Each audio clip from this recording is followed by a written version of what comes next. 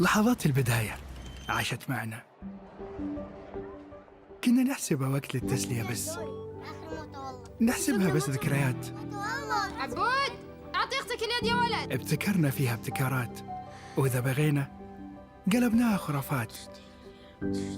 كنا نحسبها بس لمة وصحبة وسهرات، انتبه نوب ترى نوب. لكن كنا نشوف عالم ما حد يشوفه. ليته يشغل وقته بشيء يفيده. الله عليك على اليد صوت. عالم كبر وعاش فينا، عالم الحماس فيه يوصلك كل مرة لحلم أصعب بس ما يصعب عليك. بارد معك وين ما تروح.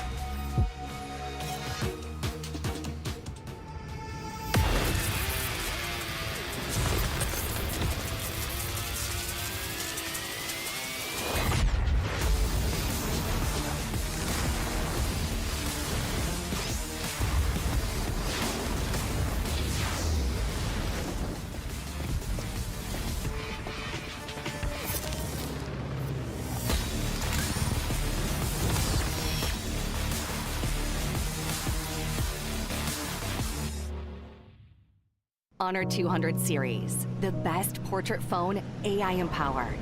Studio level, AI portrait camera, 3 hardcore portrait modes. Color, vibrant and classic to capture portraits that truly stand out. AI empowered magic portal. Snapdragon 8S Gen 3 AI chipset.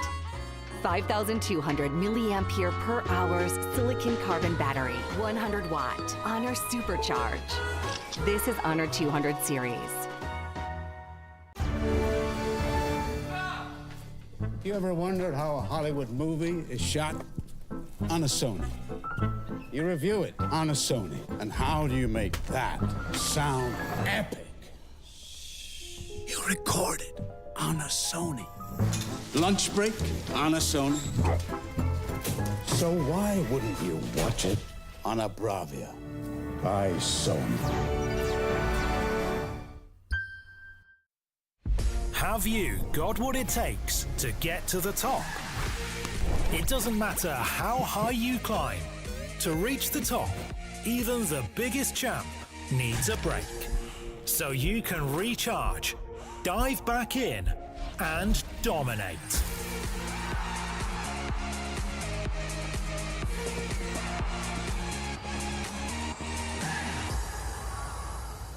Have a break. Have a Kit Kat.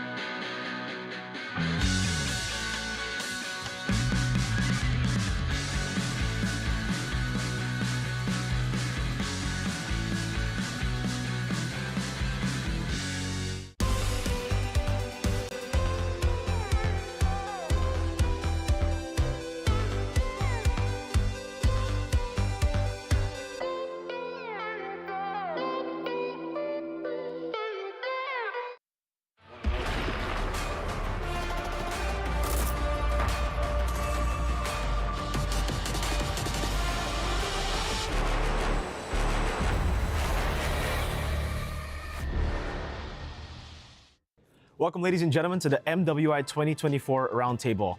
I'm Mirko, and I'm joined here by two wonderful ladies who are going to be playing for Falcons Vega. You guys probably already know who I'm interviewing here, but here it is. We got Funi all the way from Indonesia, and also Chin Chow. How are you guys doing? Good. Good? Good. Is that all? Just good? Just good. Yeah. Yeah, good. Yeah, great. Great. So one's good, one's great. Yeah. You both have been flown over to Riyadh. It's a different country. It's a different place entirely. Is this the biggest tournament that you've ever participated in? Yes. Yes. Yes, I think for every players though, other than us. Maybe it's their biggest tournament for them too. Not just for us. I see. What differentiates this tournament from the previous tournaments that you guys had? It's the very first international tournament that we have, I guess. And their prize pool is so big. Yeah. Okay. So is the prize pool the most important thing? Yes. Yes. Not like that, but if you ever look our prize pool for ladies, you can see like, their prize pool is just like that. But now we got prize pool. Let's talk about the competitive scene that's also really hot right now in MWI, because you said that in MWI, this is the biggest tournament you said that you've participated in. So I think it also goes to every single one of the other teams that this is the biggest tournament. So they're gonna try extra hard. We've seen other regions also, bring in imports to play for their team. So based on, your knowledge, who's the best team in MWI? Or maybe the top two. You can put yourself in there. Yeah. Okay, for me, top two. Can I say top three? Sure. Okay. Top three, Vitality, Falcons Vega, and maybe Homegirls. Homegirls. Yes. Okay, so for Vitality, I don't think I need to ask you why. Yes. Falcons Vega, I don't think I need to ask you either, because you are here. But what about Homegirls? Why is Homegirls in the top three now? If you watch the ISF qualifier between Malaysia and Indonesia, I think they almost beat Vitality. Yeah. So I think, oh, maybe they improve already, and they can, if they can beat Vitality like that, they deserve to be in the top 3. I see. Yes. What about you, Chin Chow? Is it the same list in your top 3?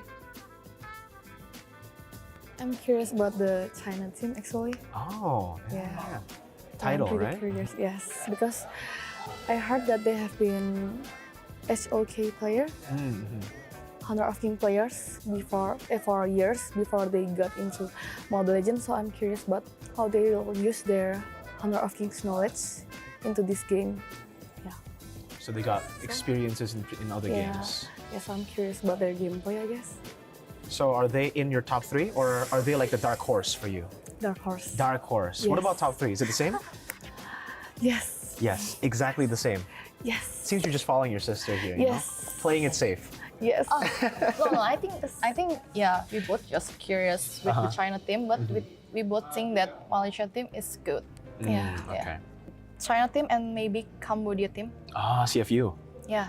They Is it beat- also because of the ISF qualifiers? Yes, they beat Philippines, right? Uh-huh. Yes.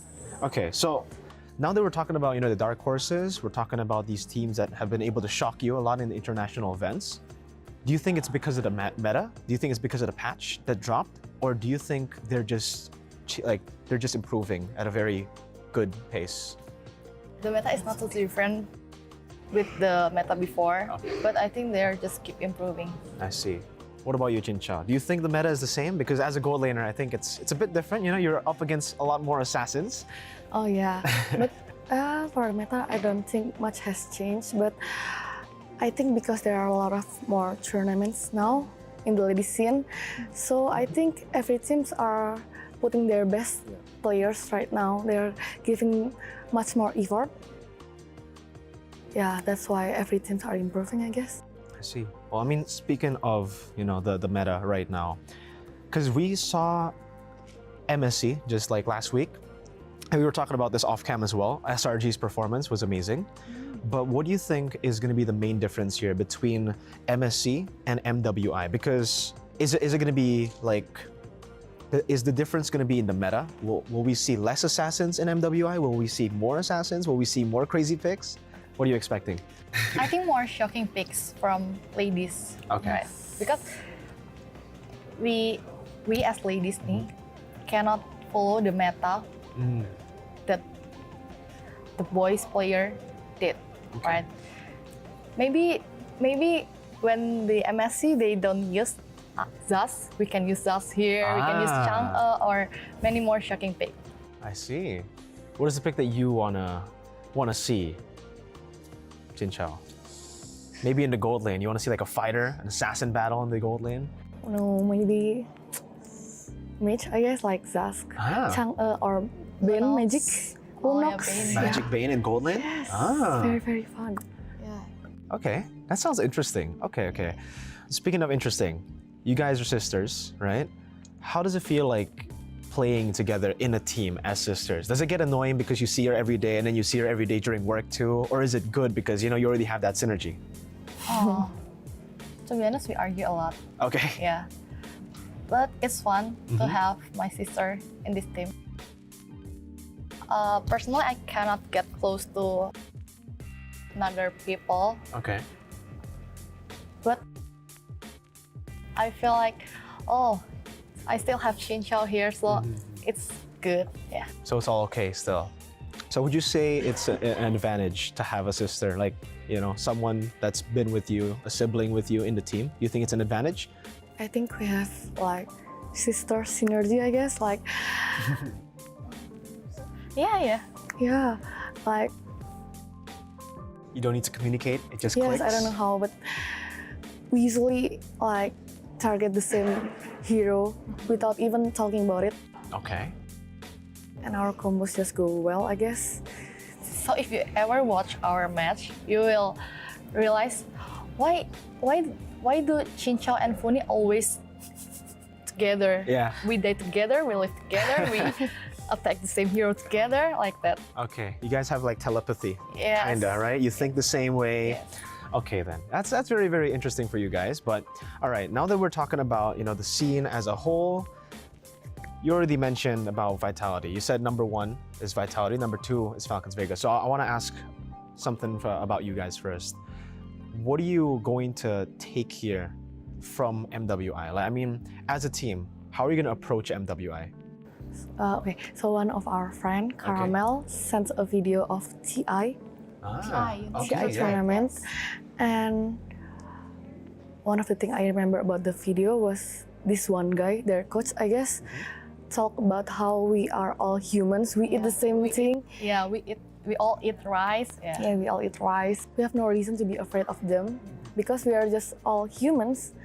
So if we try our best, we trust each other, maybe we will get through this as a team. Yeah, we are trying to believe in that. But as players, right? Oh, you want to say something? As players, Falcons Vega, what do you think makes Falcons Vega, this roster, shine? Most of our rosters like Funi, Violet, Caramel, Tal have been in the same team for years before they got into this team. So I guess that makes them Veterans. So a lot of chemistry within the team, Yes, right? You guys are very coordinated together. yes. Well, now I have another question, right? Because in Indonesia, it almost seems like for Falcons, most people in the comment section as well have been always have been saying, you know, you guys are like the second place team every tournament. Oh, You guys are like always going to be there. You're always going to be a top team, but unfortunately, you always lose out in the grand finals to Vitality.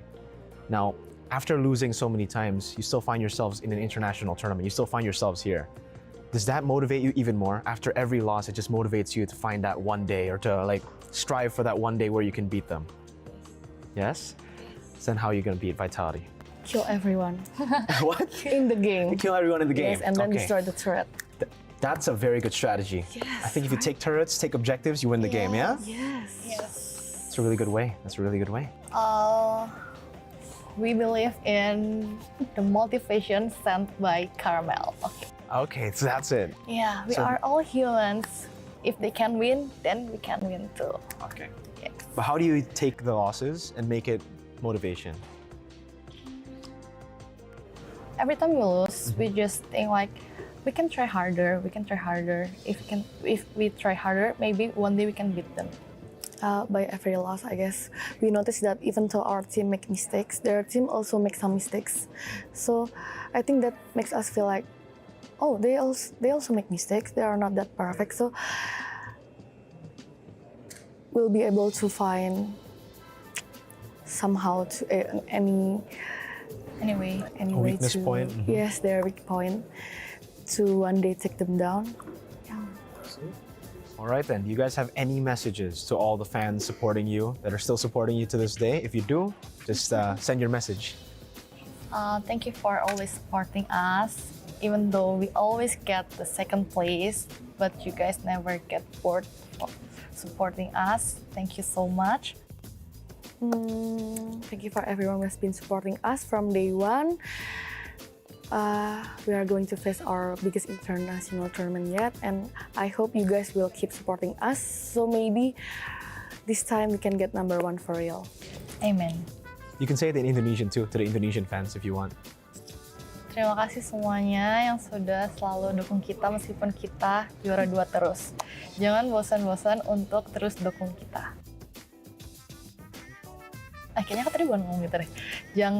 Makasih untuk tidak pernah bosan dukung kita meskipun kita selalu jadi juara 2. Makasih buat semuanya udah support kita dari awal banget. Dan sekarang kita kan bakal hadapin turnamen internasional kita yang paling gede. Jadi dukung kita supaya mungkin kali ini kita bisa dapetin juara 1. Amen too. Yeah. Thank you so much.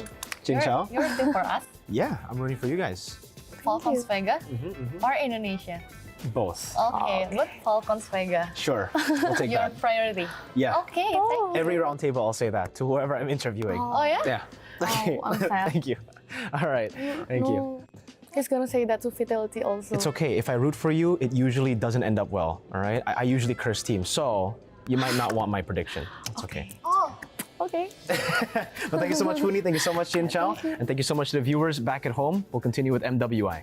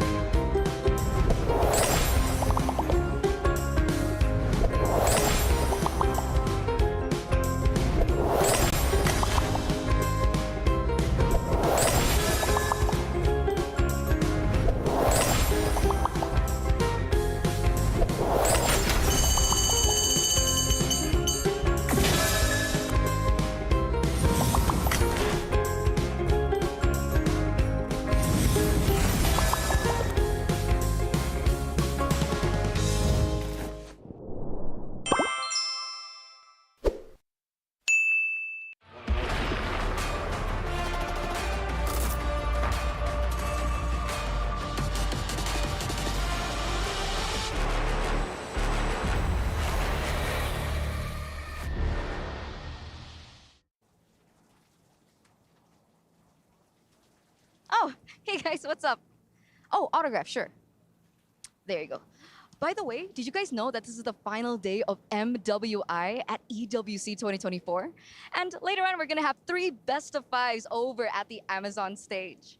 But, you know, this time around, something's changed. Something's different. For the first time in history, we're not gonna be seeing an Indonesian versus Indonesian grand finals.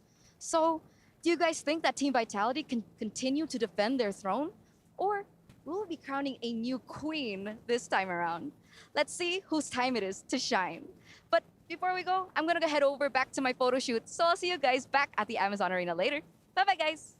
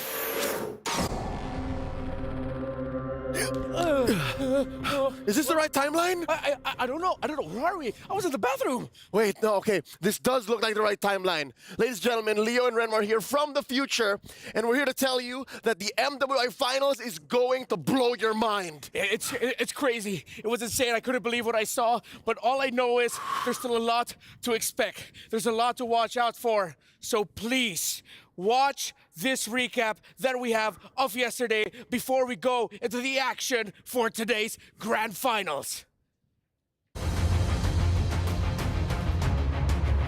A lot of damage, locks on. Esmeralda about to go down. Daisy taking out Cindy. Knockup's not letting her get any skills off. Taking out Fumieko, able to get it. On for Zeno, Lily's a double kill over to Fumieko. And now Vitality smell blood in the water.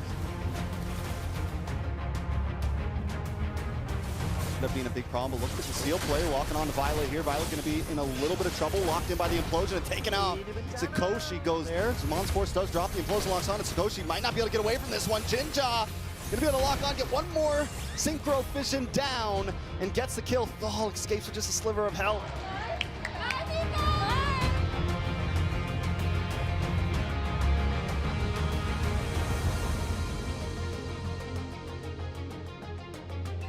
Cloud9 here, they gotta wait, try to keep them at bay. It's Jewel and Ashley for now, but it might be too late here.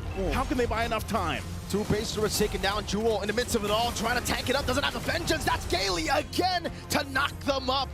You can hear the drums once again as VSG secure game one. There's the jump for the penalty zone, and Quinn going on the backside too, gonna force them back a little bit further, even with the go away. But Quinn will find Keshi. Final slash can be used. Keyboy gonna be next.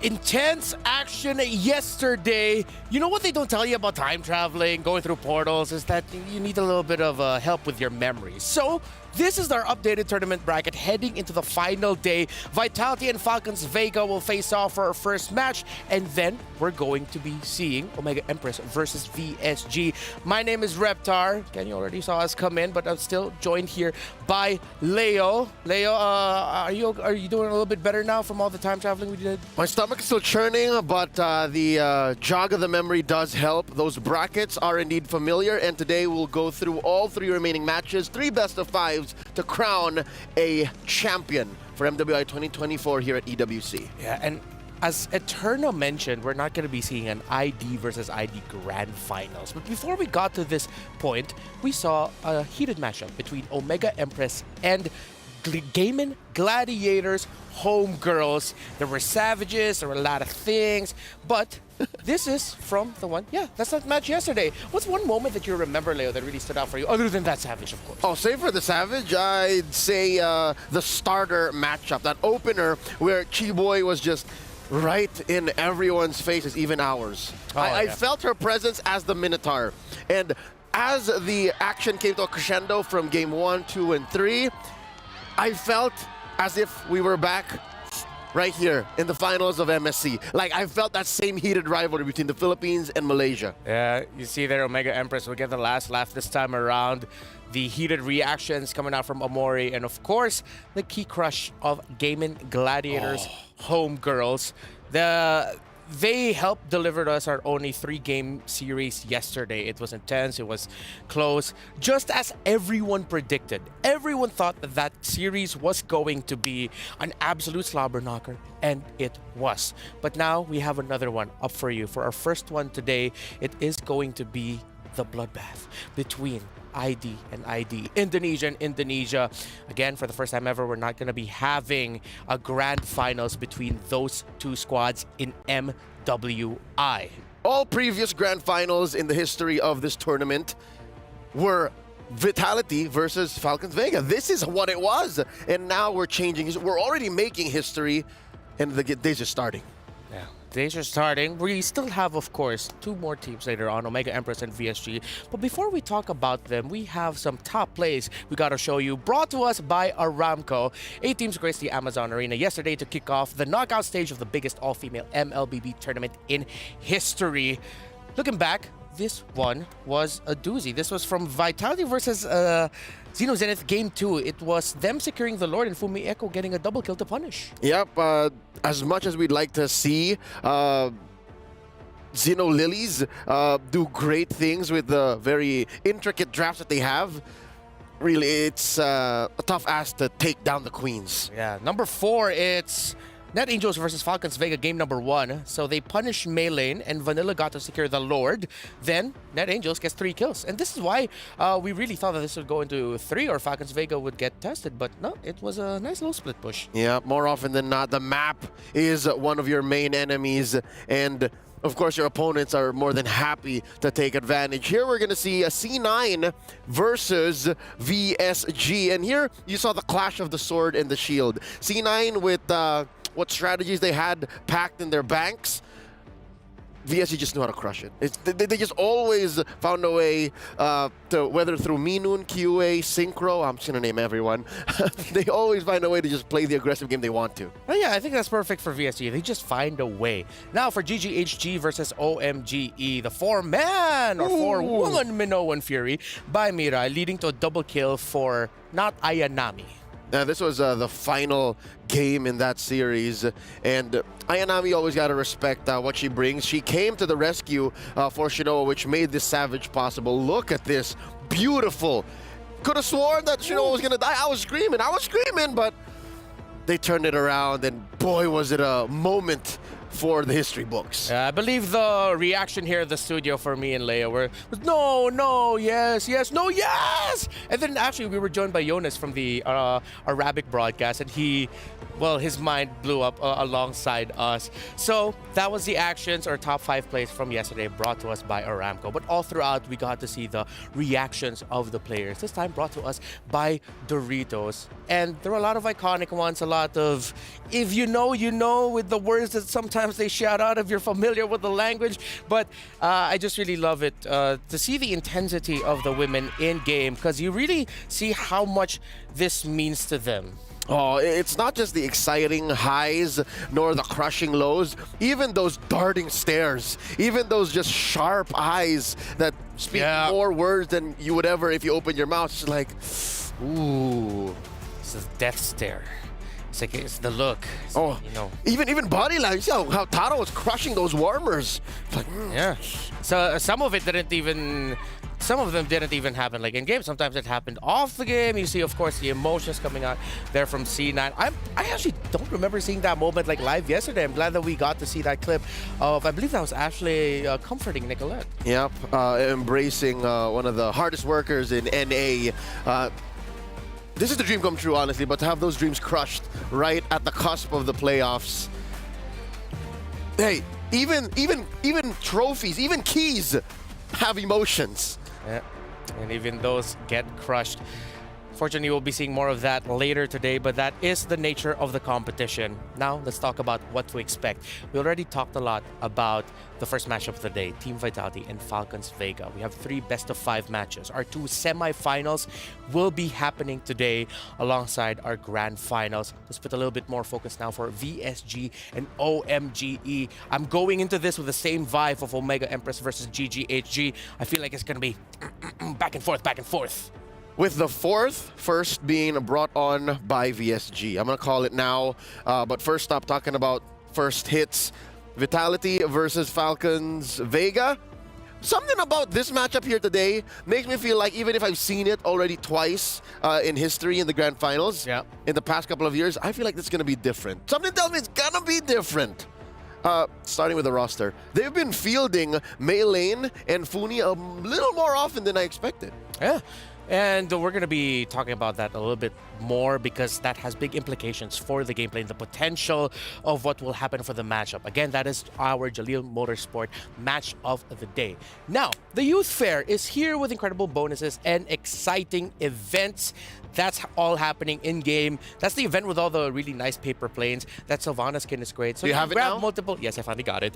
Grab multiple permanent skins for free, just like Sylvana's Classroom Charm and its painted skin Classroom Glam. scam. This happened to me earlier, by the way. You can't get the painted skin until you get the skin first. That's so right. Make sure you got that settled out. So more exciting events will be revealed, so watch out. It is a busy time in the MLBB in-game client, especially with all the events happening and the events about to happen. There's a lot more awesome skins coming our way, if I'm not mistaken. Something I'm always looking forward to is a brand new Starlight. So that is coming just about 72 hours from now. It's about to end, the Starlight? It's a monthly thing. Oh, right. Wait. Oh, yeah, I just realized. Because, hey, we've been busy. Yeah. So hop onto the client and go ahead and do that. I'm excited for this first matchup of the day. I want to share a little anecdote with you, and maybe you can add a little bit more to it. Falcons Vega, I got to interact with them a little bit more. They're excited. They're looking forward to meeting up against Team Vitality, but it's the air of, what is it, potential acceptance of their potential fate, which is not so good. They've faced them so many times and have come short so many times in the past against Team Vitality. On the contrary, I headed out to the venue, bumped into Chincha, and she was relatively lighter on her feet. She was very brisk, and I didn't feel much weight. If I'm not mistaken, I did bump into Fumi Echo often as well. Yeah. And if anything, I feel like it's Vitality who's a little bit more, I don't know, zoned in. For Falcons Vegas, just, all right, we're here, let's go. Well, let's know more That's about the vibe. how these two teams might be feeling and how they might be vibing heading into this matchup. Let's watch this.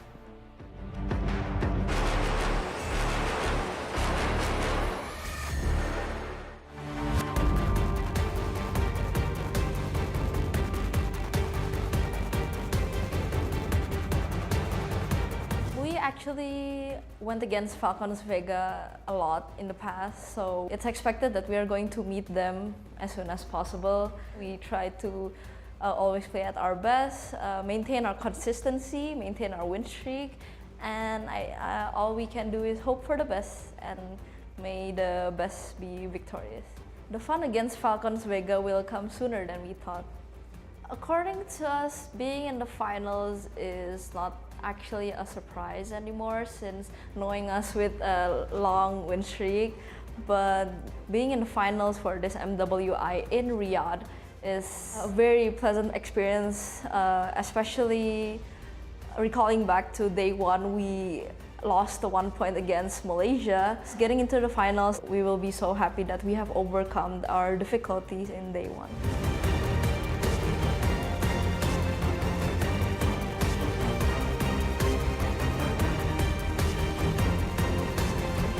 I feel maybe like really sad because I think that we will against Vitality in finals, but I think it's okay. We're gonna do our best. We won against Team Vitality. We really think that we can win, of course, to be a champion. So we against Vitality so many times, and then we never won that. This is the time for the revenge.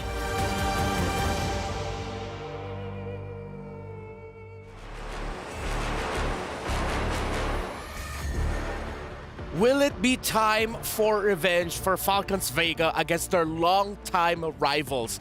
So, we'll ask you the same question. Who will win this match? Will it be Team Vitality? Will it be Team Falcons Vega? Head on to stcplay.gg right now and lock in your predictions. Let's do predictions a little bit differently between you and I. Shall we? For me, 4 games. Oh, you're looking at the number. Number. I say 5. 5? Yeah. We're gonna max it out? Yeah. With a result that would surprise you. Yeah. Ooh, all right. Oh, I like that. I like that little teaser that Leo just gave us. And now, in just a bit, we're going to be seeing our two teams arrive to the venue. Leo mentioned that Team Vitality looks a little bit more locked in. Let's see if that is accurate. This is the Jamil Motorsport, our rival. This is the queens of MLBB. 24 straight tournaments they have been crowned champions. This could be 25, but they have to go up against their rivals. Chell yesterday said that today is the real day. I mean, every day is a real day, but today, they might as well, again, take home another MWI championship. I mean, you can't see it in their faces, but in game, let's just say that. In game, they have to be more zoned in. Yeah, for sure. For those not familiar with MLBB Esports, that team that you saw, Team Vitality, is the best women's team we've ever had in the history of our scene, and these are their rivals. For a long time, always seen as just second, but they are still doing their best and doing everything they can to cause an upset, and this time be the flag bearers for such a proud nation in Indonesia. It's consistent that they are number 2, but some way, somehow, you know how they say the world is round, yeah? What goes around comes around, and maybe here today, Team Falcons Vega gets one over, and hey check it out! Hey, we got someone here with us. You look like a guy I used to work with. It's the coach of Cloud9. It's Midnight. Midnight, how you doing? How you feeling, bro? We're doing good. I feel like it's a new day. We just came from a loss yesterday, but everything's everything's nice. Hopefully you are holding up. How are the ladies doing? I mean, after moments of sadness, like the team really did not expect that we'd go that far. Like for NA, getting out of groups was like the big thing. It was a celebration, but overall, like the team was in a position of like we're just gonna play, we're gonna roll with it, and we made it to where we are. Yeah, and I feel like that there's gonna be a lot of eyes on NA moving forward. Like overall, you could say you're definitely proud of the progress that the North American women's team has shown, right? Yeah, I am, because the thing is, like, we had a lot of like difficulties heading towards MWI, a lot of problems, like especially even with the training. You know how hard the server of NA is, like no practice at all. But being able to like call the team as part of like world's number 8, it's pretty good. And may I say, I am proud of you. Thank you. Thank you, good. Put her there, sir. Yeah. Thank you. Thank you, Robert. I'm proud of you, Neil Robert. Flying handshake. Flying handshake. Handshake. Neil Robert Midnight de Guzman is here with us right now. I want to get your input on these two. Let's go ahead and go into the spicy clip. Vitality or Falcons Vega, and why? Quick one. I would say Falcons Vega, because right now for me, like the meta is dictated by whoever has the stronger jungler and gold laner wins the game. And I feel like Chin Chao has been really amazing. She's been really phenomenal, and I think she might be just the best gold laner in the tournament. Okay, now that you're talking about junglers, you already mentioned their gold laner. Are you a Caramel or a Mei lane kind of guy? I would say depends on what the flavor is really required that day. All right, we'll expand a little bit more on that later on. But in 6, counting it in 5, it begins. The rivalry of Indonesia. Let's go to the stage.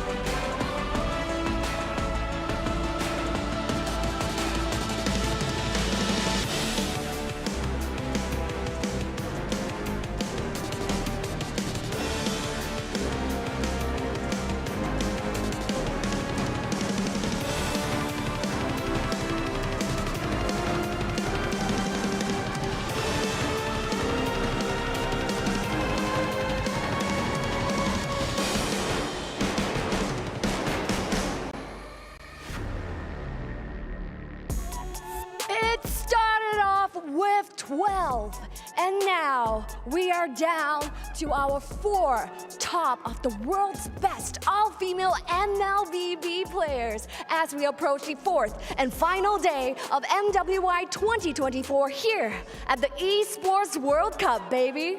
It's the ultimate showdown taking place right here. وأعزائي المشاهدين والحضور هنا معنا بكأس العالم للرياضات الإلكترونية بالمملكة العربية السعودية هنا بالرياض مع MWI 2024.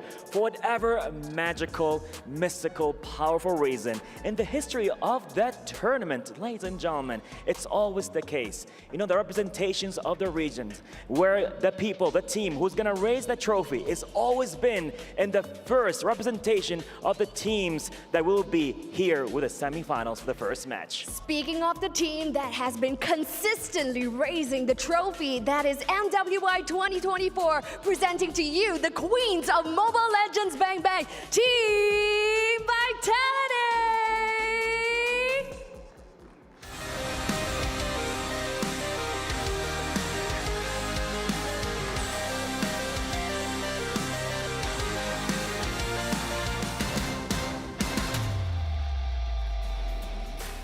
Now, ladies and gentlemen, right here at the Amazon Arena, the ladies who are coming in are the back-to-back champions right here from Mobile Legends Bang Bang. Speaking of which, they will be pulling every single thing in their arsenal to secure their third consecutive title win and 25th straight tournament wins as well. But that could change with their rivals from Indonesia.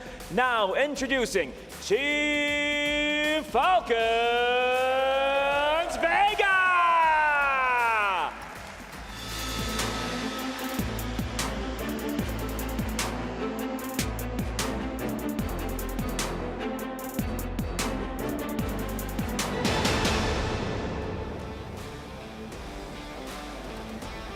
And there you have it, ladies and gentlemen, viewers around the world right here at the KSA for MWI. Make some noise, عطونا صوت! Let's go, the hype is real. It is gonna get started right here with the ultimate showdown. So yes, ladies behind me, the Amazon Arena is ready. The crowd is ready. So let's hand it over to the studio for the first match of the day. This is Team Vitality going up against Team Falcons Vega. Over to you at the studio. It's all yours. The Amazon Arena thunders with the sound of Let's Go Falcons. And Falcons Vega has said that the cheers of the crowd gives them so much motivation, and they will need all of that as they go up against the longtime queens of MLBB female scene. It's Team Vitality, and I'm getting goosebumps. The adrenaline is coursing through me right now. Now the question is, how often is Team Vitality the underdogs when it comes to hometown advantage? The home court obviously belongs to Team Falcons Vega now, and you see in the face of the mother of tanks, Vivian's like, she's smiling, but you see, it's like, wait. This crowd is it's against us. Yeah. For the first time in a long time, Vitality feels a crowd that is strongly not on their side. Midnight, you've had your fair share of experience being on the stage with players as part of the coaching staff. How much value does it give for the players knowing that there is a crowd, a massive crowd siding with them? Oh, it gives off like great energy. Like if you're a Falcons Vega, you'd be on a Cloud9 right now, no pun intended. It's like, it brings a different feeling whenever you're like playing with a lot of energy, and when the crowd supports you, it allows you to be very, very active and also in a good mood. And with a player playing with a good mood, like you're playing on a good day, you might just be able to like play your best. Let's talk about the other side of the coin. It's no secret that you are no stranger to adversity. What if the crowd is against you? What kind of energy do you use? How do you use that? Oh, I mean, I would say like it would be like the coach's responsibility to turn that energy into something positive. Because like most of the time when the players don't have supporters in the crowd, or if they feel like the crowd is against them, you feel the jitters, you feel the nerves coming in. And some players do like enjoy that kind of environment. So it really is up to the team and its coaching staff, or like any person on that team to sort of like rally that energy for everyone, every player. There's a lot on the shoulders of Susugaja and Dewa. Yeah, and there's a lot of other factors that Team Vitality has to take into account for against here Falcons Vega, because it's final for this game number 1. Maybe we don't know if there will be a mid-series switch, but it'll be Maylane in the jungle and Funi in the mid. For the longest time, Team Vitality is used to going up against Caramel and Agatha. That's right. So, Leo, this is the point that you wanted to raise up and talk a little bit more later on. What effect do you think this has against Team Vitality? Oh, I think it's the shake-up that really will change things. Again, we're expecting surprises, and they should come in the form of, again, initially, a lineup switch. It's no secret that in the past 6 to 9 months, maybe they are used to fighting against Agatha and Caramel, but now it's Maylane. Hey, Midnight! Maylane. Yep, Maylane, this is the lineup that I expected will play against Vitality. For one, this is the strongest version of the squad, I think they really are more comfortable with playing, this variation of the Falcons Vega composition because it really is like specifically adjusted to the meta. Yeah, and again, checking it out, first game here, Falcons Vega on the play, 60% win rate on blue this time around in the meta. So far in MWI. Let's see if that's going to get retained as Angela, Baksha, and Claude are their first bans on that side, while Vitality will be taking away Valentina and Harith. What could be the last ban in here? Okay, it's a Minotaur. First pickables for Falcons Vega midnight. Maybe something like a Terizla or go straight away for the Assassin. Roger kind of fell off from the first pick, especially during, because like we scrim a lot. So most teams would prefer the Roger on like the second or third pick now because they really want to set up for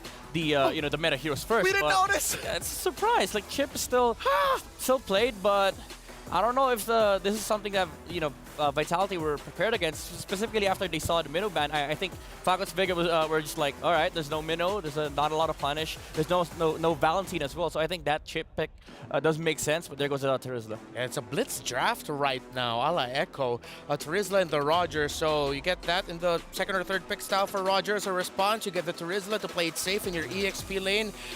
Vega here. Oh, they're gonna go with full-on macro presence and magic damage. They are folding the map in half, but they have no cores just yet. No gold laner, no jungler. Good news is, though, they're all still open, right? The Hayabusa is still out there. Ling is still out there. Gold laners, they took away Chain Chow's Harith, but you still have a carry. You still have Moskov. Nathan slowly rising up again. Rising up. Back on the street. This is also why I like this version of this lineup. Like they're not stuck with the Falcons Vega special of Edith and Vexana, because like I know Agatha's really an amazing Vexana player, but with this composition they're able to like flex around. And with the current meta right now, like the draft, especially with first phase, you need to be able to like flex on your picks, but it doesn't really it doesn't really mean that Falcons Vega is flexing something, but I say flex in a sense that they're now able to utilize more different strategies for Falcons Vega. It's a flex in strategy, not in role. Yeah, they can do many different things, especially when you can do what a Loyi and a Chip does in the same lineup. The last time I saw this, it was disgusting. Was it not that game in the regular season in MPL Philippines Season 13? Yeah. It was Echo then. They had a Loyi and a Chip. That was gross. Yeah, and then they paired that up with a Yuzong on the EXP lane too. So maybe, who knows? Or they're going to go down that route of, hey, that is going to be the Edith in the EXP lane later on. Just as bad, I think. And Tigreal ended up getting picked here. It's like the response to, okay, you know where they're going to be coming out of. You know they're going to be clumped up. So at least you have that Tigreal with you to go in with the implosion counter set. Now, second phase of bans usually in your mindset here. What are you looking more for of? Taking away the power picks or taking away the comfort picks? I would say looking into like the lineup of Vitality, Falcons Vega should be worried about like counter sets, specifically the Faramis that could come out from the Mage. But also like if you want to target the the comfort picks, now that the jungler is still yet to be picked up for Vitality, I think you really need to like look in or have an insight as to what they might play in the jungle role. Now that Hayabusa and Ling is out, Mages should be next, I think. Yeah. There's still a few stragglers like the Nolan. Yeah. Still out there. Yeah, they need that -1 burst. Maybe something like a Navaria ban too from Falcons Vega. Yeah, I do think that Vival will be playing the Roger. I think that's a clear go. Yeah, and I agree with the Navaria ban here to take it out. Ooh, okay, so yeah, they take away the... Wait, why they take away the X-Borg? X-Borg jungle, I think? For the X-Borg jungle? Interesting choice by Vitality. Yeah, I think Falcons Vega has, they have a lot of like deep pocket strategies behind, especially this lineup. They have a lot of, again, as I've mentioned earlier, they have a lot of different heroes on their pocket, and I feel like they're just making sure that this Terizla and this Tigreal would have a very good game. Jushin's still open. All right. She hasn't shown up yet, so will it be a Jushin? Will it be a Novaria for Vitality? Both of them, I feel like, can fit in really well. I could imagine it would not be fun getting tossed back by a Jushin than getting knocked back by a Terizla. But the first three from Falcons Vega don't really inspire much for the Jushin. Like, it's tough. Yeah, you think it's going to be tough for her? That's 3 heroes that can help jump you. That's true. That'll overload your zoning. Yeah, and you're a little bit vulnerable to just getting rotation dispersion by the low E. What about you, Midnight? What are you thinking right now? Still thinking about a Faramis or Navaria. He flexes Roger up until the last pick. Oh! Never mind. How are you feeling? He decided to go for damage instead. Well, thing about Kag is that she's nice in a way that you cannot set as Chip and Edith, but there is like overwhelming amounts of damage from the side of Falcons Vega. I'm not really like, you know, with the Kag pick 100%, but you know, it could work. The Kag is the straightest line from A to B. Like if you have a good setup and you have cleanup like Roger, just put it out there, you know? Yeah. They don't need to be clumped up like a Faramis, and there's no slow roll with the Novaria, although you do get a lot of vision. I think the Kag is like a sweet spot. Okay, so Falcons Vega last pick. They need their gold laner. They need lockdown. Do they need shred? Will a carry be good? Yeah, carry's gonna be good against Roger and Terizla. Even though, like, you would have preferred either Roger or Harith or Xin Xiao. That's her best. But they go for the Ixia. Huh, wow. Against Terizla Tig? Yeah. Not so sure if there's enough of a front line and a clean set for that Ixia to work here. Yeah. I'm skittish. It might be difficult for the Ixia to find the right position here. Let's see. And it's the carry that actually goes to Vitality. Real quick, Leo, what do you like about the draft of Falcons Vega? Falcons Vega, they can fold the map in half. That's one thing. They own the macro. Okay, they own the macro. What about you, Midnight? What do you like about Vitality's draft? There's a good chance that they snowball out of the Mardis and Chip combo, but if not, then the normal marksman might just be able to make it work for Vitality. The conditions have been set, and this is how we go. Falcons Vega will want to play the map. Vitality would like to play the fight. A storied rivalry. Will it be V for victory or victory for Vega? Let's go to our casters. Thank you so much, Renmar. We're here on the final day of MWI, the first of 3 matches. My name's Trex. Joining with me today is Mirko. Hey. On the desk. We're going to be taking you into the land of Dawn. Now, I couldn't have said it better myself. Vitality versus Team Falcons Vega. This is the grudge match of MWI right here. This is the grudge match of the decade between women's teams. And it's always been one-sided to Vitality, but this time there's a lot of people with feelings in their heart that Vega might be able to pull it off. The drafts do not disappoint. We got some spice in there. We got some interesting plays. For me personally, Team Falcons Vega, they have this Mardis. They can play for some early game aggression, especially at the level 4 spike with the Lu Yi, with the chip. They can get some movement down. But Team Vitality have a nice little pocket strat going on here. A lot of possibilities as well. It's an age-old matchup. Fumieko going to be caught in the onward and the Earth Shatter. Good jump back as Fumieko flickers to safety. Vivian going to be caught in the midst of it all. Violet doing some damage together with Tal. Crash course with the stun. Vivian still able to dash out to safety. But they will be able to utilize the advantage here. Just invading a bit, getting a little bit of that lead that they need to look for that snowball. Most definitely. You know, we talked about mid. Something I want to focus on a little bit and ask you about. This gold lane matchup, Shell versus Chinsha. We have not seen the Ixia. I think, was this a debut pick for it, I'm pretty sure, for MWI? We saw Shanoa played it and got the Savage on it. So how do we feel? I like the poke. I like to be able to at least deal with Shell in the laning phase. But as the game goes on, you know, the carry might start to outscale a little bit. I don't know about that. I mean, I feel, yes. I mean, if you can get some of these members locked down damage-wise, especially single target, Shell will be able to win that out. But Ixia, in this lane alone, Ixia is always a lane bully. Even up against lane bullies, she's the one to bully the lane bully. She is the bully. She is the boogeyman to other boogeymen, right? Okay. In the gold lane. And it's really all because of the range and that crazy sustain that you get after every 3rd hit. And you can utilize your abilities too to get that passive. So Carrie, more of a non-laner at this point. She's really just trying to survive the lane, get to the item power spikes, and then help out later by shredding a few of these frontliners. Seems now Vivian going to be caught. ENG reaction still getting the shove down. Purify going to be used up by Tal. She pops in the crash course. Fumieko getting level 4. Violet already level 4. Hovering over the turtle, but take a look at those resources. Very low health bars on Team Falcons Vega. Yeah, and I see Fumieko sitting with that penalty zone ready to go. It's got that green dot, and everyone's at about half health. And that's exactly what Vival wants. It's like, get the penalty zone in. I come in with the Lycan Pounces, but wait, Echo in a little bit of trouble. Earth Shatter together with the crash course, really just trying to zone Fumieko away and deplete her of some of the resources that you would usually get in the XP. Another crash course by Tal Fumieko.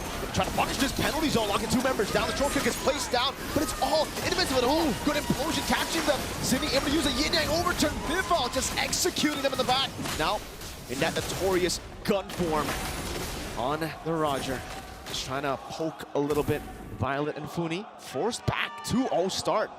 I like the respect there from Team Vitality. They don't overcommit onto the turtle. They get their 2 kills, but they also know that Funi's still a threat. One big duality proc and things could look dangerous. Team Falcons Vega approached that fight right. I think the goal is to keep Fumieko away because, as I said, a bad penalty zone could be game-changing. Look at the fans for Team Falcons Vega out there.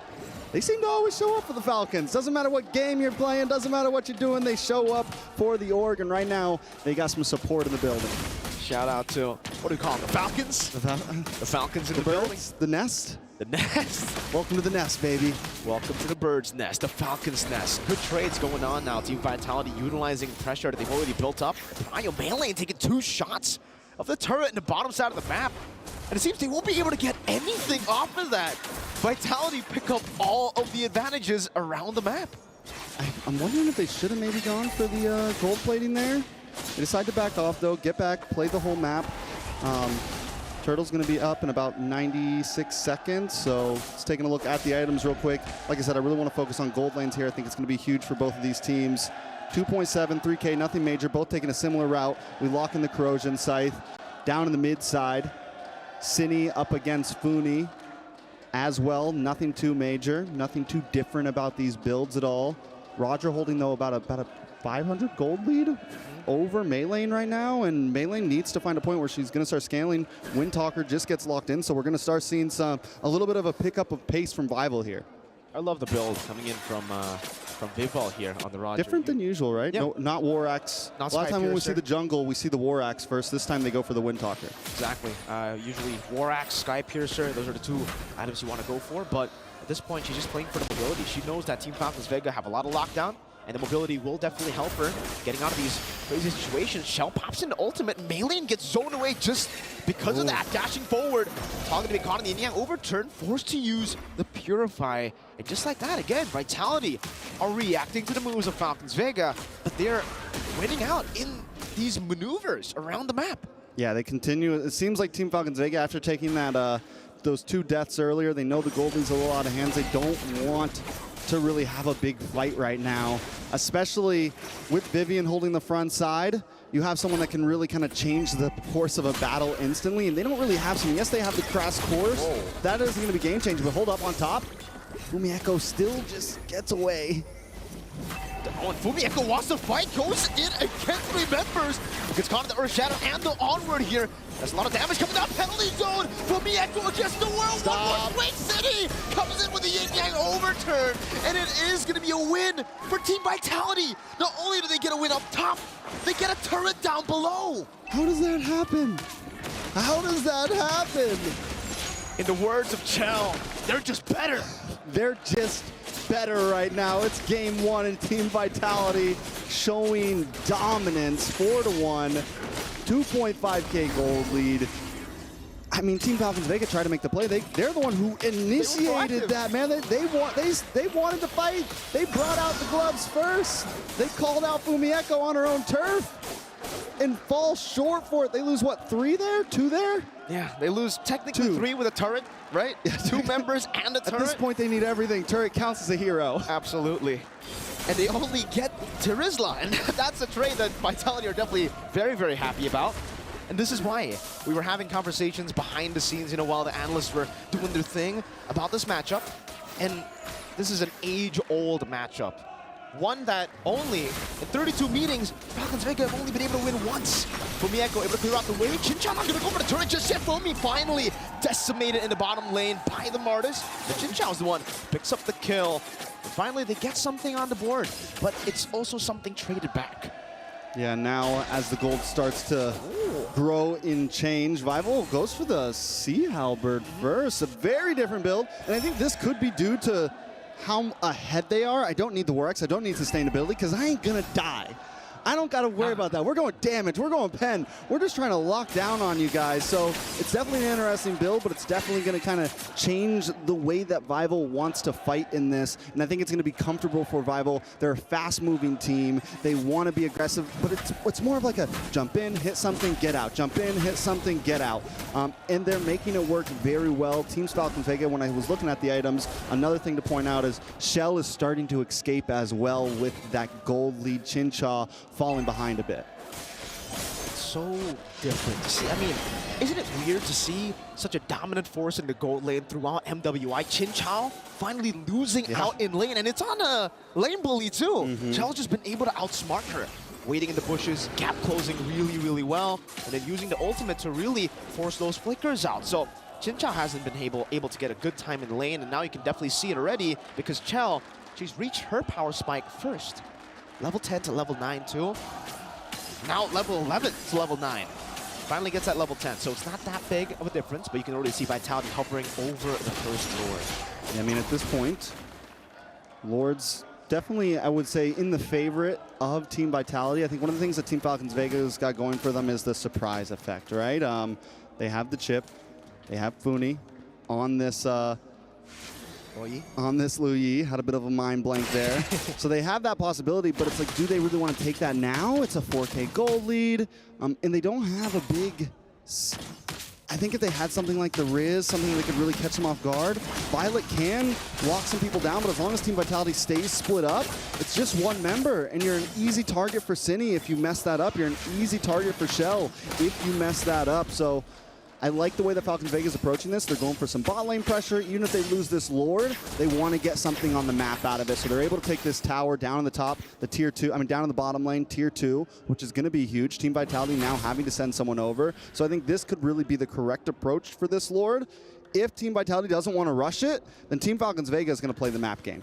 This is something, a development that we've seen from Falcons Vega. Crash course over to Fumieko, but it's just a Terizla. I don't think they want to go for the all-in there. Vivian, though. Already with the conceal, saw that melee and used the Mortal Coil, trying to go for it, but will not be able to. Back again, Falcons Vega, they have shown throughout MWI again that they've kind of fixed their mistakes. In the past, they were very, very vulnerable to late game decision making, to the discipline as well. They fall flat usually there where they make up for it with insane early game. But in MWI, they've actually been able to adjust a lot of times. I think it was yesterday that they went for the split push instead of going for all team fights, and they ultimately were able to win the game. With Chinchao split pushing into mid lane with a Harith. Now, I think we've seen a lot of variety from Team Falcons. Not as much as... So Team Vitality showed a lot of variety in terms of hero pool. Team Falcons has showed a lot of variety in terms of playstyle. We've seen them be aggressive in early game. We've also seen them get pushed to late games and still be able to pull through. So we know that Team Falcons Vega have that will to win in them, even when they're pushed against the wall.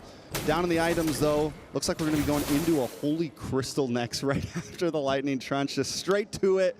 And this is what happens when you have that lead, right? You build aggressively, man. And we finally get the War Axe in for Vival as well, which, again, we've seen it before, and we have to go defensively already for Chincha, huh? Already got to pick up Wind of Nature, which I don't think is horrible, but it's definitely going to slow down damage, right? Heavily. Vivian already moving forward. Chincha flickered out. So preemptive flicker just by seeing Vivian, that's how scary he's nervous. Vivian is. You can see definitely, nervousness there. She already has a Wind of Nature, and now she doesn't have the flicker. So one defensive tool left. That's the Wind of Nature. She's still going to be very, very immobile in these skirmishes. No Mathilda to help her as well, and because she has shown herself in the bottom lane, Vitality want to just go for it. Vival's 3 levels ahead of Maylin. I don't even think they can go for this. Fumieko doing a good job there at zoning them away. Violet going to be able to use the conceal. Helped out with Tal. Vival still hovering over, sitting in the back level. They get over to the floor. Barrage catches them. Vivian able to escape. Vival gets the retribution down on the Lord. So very low. Vival full HP. Now with Lycan form trying to go for the chase. And Tal goes in 1v1 against Chinchao. But that's where the Wind of Nature comes in handy. Vival so hovering over Lycan pounce. Tal has the immortality. Seems people want to steal this as well. There you go.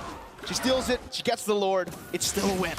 Yeah, I will say this. I think either way, the big chance that Lord's going over to Vitality. The fact that they could get the kill on the Shell, the fact that they could get the kill on the Cine is decent for the price of Violet. They're going to lose something here, But it might have been better. I think it's better than just giving up Lord. Wait, Jinja taking off on the map. Now it's a loss. Now it's Crash Course. Straight into the Earth Shatter onward combo. Bivol just poking them down. No one's really hitting Bivol. She's doing a whole lot of damage. Lord gonna be dealt with.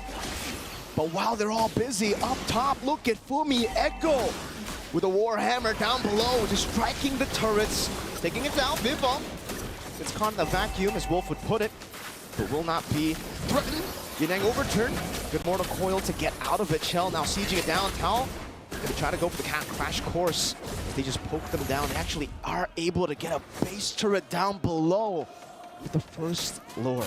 And Bivol feels good on this, Roger. Able to just, the dancing back and forth, the poking, completely comfortable, knows her limits on this hero completely, knows that she can take a couple shots to the face from Funi on the Lu Yi and still be okay to get away, pop into the wolf form, but is really just able to push everything to the limit here. I really wish we could have saw how Jinja got taken out. Same. I mean, just getting caught off guard or something. It's now a 5K gold difference between Vitality and Teams Vega. A little bit of play possibly on the bot side, but do they know that? Shell's, I don't think they know Shell's there right now. Well, they're gonna walk up. I don't know if Shell wants to go for the pick onto Maylane. I don't know if Maylane is actually gonna walk up into that bush. Shell goes for it. There's assassination to come onto Maylane if he gets it. My goodness, Shell! Now caught in the onward, but it's all a bait. Pilot's gonna be caught even there. Implosion flicker from Vivian. And there's a penalty zone to lock them down. City caught in the full barrage, but they baited out another big ultimate. 2 members down. They might go for the siege. That's the wait and bait right there. That's a sit back, relax, and wait for the hit. Shell sat in that bush until she knew the team was in the right distance that she could force him. And even if she started losing the fight, Vivian and the rest would show up in time. Tao running back with the Crash Course. Vivian hovering over. They get another base turret without the Lord, and that was perfect timing as well. They have far lane control, they have mid lane control. Enhanced Lords coming up. This is Vitality. Yeah, this is definitely Vitality, but this is game 1. Team Falcons Vega gonna have to figure something out. We just get the Rose Gold Meteor locked in for Shell. Gets to be even more aggressive. Gets to even look for those one-on-ones even more now. And if you want to get close up and personal, you have the ability because you get a little bit of shield if you even happen to get brought low. But at this point, Shell's only done once. But wait, Falcons Vega going for the all-in. They're also able to survive somehow. Tao pops in a shortcut from Yanko with a penalty zone to Tell. He's going to be able to space out. Flickers forward out to Fumi. Gets the last swing of the hammer. Vivian still 1v3, stopping the recall. Tell able to secure it. Violet there in the back. Cindy going to be caught in the Crash Course. Flickers out of the full barrage. Vivian, no implosion, no flicker. But again, even despite that flank, Vitality win it. What? And Team Falcons Vega, they roll the dice, they risk it there, and it falls right on its face. The damage not there. They didn't have Chinshaw with them in that diversion, and now Team Vitality looking for the possible finish. Fumieko's just walking up. Chell is bursting Tao down. Immortality, one immortality in the back as well. A yin-yang overturn over to Chinshaw, just a diversion over towards them. It's a distraction for them to go for the base. It's not just a distraction, that was destruction. Team Vitality showing why they are the best. Team Vitality showing why they don't take losses when it comes down to it. Yeah, we thought they looked a little shaky early on in the event, but right now, they're showing who the shaky teams really are. Out of the 80 games played in this age-old matchup, Falcons Vega have only been able to take 10. All right. That was an amazing game. Excited for the next, 2 or 4. Let's see what our experts have to say about it. Toss it over to Leon Renmar. It's not just familiarity with their opponents, it's just another level of understanding of MLBB, how you play the map, your specific hero kit. They're showing why they are the queens of the scene.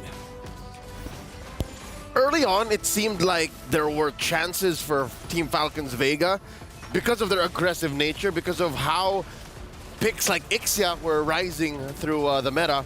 But as early as, say, the first 5 minutes, you could see that, again, the way Team Vitality is so honed in and how they're so laser focused on success just denies these kind of pocket picks, these cheese picks throughout, you know, Chip and Loyi.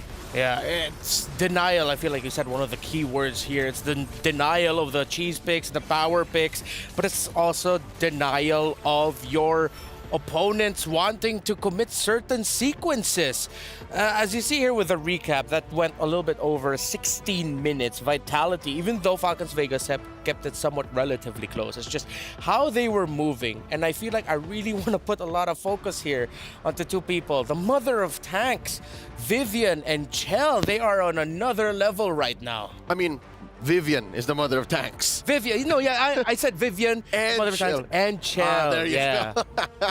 But yes, the space that Vivian was buying for not just Shell, but the rest of her team, allowed for Shell to really just take in the gold lane experience. I think that's what she walked away with. Because we did talk about it off camera and during the match alongside her special guest here, C9's very own Coach Midnight, that in the lane, the carry should be struggling against the Ixia, right? Because the Ixia has a kit that can both sustain herself and CC the carry, which the carry just couldn't deal with early on. But you saw there that more often than not, 2 out of 3 times in the early to mid game, carry was dominating Chincho. Chincho was being sent home. Yeah, it was quite difficult there. There's something I just want to fix right here because there's 2 dudes here. Oh, they're here right now. All right, you guys are staying. No, you guys stay right there. Herbert, you guys chill out. Get us out, man. Do your job. Just cast. You cast, and then we'll talk. Yeah. And then we want to know also now, tell us what you think. Let's start with you, Mirko. Maybe I'll think about letting you out if you tell me what you thought about game number 1. Okay, I'll be honest with you, man. You know, we've had this conversation as well behind... Oh, we're back. We're back. Okay, but yeah, me and Trex, we had this conversation. He was telling me about, you know, Falcons Vega being really, really good, and I agree. In this tournament, Falcons Vega, I would say, have been more, you know, flashy, have been more impressive. But Vitality, they've been winning with non-meta picks. This time around, they went with meta picks. See what happens. That's Vitality. I know, every time I see this team look, you know, kind of vulnerable, they show up the next day. It's just Vitality. Mirko's crushing my dreams over here, you know? We were talking before the game. I said, I got a feeling Vega might be able to pull this off. I was just like, no. He said no. I said no. I don't really have much. I ain't got much else to say about that. Not even a shred of hope.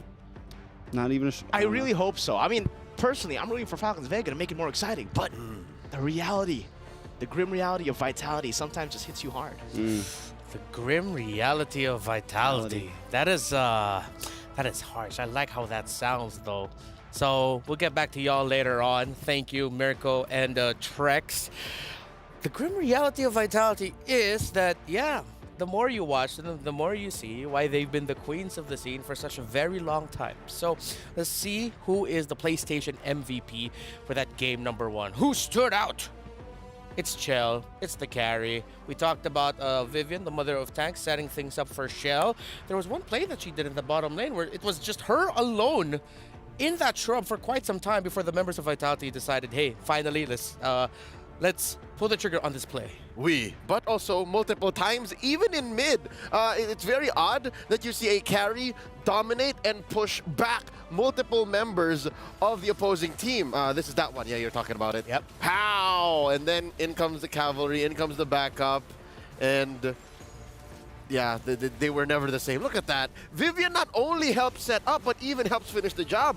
And this bush right here, that's Shell's favorite. The river bush up north and down south. She would stand there and push back 3 or 4 members of Falcons Vega single-handedly just because they're afraid of the burst. Yep, just her alone. So it looks like the Falcons Vega, I like their approach to the draft. How they're playing the game can be just tweaked a little bit. But the more I think about, Carrie almost got me. Girl, please be careful next time entering. You almost kicked me in the face. You're lucky a light wheel didn't hit your face. Yeah, but it's all good. It's all good. I just hope Falcons Vega just make some little readjustments with their commitments or where they decide to go, reading the situation a little bit better, because Vitality, they are on point right now. Not to say the Falcons Vega are sloppy, it's more of just Vitality just playing better as of this moment, as of game number 1. And in the moment, we're talking about specifics, right? Like in that river bush and in that bottom lane bush, you know Shell is there, so you know she owns that part of the map. But even when you know that these specific parts of the map are under Vitality's control, the whole map belongs to them. I have a very specific play that I hope we have time to break down because this was masterful. It happened in the early game, towards the transition into the mid, just leaving the laning phase. And when I saw that play, I was all like, yeah, no, Vitality knows how to control the map, even without actually winning team fights. Hopefully we do get a moment to break that play down. But before that, let's go on over to Eterna, who got a few words in with Shell. Hey everyone, it's me, Eterna, alongside with Shell from Team Vitality. So we're now in the semifinals, but this time around, for the grand finals, we're not going to be seeing an Indo versus Indo grand finals for the first time in history in the MLBB women's competitive scene. Yeah. How do you feel about that, Shell? I mean, we hope for all Indo finals, but what can we do? So maybe we just gonna play our best here in the knockouts, and then hopefully we're gonna reach the grand final. Is there a bit of sadness going in without Falcons? Yeah, but If you win. I was assuming they were winning. Oops. But it's mainly gonna be happiness if we win. Of course, of course.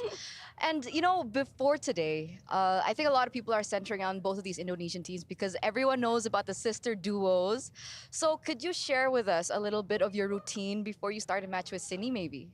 Maybe we bond, we get a little touchy with each other before match. Oh. Yeah, that's it. Do you like play other things or do you watch movies maybe before you started today? No. We just stand next to each other all the time. Oh, that's cute. I'd love to have my sister here as well. You know, speaking of the sister duo, so from Falcons Vega, the team that you're going to go up against next, they have Chin Chao and they have Funi. Yeah. And I think earlier on, Sini was like, we're the better sister duo. Do you feel the same way? I agree that we're better, but they're good. Okay. They're good. Do you have a message for them if they're watching right now? Maybe good luck, have fun. Good luck, have fun? No taunt? Nothing? No, good luck, No. have fun. Okay. Shell's still staying humble as ever. Okay, so thank you, Shell. I'm not going to bother you any further. Good luck for your next journey, Thank and you. hopefully we get to see you in the grand finals. Okay. Thank you. Bye-bye, guys. See you in the studio. Thank you, Eterna. A humble queen, that one in Shell. I feel like she got to say something that summed things up quite well, which was, they're good, but we're better. And there was one play that stood out amongst the rest that Leo actually wants to point out here. It's not with Shell, but it's with two key members of Team Vitality. Leo, what play is that you want to show us? If anything, it was the absence of Shell, the absence of Vivian, Vival, even Chini. I'm looking back at it now. This was the 5-minute 44-second mark, and it's a very big presence by Team Vitality down in the bottom. It's clear that they're maybe setting up for a push, but look at the other half of the map here. Check this out. Right here. You see a little corner up there? Yeah. You see Fumi Echo all alone, and we're gonna play it right here. Because of how very, very capable Team Falcons Vegas lineup is, Tal was able to hit the shortcut right there, the Y-Walk portals, boop, and was able to set up a shortcut ult to send the rest of her team out to take down Fumi Echo. And at this point, I can only assume the call was, okay, we were gonna go for the push anyways. Down here, Fumi Echo, you buy time. And guess how much time Fumi Echo buys all alone as a Terizla at about 6 minutes. Counting at currently 5:55 when the engagement happens. Check this out. Now 6. Now 6:05. Look, all the waves down up top are clearing, down bottom are clearing, and Fumi Echo is still alive. 10 seconds in, 15 seconds, and she even takes a kill with the help of Chini. Now she finally dies, and it turns into a 2-for-1 across the map. That is macro excellence coming in from Team Vitality. And again, look, you could have sworn that it was only Fumi Echo getting taken down, but the reaction across the map, Chini was about here when this happened. When this started, Chini was right there in this part of the map right here. Right there. There. Chini walked all the way because of how long the time Fumi Echo bought, and that turned into 2 big victories, down bottom and up top. You cross-map control. Team Vitality are capable of things like this even when it's the opponents who are setting up kills. I don't know if they're inside Falcons Vegas heads, but at this point, this was 6 minutes in. They got massive stonks off of that singular play. Yeah, massive stonks indeed. And you know what? Well, with Fumi, playing the EXP laner, you're someone who is known to be very solid, but I'd love to give her a nickname, Liquid. Fumi Liquid Echo. She just goes with the flow, man. She understands the play here. Midnight's giving me a face. He's still right here. How many? Out of 5, how many? What's your rating for that? He gave me 6 out of 5. Or out of 10? 12. Oh, wow. Ah, he loved that. Hopefully y'all love that at home. But no, seriously. Fumi, I've always been so impressed with how she plays. Her late entries, when she decides to go in, join in for the fight, it's just so good. So let's see if Falcons Vega will do anything to shift things around with that regard in dealing with the EXP laner of Vitality. No sides have been switched. Little by little, that Falcons Vega blue side victory rate is going down. Oh, just the overall victory rate at that 60-40 when the day started. I'm guessing by the time the day ends, especially if this ends up in a sweep, that confirms 2 things. Number 1, the meta was skewed through the groups into the playoffs, and number 2, I may have come from a different timeline. We're not seeing 5 games, and it's not a surprising result. There's the Baksha, Falcons Vega. They did this in the first game too. What are they blocking out of Vitality? Why is that such a specific ban? I do remember 1 or 2 key Baksha games, if I'm not mistaken, from Vival, but at the same time, I feel like it's also just them respecting a really good hero that can front, that can give vision, and that can disrupt what Falcons Vega wants to do. And they still go for the chip. I was gonna say, was this the Riz or was this the Edith first? But no, it's the chip. All right, that might be the play here for Falcons Vega. I'm afraid that this is turning into insanity, man. You're doing the same thing over and over again, expecting something new. And insanity it is. There's Trizla Roger. Yeah. Same, but different, but still same. Falcons Vega with 2 more picks here.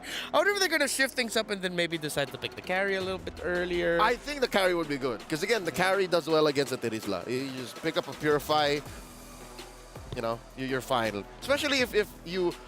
Wait, was Valentina banned down? Yes, it was banned down. She better be. Okay, I'm just saying. Whoa! They go for the Jask. There's I know Jask. That's what I like calling him Jask.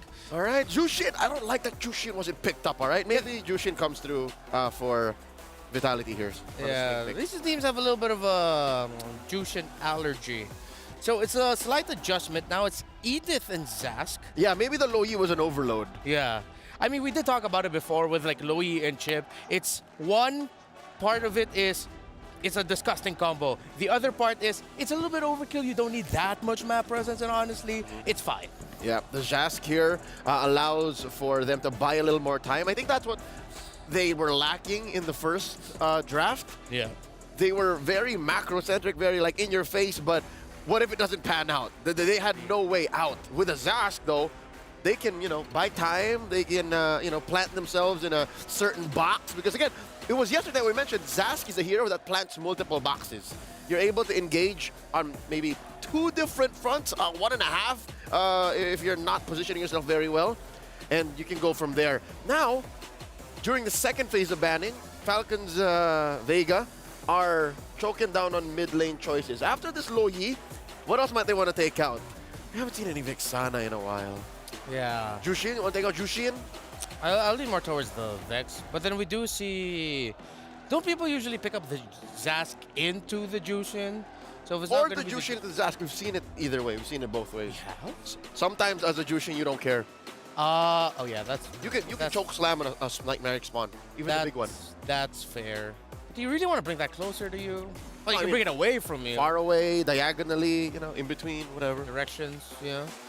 I want to see a little bit more. Well, you can just walk up right now. Wow, they're respecting the Kagura. Chinny was that good. Yeah, they saw the previous draft and said, yeah, the Kagura was the problem.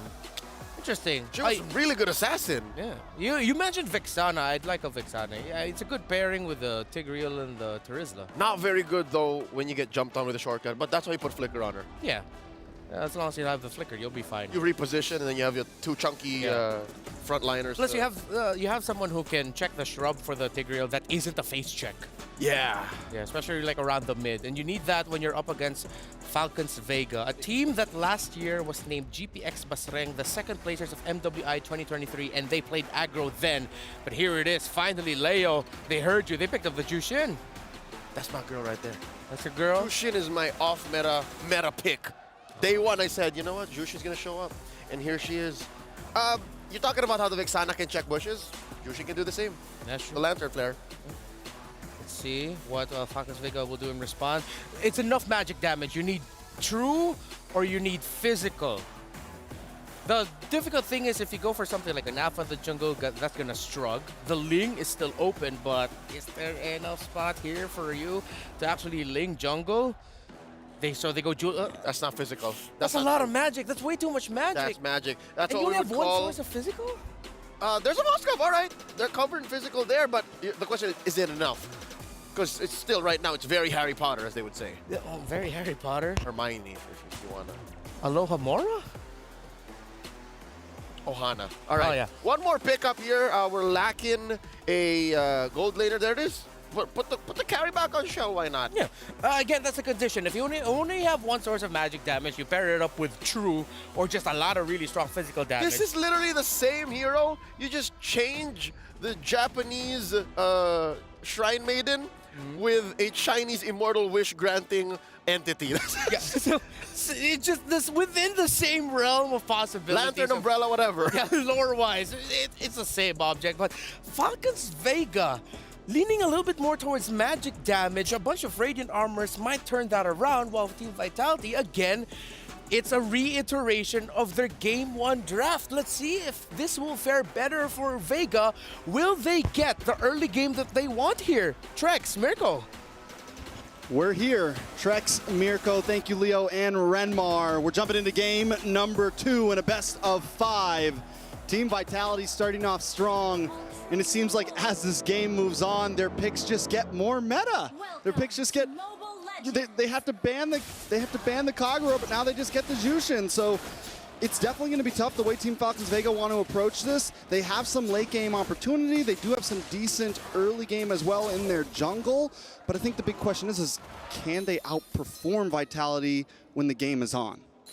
That's a big question that we have. And already in the early game, you can see Cine utilizing that Lantern Flare, man. Constantly just putting it up on Tafuni. But yeah, I mean, again, it seems kind of eerie when Vitality go for an off-meta pick, right? And then now that you see a real meta pick, you're like, okay, what do they have cooking right now? Melee able to pick up the Lethal Wanderer, it seems. There you go, away from Vival. Vival doesn't use the Retribution. But in terms of this matchup, are you Team Umbrella or are you Team Lantern? Are you Team Zusin or are you Team Kagura? You know me, I'm an old school man. I'm a classic man, but wait a second, Vival. Great pick. Melee now with the enhanced sword, moving forward, Vivian to be caught. Now uses the shove, has the flicker to escape. Funi almost getting the kill down. Tao hovering over this time. Falcons Vega strike first. All right, so they use Melee. They're able to get that first blood onto Melee as well. They get some of that early game aggression, which is going to be huge. Follow up on your question, though, I am a Kagura man. Oh. And yeah, Go seems like there's always a 2v1 kind of Terizla here. Winning out on the 2v1s this time. I wouldn't say it's, okay, now it's a kind of a win. Doing a lot of damage back onto Talon. Vival's already rotated up there. Funi, good read.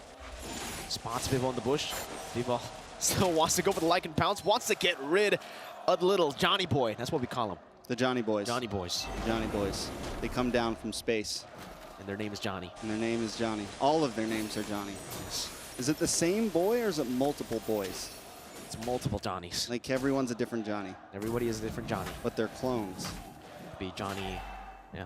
Yeah, got it. All right, Turtles up. 2 minutes in. Team Falcons Vega with a small lead. We're actually about 1,000 lead already, 2.5 minutes in. And with that kill, that first blood they got beaten on Vival, it's definitely, I feel like, going to give Melee some priority when it comes to these neutral objectives. The way the Team Vitality is looking, they might not even want to fully try to push this. Violet going to be zoning Vival away. Cine walks up, Melee picks up the turtle. That's 1-0, 1,000 gold lead still.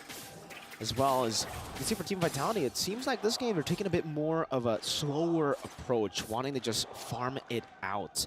So, I want to take a look at the emblems here. It doesn't seem like there's anything too crazy in the matchup, though, by the way. Moskov versus the carry. It's a bit different in a way where it's not a complete bully, but Moskov still does have a good time against the carry. You have a way to say, nah, I've had enough, right? In every single trade with the Spear of Misery. So, with that, usually you aren't able to take control of the wave. This time, though, with a few rotations down below, they're always able to just relieve pressure off of Chell. Now, even a few hits onto the turret shield. Chell walks up, gets a bit of damage there. Not a lot, just a bit. Team Vitality looks for that gold lane, that same push. I've seen it after first turtle, after second turtle sometimes, but they always come down looking for Chincha. They know how important Shell comes when it comes to their big mid-game spike. Ooh, there's that just rush in.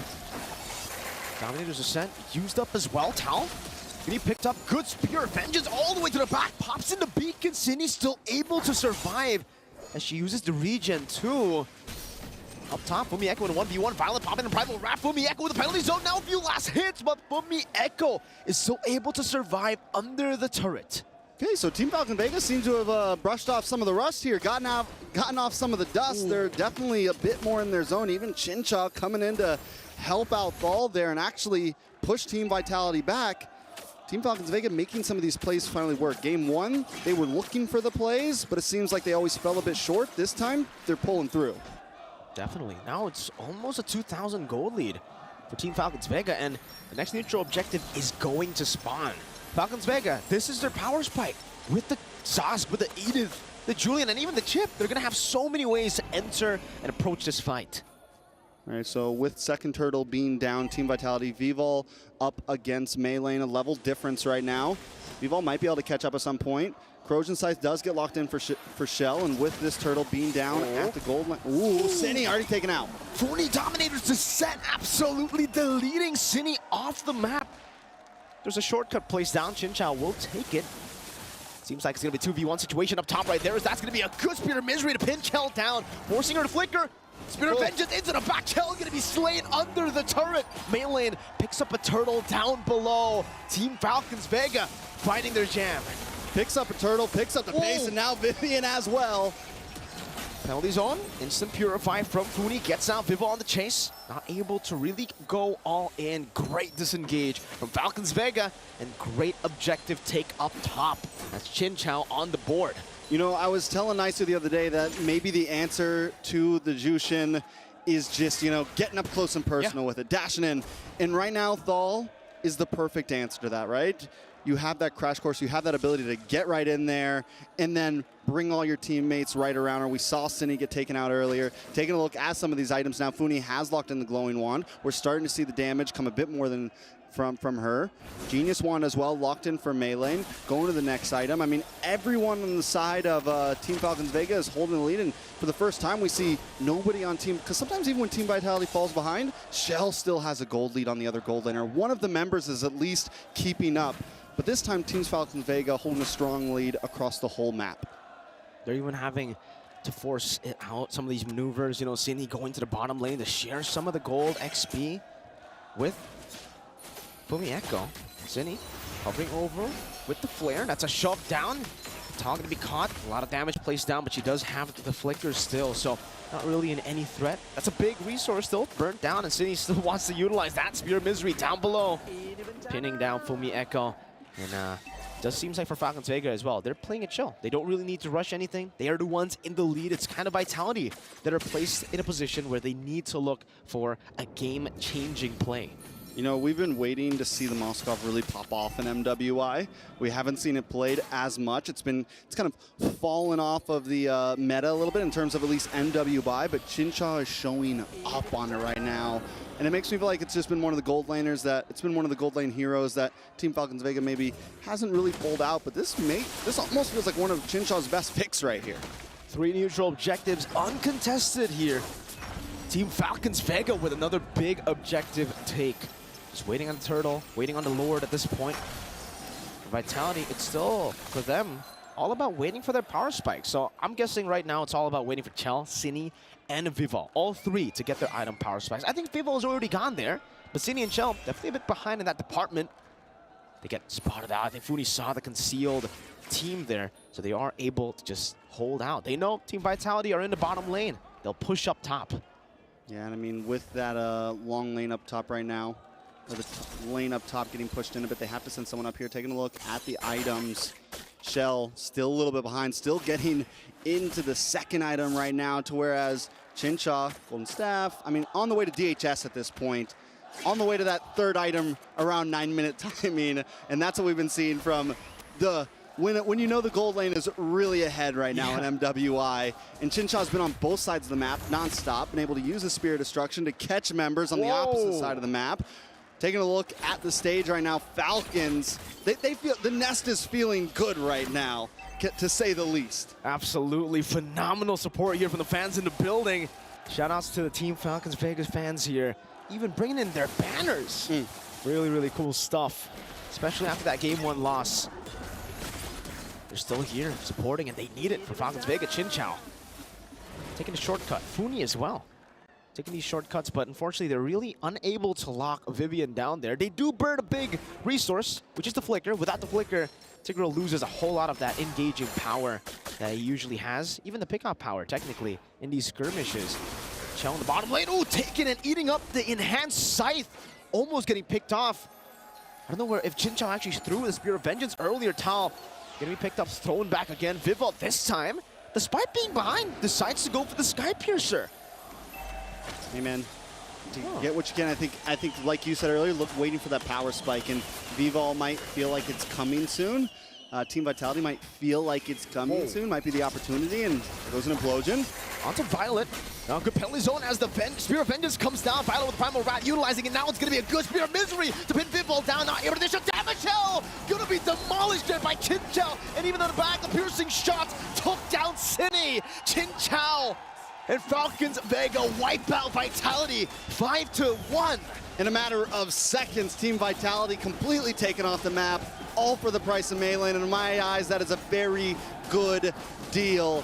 And with the pressure they have on the map, they're gonna get a lot out of this, man. They got a bottom lane already coming towards a tier 2. The rest of the team able to take this tier 2 in the mid as well. Chinchaw immediately gonna move up. Let's take a look at the replay real quick. Vivian thinks she's getting the win out of this, gets the implosion off, but Spear Destruction comes up, and once we see Chinchaw get involved, we get the pin onto Vivol, take out both damage dealers in a matter of seconds, Echoes all that's left. But Funi Echo can't fight against that speed right there. Chinchaw, look at the reaction from Melee as well. Violet, they're feeling good. Game 1 was just the starting grounds. Absolutely, it was just a warm-up to them, it seems here. Game number 2, getting the better read, still getting the chip, and utilizing it way better this time around. That front to back, Vitality wants to play with. Yeah, it doesn't work against the Moskov. Now with the piercing damage, constantly hitting the backline too. And that's why the Sky Piercer here for Vivol, especially considering she was the one that, you know, was taken down first. It's an interesting build to go for. You're still very confident that they can get a few more of these kills. But now with the Big Lord marching down, I guess we'll see. Yeah, I feel like War Axe would have maybe been a bit more helpful here, but now Lord's going to be walking in, no crash. Holy Defense. Popped it already. Oh, that was one shot too! Tal gets brought back, but over 2 basic attacks from the Moskov. Did you see that? Just piercing through Vivol and Vivian, chunked, forced to recall the way Chinchao gets a win of nature. So now it's up to Ginny. And technically Chell with the true damage, the sisters, to deal with her again. The piercing shots are just doing so much damage. They've cracked open some of those holy defenses of the base turrets, mid lane and top lane. I believe even in the bottom lane they did. So yeah, no more holy defense available. Oh, bottom lane still intact there. 1 left in the far lane. This is not the composition that you want to let be 7,000 gold ahead of you at 11 minutes, right? We're already seeing the Zas just really power through the damage coming in. This is a hero normally that has decent poke, but not as much impact in early game, and it's found this mid-game spike. It's almost found its late-game spike at only 10 minutes. And then we got Chinchaw as well, another normally late-game hero that normally you pick if you really want to hunker down and wait for that moment to shine. But Chinchaw's been able to get the farm on. Thal going to be able to walk away from this conceal play. Team Vitality at this point kind of searching, and they're grouping up. They know all they have is their inhibitors left. The damage dealt from Zask right now, 37,000, leading the charge, even above Chinchaw right now. And that's one of the things about the Zask. You don't really see it exactly when it's happening in the big team fight, but Zask right now is the one who's really shredding everyone down. The PBs on top of the damage dealt. The little Johnnies. The purple boys. The big Johnny, actually. The big You got Big Johnny, Daddy Johnny, Little Johnnies. Little Johnnies. The big Johnny is the Dominator's Descent, ladies and gentlemen. That's what we call him here as well. That one right there that just got picked up by Vivol. That's Little Johnny. Oh, Tom thrown away. Good shot. Oh, the chain CC. The timing's perfect to get the shortcut down, but I don't think they want to kick this. City able to get out. Dominator's Descent placed down. A lot of damage placed out on the Vivian with the Spear of Mystery as well, but Chin Chow has got to respect the penalty zone. Connects onto the backline. Vivo chasing down Chin Chow. No! All the leads that they have built to the 13th minute of the game. 2 members down and the Lord has just spawned in. And Meilane looks like Meilane. I think the idea was keep them at bay. We're gonna get the Lord. Completely backfires. Stall gets caught off. I think at that point Chincha shouldn't have invested. No Dominator's Descent as well. Pumi Echo still gonna be melted down. Violet popping into Primal Wrath. Enhanced Sword. Vivian still able to flicker out of it with the conceal. Bringing Chell back to safety. Now it's a 4v4. Seems Funi also has Dominator's Descent, and Falcons Vega, despite that little mishap, they're still able to recover. Cini in the bush. Pivol hovering over. Cini walking up now. Pivol looking for a Violet, doing a good job in zoning. Dominator's Descent all the way to the back. Cini again with a flicker forward, finding Meilane with a peek in there. But the Spear of Vengeance connects as well. Chin Chow able to participate. Cini all alone in the back. Forced to run to the wrong side of the map, and it should just be a free kill over. Little Johnny's just there lasering her down. And that is Team Falcons Vega, who recover and get the value trade. We've been talking about Chincha this whole game, but Meilane just showed up. That small mechanic movement, hitting the winner crown, and having, I mean, just a split second of being able to get the retribution on before you go down was just legendary right there. Dominator's Descent. But the glowing wand takes her down to the back. Pumi Echo gonna be next in the chopping block. Violet finding the onward. Oh, good Spear of Misery to cancel the implosion. Pumi Echo with the penalty zone, getting the immortality of Violet right there as Vivo goes in for the Lycan Pounce. Chin Chow staying focused on the base. And ladies and gentlemen, we got a series on our hands. 1-1. Team Vitality taken down this time. Falcons Vega, the nest is loud right now. A strong victory to even the playing field. Showing up and even bringing back in that chip. And Thal just played it so much better that time. Chincha, I mean, they all played so much better this time. Definitely now we're in for a series. Let's see what our analysts have to say about it. How's it going over there, Renmar Leo?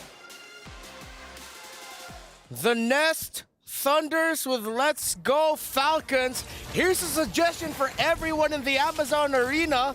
Yalla Vega! Yalla Vega is the cheer given how forward Falcons Vega played this game. Again, both teams, to be fair, both teams just iterated on their Game 1 draft. And here, Falcons Vega found their groove. And apparently, what you need to do is put Chincha on the Moskov, get Funi on a Zask, and I guess Meilane just played Meilane things. It was crucial that she played a hero that has a solid amount of CC. Yep. She played a hero that could dive and be a threat to anyone who's pushing forward from Team Vitality. And I think that's what made it awkward for Team Vitality. They had a solid draft, don't get me wrong, but even Vivian, the mother of tanks, couldn't do anything. Because even she could just possibly die from the hands of Funi. Funi played an amazing Zask. Yeah, I'm glad you mentioned Funi because her usage of the Dominator's Descent and maximizing that to zone out the members of Vitality during fights and just being a presence at the right time to make Vitality think twice about taking certain sequences, it's really one of the key factors as to why Falcons Vega won so many fights during that game number 2. Might I even present that she is a possible candidate for PlayStation MVP? Ooh, quite it's that good. She played the Zask that well that the aforementioned miniature Johnnies were enough of a threat. She got like 1 or 2 kills free, literally just by standing there, dropping minuscule Johnny, and then just, all right, up to you. I guess maybe you can chalk it up to the economic advantage. Clearly, she was 1,000 or 2 above Chinny, but you know, more than just the range factor, the firepower that she was letting through for free. Mind you, for free was really a game changer. Yeah, speaking of the firepower, I think one of the strengths we saw here for Falcons Vega during the game was that, yes, yeah, as expected in MLBB, you shine together as a team. But when you have 2-3 members who can make plays on their own, then it's like one for all for one, or all for one for all. I'm gonna work on that analogy a little bit. That's a quirk. But here's something for you. PlayStation MVP, who will it be? Chincha, Funi. There's a lot of names you can throw up in the air, and it is Funi. It is the Zask. Yeah. Look at that, 79%. What? I'm pretty sure it could have been more. What? It could have been more, but because of the chip, right? There were calls wherein, okay, Funi, we need you here. Funi, we don't. And it's that out of this world tempo on the alien hero that is asked that allows for Team Vitality to say, maybe it's not that bad. Maybe we can pick a fight. And even if you have such a strong meta hero, such as the this is a really good fight right here. This is the free hits Moskov moment that just wiped out Team Vitality. Sometimes you could think, hey, maybe not all of them are gonna go through the shortcut. Hey, maybe she'll just drop a microscopic Johnny and then get out. No, sometimes she just leans hard into it, and even a full combo of Vivian, Shell, Fumi, or Vival, Shell, Fumi, couldn't stop what Falcons Vega were putting down. She is our MVP for game number 2. Someone that we didn't expect, actually, heading into MWI to get a lot of playing time, because she's sort of careful with that staff, man. Almost poked my eye out. Someone who in tournaments leading up to MWI 2024 didn't see a lot of playing time, but here she is coming back with a vengeance, seeking revenge against her long-term rivals, their long-time rivals. I guess a change that was inevitable. Again, the meta is changing. Yeah. The winds are changing. This is a tournament of a scale that we've never seen. Hey, Chell, what? Whoa! That's full-on heel Chell. That's heel movements by Vitality. I like it. But yeah, no, again, things change. Yeah. Again, Team Vitality, not the hometown heroes. It's Falcons Vega now, screaming Yalla Vega. Yeah. Right? So I guess it came time that Funi stepped up. Yeah, for sure. And for Team Vitality, of course, they're up against a hostile crowd. It's clearly Falcons Vega sided. As the best MLBB women's team in the world, you're going to need to do everything that you can for yourself to make sure you get an edge against your opponent. But Falcons Vega now, it seems like we're seeing it. Fired up with the crowd, being supported by the crowd here at the Amazon Arena is just helping them greatly. A team that loves the early game, that loves the snowball, finally finding their element in that game number 2 to tie up the series 1-1. Eterna got a few words in with the MVP of game number 2, Funi. Let's hear what they have to say. Hey guys, it's Eterna here backstage with Funi from Team Falcons Vega. Now, Funi, you're coming in as the starting lineup. Don't lie to me. You might be. Okay. I might be, so but I don't if know. you are going to be paired in with Jin Chao. Yeah. Right? So how is that? How is your bond with Jin Chao in game? And how does it differ with all the rest of the members in the team? I think me and Jin Chao, we all, if you see our matches before, we always have the same mindset. Like we always work together, stick together, and we die together. Something like that. So if you win together too. We win together, we lose together, we live together, we die together. Like that. Okay. So in game, does it mean that there are sometimes that you don't even have to communicate what you're going to do? She just knows what you're going to do and vice versa? Yeah. Oh, that's so cool. Sister bond, Sister guys. bond, Sister yeah. bond. Now, on the other side, against your opponents today, Team Vitality, they also have a sister bond going on. Do you think that this sister bond can help you in your gameplay and execution against Team Vitality later on? We play as a team of 5, not a team of 2. So, yeah, we'll play with each other, with the 5 players, not with us sisters only. Are you the stronger sister duo? No. Statistically, it's them. Who knows? It's your time to shine this time around. Amen. Well, Funi, I asked Shell the same question earlier on, and this time around, for the first time in history, we're not going to see an Indo Grand Finals. Yes. How do you feel about that? Yeah, it's such a shame because if we look at the season 1 and season 2, it's all Indo versus Indo Grand Final. Yeah. But it's okay. It's the okay. drawing sucks. The drawing sucks. Who drew? She doesn't like it. Yeah. Okay, so moving forward into your next match, do you have a message, not to your fans this time, but to Team Vitality? Let's have a nice game. Good luck, guys. Have fun. Yeah. Wow, you guys are so nice. Shell had a similar message earlier on too. Well, these girls are amazing. These girls are nice, but good luck. I'm not going to keep you any further. Hopefully, we get to see you in the grand finals. Amen. So, bye-bye, guys. Back to the studio. Everyone's humble. everyone's chill. That's the vibe right now of Team Vitality, Falcons Vega, as when it comes to with each other. Let's check out an update for the STC predictions. Do we have an update? Are there like results already out yet? Or just a quick little reminder? It's a quick little reminder for y'all to, don't forget, please continue to send in your predictions for this matchup, Falcons Vega versus Team Vitality. If you thought this would be an easy coast sweep win for Team Vitality, Falcons Vega, they are fighting back. stcplay.gg is where you have to go for that. Now, heading into game number 3, Vitality, if I'm not mistaken, can pick the side that they're going to be going to. They chose to stay red for the second game. Do you think it's time for them to pick blue side this time around? No question. Do that. It's the shun the arm to jog up the playstyle and the tempo, because already game 1 and 2, I don't know how much you can iterate, honestly. How much you can just amend and say this is the same lineup over and over again. And the fact that already very little change between game 1 and 2 when it comes to both teams' drafts. Going blue side and then switching up the tempo should be a great start to get Team Vitality back on track. Yeah. Falcons Vega, they are a team that are momentum based. So if you're Team Vitality and you can do anything that you can to halt the momentum of your opponent, and if that means changing up how the flow of the draft goes, then you obviously go for it. So I'm in agreement with you here that there has to be a side switch. If not a side switch, then you switch up the bans. We've been seeing Chip prioritized now for 2 games for the side of Falcons Vega. You can take it out. It's been Valentina, Harith, Minotaur, if I'm not mistaken, that's been their priority bans for the series so far. Maybe if you jog up those bans, you might even get Minotaur through. And that'll change again the tempo of the fights. Sure, Tigreal is great. Chip is amazing.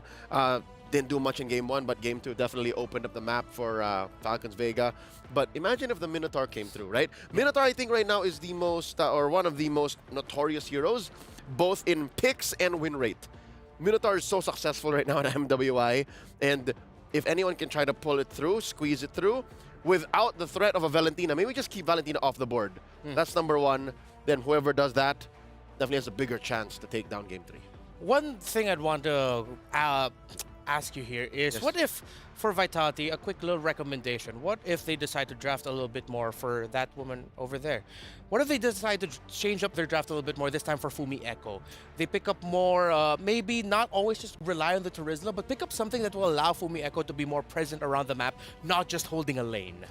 Something tells me, as good as that sounds, right, to switch it up, maybe, I think Fumi Echo is just a, how do I say, known element. The fact that she's so good on these heroes, the Edith, the Terizla, the Arlott, if you take her off of that and then you put her on maybe, the next best thing would be a Yuzhong, then you have to draft for the rest of the team. The rest of the team has to adjust. And I'm not so sure if that's a game 3 strat. You know what I mean? Game 3, you're switching the gears up a little too much. You're going from blue side, red side to blue side.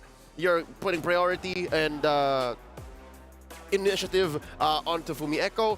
Maybe one step at a time. Maybe move it around first. And yes, there's the aforementioned lane switch. And look, Vitality took it to heart. We're not just trying to go for the Minotaur. We're also taking out the Valentina. All on us. Yeah, even on the blue side, it's still the same bans for them. That was 2 of the 3 bans. Let's see if the Harith will be open for Vitality. And it's Falcons Vega, it seems like that's the trend. This entire series, we probably won't see Angela Baksha, but in a bit of a surprise move, Vitality takes away the chip. I thought that they might even float the idea of keeping it open for themselves. So now are they saying Falcons Vega pick the Loyi? Ooh. Make our day.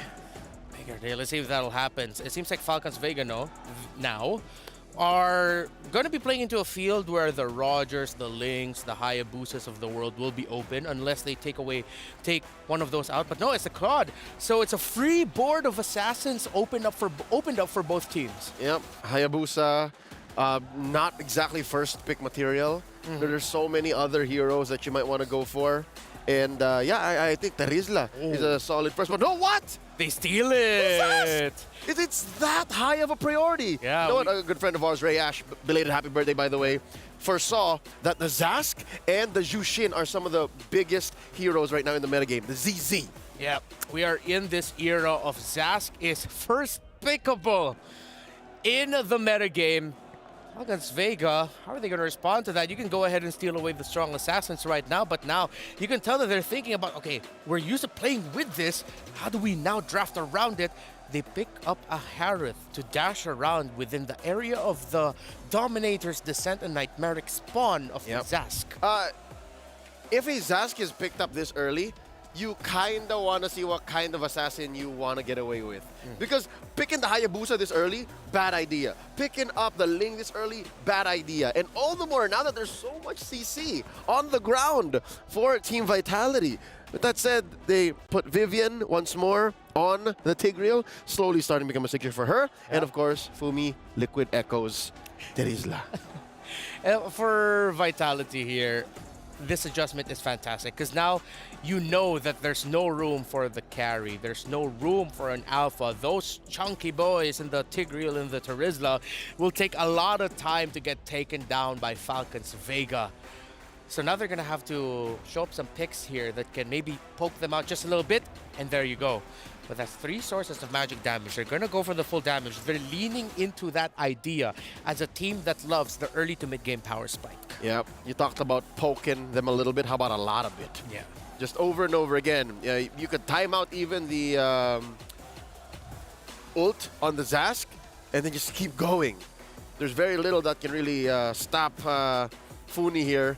Now going into the bans, still no jungler for Falcons, Vega, or Vitality. So now, if anything, Falcons Vega have the tempo swing. They control what comes through because they got first pick anyways. And again, you don't want to put the assassin onto Falcons Vega too, so they can make better calls. Where is this Brody ban coming from? We haven't even seen a Brody the entire tournament, if I'm not mistaken. Not a single ban nor pick, if I'm not mistaken. Huh. Is there something that Falcons Vega knows that we do not? I mean, in terms of the reach, yeah. Thinking about it, a Brody would slot in really well for Vitality in the sense that, okay, the Terizla, the Tig, and the Zaz together might be able to create enough space, but a part of me is thinking that even with a Brody there, it's like, he still has to avoid the Lilia, still has to avoid the Harith. Might you not go for the Ixia first? Yeah. Looking at the side of Vitality, if you slot an Ixia there this time now, it's like, it looks good. Can work out well for them. But also, check it out, Vitality. Carmilla. Banning relatively out of left field too. Okay. It seems like with the bans that we're seeing right now, it's forcing us to think more about how this is going to go into the team fighting. I don't see a lot of macro here. I see a lot of team fights. Yep. And that Carmilla, I feel like up against that lineup with Vitality, if you all get caught in the cursed blood, the Lilia, Edith, and Harith damage all together is actually going to be quite painful. And it's not just the cursed blood. You can actually flip it around. Zaman Force first. If they run out, welcome him into the cursed blood, and then into the glooms. Yeah. There's multiple ways, and it looks like we're really hunkering down on Marksman. That's another Falcons Vega ban. Taking out the Moskov. It's a different style here. Oh, now it's an assassin ban. Huh, a Fanny into the lineup of Falcons Vega. They would rather the Haya or Ling. Yeah. Even the Nalan's still there. With so many tanky presences on the side of Vitality, actually, just thinking about an assassin pickup here, yeah, it'll have to be something that opens up the map. But I'm thinking if this is already an Edith roam or if it will be swung into the EXP. I think there's a lot more EXP out there left. So this might be a roam. Okay. I agree with you. That's what I'm feeling. I see that.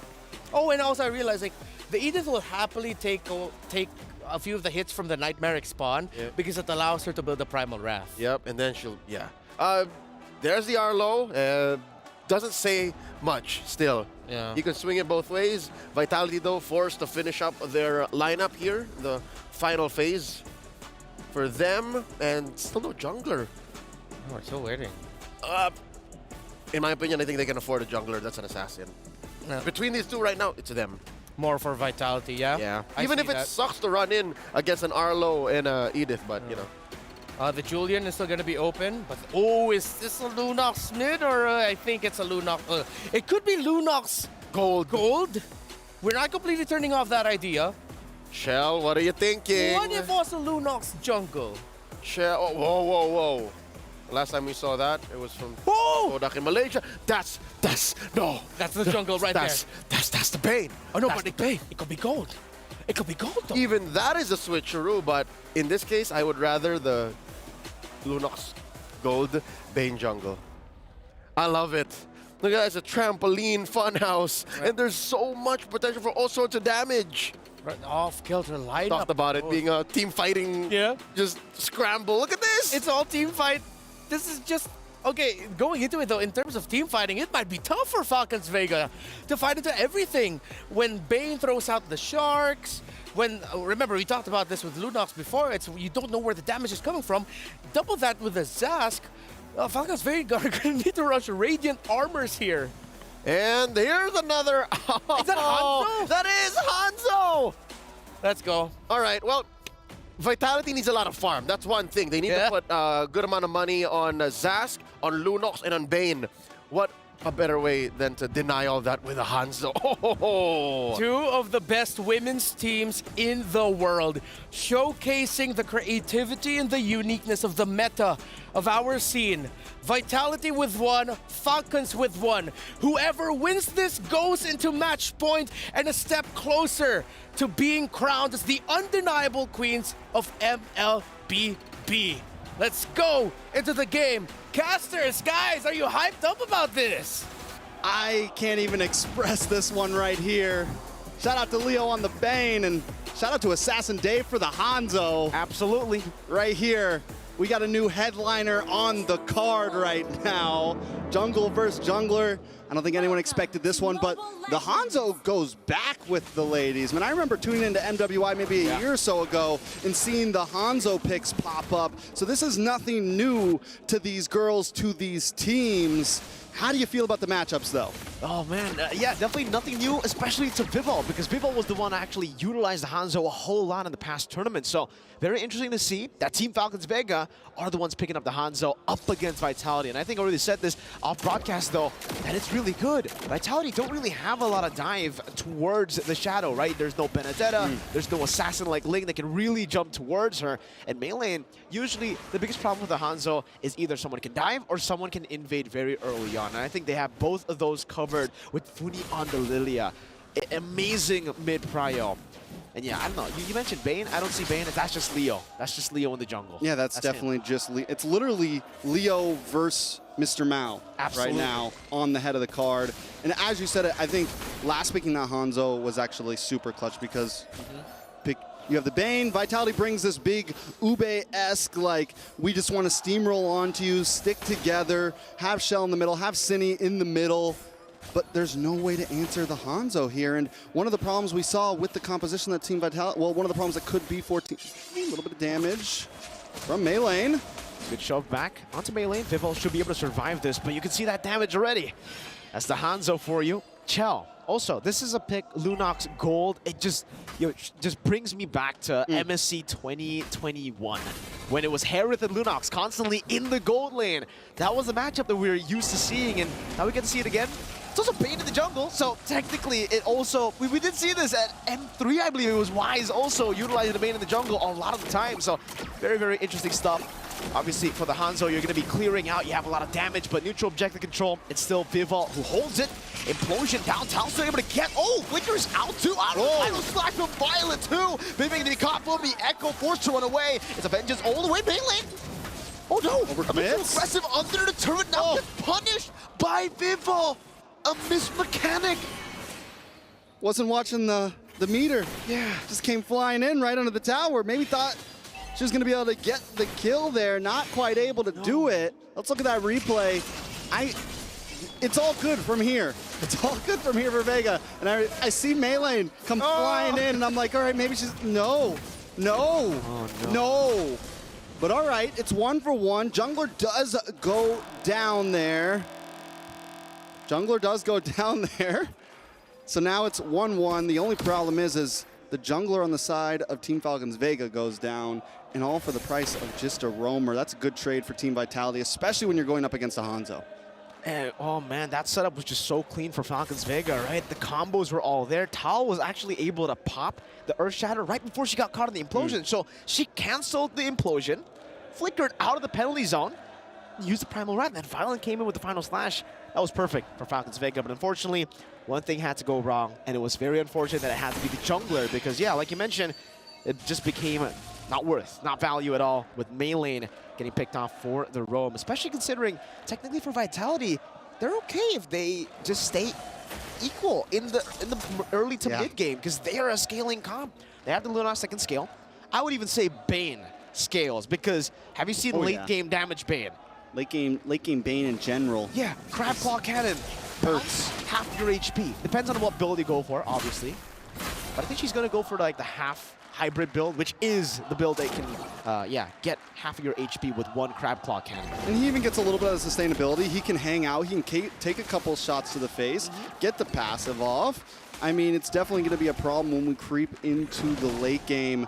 I think Team Falcons Vega can't take that small mess up to heart. They still need to push the aggression. Joe already using the Chaos down now. Good zoning from Chinny.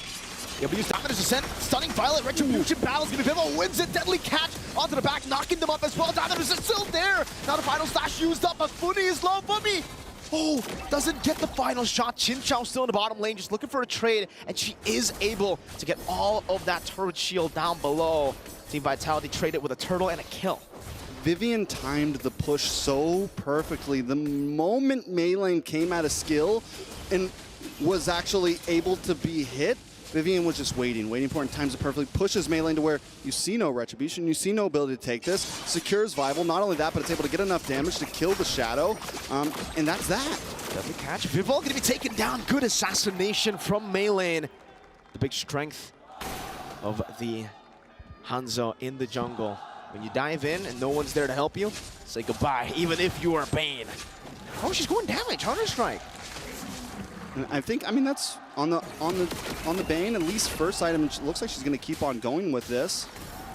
Next item, maybe, what do you just go like Malefic Roar next, or do you go Endless Battle? Where do you go next on the Bane, really? I don't know, me personally, especially after seeing MP the King and MSC, I like to go War Axe Thunderbelt, you know, that kind of build. It's kind of cringe, that build, but it works.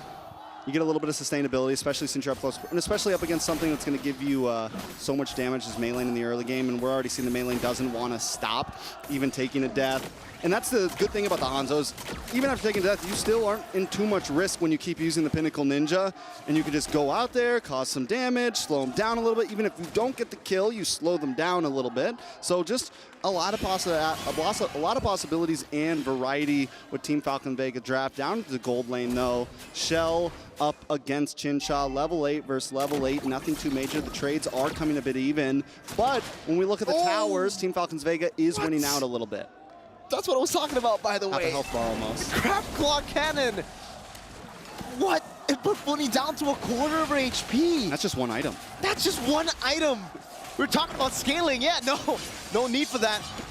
Now Mei Lane trying to go for the steal. Doesn't get it. Vival still so consistent on that retribution. 3 turtles to Team Vitality. Well, I think the good thing about the Vayne too is you get a bigger burst combination of damage with the Retribution. Compared to Mei Lane, it's more of a shred damage there for a second and timing the Retri, so it's not as clean. I think Vivo will continue to have the advantage when it comes into terms of, whoa, big final slash. Good final slash cancel out. Mattel's still getting demolished by the Dominator's Descent. Violet Vengeance in the Dominator's Descent still there, chunking their HP bars. Whoa, Cindy goes to the back, that's Funi as well. Able to pop in the Black Shoes now in a 1v1 against Cindy, puts in the Johnny Boys down as they've been in the bottom lane. Does seem like they were able to get rid of Violet. Now it's just a win for Team Vitality. Chinchaw was able to get a turret up top. That was the only trade that they got. Okay. I was a man of little faith when it came to the Zask, but boy, am I becoming a believer at this point. Malefic Roar does get locked in for Vival as a second item. Gonna help at least maybe deal with Thal a little bit, but just add even more damage, and depending on who else, we have the Thunderbelt, on who else wants to build this defensively, it's gonna just help shred through. And I think the Hunter Strike's a great first item as well. You get the speed boost, you get a little bit more movement on a hero that doesn't have any dashes. So in the end, it works out well for Team Vitality. And at this point in the game, they're hitting a nice power spike. They're gonna have control of the map. And Team Falcons Vega, what's the answer here? I mean, I don't see the Hans all the time. We have the early game aggression. Does it fall off like a lot of other assassins? Like, where do we go from here with Mei Lane? good question. No, the Hanzo does scale really well into the later stage of the game. The only problem is, even if she uses Pinnacle Ninja, I feel, especially considering Vivol's building damage too, you jump in, you're dead. I mean, you still get to survive, obviously, because your real body isn't there. But if you're just stunned out of the team fight and you don't have Pinnacle Ninja, you might as well be dead. Solid frames, yeah, for Vitality to capitalize on. It's really about Melee coming in at the very end. You can't play the normal Hanzo playstyle where you want to go in, you know, look for damage and then go back. You really need to just wait and be the assassin from the Echo during the push. And it completely changes the way you want to approach lords and things too, right? Because you only have a certain time frame that you can really, you can't hold it. You have to really be able to count on the rest of the team, and the rest of your team has to know, okay, this is when we're going. We got about 10 seconds, and we need to make it count. So it's either that, we rely completely on Melee, or we kind of wait out for Chinsha here to start to scale. Luckily, Chinsha's taking no deaths, but Shell also taking no deaths, and Shell's going to start shredding down Violet. Shell's going to start shredding down Thol. We're already seeing the damage from Vivol. If the game continues at this pace, Team Vitalities should be able to stay in control. I think so. Again, right? They are very happy to just be even against Falcons Vega at this time. But the fact that they are 3,000 gold ahead puts them in such a good position because at this point, they can hold the Lord. They can play the Lord dance, but they don't even need to. It's Team Falcons Vega that need to look for a play. And even then, they can get poked. Cinny here, getting poked in the mid lane. That's what Melee can do. Oh, an assassination in the mid lane, Melee. Finding the play, Cindy popped the Dominator set a bit too late. Vivian now is going to be coming on the final slash, bringing her back. Pops in the implosion in time. No shove just yet. Vivol in the midst of it all with the deadly catch as well. Violet able to find a little bit there. Tal, as an Earth Shatter kill in the midst of it all. Jumping in, gets deleted by Chinsha. Vivian going to be next on the chopping block as Melee dives in deep onto Vivol. But she's still able to survive. Back to the Pinnacle Ninja that she placed down 3-4-2. Watch for Fumi Echo though. Doesn't want to let him have this Lord for free. Vivol still on the map, finally got Endless Battle in, and this is where the damage is really going to start taking off. This is where those passive procs are going to proc along with the Endless Battle, and it's not just going to be the crap cannon that you have to worry about. So I like the way it's going here. And again, the big problem with having this Hanzo is you can't really rush Lord, right? When you already use your Pinnacle Ninja, you can't just stand there in front of Lord and basic attack it. You know, there's not a whole lot you can do. You need your team with you. So Teams Falcons Vega, we're pretty much back to ground zero here. Vitality are on the Lord. Just bursting it down with Shell in the chaos now. Vivol picks it up with the Retribution. Pinnacle Ninja used up with a detonator. Implosion from Vivian in the back as the shove gets them as well. So much time bought. Final slash on the Shell. Still with the Brilliance. Still able to escape from the Echo. Against 3 members will finally be dealt with. 2-for-0 as Lord gets taken by Vitality. Violet is hovering over. She doesn't have the final slash, so it is all but over to fight Melee. Doesn't want it to be over. Jumps in again. Shell able to dash away from the Synchro Vision. Vivian gonna be choked down, but she is able to get the shove, forcing Melee to jump back to the Pinnacle Ninja. Okay, so Team Falcons Vega, they get the 2 kills. They try to push in onto the mid tower, but again, you have Vivol, you have Vivian. Vivol alone is gonna have some good wave clear. At this point though, Team Falcons Vega are finally gonna at least get something out of that win. As long as they can shred down this Lord, it's definitely a win for them in that last Lord pit. Taking a look at the items, Vivol, looking like we're going straight to BOD, straight to BOD. So Hunter Strike, Malefic Roar, Endless Battle, BOD, we're talking straight damage. As Nice would say, big damn. Now, on the side of Team Falcons Vega, I want to take a look at Chinsha. We got that Magic Crystal in. We got the Feather of Heaven, Starlium Scythe. We're starting to see Chinsha really start to output a bit. Definitely ahead of Shell right now. Tower does not drop, so Team Falcons Vega lose essentially nothing out of that Lord. Yeah. This is why, by the way, for Team Vitality, this is a very risky composition to play because technically, yeah, you do have control over the neutral objectives, but in terms of structures, it's going to be really hard to start sieging down without a marksman. Damage dealt, though. Again, team fighting-wise, they're good. They're really good. Look at that Bane. Yeah, but Hanzo's sitting right behind, just waiting, you know? And as you said, Hanzo's just continuing to scale, and Hanzo, there's no answer to Hanzo. No. Zero answer to Hanzo. The only answer is kill everybody and then get to Hanzo. Or Fumi Echo needs to kind of sit a little bit farther away from these fights, find angles, and maybe get to the back line with a big penalty zone. You know, but one of them needs to be the so who do you send for the hunter? Do you send somebody for the hunter? Do you know? There's got to be some way to play around this. They need to find some answer because I don't know if just meeting them head on is the correct way to approach it. Yeah. I'm trying to think of ways now that you're mentioning it, right? At this point, how do you get to the Hanzo? Especially considering, look at how far Maylane is from the team. She's just in the base, constantly using a Pinnacle Ninja, jumping back to the normal body. Fumieko, penalty zone implosion. Oh, she missed it! Violet able to flicker out of it. Chell with the brilliance now on the Tau, who still has the Primal Wrath, decides to pop it in. The Dominator's descent was baited out too. These are some big resources. Wow, Violet! Big resources, 15 seconds before the Lord comes in. Maylane's already got Pinnacle Ninja ready to go. Chincha still has them on force. Funi and Thal are the only ones that use their ultimates, and that's not a big loss. And Funi's already got Black Shoes back. At this point, Team Falcons Vega could go for the Lord Rush here, but Team Vitality never seemed to feel shaken even after those mess-ups. They're still hanging out down here. They're still like, nah, we'll fight for this. We'll push this. Is it the right play, though? Final slash on the Fumieko, still able to survive right now. Jumps in with the penalty zone right now. Oh. Vivian goes in, Vivo is able to delete Chin Chow. Sun back into the normal body now. No Pinnacle Ninja for a bit. But she finds it back again. She can go for it. Cine is waiting in the bush right now. Pops into Dominator's descent once again. And it's into the implosion, into the shove, and the chaos too. They find it this time. And Vivo is on a killing spree. BDB. Big Damage Bane. BDB. BDB. And we just saw Chincha lose about 90% of a health bar with about one shot and then finished off with the final one. Completely destroyed. Chincha now is going to have to second think about how she jumps into these fights. And now we're starting to see some of the downfalls of Maylane, right? If Maylane can't be there, if Thal goes down and Thal gets shredded, then there's nothing to protect Chincha, right? There's nothing to protect Fumi at this point. So Team Falcons Vega also have to think about how they want to approach these fights because now the damage scales are starting to heavily favor into Team Vitality. It's going to be very scary as we enter the base here. For Falcons Vega, they can still go for the defense, obviously. Oh, that damage on the Vivo. Whoa. Might be able to find it. Deadly catch this engage. But that's a lot of HP burnt out of Vivo as they still have a Lord to play with. Falcons Vega, good clear. They have a Lilia. They have a Harith. Pilot try to go for the final slash, unable to get it. A big resource spent. Lord up top, enhanced, charging down. Tau. That's good Dominator's descent. Zoned him away from the turret as the Lord just chunks through the turret there. Maylane again on the Vivo, but he buys Immortality just in time. Lord on the base. Able to split Falcons Vega. Final slash again, connecting down to two members. Fumieko still in the midst of it all with Vivian there. Good shove. And the penalty zone locks them down to the back with, again, the Dominator's descent. Just doing so much damage. Vivian loses the Immortality. Maylane looking for the damage down again. Sky Piercer taking Immortality. Vivo pops into Deadly Catch. Now Cine going to be chased down. Maylane very low.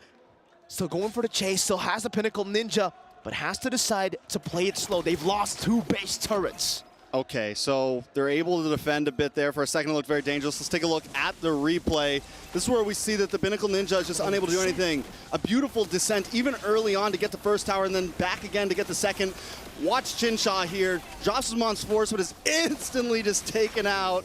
Maylane saves the day here, finding Shell, finding some of the damage. Chincha, I mean, the damage is just too much. Harith cannot hang out. And I don't think she can risk like building defensively at all, right? Finally gets the winner crown, but when it happens that fast, you don't even got time to click the button. You know, you have to preemptively click it because you never know when the crab cannon's going to ricochet and hit you. So it's still just troublesome for Chincha right now.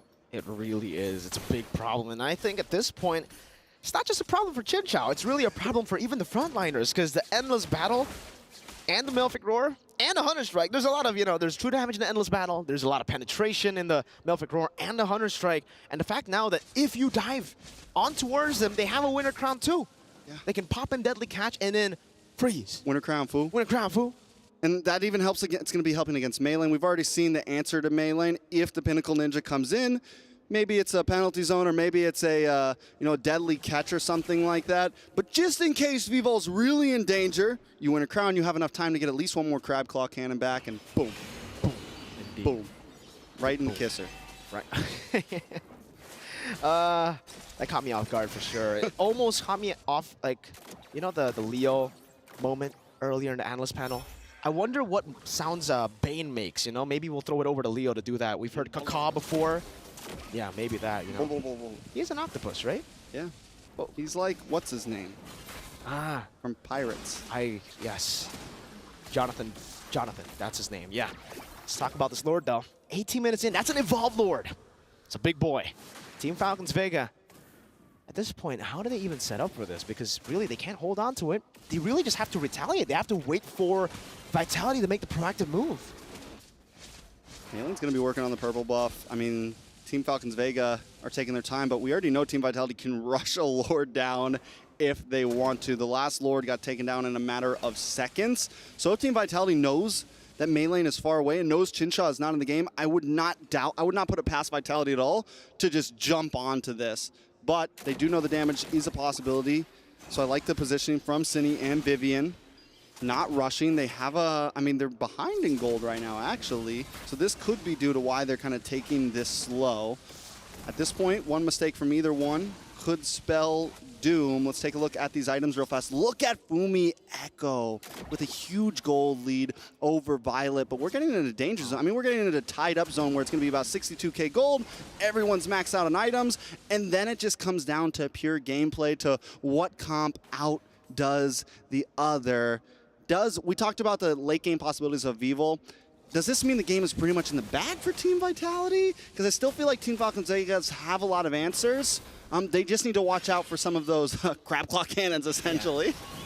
Yeah. I don't think, I think it's still very, very gray. It's still very 50-50, but the advantage is definitely on Team Vitality. They got 2 base turrets. Yeah, they can play the long just that game. alone. Exactly. So macro advantage, yes. Team fight advantage, at this point, I don't even know. It really comes down to the execution.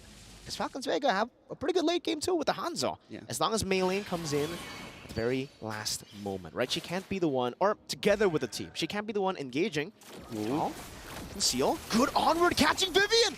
Immortality going to be popped right now as the damage sent is right in the midst with all people. Gets rid of the Pinnacle Ninja. They're still Tal able to use the Primal Radness. Will Echo jump forward. Chell onto the Brilliant she goes. Cine able to flicker back away. Good penalty zone. Tal going to be taken down there. Even Violet falling to the chaos damage of Tal. Man, I really like Team Falcons Vega approach in the beginning. They should have just got their one pick off and backed off, because Mei Lane was able to keep Vivol away. And it's like almost like, okay, this is the plan. We keep Vivol away out of the fight, we get our kill, and we back off. But then they stay a bit too long. But wait a second. Pinnacle Ninja's on the tower! Getting the back finding the flank! Fooney's next to the chopping block, pops into Brilliance. Fooney gonna be chased down. The damage is real. Flicker forward, Tell finds a double. Somebody had to flank the back line. We were wondering who it was gonna be. Well, Shell showed up. There was no hiding today for Mei Lane, and now it's nothing but chin shot. This could be the end. Penalty zone into the Purify. Fumi Echo losing the immortality. Vivol still there, trying to go for the crab claw cannon. Chin shot. Oh my goodness! God. Gets deleted from the map. Match point for Vitality. Holy smokes. Team Vitality seems to have the answers right now. The Bane, man. I know Leo's a happy boy right now. He's playing tap dance over there in the analytical studio right now. Let him know, because, I mean, just overall, insane. Team Vitality feels good. It's 2-1 now. And we definitely have us a best of 5 overall, Mirko. Man, what a performance there. Really surprised with these picks. We're going to throw it over to the analysts. Renmar, Bane, what's up? Did you just call me Bane, or are you just asking me what's up about the Bane? I think he was referring to me. Oh, he's referring to you. I'm the king of the...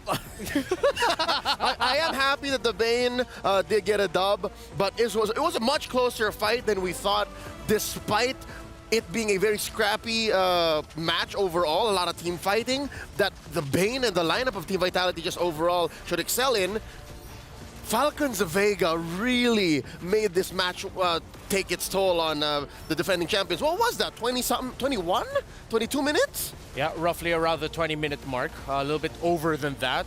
They had to bring each other to the limit. Unique drafts for both sides. The gold lane Lunox, the jungle Bane. On the side for Vitality, or Falcons Vega rather, you see the Hanzo get shown up. So These are two lineups that have the potential to come up from dishonest angles, surprise angles as we would like to call them here in MLBB, where it's not the typical front to back, it's more of expect one or two to come off from a weird angle, changing the dynamic of a team fight. But one thing was sure though, in that game number 2, it was Vival.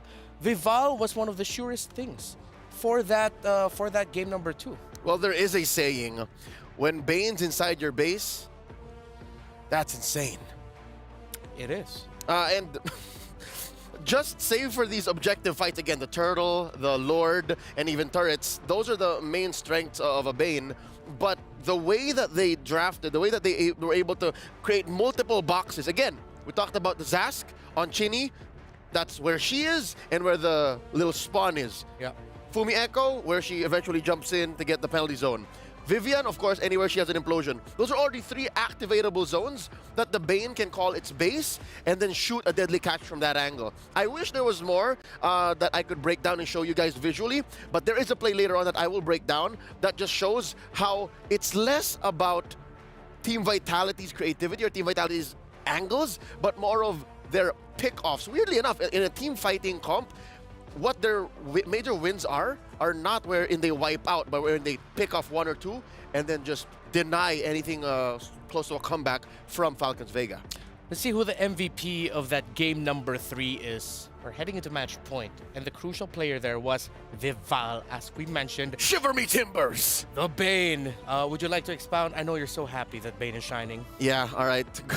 I can talk about anything from the items to the emblems, the way she rotated, and her weaknesses. Again, this is not a perfect game by any means, right? She died a couple of times. Oh, for sure. Juggled around the winner crown, juggled around the immortality, but the way she built it, using the Warcry specifically, she went for the Hunter Strike first, which is a very low-to-the-ground way of building the Bane. She went Hunter Strike, Malefic Roar, Endless Battle, and then straight up greeted out with a Blade of Despair into that utility item aforementioned. This is that play right here that made a lot of what followed for Team Vitality possible.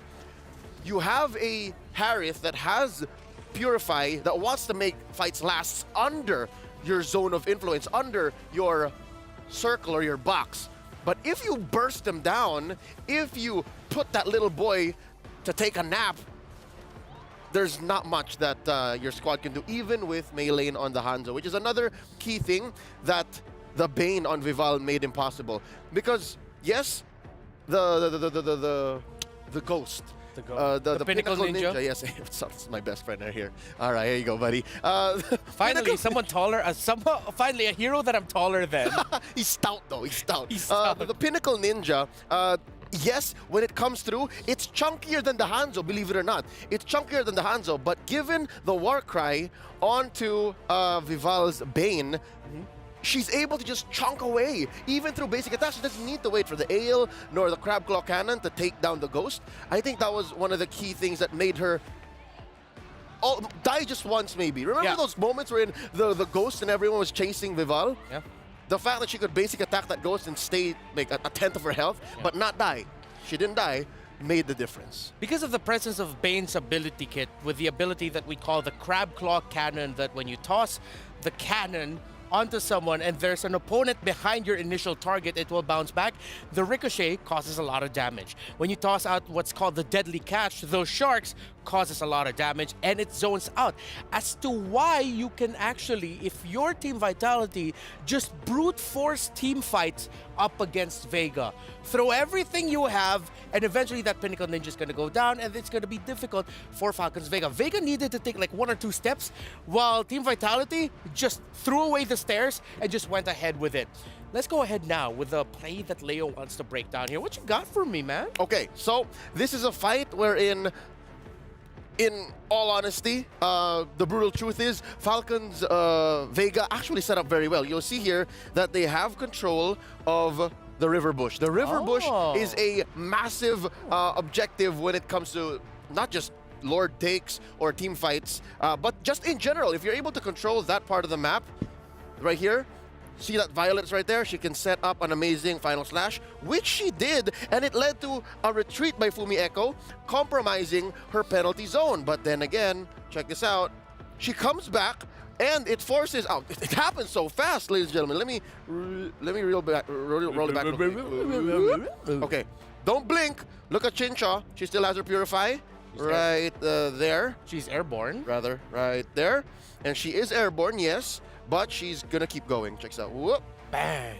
See, my finger can't even click fast enough. And this was before Vival bought the Blade of Despair. So you can Purify, but when the answer is all in damage, it's over. And what does this lead to? Single. Again, a lot of the wins from Vitality were not all in wipes. Pickoffs after pickoffs.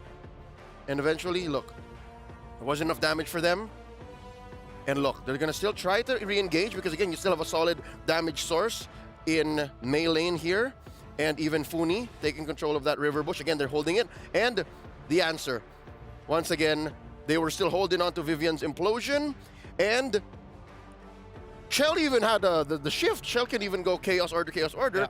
Yeah. And Vival is just clearly relying on her basics because, again, this is a War Cry Bane. And it not only converted into a pickoff on Chincha, it also converted into a kill on Violet and Tal, and, of course, a Lord Take. Clean and brutal.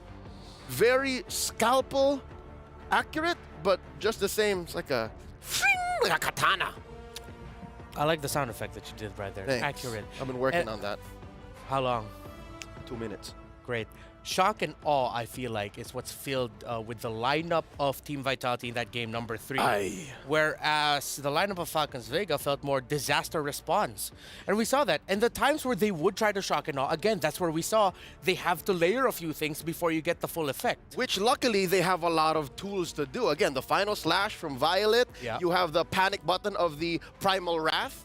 Which again does well since you do stack up on hits from the very hyperactive and aggro lineup from Team Vitality. And as well, I think what was dangerous is what they were relying on damage in the absence of Mei lane were all pure magic, which is why I think Fumi Echo rushed the Radiant Armor, which allowed for them to, you know, hold on just a little bit longer. All right, now as we're heading into this ever so crucial game number 4, let's get a quick water shot here because I'm going to go on over to Leo's side. I want to talk more a little bit about Falcons Vega. Okay. I want to talk about who do you think here now needs to be the focus? Because it seems like it's been a little bit sometimes Mei lane, sometimes whoever. Who do you think now the Team Falcons Vega needs to play around to really maximize the potential of them forcing a game number 5? All right. This might surprise you, but the answer is Chincha! Chincha? It's gotta be Chincha. It's always been Chincha. Ever since groups, playoffs, remember? Damn you, Chincha! Oh, yeah. If they can find a way to set the map up for her to do that, which I think they can, Game 2 looked very good for Falcons Vega. Here, her on the Harith, maybe they may have forgotten how fast one could be bursted down, how the Harith is still a little soft baby boy. Yeah. That even if you do have a Purify, look, what Vitality drafted, this is worse than an Assassin. Harith can deal with an Assassin, could not deal with Zask, Bane, and Lunok. So if they can do that, like protect Chincha, starting from the draft, then we're cooking. Yeah, and it adds to the point that Chincha seems to be that type of player that even though this draft it does not go well for her pick, she was able to get a good enough stat line on that Harith. So now I agree with you. Team Falcons Vega will have to reconsider their drafting priorities here and think about picking up something or drafting a lineup that will allow Chincha to just free hit from the backline or maybe get that late entry that she is so good at. So, for Team Falcons Vega, Moskov. Yeah, I like that you immediately said Moskov. But it also goes to building your role mid and jungle really well so that Chincha, if ever the team fight goes in, she doesn't go into the fray right away. Either she'll go into the fray as a cleanup, like a Roger type of jungler, gold laner. That's right. Or just a gold laner that won't even see any boxes of their opponents because you're in a safe distance. Yeah, but that's the Moskov, right? You are far away, maybe working on a turret elsewhere or hiding in a bush somewhere, throwing out the SOD, and then you essentially just bypass the box, bypass the zone, and draw straight lines towards A to B, taking down your opponents. That is the prize that they're fighting for. Glory, the trophy. MWI 2024. This is still only the semifinals. But if Vitality wins this now, we're going to see the Queens of MLBB able to defend their title. But Falcons Vega still has a chance to force game number 5. Vitality goes back onto the red side as Falcons Vega decides to go blue. Vitality takes away the Zask, respecting Funi in the mid. Zask is, I'd hate to say it, an easier hero to make a living nightmare than Jushin. I think they now share a fair amount of wins, given their sample size. But when you think about Zask, he's annoying as is. Jushin, when she's annoying, partly that's because there's really not much you can do. The extremes are just higher for Jushin. I totally get you. It's like if Jushin gets picked up because it was picked and built to be annoying, while the Zask, no matter who you pair it up with, is just straight up annoying. So, Falcons Vega, let's see what they'll take out of the red side. Will they consider the Valentina ban, stuff like that? Vitality still hasn't taken away the Minotaur, so finally we might be able to see it in play. Oh, we're gonna see at least a Minotaur or a Valentina now. Yeah, because there can only be one. Valentina gets taken out.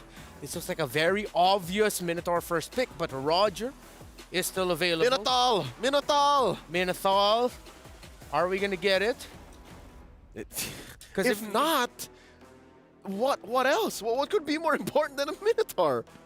Because again, Minotaur, a great hero for responding against or blocking out the potential heroes that have a lot of dashes, a la Roger. So now, if the Minotaur gets picked up here by Falcons Vega, Vitality... Oh, no, not that one bounce house. Okay, there's a pick that Coach Midnight of Cloud9 mentioned earlier, very first pickable. They pick up Terizla, and now they're respecting Fumi Echo. We're finally going to see Fumi of Vitality in a different hero in the XP lane. Again, that's the known element. If Fumi Echo's gonna do anything, it's turn fights around. And how do you do that? You do it with a hero like Terizla, you do it with a hero like Edith, you do it with a hero like Arlott. And because of that, I don't think Vitality's going to budge. I think the fact that the Minotaur and the Tigreal are still open might not... Oh, never mind. If it's open, it's open. There you go, Mino. So the mother tanks gets the... Oh, look at that! Edith. If I'm not mistaken... Front line. That's a front line. Yeah, that's a front line right there. If I'm not mistaken, the highest win rate right now... Oh, not exactly. It's Minotaur! It's Minotaur with 70% in MWI. With a ridiculous sample size, too. Yeah, so it's 2 of the highest win rate heroes right now. Power picks for Vitality. But now we're going to be seeing Jushin on the side of Falcons Vega. So far, the first 2 picks for Team Vitality are good Jushin picks. Like, she will throw away the onward combo.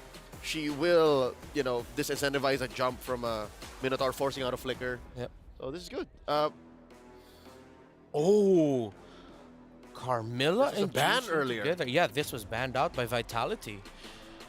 Interesting combination. So, Vitality would go for...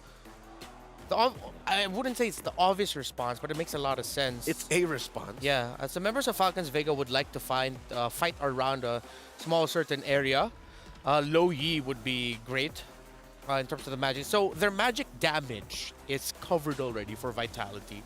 They'll either need stronger sources of physical or maybe one source of true damage. Yep. Something that is good for longer sustained team fights, because longer sustained team fights is what Falcons Vegas, Carmilla, and Jushin are great at.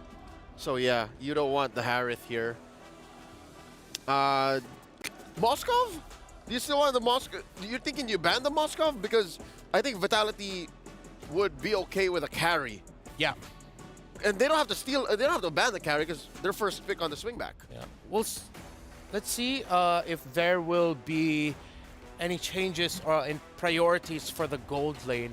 Here's a quick little fun fact for everyone tuning in right now. Vitality and Falcons Vega, their entire history, they've played 83 games against each other. Over the past 3 years. Over the past 3 years, maybe even a little bit longer. Vitality, well, before that, Falcons Vega has won 11 of those 83. Vitality has won 72. This is why it's such a massive mountain to climb for Falcons Vega. If they force a game number 5, it will be a massive deal. What is that, an 85% win rate, give or take? Give or take, yes. All right, look at this. Team Vitality had it with Maylane's Hanzo. Get out of here. If they're drafting Hanzo, I'm leaning more towards the idea that Vitality might actually be picking up a carry. Exactly. That's what they're setting up. They're taking care of all of the Shinobi. Yeah. Oh, yeah, they've taken away the two... the two of the 3 ninjas. Hanabi is one of the ninjas. Correct. Is Kagura considered a ninja? No, she's a shrine maiden. Ah, I see. Interesting lore, by the way, between Hayabusa and Kagura. Good story. The X-Borg, Falcons Vega. So we're going to be seeing maybe both sides having gold laners that aren't the most mobile or will need a bit of time to get mobility. So I'm thinking the heroes that you mentioned earlier, Carry, Moscow, but no. They're going to go for... It's a last-minute flex. You don't know. Yeah, we don't know. That could go jungle. That doesn't necessarily have to be the gold laner here. Now Falcons, they have to pick up their gold laner and their jungler. I wonder if Vitality has it in them. Do they have a history of playing double fighters?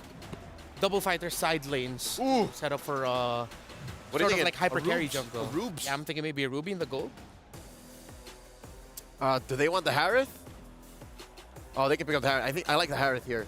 I don't like it against. You're just gonna struggle in the early against the Roger, but we don't even know where the Roger's going. I think that's what Falcons Vega here is thinking about. Okay, Nolan from A lane. I'd rather Moscow for carry. There it is. Okay. It's the Moscow for them. This is what we talked about earlier. Put it on Chinsha.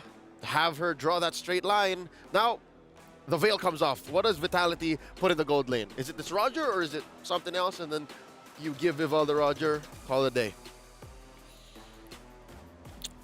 Well, thinking about it, in lane, Roger, see, it's Shell's pick that they're trying to go for. So I think they're trying to decide, really, is this Roger going to stay in the gold lane as we're thinking, or will he get flexed into the jungle? Vival already has her hero, and we're just waiting for Chell's matchup. Is it the priority, lane matchup, or overall rounding up of the composition? I still have a Harith open. It's Harith or carry. Or neither. Here comes the Brody. Prior banned. It was banned out earlier. And Vitality will go for the fast end. With Brody in the field, there's a chance this may end at around 15 minutes and quicker. Falcons Vega, what's their condition? Falcons Vega needs to get past that. They need to get enough farm on Chinsha and maybe win from mid. I think that's one of the few ways they can do that, actually. Win from mid with Funi on the Jushin. Match point for the Queens of MLBB. They win this and they will be able to defend their crown. But Falcons Vega have a lineup that maybe, if they buy enough time or find the right time, can force a game number 5. Mirko, Trex, how y'all feeling about the drafts for this game number 4? We're feeling great about it. I mean, both teams continue to push the boundaries of ML here. I think we had some good trades along the whole draft, Mirko. Vitality comes out on top in possibly the gold lane there. But Falcons Vega secure pretty solid mid. They get the juice in, they get this Noland. We saw how well Chinsha did do on the Moskov, so I think as long as Chinsha can deal with this Brody, can deal with Shell, there's a lot of possibilities. Yeah, I agree. I think for Team Falcons Vega, they really have to put some resources into the gold lane. Maybe not just some. They need to put a lot of resources into the gold lane. Because if they are both left alone, or especially if Team Vitality play around that strong side, that strong matchup in the Brody Moskov, and if Chell takes the lane slow, they might be able to shut Chinchao down in lane before all these fights start. Even the first turtle, they can do it, especially with the Loyi, that maneuverability. Luckily for them, they got Funi on the juice in, so you can see that happen a lot. You know, Fumieko just getting ragdolled back and forth by the Lantern Flare. Yeah, it's definitely going to slow Team Vitality down, I think, a little bit in terms of rotation. Fumieko, who's someone who likes to really rotate to mid here and there, may have to stop here and there. Maybe not be able to get as involved early on, but here comes some of that pressure into the gold lane already. Vivian, though, getting the brunt of it. He picked up, thrown back to the team. Into the passive there from Mei Lane, unable to get it as Vivian is forced to flicker out, but still, massive resource going to slow down that level 4 power spike of Team Vitality as they control the mid lane, even zoning Cine away. You can see that Lantern Flare, but you got to be careful. That's a lot of damage returned towards Funi. Yeah, Lu Yi, you get those combos off, and the early game damage is actually insane. You forget sometimes how hard that Lu Yi hits just at level 3. Uh-oh, Vivo, though, looking for a possible play here.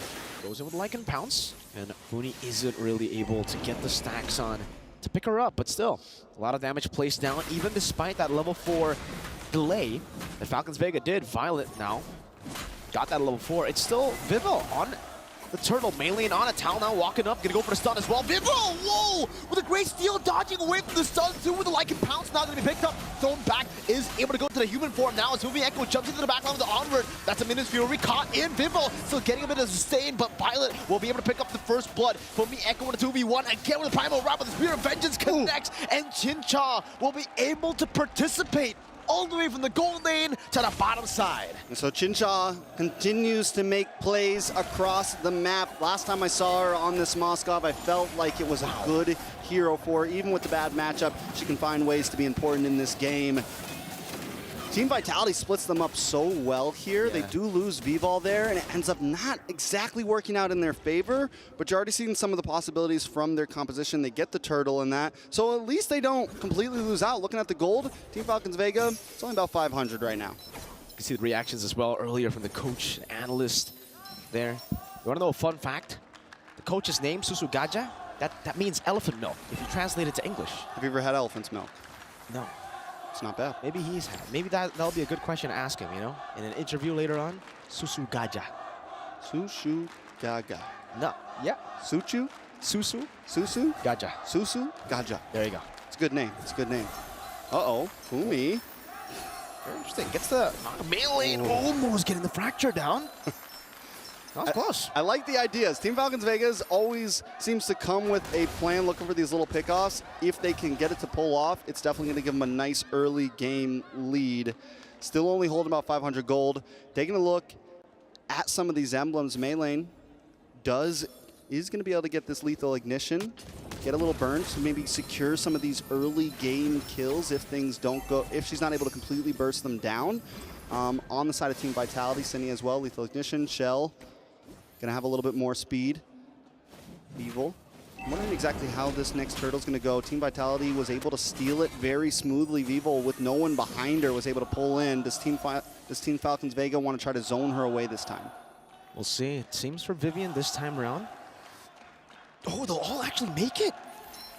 With diversion, Cine gets spotted in. So Funi probably knows something is up, and yeah. Good read there by Funi. Seeing Cine, knowing other members are there. Seems like for Vitality, they're still going for the contest. Earth Shadow Flicker combo into the Minions Fury. Mainly still able to dodge away from it. But Vivol gets a lot of space. Penalty zone, not connecting on anyone right now. So Miyako pops in Primal Wrath. That's a double vacuum into Vivol, trying to run them down, but it's unable to do so. Chell with a good stun now. Torn apart memory ready, but the Purify gets the stacks out of there. Only getting Violet in the skirmish. Well played to both teams, but it's a win for Vitality. Yeah, huge win for Vitality. I was thinking Team Falcons Vega might try to do the zoning, but in the end, Team Vitality pushes back Maylane. Look at the replay real quick. Maylane's already been pushed back. They did a great job on it. Chincha tries to come in.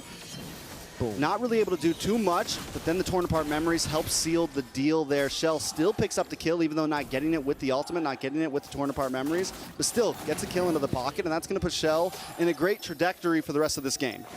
That upside though. Ooh, Chell? There's gonna be a diversion from Vitality. Chell has enough HP to survive. And again, Vitality turning around. Oh, Pure Vengeance. You do it. Onto the back. It's a very risky move. If you do it, you're gonna have to trade Chell for yourself. And Chincha says, yeah, nah, I'm not gonna take that. That's just a bit of poke. Just a little bit of poke. So now both gold laners sitting with a kill in the pocket. Team Falcons Vega, man. Last time it was the EXP lane in the top side, and they tried to make a big gank, and it backfires on them. This time, once again, they go for that topside gank, but they just can't pull through. Team Vitality always there to help out the teammate. It almost seems like, you know, Vitality in their name, it grants them additional HP, just like the emblem, because they are able to survive a lot of these ganks that shouldn't really be survivable. That's a roadie, you know? No Purify, easy CC. It's a name buff. It's a name buff. Name buff. Orb buff. whatever you want to call it. Team Vitality sticking through now. Shell went for Sky Piercer.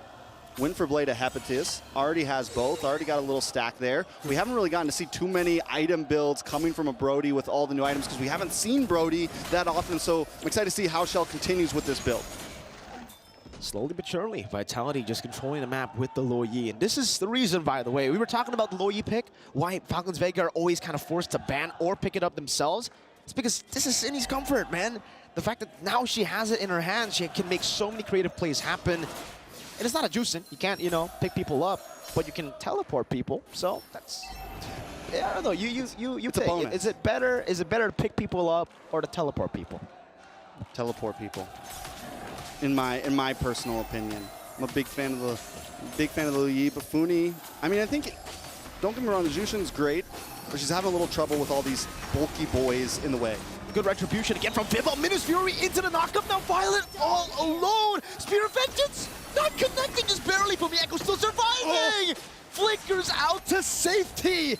Team Vitality with a Vitality buff. They just can't seem to die.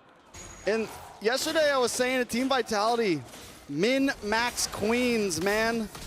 They always get the most out of the situation, and letting their health bars get so low, they're so good at disengaging. Here comes another diversion play, looking for the mid lane. Oh, the sack's on. Good Purify out. Vivo with a chase down like and pounce. One more pick up the stun. Following her, but she's just too quick. I thought she was going to go for it, man. Wait a second, Mei lane? Wow. All that damage. Still, they're unable to get Cindy. Good motivation roar. Chinchao gets a turret down below. I mean, at least for Falcons Vega, they're still able to find some of these trades on the other side of the map. So 2.7K gold lead over to Team Vitality. Chinchao trying to pick up some pieces, which I think is important. And we see Teams Falcons Vega do this when they start to fall out during the mid game. They'll go for the off lanes, they'll play the map a little bit, which does kind of help staunch the bleeding, right? It puts the tourniquet on the arm, helps them not from completely bleeding out here. But Team Vitality doesn't want to let up.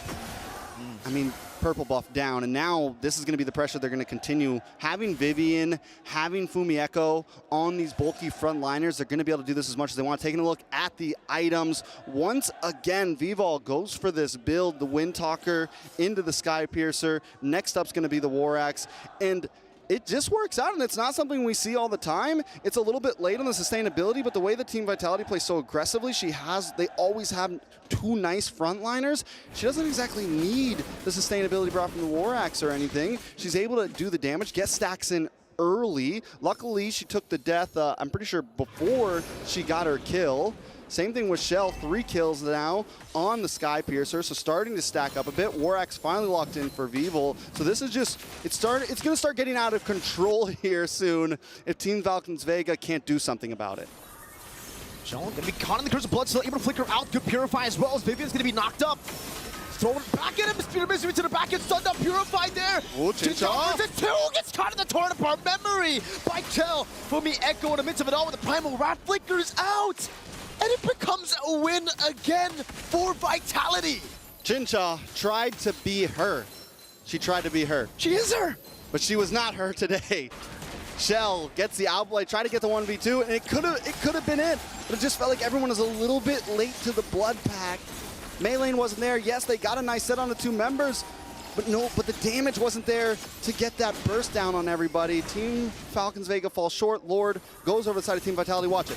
Beautiful ult. But nobody's there to output the damage. Chinchao shows up a little bit late. Tries to get the big outplay, gets stunned up by the second skill, and that was the problem you were talking about. The second skill from Brody just completely stops anything that Chinchao wants to do. Even with the Purify, doesn't really matter, does it? You can see the frustrated look on Chinchao. They're fighting for their tournament lives at this point, ladies and gentlemen. Single elimination in the semifinals. This is the final match to really, force it out to a Game 5. Vitality are leading. They want to eliminate Team Falcons Vega. If there's a time to make a miracle comeback happen, if there's a time for them to fly high, it's now. Team Falcons Vega, what do they do? I don't know. I mean, the problem is, too, is Shell's just really hitting stride, right? You're 4-0 on a Brody. Brody's not, like, the best. I mean, a decent early game, but mid-game's really when Brody starts to shine, especially when you're 4-0 with a Sky Piercer.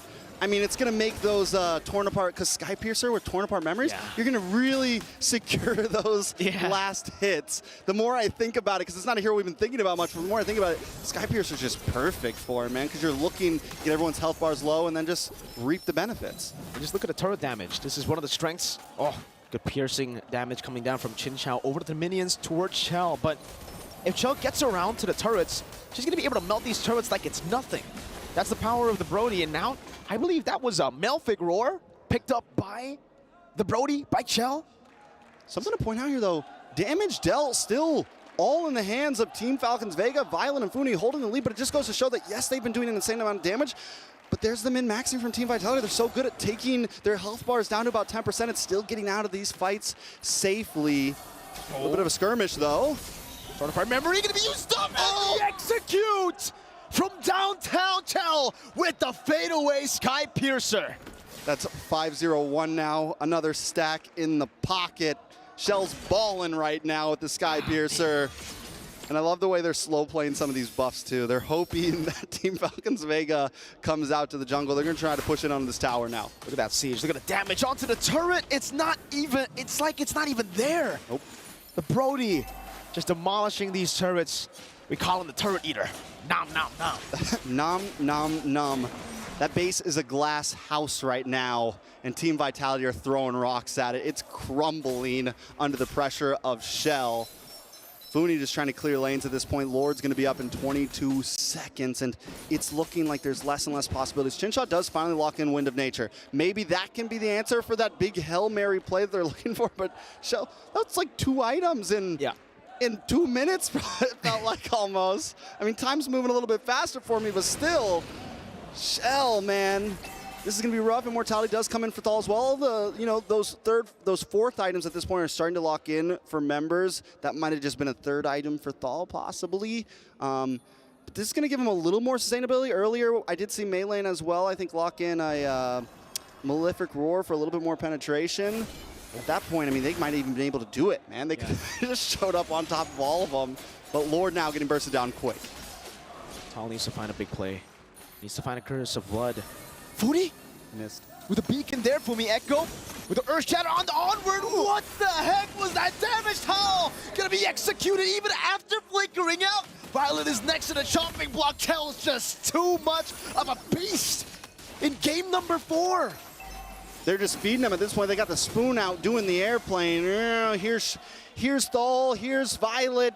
Team Vitality, it's exactly what they want. They want you to get this engaged one at a time, and Team Falcon Vega don't have the damage to even get close to Shell. Shell just sits in between all the girls and is able to get free shots off. Completely max items out at this point. 11.3K. Chinshaw just trying to get that last item in, maybe to be able to do something. Again, the Turret Eater just nom-nomming through these base turrets. That's another one down. And it's before the Enhanced Lord Funi knocked up by the Earth Shatter. Vitality is at a moment for Falcons Vega. Elimination point from Mieko. Earth Shatter in all low with Primal Rat now. That's again the execution coming down. It's a good Curse of Blood into the back line, doing a lot of damage. Venus Fury gonna be used up by Vivian, and this engages Vivol. Does enough damage. Chell again, trying to find memory. Finding 2 members in the back. Chell looking for more damage. Chinchou gonna be caught again in the double vacuum. Chell just munching on the base. 1, 2, 3, and Vitality take it again. The Queens continue their reign of supremacy. Team Vitality, they don't care what you think. They don't care if it looked like they had a rough group stage or it looked like they had a rough start. They are here now, and look at them. They're crying to the Falcons fans. They're yelling at the Nest right now. Are you sad now, guys? Because Team Vitality still stays on top. Falcons Vega, though, a great run overall, Mirko. The V in Vitality, it stands for victorious, and with those taunts, also it sounds like they're entering their villain arc. 31-1 was the previous record for Team Vitality against Falcons Vega. 31-1 in matches, and now they will extend that record 32-1. That's quite the record right there. At least they got one. Not many teams get to do it against Vitality. Let's be honest here. Who is next on the chopping block for Vitality? Who's going to be able to take them down at this point? they look invincible in MWI. Once again, big shout out to Vega. Their run here is done. And it was a good one at that. They went through a lot of strong teams. They almost, I mean, it was in their grasp. They took a game, they almost brought it to game 5, but in the end, Vitality just continues to show that whether it comes to hero pool, whether it comes to gameplay, whether it comes to their coaching, they are just a well-rounded completely. They always look vulnerable. They always look shaken, Vitality. But then when you expect them to lose, they're like, nah, not today, fam. Smash. They won't just win, they dominate. Most definitely. So they will continue on to the grand finals to play the winner of the next series. That's going to be it for this series. Let's send it over to the stage for a wonderful interview.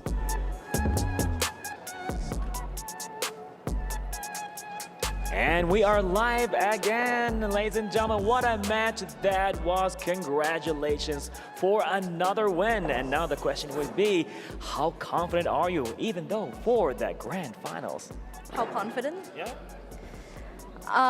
We shouldn't be too overconfident, but yeah, we should always like try our best, even though we are overloaded by Team Falcons fans, especially when we lost 1 point. They were so against us and all. But yeah, in the end we proved to be better, and we came out victorious. Yes, you did, Queen. Yes, you did. That was absolutely amazing. So speaking of which, you mentioned that you cannot be too confident. It is now, it was 24 consecutive tournament wins, not even series. I don't even get that much of a win streak in my ranked game. So that's amazing. Now, when it comes to Game 2, I want to talk a little bit about it because the draft was phenomenal. We've seen the Lunox, we've seen the Zask, as well as the Bane. But did you expect Falcons to pick that Hanzo? We actually expected them to play Assassins. But we expected them to use Fanny, so we banned. But the main thing is they will pick Assassins. We expected it actually, but with Hanzo, then it will be easier for us to get the turtle if they pick Hanzo. So Fanny is much more a problem. So yeah, we got the turtle and all. Got the turtle. I see. So, of course, that was still a wonderful play right here from Vitality. Now, with that being said, it is the moment for Falcons, Jin Chao, to please pass on over your tournament life. And that is the key right here to Vival. It was a game well played. You know, we could do a friendly handshake or a fist bump. Beautiful stuff Oh, happening fish bump. here. Yes, amazing. Thank you so much, Chin Chao. Thank you. Amazing performance. Amazing games, well played. Yes, thank you. So yes, now you have the key of Team Falcons, the rivals of the longest time. Its key is now in your hand. How do you feel, Vival? We actually, everyone actually waited for us to go against Falcons in the finals. Yeah. But the moments where we fought each other came very, very soon, and it's very exciting. And we still, can't be overconfident. We still played our best. It was a very fun and tight match just now, yeah. And yeah, in the end, we did it. You did it indeed. Now, let me ask you a question if you don't mind, right? Second match coming place right now. You got VSG going against the Smart Omega Empresses. So, what are your predictions? Who do you think is going to make it? From our, we watched them both play, and they both are good. And actually, it's okay for us to battle against anyone. We wanted to go against anyone, but I think it's much more interesting for us to go against VSG since we have gone against Smart Omega before. Okay. And I think it will be much more interesting if our opponent is much more newer one. Yeah. A new narrative, a new story taking place here from the land of Dawn So with the that's Queens. right. So they want something like a wild card. They want to face Yeah. off the underdogs. So yes, VSG is the team that our defending queens, Team Vitality, is looking forward to face. So with that being said, once again, huge congratulations to our queens who continue to defend their throne. Now, next match coming up would be VSG going up against Smart Omega Empress. Stick around and we'll hand our time back to the studio. Yalla. Vival wants a new story, but it is a tale as old as time. Liberté, Égalité, Vitalité will be defending their crown in the grand finals of MWI 2024. Leo, break it down. Waka chicka, waka chicka. Game 3 was a turning point. I think something broke within Team Falcons Vega. Despite the whole Amazon Arena cheering for them, they seem to have gotten a mix of their drafts from Game 1 and 2, and then a little bit of what happened in Game 3.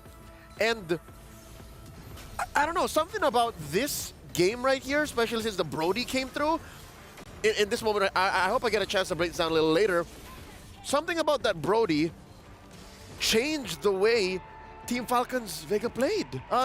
It's like it was such a bane of their existence that, I don't know, there's no hero in MLB right now out of the gold lane that plays like Brody. So there's a reason why he's coming back. Yeah, and looking at the lineup of Team Vitality, it was a perfect final pick, if I'm not mistaken. Yeah, it was the switch up, whether it would be the Roger goal or anything else. And they set up Shell for success. We talked about it before it began. It could end before 15 minutes. It ended around that time because that is what we usually see with Brodies in the mix, especially with Brodies that have a strong front line built for it. And mind you, this does put Vitality, the defending champions, straight into the grand finals. They're waiting on Omega Empress and VSG's matchup, but then again, you did hear how Vival would rather play against VSG. Oh! Whoa! Hello there. Do we have a name for the turtle? It's just Turtle, man. We can pet it? I'm petting it. Cool. Hey. Can I ride? All right. No, it's too no, high. I can't. Yeah, it's a Mind. bit too high. Sorry. All right. So we're here right now, just petting the turtle. Objectives. When you are honestly playing a lineup that have the right tools, especially early on, to fight the objectives well, then you'll be able to get our good friend the turtle very easily. Yep. Here's our PlayStation MVP. That 15 minutes plus somewhere around that time. Victory of Team Vitality. None other than Shell. It had to be her. She was her in this game number 4. And her was not around for the first turtle. She didn't have to. She was too busy taking all up the farm, and oh, she's immortalized in gold now. All right, so this is the second turtle. Her first big fight. In the first turtle, she was off camera, trying to lead in the laning phase up against a Chincha, and eventually it was more than just the absence of the Brody and the early farm that led to their victory, but also just her killer instinct. Whether it be in the back line, wherein Chincha finds that Spear Destruction, or into the front line, wherein Chell almost died. Multiple times Chell almost died, but that clutch Wind of Nature pickup in the mid-game changed the way the game worked, and 8-0 into, I can only imagine how many Sky Piercer stacks she had. I'll give her this. She earned to do that. Like this, Yeah. That's all her. The casters, you mentioned rather, that at some point it felt like something broke in Falcons Vega. And now I have a theory. It's like the understanding, am I almost as tall as Brody? Nice. It's the understanding that, well, kills are racking up on this Brody. We need to shut down those Sky Piercer stacks as soon as we can. Yeah. That's when we started seeing the desperate maneuvers, especially that one play. Jin Chao decided to commit, teleporting with her ultimate just to try and take that Brody down. That didn't work out for them. Yeah, it was a play that really could have led to the comeback, and it was set up so well. When we do break it down, I will show you exactly what the map looks like and how Chell just got out of... Chell, not just Chell. Chell got out of there, Vivian set up the front line, and then Fumi Echo came in. I think this is one of the keys as to why they're still #1, why they are currently the unbowed, unbeaten queens of MLBB, is because not only are they good in their macro, in their micro, in their comms, but also even when they're just on the map, they know what their job is. If anything, it's not just a job, not just a duty, it's their calling, what they do on the Land of Dawn. Now, with this pickup of the Brody and how Team Vitality played it, it might actually have a little adjustment on the meta now. So late into MWI, those lineups that revolve around the gold laners still have a spot in this current meta that was so focused on the junglers for quite some time. Leo, what play do you have for us here that you want to break down to really add more to the story of this game #4? All right, let me break it down for y'all. All right, breaking it down in so many ways, man. I gotta catch up. We're gonna put it up on the screen because that is going to matter. Check it out. First up, let me set up what the mini map looks like for y'all. Okay. Here in this bush right here, mainly, Falcons Vega have control, right? Falcons Vega have control of this. There are 3 members there. And then off camera, you also have Mei Lane there and Chincho down there. This is a play you were talking about. Eventually, she is going to throw a Spear of Destruction right around Ye, like this direction. Again, she's so good at the skill shot, I drew 3 lines. She needed to draw 1. We're going to play it. Obviously, there is a priority and initiative from Falcons Vega because they were the ones to engage first, right? You see that? Yes. Now, they jump in, all in, right? And you even have the ult coming in from Funi here. She goes for the Lantern, the Crimson Beacon, looking for a good choke slam. Yeah, and to add real quick, Shell flickered so fast there. Yeah, so again, she knows how to protect herself, and something tells me this was a play that they were also setting up themselves because, look at that. There is a Fumi Echo and Vival just very close by in the back. Now we're gonna continue playing here, and pow! There is the Spear of Destruction, which Chincho clicks in. Now look at the back line. That's Chinny and Chell. Those are softies. That is a Louis and a Brody. As a Brody that is, a Moskov that is currently level 11 with a Purify, you would like to pick the fight. You don't mind. But I see what you're trying to click, Reptar. Look at this. That is a 3v1. That should be a fight that Vivian loses. But also, check this out. Vivian still has her flicker. So she is going to be able to flicker away. Watch this. And she flickers back. There you go. See, she jumped. She got choke slammed back. Yeah. Ah, interesting. I did not notice that. She gets choke slammed back. Yeah. Yeah, and then she flickers away. And all that while, the fight was happening, and it happened again. Yeah. Chincho got bursted down because of the damage from Lo Yi and the Wind of Nature proc from Chell. And to pull the curtains back just a little bit behind the scenes, we can reel it back a little bit, Leo, if you can, please. There you go. I remember telling you behind the scenes, I said it felt like a miscommunication. Chincha and Falcons Vega, are we going to commit the play? But now that I got to see it again, around here, it actually was a well-timed Minoan Fury by Vivian that meant Falcons Vega could not go forward and help Chincha because they were zoned out by the Minoan Fury, which at that moment, I think that's why I didn't think about it, because I didn't realize she hasn't used it yet. In any given scenario, if it was anyone else, that already would have been popped. The audience predictions lean toward Falcons Vega, 67% to 33% over Team Vitality. The Falcons' flight will end now, but Team Vitality, they will continue their climb. The Hive still has their crown in their hands. Now they will await. Will it be VSG or of EECA or Omega Empress of the Philippines that they will defend it against? The age-old narrative of PH versus Indonesia, or a new narrative of EECA versus Vitality? That's it for now. We still have 2 more best of 5s. The second semi-final match and our grand finals later today. It's me, Reptar, here with Leo. We'll see you in a bit.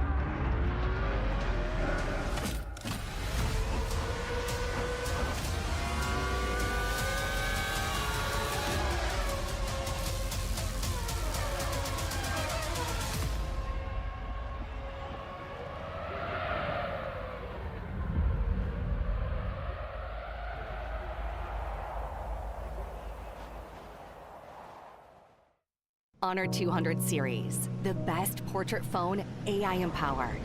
Studio level, AI portrait camera, 3 hardcore portrait modes. Color, vibrant and classic to capture portraits that truly stand out. AI empowered magic portal. Snapdragon 8S Gen 3 AI chipset. 5,200 milliampere per hour's silicon carbon battery, 100 watt, Honor Supercharge. This is Honor 200 series.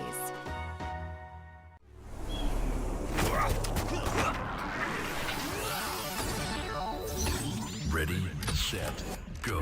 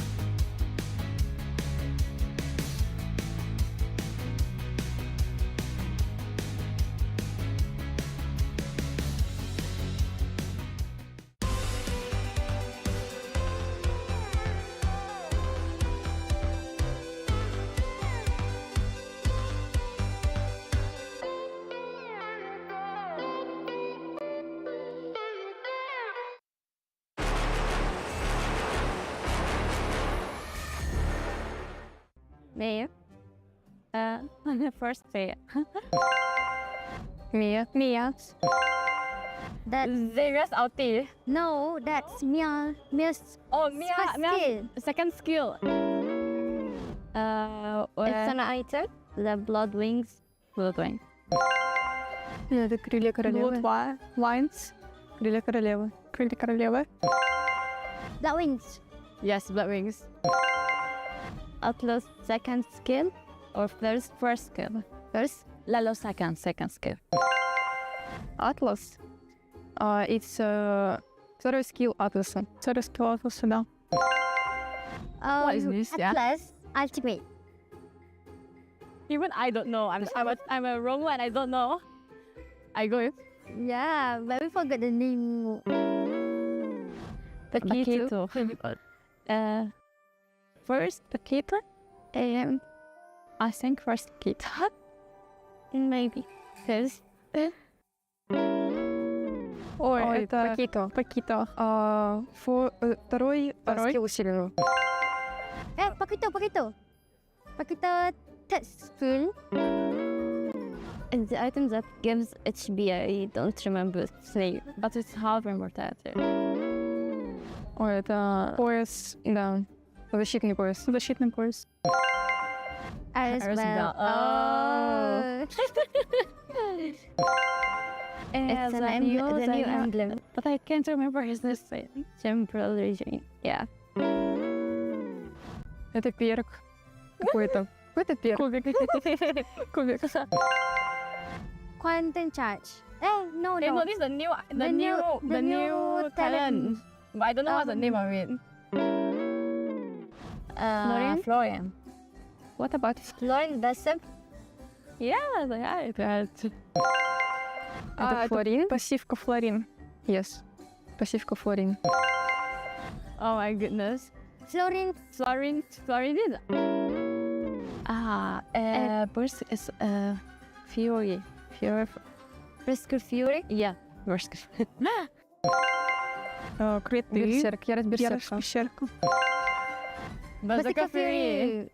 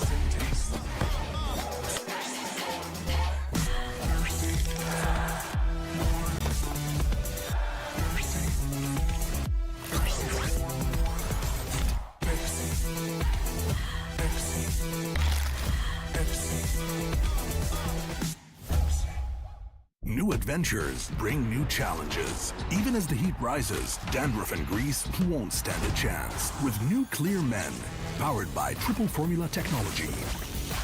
To eliminate dandruff, itch, and grease, gives you 8 hours of freshness and 100% dandruff-free hair. New Clear Men, 0% dandruff, 100% confidence.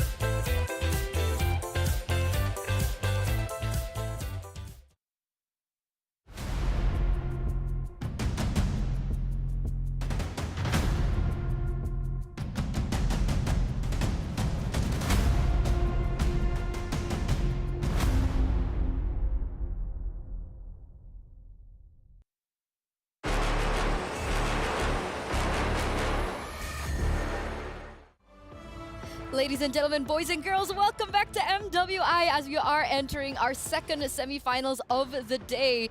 And this is one of the most highlighted matches of the day. You know, despite going over the ID thing, which is something that we're very accustomed to in the grand finals, but now we're going to see two emerging regions, two regions that have not made it to the grand finals ever in MWI history, finally battling it out against one another.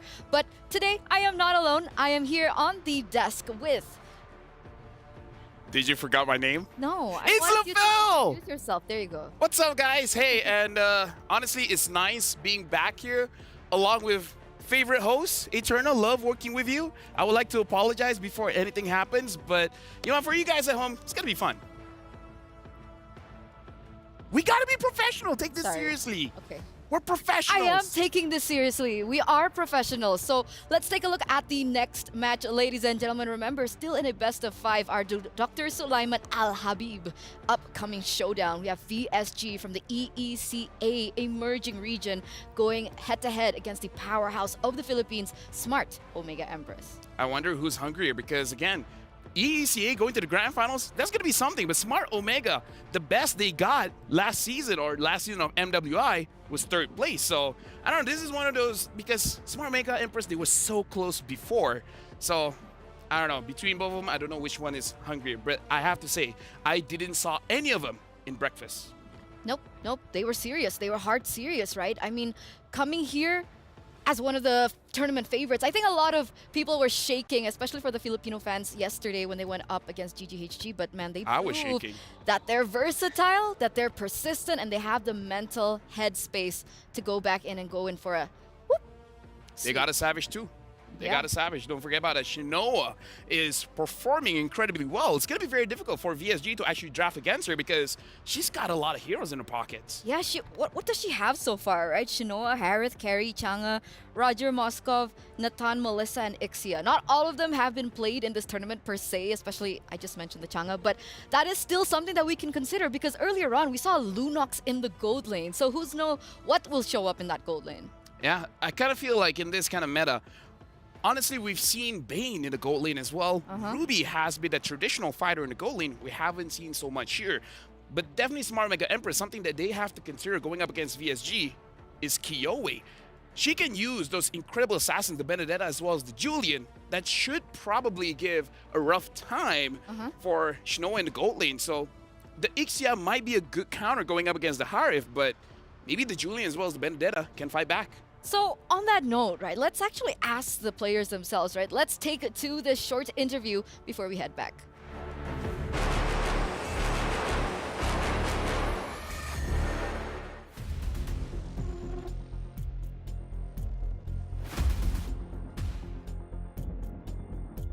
Two Baserers taking down Jewel in the midst of it all, trying to tank it up, doesn't have a vengeance. That's Gailey again to knock them up. You can hear the drums once again as VSG secure game 1. I think my team feels so excited to be on the semifinals. Actually, semifinals not important for us. Grand final is our goal.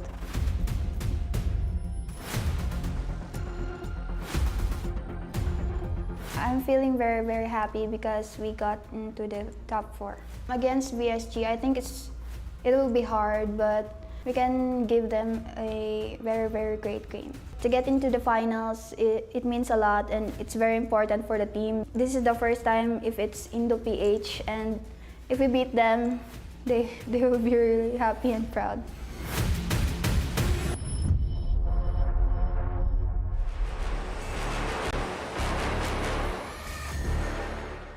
And there it is, ladies and gentlemen, boys and girls, the excitement coming in from both of these teams coming into the semifinals. They are one step away from going into the grand finals, representing their region for the very first time. And then it's just another step to win it all. Let me just say, let me prep you guys up because this series is going to be a little bit longer. Because Smart Mega Empress, they have the tendency to lose game number 1. And then game number 2 and 3, they're going to look, amazing. So there's not going to be a sweep here. If there's going to be a sweep, I would be, hold on, let me think of a smart word, flabbergasted. I like that. That was very smart. Smart Omega King here.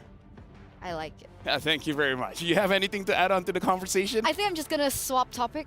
Sure, you know what? All right. You can do that. Okay, so in a moment we are going to take a look at both of these teams arriving into the venue here at Amazon Arena. And earlier on, we saw a big crowd just corralling in for Falcons. Unfortunately, they will not be able to move forward. And I think we should be getting that Key Crush segment very soon. But as you can see here, the Jamil Motorsport here sponsoring that walk-in from VSG. Man, Emerging Region from EECA. And a lot of people are saying that Kiowe is one of their key players. I mean, Kiowe, again, has been absolutely amazing the entire tournament. But if we're going to talk about story here in Turner, right? For VSG, they have 2 Filipino imports. They were a part of Onyx Zol. And the thing is, Smart Mega Empress, for them to qualify here for MWI, they defeated Onyx Zol.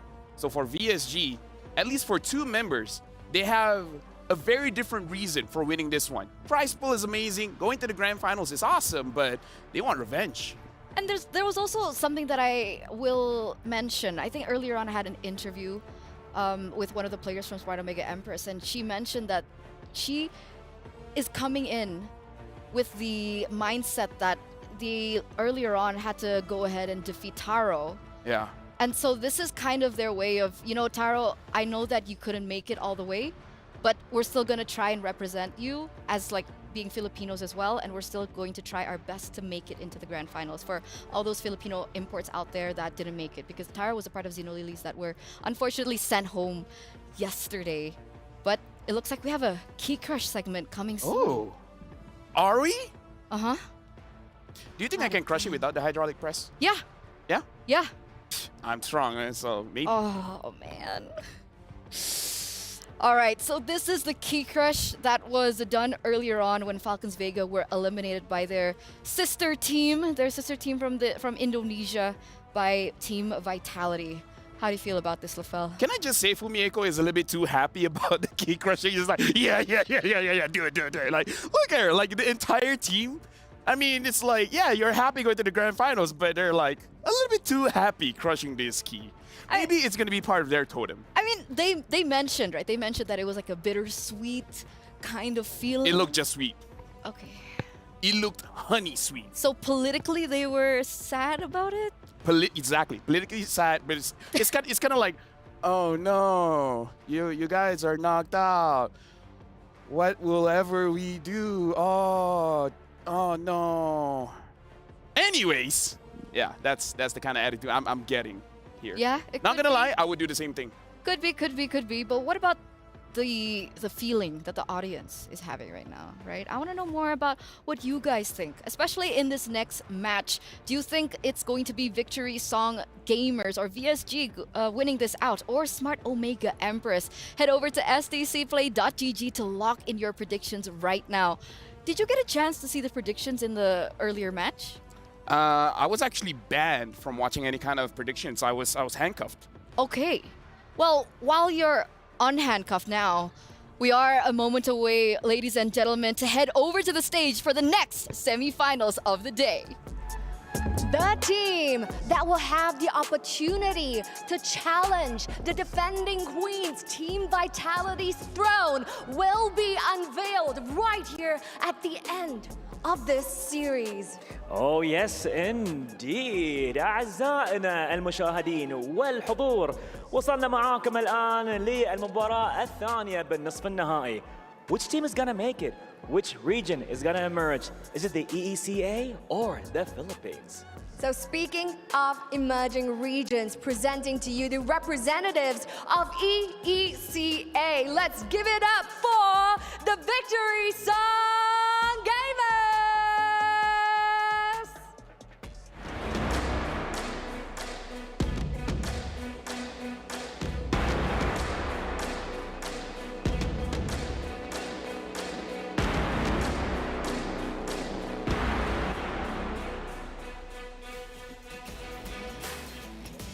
Led by the Ice Queen herself, Kiowe. They are proving that they are more than just newcomers, but mighty contenders indeed. With ice in their veins, we can see VSG going to cause absolute carnage over at the Land of Dawn. And of course, going against their opponent, the established powerhouse of the Philippines. Here they come, introducing Smart Omega Empress!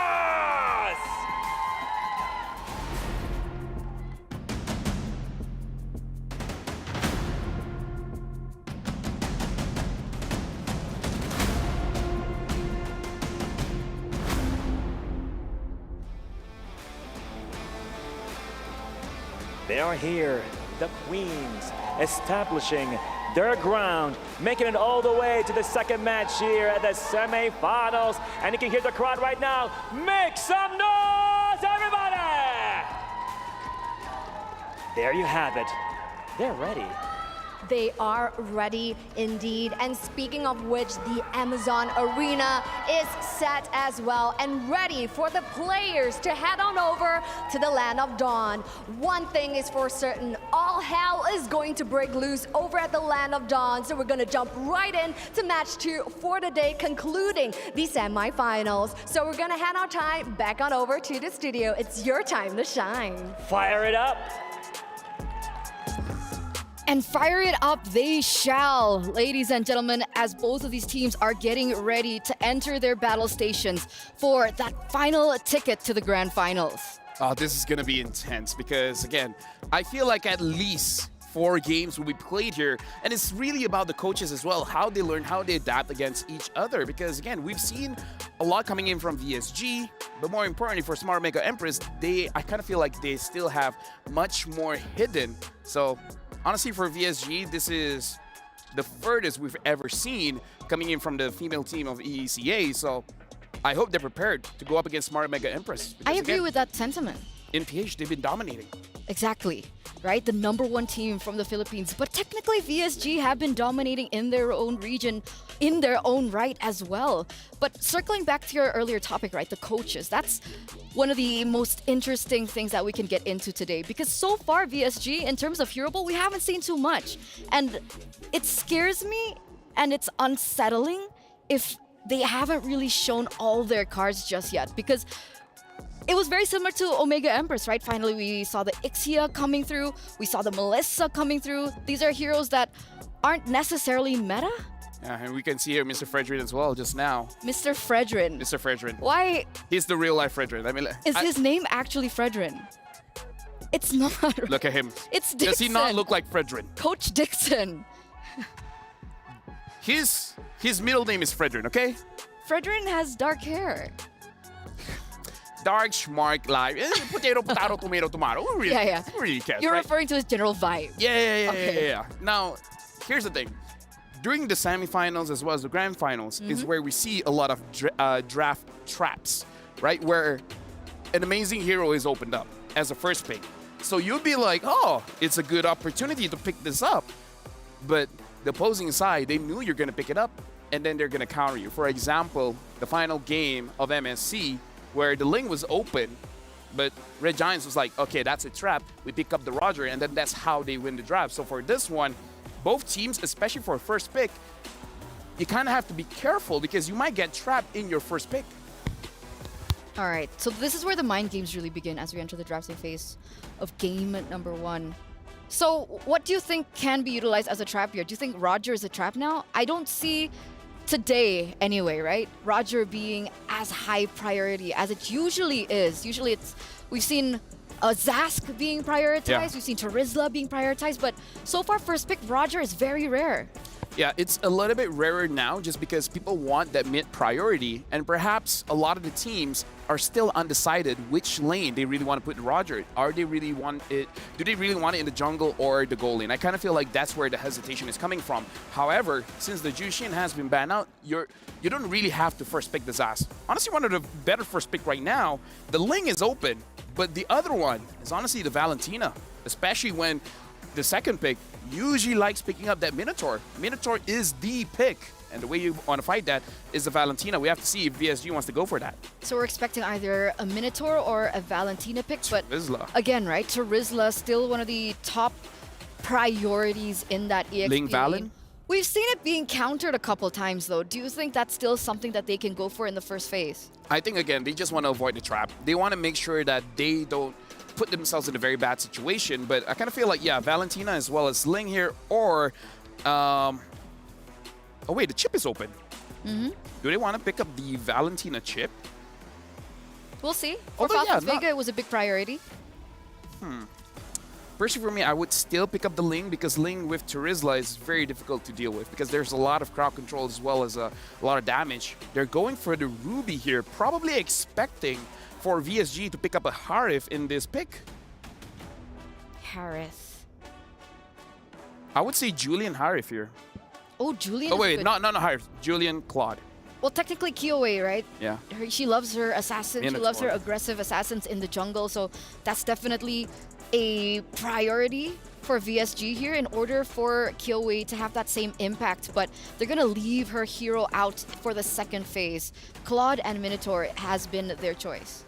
Yeah, I was suggesting Julian Claude because the Claude generally does work well against the heroes that so far has been shown by Smart Mega Empress. Now Smart Mega Empress picking up that Moskov. For both teams, they don't have a jungler at this point. So for VSG, something that we do have to remember, usually when it's fourth pick, that's where they pick up the Benedetta. So with the first three picks, it kind of shows that that's where Kyoe wants to go. Benedetta and Julian, right? Those are the only two options that we've seen her pick up. What happens? Is it worth it to go ban on both heroes right now? I feel like it is if you know that she can't use a Ling or a Hayabusa because you can ban both of those and then pick one assassin for yourself. And if all the assassins are done and dusted, you could pick up something like the Bane or the Alpha because Smart Mega Empress, they have the priority after this, but looks like they're banning out the mid laners, banning out the Vexana, which, I don't know, I kind of feel like Valen has an okay time against the Vexana. So what do you think would be an option for VSG to pick up in that mid lane, right? We've seen a Kagura being picked up. We saw Lilia in this current composition. What do you think their idea is right now? Personally, I love going up against Valen with the Farsa, but it's kind of a user thing. Looking at the lineup here, Farsa would be okay going up against the Moskov as well. You can gank the Moskov early game at level 3 when the Moskov is level 3 and then get priority there, giving a lot of space for the Claude, but again, it's about the user. If Synchro is comfortable with the Farsa, that's my personal recommendation. What's her hero so far? Lunox? Oh yeah, Vexana, Lunox. Valen, and Zushin. I guess the Lunox would be okay here. The Hayabusa ban looks like for VSG, they're trying to force out a Ling pick here or a Julian pick. What about Nolan? Is Nolan I still always a forget priority about pick? Nolan. I think Nolan is fine here. I feel like Nolan is fine. Especially because they already used it against Gaming Gladiators Homegirls and defeated them quite safely with the Nolan. So yeah, good shout out on the Nolan.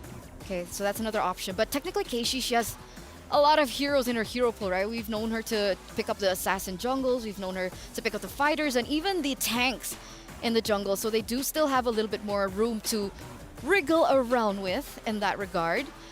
But next pick is coming up quite slow. Predictions for the next pick. I feel like the Nolan, they're picking out the Julian, making sure that Kyoe doesn't get the Julian herself. Are they forcing a Benedetta here? Looks like that's the option. Ling is open, but again, we haven't seen it. So yeah, Benedetta does get picked up. Mid lane, again, I kind of would prefer Farsa. If you want to go for a Kagura, I guess it's kind of okay. Especially going up against the Julian, making it so that you have a way to escape. So what does Or they Synchro wanna could play go here? Faramis. Like, it's not the best going up against Valentina, but it's something. Oh, I think dead! it's too risky. Oh, I didn't see that one coming. Have we seen Odette? Wait, what did it say? Was it 0? I mean, all the games that I've watched, I haven't seen an Odette. I haven't seen an Odette. On my shift. Yeah, there you go. There you go, 0. 0 pick, 0 ban. DOD. MWI is just a DOD. I love it. DOD. So now let's circle back over to Smart Omega Empress. Technically, they kind of set up for this Benedetta, right? They picked up a Ruby earlier on. So maybe they thought that that was the less of a threat in a way. Honestly, they could go for something like an X-Borg here and put Ruby in the roam. If they want a roamer here... What about Tigreal? Yeah, Tigreal's solid. The Grok is solid. It really depends where they want to put this Ruby because they need someone to disrupt the Odette here. And yeah, Xborg is good going up against the Minotaur, the Terizla. So honestly, very solid lineup coming in from Smart Omega. They usually lose first game, but I don't know. I'm liking that draft. Maybe they need time to warm up, right? Maybe because I like their draft, that's how they lose. Okay, take that back then. Don't like Nah, their fam. draft. Nah, fam. Nah, fam? Nah, fam. Nah, Yeah, fam? yes, you got it. Wait, no, Omega got it. Wait, what? I don't know. Okay. I'm shutting up now. You're leveling it up. It's okay. That's Okay. good. That's good. That's good. No bias. So there it is, ladies and gentlemen, the composition for the first game in this best of 5 series, our second and final semifinals of the day. We're going to throw it over to the casters. It's your time to shine. And we're going to be catching it over here. Trex, Naisu on the desk. Naisu, welcome. Thank you. You're here, VSG versus the Philippines, Omega Empresses. Yesterday, we saw them riding in the jeepney. Well, savage. Today, they're going up against EECA. How do we feel about it? We're feeling good, man. You know, especially, I'm feeling good about the fact that this is nearly a week of debuts, right? This is the WAD at this point. It's not DOD anymore because, yeah, you know, you're right. You haven't seen this Odette pick up, and it's funny because we've had a lot of comparisons between the Jushin and the Odette, and now this time because it was banned out, they're like, VSG's like, let's just take the Odette and make this work for us. But what I do see from this lineup is a whole lot of damage, evenly spread out from Magic plus the physical. So that could pay dividends, especially with this Minotaur pick. Yeah, one of the scary things, though, with the Odette is Synchro likes to move. Synchro, whoa. Look at that damage. Gately, she's going to have to get out. I think Murray's still going to hunt her down. Akeshi there, too. They might be able to get this, and she does first blood already. The 1 minute mark for Smart Omega Empress. That's a big start, especially with how we've seen Smart Omega Empress sometimes want to kick it in gear real early. And the funny thing is a lot of times Smart Omega Empress has a slow start, but this time they're attacking quick. Ooh, enhanced chains again. And Minun, I'm not sure if the body of Smith is going to be enough. She tries to do something, but she will go down. Another kill picked up for Smart Omega. Body of Smith gets diffed. Smart Omega Empress starting things off very cleanly. We're a minute and a half in. We're already creeping into a 700K gold lead, and Turtle hasn't even popped up yet. Now, what I was saying with Synchro likes to move. Synchro wants to be able to do some things. The big problem is here is if Synchro's position is off at any point with that Swan Song, you got a lot of people who can close the distance. You got the I'm Offended, you got the enhanced chains, you got a big Glass and Sandy. There are a lot of people who want to target down onto Synchro. So a lot of it's going to be when she pops the Swan Song and where she pops the Swan Song. Other than that, if they can make that work, it can definitely be something that works out in this composition. Makes me kind of think, too, will Omori actually take the Swan Song in some of the situations? You know, because typically you're going to see her take the Minoan Fury, she's going to take the penalty zone, but what if she even takes that Swan Song? And as that, they're going to go ahead and take this first objective. Turtle secured, and another kill. Killway! She's just gone. I mean, talk about the speed that Smart Omega Empress is playing at right now. They're going to get spotted out a little bit here in the mid lane, but man, this is probably the fastest that we've seen Smart Omega Empress start in a game, especially game 1. They were revving up the engine before they even came out on the court, man. They had it in neutral. They were ready to go at any moment. They had it in first gear, and now they're kicking in quick. They're averaging at more than a kill a minute at this point. If they can get another one, they're really keeping it secured. VSG, they got to find a way to slow them down. Taking a look at some of these items right now. I want to focus on the junglers because Killway is falling behind right now. Yeah. She's got a, oh, look at the damage once again. Gately will be able to get away, but burns the flicker.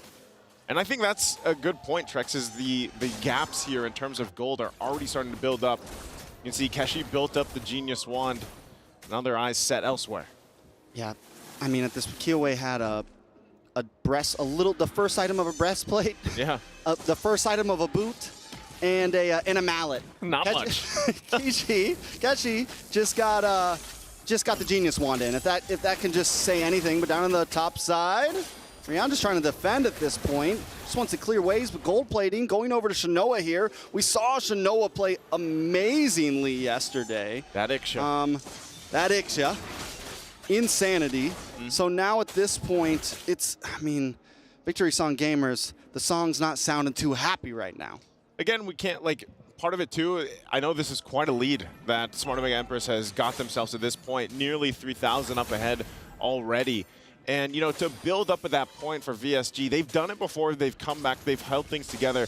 I'm just not sure if they dealt with this kind of pressure this early on, because typically, especially with the Benedetta pick, you see them being able to start the momentum in their favor. Now they're going to go ahead and try to contest this turtle, but just look how fast the turtle is even taken out. Minun, though, going to take the last Insanity. Right there she goes and flickers out. Kiwei is now part of the fight, but will she be able to pick up the kill on Ayanami? But Keshi is there to help her out, so no one goes down in the exchange. You know, one of the small downfalls of the Benedetta in the jungle is you don't get that Petrify, right? Yeah. If she could have made that engage there with the Petrify, she probably could have picked up the kill. But you just got, your mechanics need to be that much more on point. You cannot waste a single skill when you're running in the jungle like this, let alone with her falling behind a bit. VSG kind of forced into, I mean, I feel like already we're only 5 minutes in, but they're kind of already forced into a late game scenario at this point if they want to keep this up. Nadayami does get the brute force breastplate in. Looks like going to go into War Axe next, most likely. Going to probably wait for Immortality third, maybe even fourth item, just because they already have such a strong lead. Who needs Immortality when you don't even need to worry about them doing damage right now? Synchro finally gets the Genius one in, and Kaylee walks into it again. Kaylee again. I don't think she's going to... Oh, she flickers out. Oh, Can't get away. Shinova right on point with the Spear of Destruction. She's had enough of Gailey escaping it. And there you go. So they pick up another kill. Amore holds on to her own Minoyan's Fury. And man, this has to be frustrating for Gailey. Yeah. I mean, Shinoa said, not today. Not today. Not today, Gailey. You got it a few times before, but this time we're taking out Nadayami, though. Yeah, another last Insanity going to be burned, but I think that's just going to back off from that point. But it's getting, yeah, like you said, at this point, you know, you're talking about quite a big gold gap already. It's ballooned to 5,000. You know, at the 6-minute mark, this is not where you want to be with this kind of lineup as well for VSG.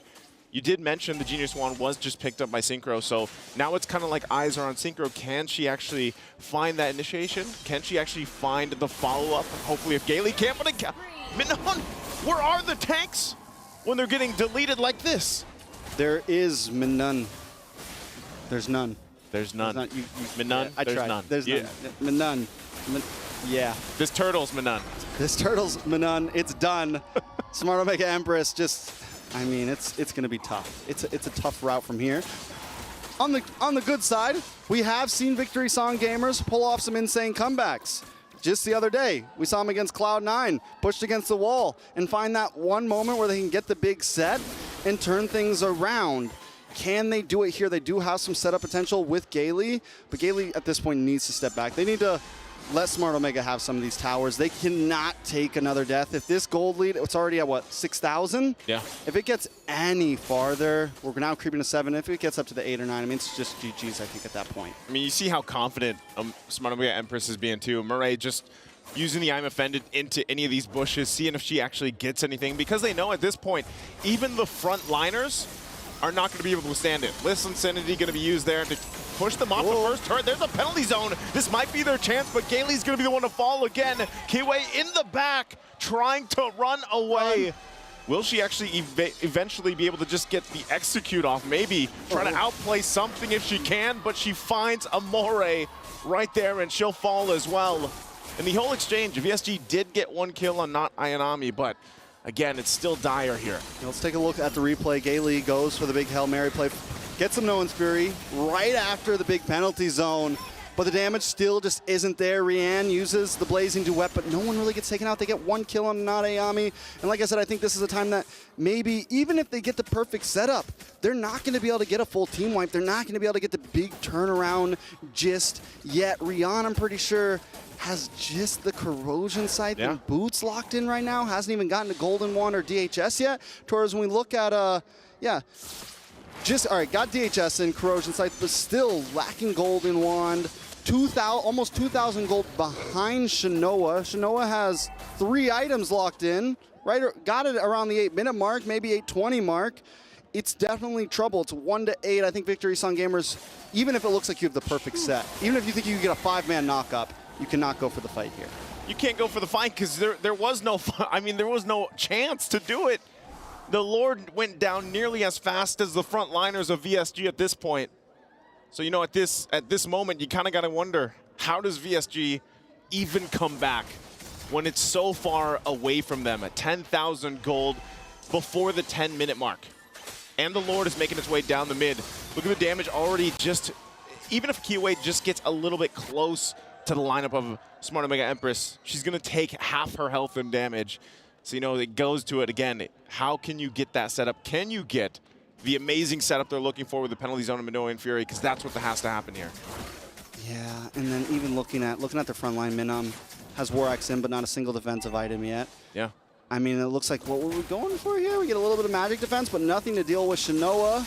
Taking a look at Gailey as well. You got the breastplates, you have half of the dominance ice, so at least you have a little something, but your front line can't even take the shots right now. Not to mention as well, Nadayami's doing true damage. It's just a lot to deal with. Victory Song Gamers, the option is you huddle down and wait. Huddle down the best you can. Penalty zone going to be used under the turret into the Lecto final blow. Do they have enough firepower? Minon's going to be the one to fall, and actually almost the whole team of VSG will be wiped out. It's only Rian, as all members of Smart Omega Empress stay alive. And this looks like it's going to be a quick game number 1. Crystal already worked on, and that will be the victory for Smart Omega Empress. The Empresses are already in gear with their eyes set on the grand finals. VSG's got to slow them down right now. They got to figure something out because the Empresses, I mean, normally, we talked about right before we started, sometimes it takes them a game to really get into their zone, but they came in prepared. I don't know what they ate this morning, but they came in ready. Man. Maybe they were playing games before this one, so they got that one game like out, you know? Yeah. Maybe they just went and lost a game in ranked game just to like. Maybe that was the plan. Because this is a very just refined version of so far of what we've seen from Smart Omega Empress. All right. That's going to be it for game number 1. Send it to the experts.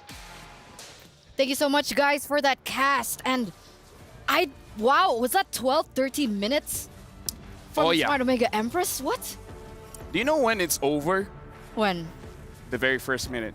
The very first minute, there was already a crucial mistake coming in from VSG, where honestly, the rotation coming in from Keishi was the superior rotation, or the pathing coming in from the jungler, that made it so that the mid trio immediately lost the game.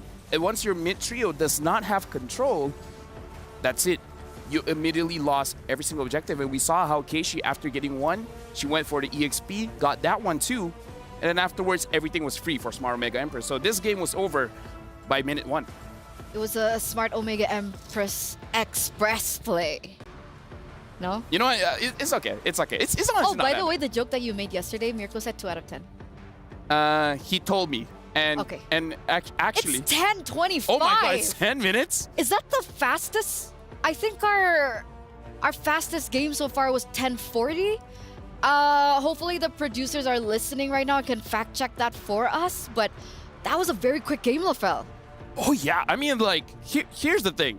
Maybe I saw the 12 kills and outside, I just like, oh, maybe that's the minutes. Like, no, 10 minutes. But again, like I said, it was over minute number 1. And this is why in international stage, especially the semifinals, every small detail counts. And one of it is the jungle pathing. Based on the jungle pathing, it really depends on what you can and cannot do in this game. And the pathing coming in from Kiyoe, going up against the pathing coming from Keishi, Keishi had a better understanding of what the Julian wants to do.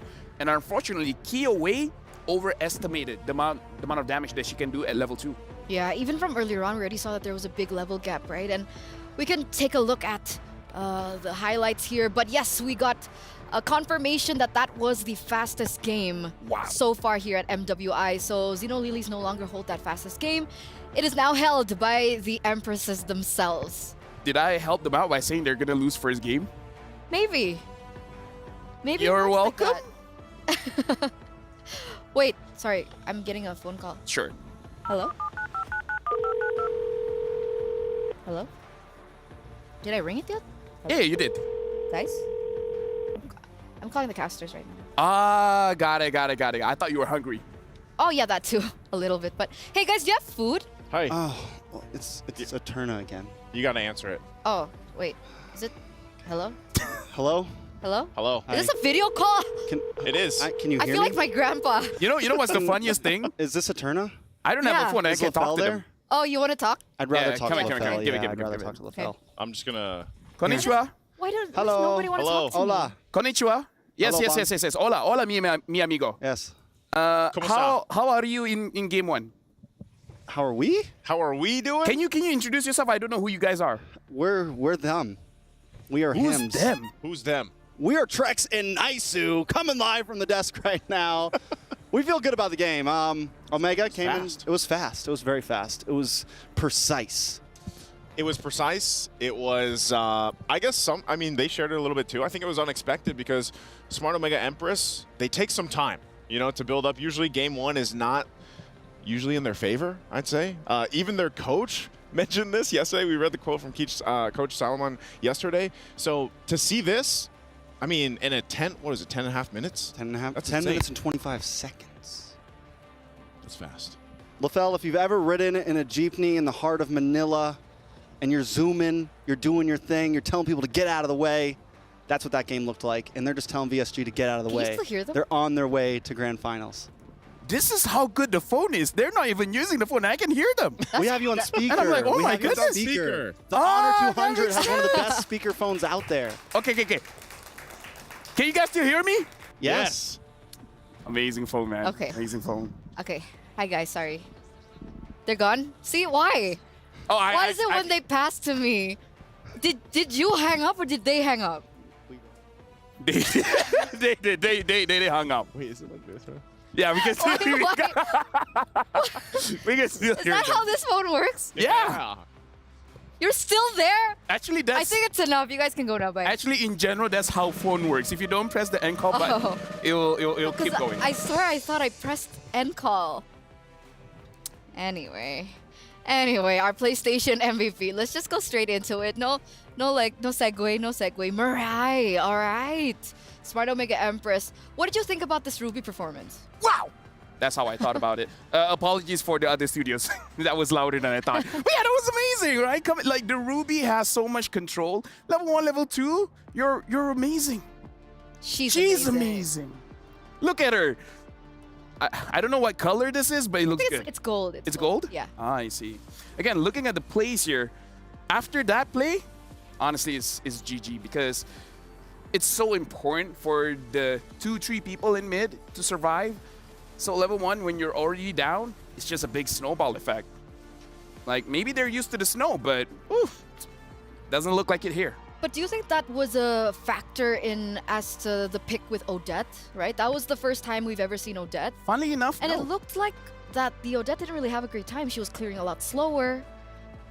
Funnily enough, no. Honestly, it was the Benedetta. Funnily enough. But not the hero. It's just the decision. Ruby here as well. Again, one of the most versatile heroes. Honestly, she reminds me of something like a Cho, where it doesn't matter how you adjust her, she will always be usable, either in damage or utility. Yeah, we saw that really coming through. We're also gonna take a look at the players earlier on, and there was just so much celebration, right? Because technically we are one game away of coming to match point. Sorry, what? I was talking to myself. I was about to ask, I was like, who are you talking to? Dude, listen, man. I feel like Are the you phone is so okay? good, it could be there, and I can still have a conversation with my mom. Hi, Mom. Hi, Hola. Tante. Tante's like, hi, Aunt. Hi, Tante. No, I was just talking to my mom, honestly, because I'm excited. It's the first time I'm gonna use this. I have no idea how to use it. The reason I'm holding it like this is because Leo did it. So I was like, It looks cool, right? you look cool. Thank you.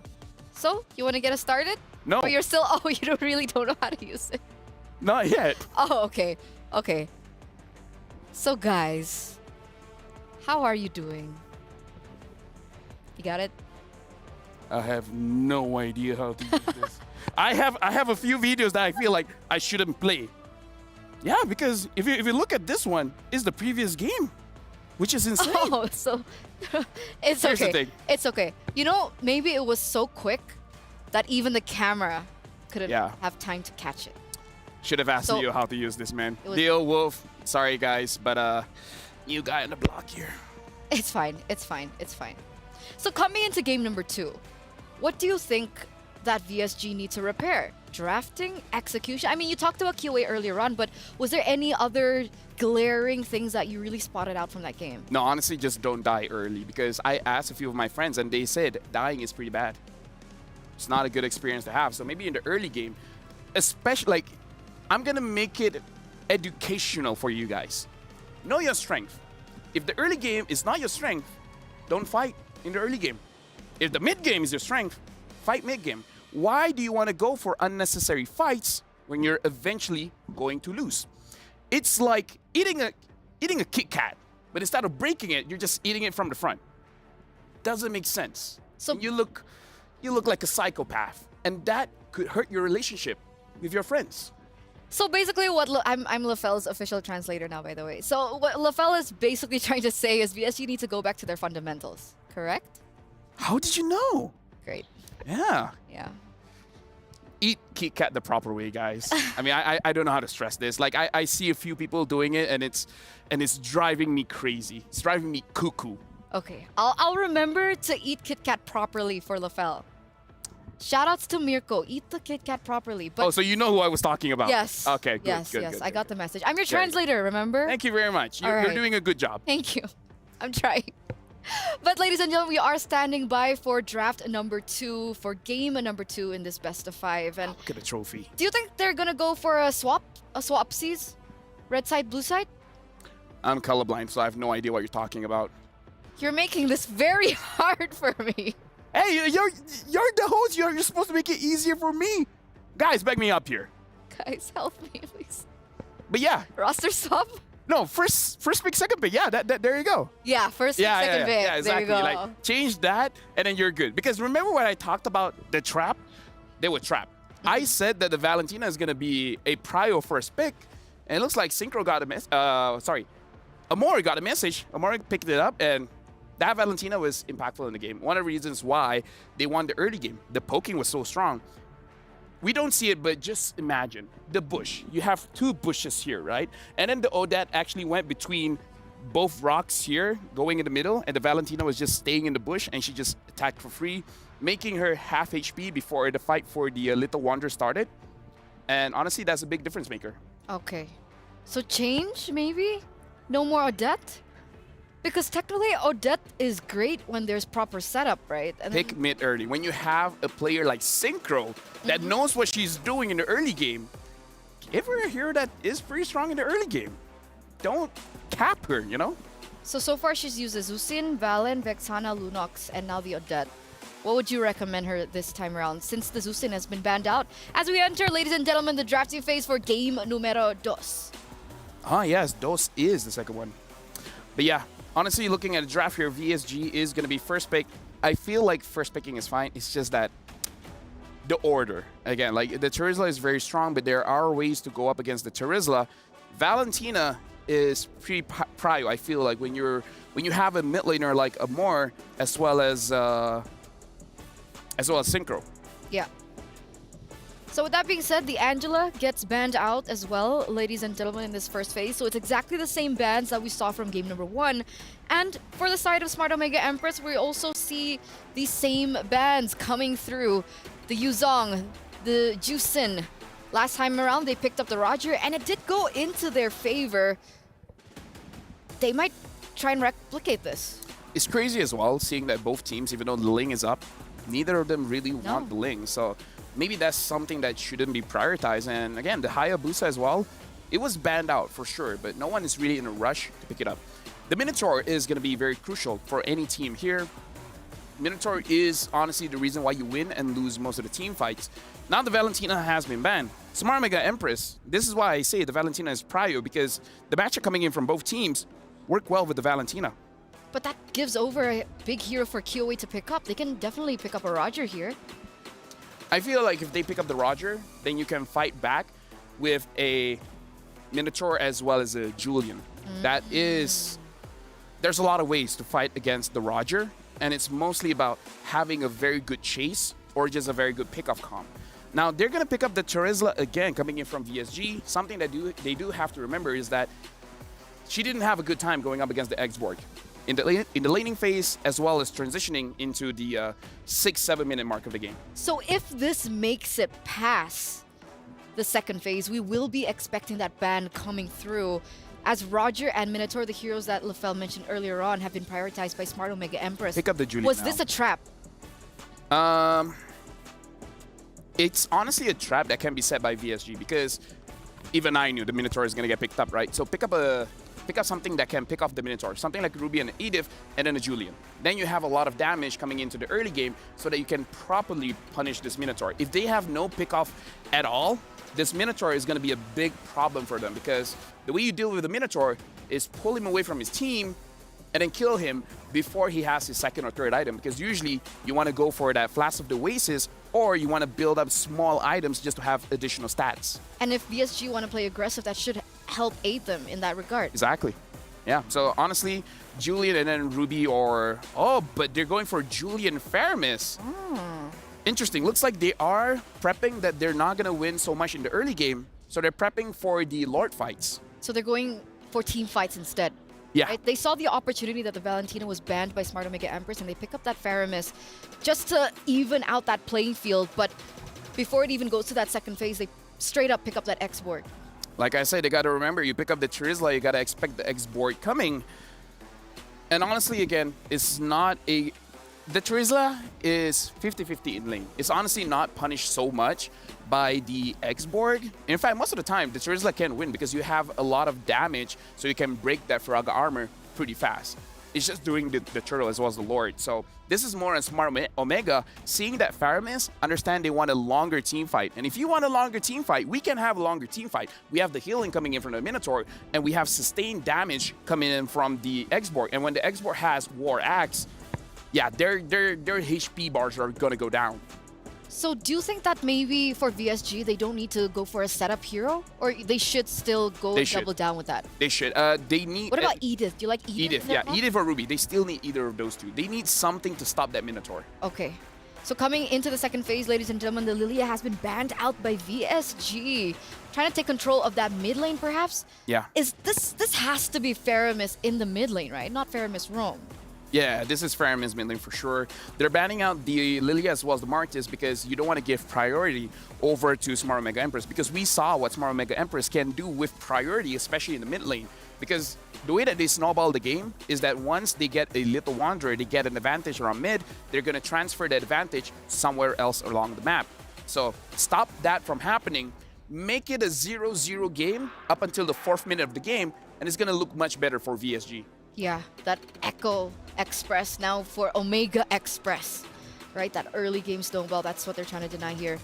Claude, though, picked up for that gold lane. I mean, technically, Harith has been left untouched. And Brody. Is that too much magic damage, though? Oh, what? Brody. Brody? Honestly, Brody is... DOD? I mean, we saw Brody just now, right?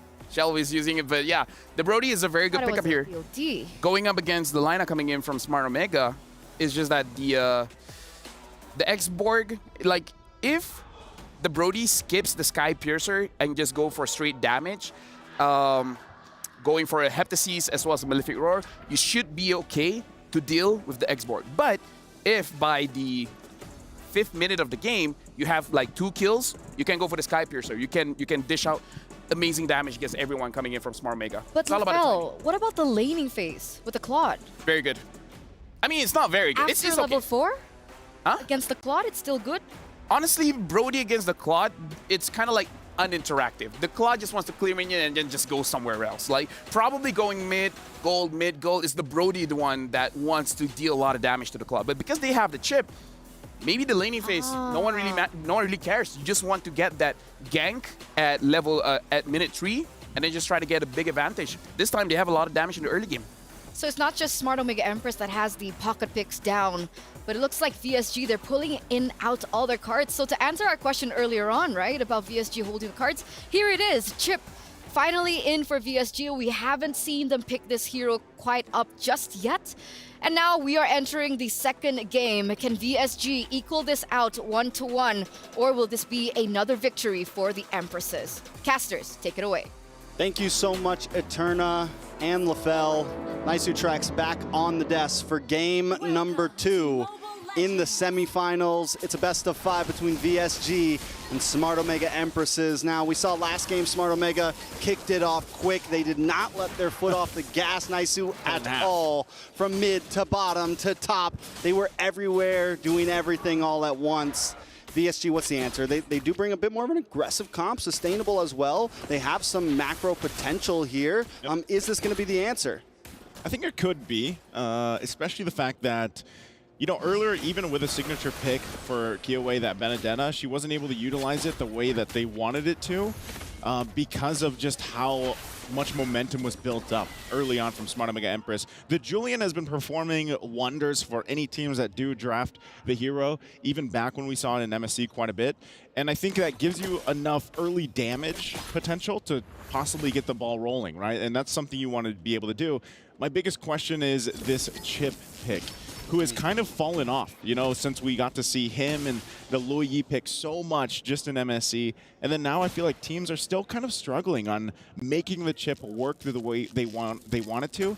Shortcut's still an amazing, you know, ultimate that you can bring the team in. But against this lineup that Smart Omega Empress has, you have to be super careful on the timing of the shortcut, because if you come in and then you get set up with a Minoan Fury or into the Last Insanity, or heck, the Eternal Guard. An Eternal Guard. Like, that is not going to be good for the lineup that is VSG here. Yeah, we've seen some of these heroes be the answers to the picks like the Lui Yis, to the picks like the Chips, because everyone pops up in one spot and boom, you just knock them up, you know, and that's the answer sometimes. So VSG definitely has to be careful about their timing. It might even be best to try to bait out a Minoan's Fury, then drop the shortcut, things like that. Luckily, they do have this Nether Realm as well as, you know, a caution measure. So instead of maybe using it aggressively or anything like that, you wait for the Minoan's Fury, or when you see the Minoan's Fury coming, that's when you pop it. It pretty much gives you that extra life to continue the fight and null out the big knockup. So as we move on, Turtle is up. VSG going to be holding a small position. To get the control they're looking for. Murray's level 4, though. They're going to go in with the Eternal Guard already. There's the Nether Realm. That's what they were waiting for. Shortcut going to be dropped down, too, but it's Manana that goes down first, the first blood. And they're all sent into the air as Kiowe goes down as well and finds the shot on Gay Lee. So she's out of the picture, and now Keshi chasing down for another kill, looking for the momentum that they had last game. And Smart Omega Empress will find it with 4 kills and a turtle. 4 kills plus a turtle plus position on the map. The kills are going to go into the pockets. 2 to Amore, 1 to Keshi, 1 to Mirai. I mean, it's a good spread overall for Smart Omega Empresses. And it's already starting to look like a replay. Rianne now taking a little bit of damage. Oh, Shanoa, she's going to go back with the BMI. But yeah, that's good that Rianne stayed alive there in that exchange. But I mean, look what that last minute got Smart Omega Empress. 2,000 gold lead already. This is very similar to what we saw in the previous game, Trex. Yeah, it's already very troublesome. Luckily, Rianne was not in part of that slaughter, so still keeping gold, pacing with Shanoa here, because what we've seen a lot of time is gold laners can change the game state. So a lot of things are going to already kind of put onto Rianne's shoulders here. And having this Brody, we saw that it can work well, but you definitely can't take some early game deaths. You need to be able to get some of those items, and you're normally going to pick up the Blade of Hepatus first. Then maybe, if you want to do it like we saw previously, pick up the Sky Piercer, look for some stacks. But since they're already behind 4 kills, Sky Piercer might not be the way to go, because it's going to be tough to get stacks in. Maybe you just go straight for the bot or something of that nature. Ooh, right, whoa. Send Gailey to the moon. Right in the kisser. Right in the kisser at that point, man. And this is the thing, I feel like even from the previous game, Gailey had the Minotaur. And it's more or less the same thing. Even with this chip, she's gone in 2 seconds. And that's not what you want to happen for VSG, because every single time Smart Omega Empress will make that play, and it just furthers the lead they have. And off that, they're going to get this extra gold from the turret. Possibly the turret if they stay down here long enough. Oh, man, and just bullying Rianne. And goes Chip, though. Gay Lee. Gay Lee again. She's going to flicker forward. Actually, they want to fight this Killway. Goes in 2, but they can't find anything. There's the knockup, though, but no Fury's going to be used for Murray. She stays alive. She jumps back in. Blazing Duet into the penalty zone. They might be able to pick up a kill here, but the Nether Realm also keeping VSG alive. No one goes down in exchange, and after all those ultimates were expended, Turtle's now up. And after all those things were expended as well, they're losing a tower up in the top side. Nadayami should be able to take this out. Couple more hits. I mean, even if she doesn't take it out now, it's going down quickly soon. Back of the turtle, though. Crash course into Murray. Murray's going to get dragged a little bit by the Stampede, but still Eternal Guard going to be dropped down. She hops over the wall. Murray will be able to survive. Keshi just walks in, takes the turtle with the retribution. What is happening here? Everything is falling into place for Smart Omega Empress. That was a hold my beer moment right there. That was hold this phone, hold my phone moment. Walk in, click the retry, walk back to the jungle, do my thing. I mean, very clean by Keshi. And we've been seeing this, and one of the things about Kyoei is Kyoei normally does a great job in these neutral objectives. Does a great job in like, you know, even by herself is able to come in and get these big steals.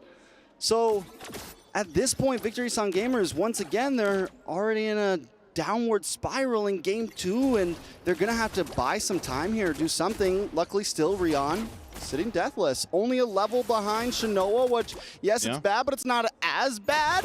You know, we're doing what we can here for VSG, but let's take a look at some of these items. Kyoei did just get Genius Wand in, which is huge, but looking at her counterpart, Keshi right now, we've got Windtalker going into Endless Battle next?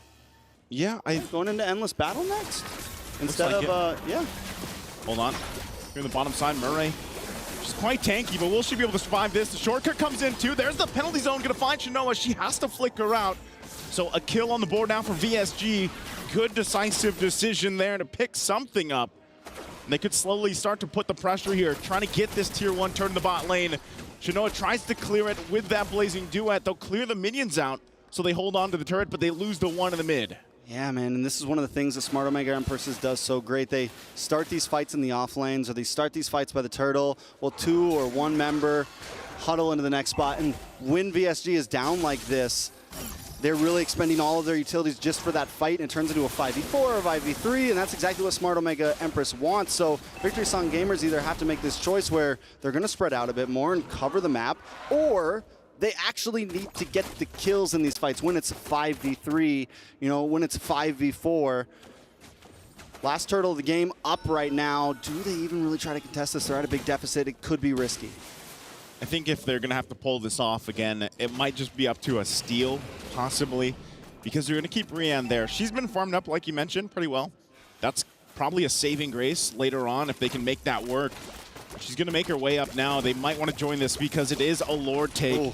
And for Smart Omega Empress, they just waited for this to happen, and now they're going to go ahead and start it up, looking for their own setup. Rian's still not a part of this. She's just going to grab the buff, grab that orange buff. So right now, it's just kind of a standoff here. Yeah, honestly, it might be the best play just to have Rion take orange buff. It might have even been a decent play to have Rion just play long lane, maybe get a tower of this, because, as I said, this is a risky Lord to try to contest. Smart Omega Empress just really hitting their mid-game power spike. Keshi's going to be doing a lot. Amore's already doing a lot. Nadayame's going to be super hard to kill. And right now, Victory Song Gamers, because they're behind, they have to play tight for this Netherrealm, and that's exactly what Mirai wants on this Minotaur. Try to get that big Minoan's Fury. So Victory Song Gamers, I think it's in their best interest to just play this slow. Don't force anything. It's in their best interest to just get your minion waves, get a little bit more gold. Smart Omega Empress, on the other hand, I think it's in their interest to maybe rush this Lord. You don't want this game to go on too long. Yeah, I think they got enough information, and that's why you see them starting it up. Gailey's still here, so she's going to go ahead and give this information to the team, but look at Rian, she's still down there. They can come in any time with the shortcut, though, and that's what they're going to play around. I wish that Rian actually was able to push that turret a little bit earlier on, but that's just going to be a Lord freely in the hands of Smart Omega Empress. All right. VSG does get 1 tower out of that push, but now they're going to be on the defensive mode. My guess is they lose at least 2 tier 2s, possibly all 3. Luckily with that bottom lane push, it might help stall this a little bit. But knowing Smart Omega Empress, they're going to freeze up these lanes and get a nice solid all the way around push. And the way they've been approaching the map in general, being kind of split up, running in 2s and 3s, they're going to get as much as they can. Back at the purple buff though, Nadayame's frag armor does get procced. Smart Omega on the attack. Waiting for that Lord. It's going to go find that tier 2 now on the top side, but it's up to VSG. You know, do they have enough? It was still a Holy Crystal being worked on too by Kyoei. And, you know, so far it's like even this now that the Flask of the Oasis is picked up, a lot of the times just the heal alone from the Motivational Roar is enough to kind of negate the damage that they built up. That's the Holy Crystal now being locked in. So she's at least on point for that, but can they stay in this game even with a lead? The shields are going to pop here in these base turrets. They go in with Last Insanity, going to push them back a little bit further. They popped the half health already, trying to possibly get the Nether Realm out, but they go in one more time. There's the Nether Realm. That's everything Smart Omega Empress wanted. They jump in. Murray goes in with the Middle and Fury. They find a couple kills off of it again in a decisive manner at the 11-minute mark. Smart Omega Empress still fighting it out. Keshi, though, will go down. They couldn't end the game here. A little overzealous on the push. They still have waves coming in, though. Yeah, they still got waves. They still got Shinoa. They still have Shinoa. Synchro and Gaily here together. What can they do? Just the two of them. I think it's just going to be some more base turrets, though. Just the two of us.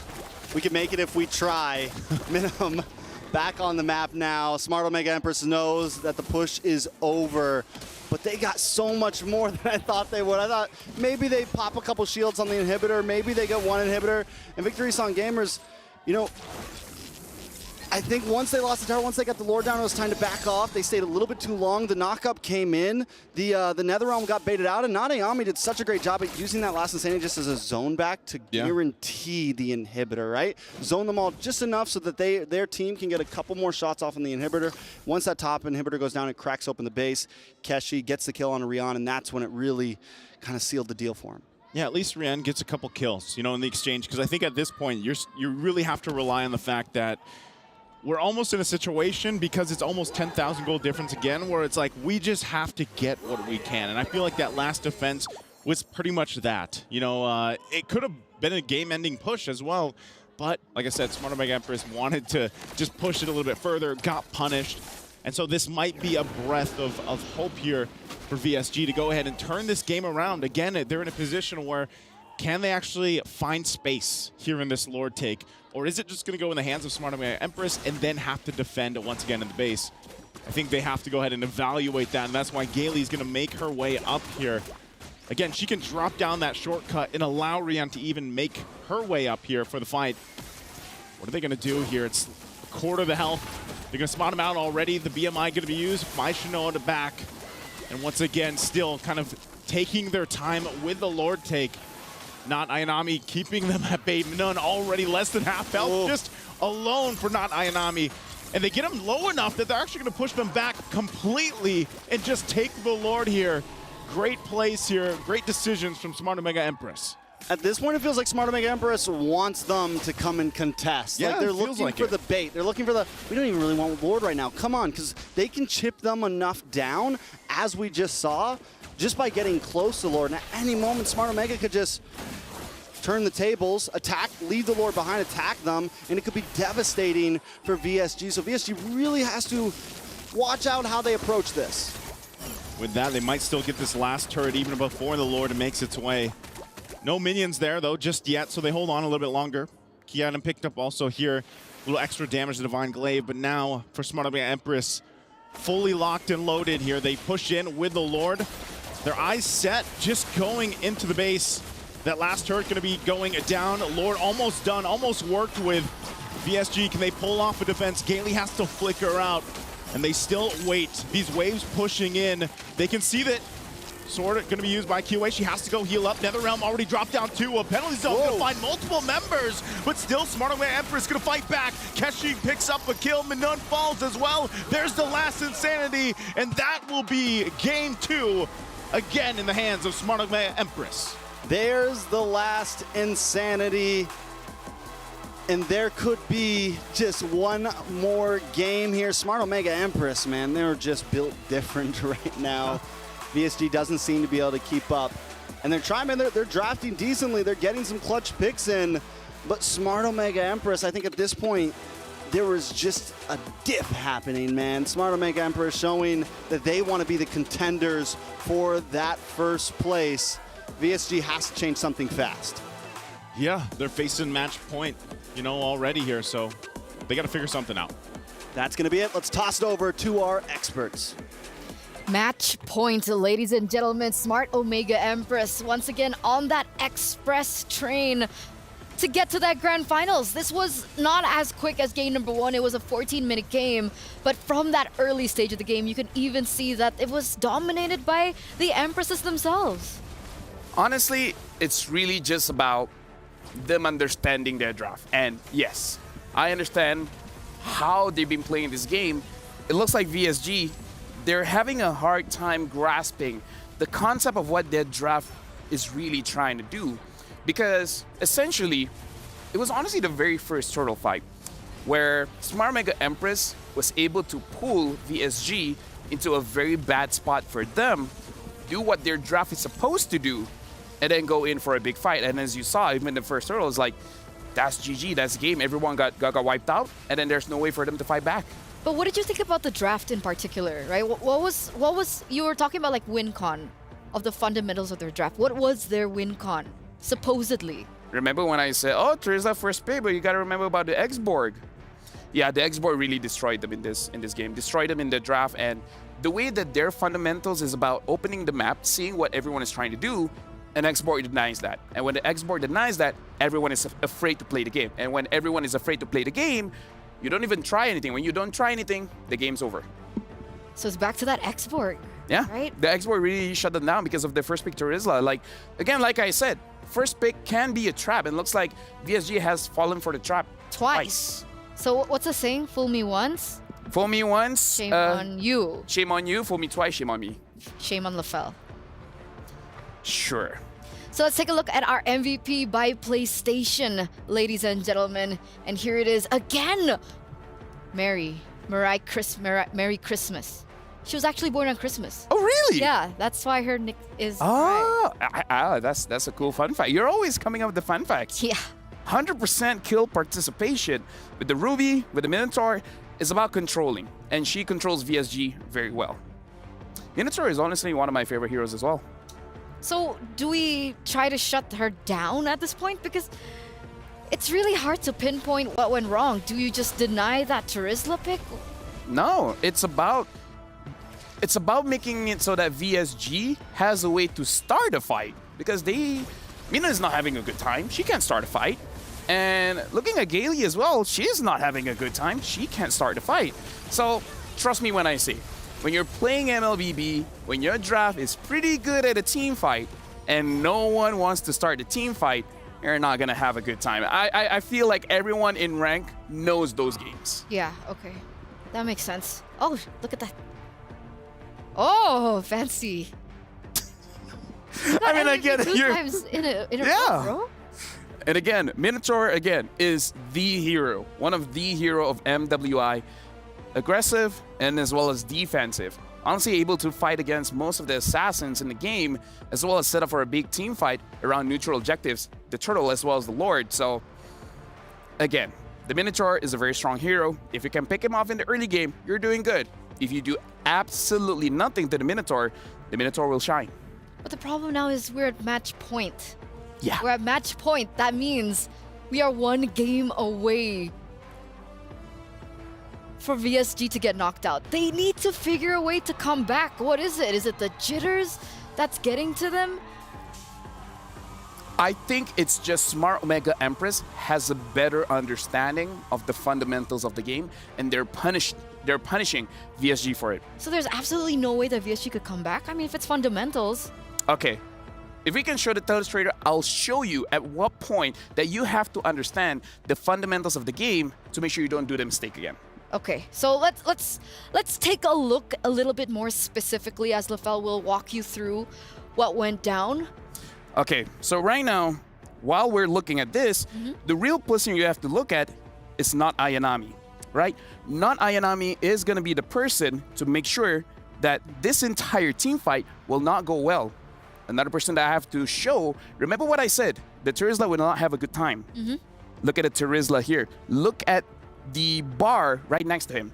That is X-Borg's passive, and when it's at full stacks, it will deal true damage. Now let me play the clip here, and look at Ayanami as well as Minon. Look at Minon taking a whole lot of damage before the fight even starts. If you guys can't see it, Minon is here. She is the engager of the fight.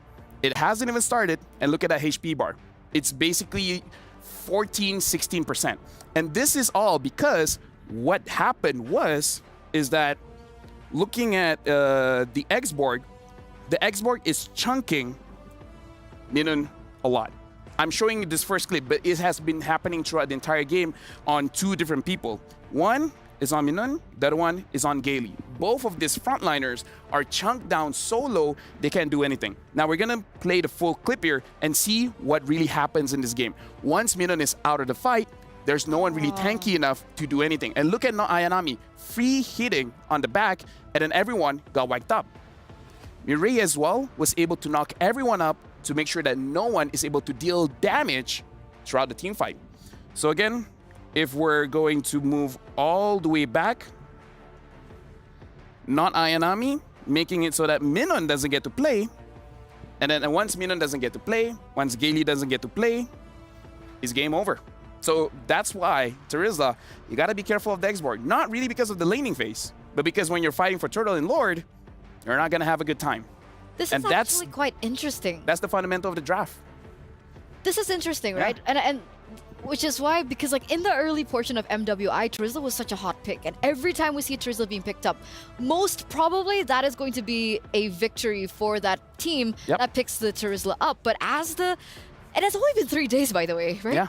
Over the course of 3 days, these teams have really figured out a way to combat the Terizla's just dominance over MWI. That's why the draft is very important. And that's why we see Smart Mega Empress, they shifted. Game number 1, they picked the X-Borg for 5th pick because they're like, they won't see this coming. They understand in the second game, if we don't pick it now, it will get banned. And if it gets banned, we don't have a lot of ways to fight the Terizla. So that's why the X-Borg was 3rd pick, and because Terizla's 1st pick, no way Terizla and X-Borg is going to be on the same team. So this draft, Smart Mega Empress, they have more experience, they have more exposure going up against multiple teams. It's easier for them to win the draft, and then the players understand how to play the draft. And now that puts them in a little bit of a position, right? Like, what do you want to trade over? If they do get 1st pick again, do they want to put an X-Borg there if they still want to go with the Terizla 1st pick? Definitely not, because the X-Borg, there's multiple ways to fight that. The mages can fight it, the junglers can fight it, the gold laners can fight it. It's just that VSG, they didn't have the heroes to fight it. Brody could, but Brody apparently didn't have a good time in lane, couldn't get out, and that's why the Brody doesn't impact the X-Borg as much. So X-Borg 1st pick is not the answer. Honestly, Valentina is a perfect 1st pick, but it's always getting banned at this point. Wow. I can be smart. I can be smart. No, that was great. That was great. And thank you. It was using simple enough terms for people like me to understand. And then it feels like you opened like a window in my head. Sure, I'll open the door. No, you can. Okay. I like windows. Do you like doors or windows better? I don't go through windows. Okay, I do sometimes. All right, but yeah, going for this next match, it is about the draft. And I feel like VSG will have a hard time just because Smart Mega Empress, they roughly know the matchups of every single hero. So even if the hero loses in lane, it will eventually win in a team fight where it really matters. And it just also really shows that as the more time that you have in the league, the more time you also have to develop, and the experience of these kinds of decision making just really impacts that game. So VSG, again, I hope we see a change in the drafts, right? If that's the case, if that's one of the main hinders of their gameplay, because even with Kyoe, we talked about Kyoe earlier on, her being one of the main pillars, Synchro as well being one of the pillars. If their EXP laner can't find a moment, then it's still very difficult for both of these anchors from the side of VSG to shine. Honestly, just for this matchup in particular, you gotta be careful of the EXP as well as the roamer. So for VSG, honestly, my personal take, delay the EXP as well as the roamer pick just to make sure that you don't get out drafted. Unless you're gonna pick up a very safe hero in the roam position, something like a Ruby, where it's generally pretty good against most things. And even if it's bad against certain marksmen or mid laners, you can counter it back with your own picks coming in from the mid as well as the goal lane. The EXP lane is very crucial, especially the way Minun plays, is she's the main engager of the fight. And if she doesn't get to play, the entire team, especially Kyoe as a jungler, will not have any space to do her job. And if Kyoe can't do her job, she's no longer the Ice Queen. I mean, technically, do you think it could have been different if they didn't go for a chip pick? Yes, if they pick up something a little bit easier to possibly counter the Minotaur early, like an Edith, like a Ruby, it would have been game-changing because even if you're going to get chunked out, you're doing the same thing to their roamer. So if their roamer doesn't get to play, your EXP doesn't get to play, it's a standstill. No one is moving until the late game. Yeah, because it feels like every time they went in for these team fights, it doesn't look good. PSG never gets the benefit out of it. And did you see that play that the Roger did, that Keishi did? Yeah. Like, even though the setup was good by VSG, they had the proper setup going on. Roger just came in, Keishi rolled in, boom. Keishi is amazing. Stole it away. Yeah. That's one of those moments where you're like, ugh. Feels bad. Feels bad. It's like you invested in that for a good, like, 1 minute plus. Oh, yeah. And it gets taken from you. So here it is, ladies and gentlemen. After what LaFell explained earlier on, we are going to see how this drafting phase will pan out for possibly the last time if no changes happen. VSG still on the same side as well as Omega, and the bans are coming through. Angela, Edith, the last time it was Arlet. We'll see if anything changes there, if they still want to go for the Terizla first pick. But from the side of Omega, also the exact same. I feel like if Omega, they ban out, oh, now they ban the Terizla. They're like, yeah, we don't want to use it, but we don't want you guys to use it. The Valentina is open. Minotaur get banned. Again, I saw Synchro play on the Valentina, even though the Minotaur has been banned, so you don't have that big of a priority on the Valentina. It's still an okay pick. If you don't want to pick that up, pick up the Roger. The Roger is so flexible, jungle, goat lane. No matter what, you will have priority. So I feel like Roger first pick should be good here. Okay, let's see if that comes through. But finally, we do see a change, right, from VSG. And there it is, the Roger. That's why you're an analyst. Honestly, I've been playing the Fool for so long. People get easily impressed nowadays. But from Omega, there you go. The Valentina comes through. And what was your other prediction? Honestly, now that the Valentina has, like, the Julian is still up if you want to take it away from Kiyowi. If you don't want it, then you can pick up the Hayabusa. Probably third pick. At this point, you can pick up a Ruby because it's still open. And they ban out the Minotaur, so I don't know. The Ruby seems like a good pick here if you don't want to go for a Julian. Yeah, it should help them as well, right? If they want to look for control, something that VSG really severely lacked in that previous game. So Ruby is an option. I'm seeing Harith still completely untouched, by the way, for the past 3 games. Honestly, because Roger does very well against the Harith. What makes Harith strong is the shield. But the Roger demolishes the shield quite fast, and here comes the chip. Looks like they want to show how to use this chip. Tutor chip. Tutor chip, de. Yeah. Yeah, it's like, let's show you the chip tutorial, essentially. VSG right now, the mid lane is going to be very important because if you pick up, honestly, this is one of those games where the Zas might be okay. Like, the Zas is still open. If Synchro has practice on the Zas, you can pick it up. If not, you need something much more aggressive. They pick up a Grok, which is very aggressive in the early game, especially if the Roger is going to the jungle. Now they just need a strong mid laner here. That's really good wave clear already as well, right? So going for the carry. Immediately showing this Roger is going to the jungle. So no flex potential whatsoever from the Roger, but even with the Grok pickup already, right? That's already good setup. What I felt was kind of lacking from VSG was mid control, right? If they want to stop Omega from their early rotations, the way that they're so quick to roam around the map and find opportunities around the map, it's mid control. And with the Grok pickup, it does help them in that direction. But of course, that mid laner presence is still going to be important. If they put something in like a Vexana, that would hurt the Valentina in those rotations. No, I do agree. I definitely do agree, especially with the chip. You have to assume the chip is going to go after your jungler, right? So they're betting out the Zas. Like I said, the Zas is pretty good going up to the lineup that Omega has at this point. And honestly, you called it right. The Vexana should be a consideration as well for Smart Omega to ban out. Now that they have the Harith, it's probably because they see what the lineup is for VSG. They're not too worried about the Ruby. The Harith is going to have an okay time going up against the carry. Carry once has 4 items, can fight against the Harith, but if the Harith gets the Holy Crystal first, then the carry will have a bad time. So it's really about rushing those items for both gold laners here. So whoever gets most gold, essentially. If Harith gets Holy Crystal first, Harith wins. If the carry snowballs out of control, gets 4 items first, then the carry wins. Okay. So again, that mid trio is so important. Just that much more important to help out that gold lane, right? And the Vexana does get banned out here. But remember, if they still want to gain control of the mid lane, they still have Lilia, right? Lilia has really good wave clear. Granted, against a Grok, though, will be difficult. But if VSG pick up the Lilia. Now that's a mid trio that Omega need to respect.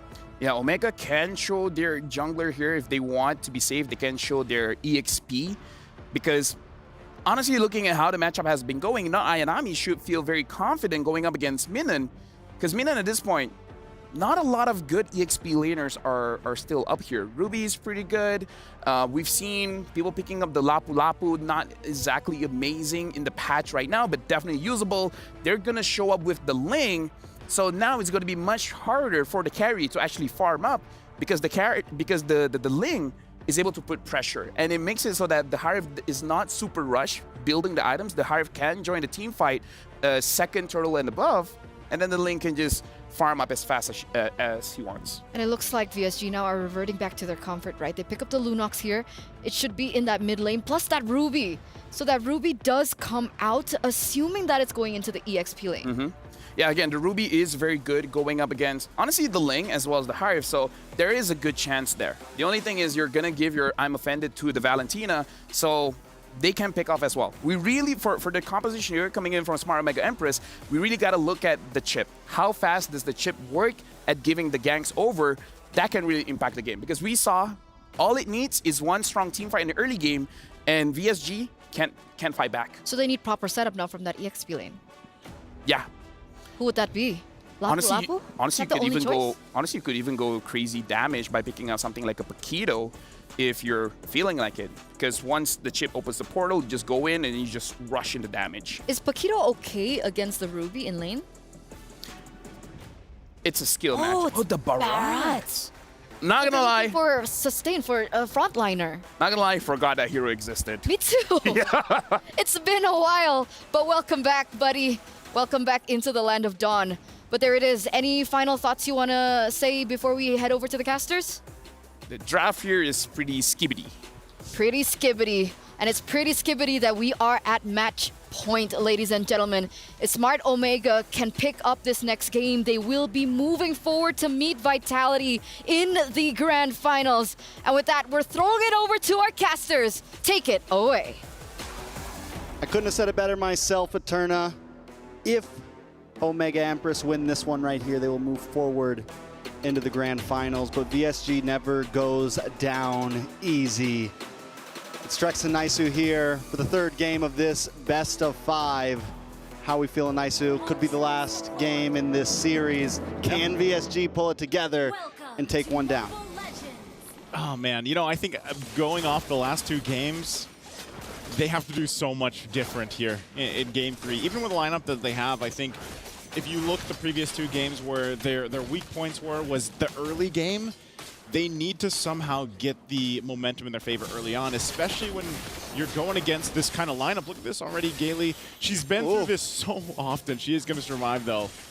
But that's what I'm wondering, because you're going against a Ling, and anytime, obviously, that Ling is going to be there, you want to be able to also transition to choking out the resources to taking these purple buffs. So for VSG, part of the game plan is that, but how do they do that? They need to get the snowball going in their favor, and this is good. I mean, at least Kyoe does have the jungle Roger, which has been shown to actually do pretty well against other assassins in the jungle.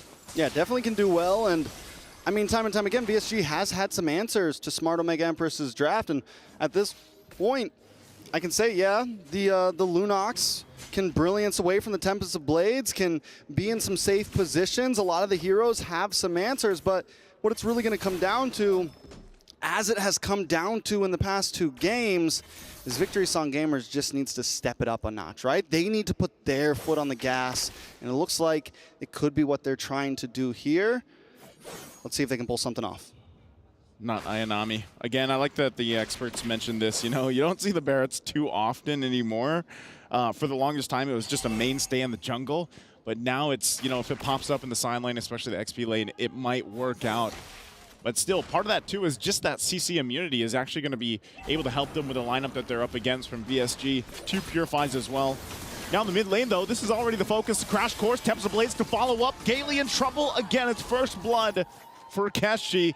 And they'll go ahead and take that as a sign to go start this turtle up. Yeah, I don't know if it was the coach's decision. I don't know if Smart Omega Empress, but I just feel like before they came out onto the stage today, the plan was, we target Gailey. Yeah, we make her public enemy #1, and we get as many kills as we can on her, as many times as possible within the first few minutes, because every time Gailey's just been getting picked on. Murray, though. Murray's going to be picked on this time as QA picks up the kill. And so the good answer, good response here. Is it enough to start? Also, Shinoa could be in trouble. The flicker forward from Rhea. And one hit won't be enough. Able to get away with her life there, Shinoa, with that little bit of shield also. She popped the Purified. Neither team able to get the turtle in all this chaos. All right, we're 3 minutes in. Turtle hasn't been taken yet. It's a rare sight right now. Both gold laners forced to go back. But we're starting to see VSG maybe push the envelope here, and that might be the only option. You got to just start flipping the coin a bit on these fights. A lot of the meta right now is who can catch the aggressive side first, who can get that big gold lead, and VSG knows that Smart Omega is going to try to do that continuously, and I think VSG has now just acknowledged the fact that we can't just play for late game, right? We're not going to make it to late game. Up at the top side, though. Oh, but the late game here, it could be harder to get to if that happens. Rian goes down, but this might be a trade. QA will be able to get the turtle, and now they're going to find it out. Shortcut was dropped in too. They have to win this fight. Murray in trouble. She's one hit away, but they're going to get crashed down. Daytona's welcome finds Gailey. Minun falls, and they go back in. They re-engage. 2 fall for VSG.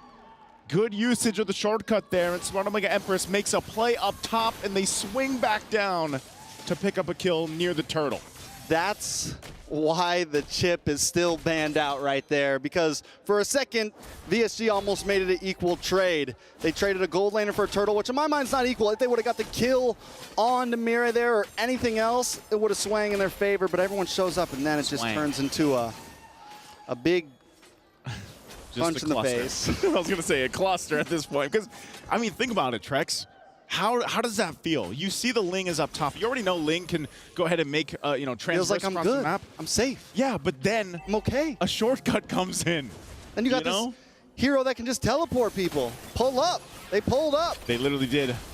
They pulled up right now. Wild Charge going to be used, of course, from Gailey.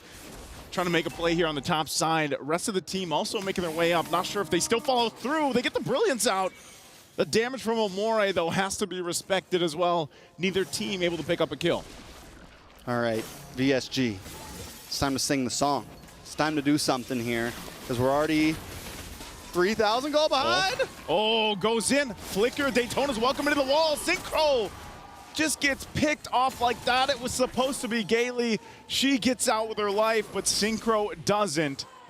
Smart Omega Empress once again with the decisive plays here, really following up. I mean, think about it. Not Ayanami rotated all the way up there to the mid lane. She's already got the Thunderbelt. Already got the Thunderbelt. Going to start getting some stacks in, but wait a second. A little bit of engage on to Not Ayami. Wild Charge going to be used. They have the damage available. Keshi there on the backside. Jumps in. Minun has to get back to the turret. Tempest Blade's going to be used as well. They fight under the turret. Keshi will go down as Rian picks up the kill. In return, they're looking for more. Murray could be in trouble. Guardian's Bear going to be used. There's the Brilliance, but they couldn't pick up Murray just yet. They'll be happy with the 1 kill for now. Shinoa waits in the bush. On this Harith, pops the Zaman Force, bobs and weaves with the Synchro Vision, keeps him off the turtle here.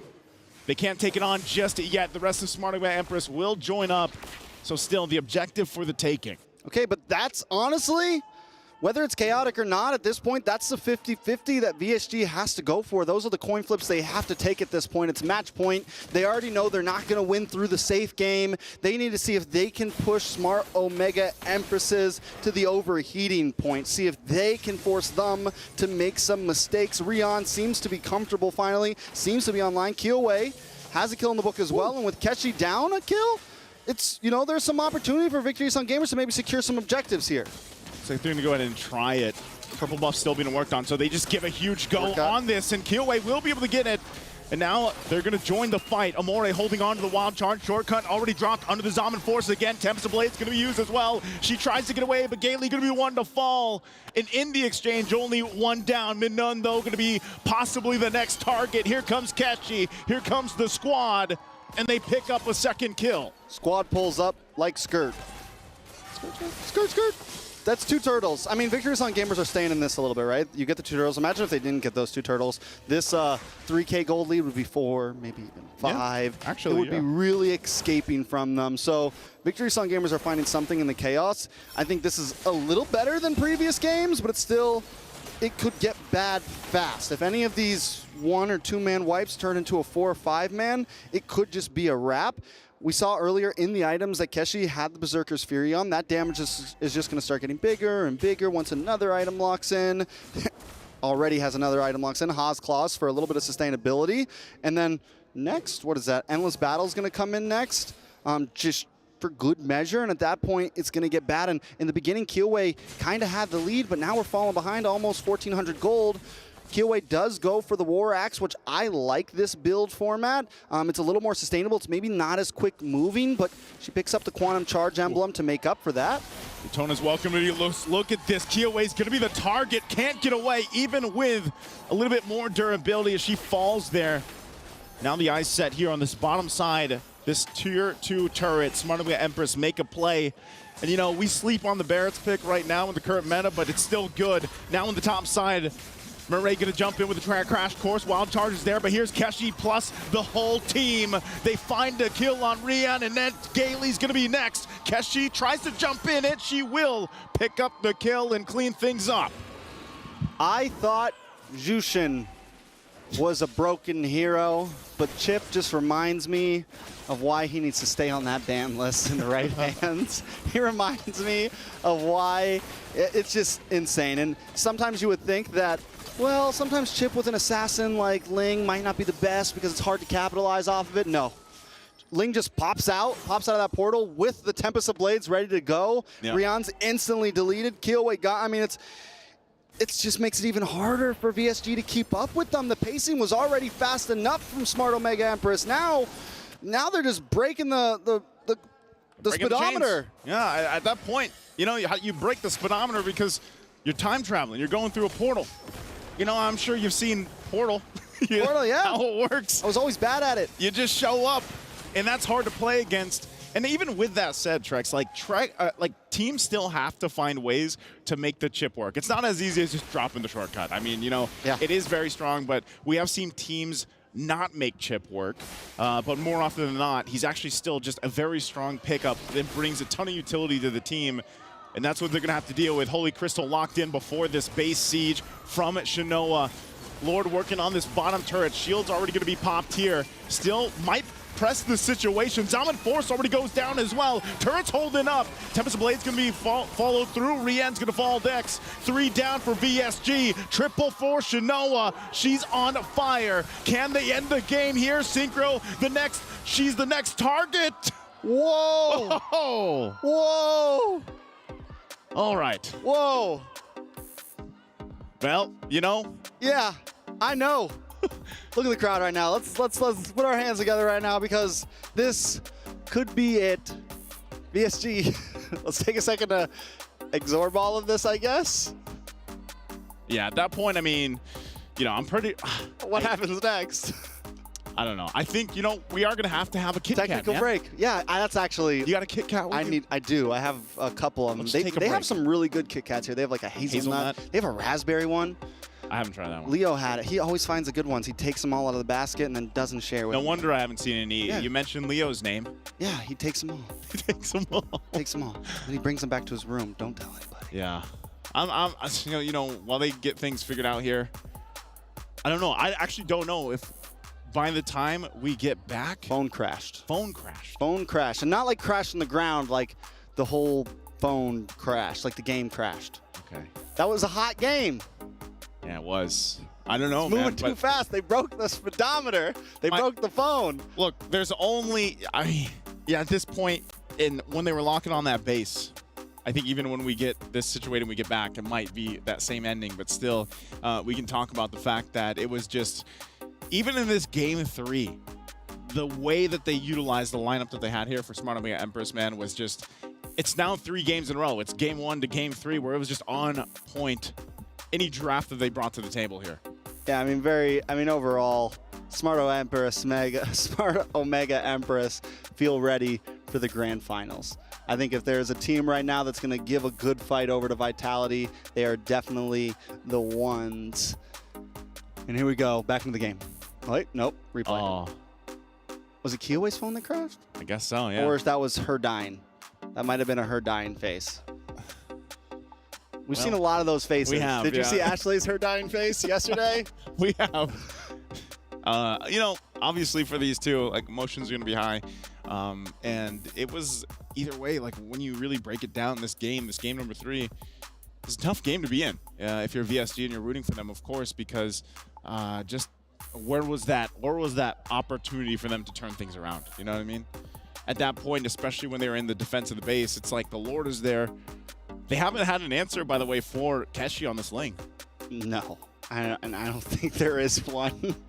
I think they came in well, but at this point, it's, you know, I think the movements, like we said, the whole game, Smart Omega Empress has been in full gear, moving at full speed. In this game, you add a Ling and a chip into the mix of that, and now you're even faster. And one of the great things that we've seen from Smart Omega Empress is, you mentioned it, not everyone can use the chip to its maximum capabilities. A lot of teams have trouble making it work completely, and they did it to a perfection. Now, let's look at the Filipino support out there. Yeah, I bet that little kid is great. I bet that little kid is mythic. That's what I hear. Over there, they got him. They're mythic by 5, man. You know what? You start them young. That's what I'm gonna do with my daughter. I'm gonna. Hey, 3.5. She's gonna be playing, but before 4. So what would that be? That would be the MWI probably in, I don't know, 20 15 years, maybe earlier if I'm nice. Maybe earlier. Hey, you know, some of the players. The goal is just be better than Nicolette, Ashley, and the girls, you know? Be the new NA queen. Or maybe I'll just ship her. She could go live with you in the Philippines. You could train her. Permanent boot camp? Permanent boot camp. Go live there with Naisu and the rest. I could convince Mama Rex of that, you know? Yeah. It's private school, quote unquote. Well, you know, if you, at this point, you've seen what they can accomplish here for MWI. Hey. Yeah, hello. Obviously, this is you know, for the situation too for VSG, I'm not really sure, you know, even when you go back to this, like when you jump back into the game, like I said, is it already over? Because by the way that the base was looking, man, it wasn't looking good. That's why, you know, we're talking about Kit Kats and stuff. You know, I wish your daughter the best of luck in the future MWI. In the future MWI, yeah. For sure. We'll see. We'll see.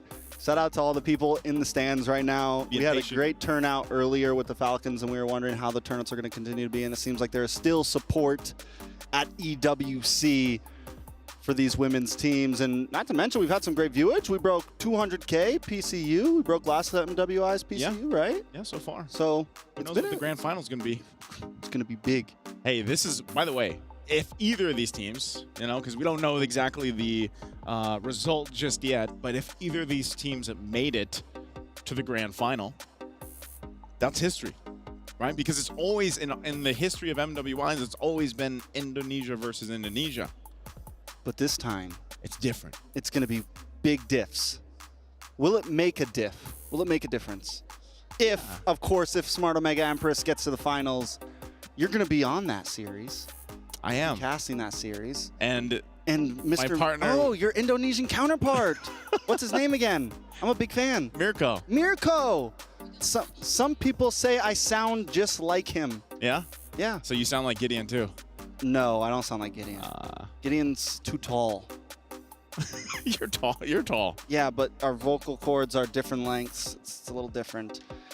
Looks like everyone's still trying to figure things out. We're staying on the technical break for a little bit longer. We're getting everything, we're making sure everyone's going to play to their competitive fairness. And yeah, integrity. Just for integrity, that's the word. Integrity. Again, you know, like, it's just this situation where we have to find out, like, exactly what happened, you know, too. And at the same time, if that was a problem, obviously, with Kiowa here, you know, you have to kind of look back and see what could have changed there throughout that game. Overall, though, I'm still going to say, you know, it's looking really good for Smart Omega Empress. Even the way that they've played throughout the series, it seems like that whole curse of the first game has been broken, and they've managed to get themselves up to this point where they're just playing at the top of the game. And I think if it is them that's going forward here, they're in a great position to contest the team that has the streak Team Vitality since queens. 2021, man. The undeniable queens. And I think since Smart Omega Empress is a team that just revs up more and gets faster and faster, it could actually maybe work in their favor to be doing these back-to-back series, right? It could work in their favor to be running these 3 games, be catching the momentum, and then jump right into this next one. Because sometimes that can work against the team, right? You get a little tired, but I feel like a team like Smart Omega Empress, they're going to be in full gear. All right, guys, we're going to be figuring everything out. Make this technical break just a little bit longer, and we will see you guys soon.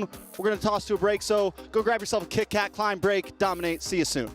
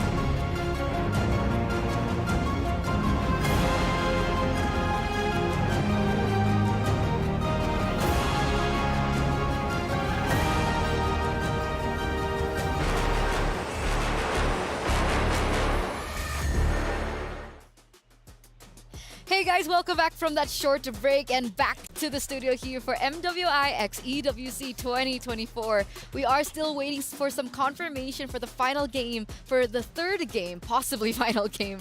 And, you know, LaFell, what do we think about this game so far? Honestly, I kind of feel like when we're coming back, we're just going to see the ending because it's only the Lunox versus everyone from Smart Mega Empress. So I don't know how that is really gonna work out for VSG. We're gonna look at some highlights here, and looking at how the entire game has been going, it's really all about pickoffs coming in from Smart Mega Empress, where honestly I will show a little bit later when the casters were talking about how looks like their game plan is shutting down Gaily. And honestly, I'm gonna show that a little bit later. But yeah, this is the game plan coming in from Smart Mega Empress that I feel like Team Vitality should be looking out for.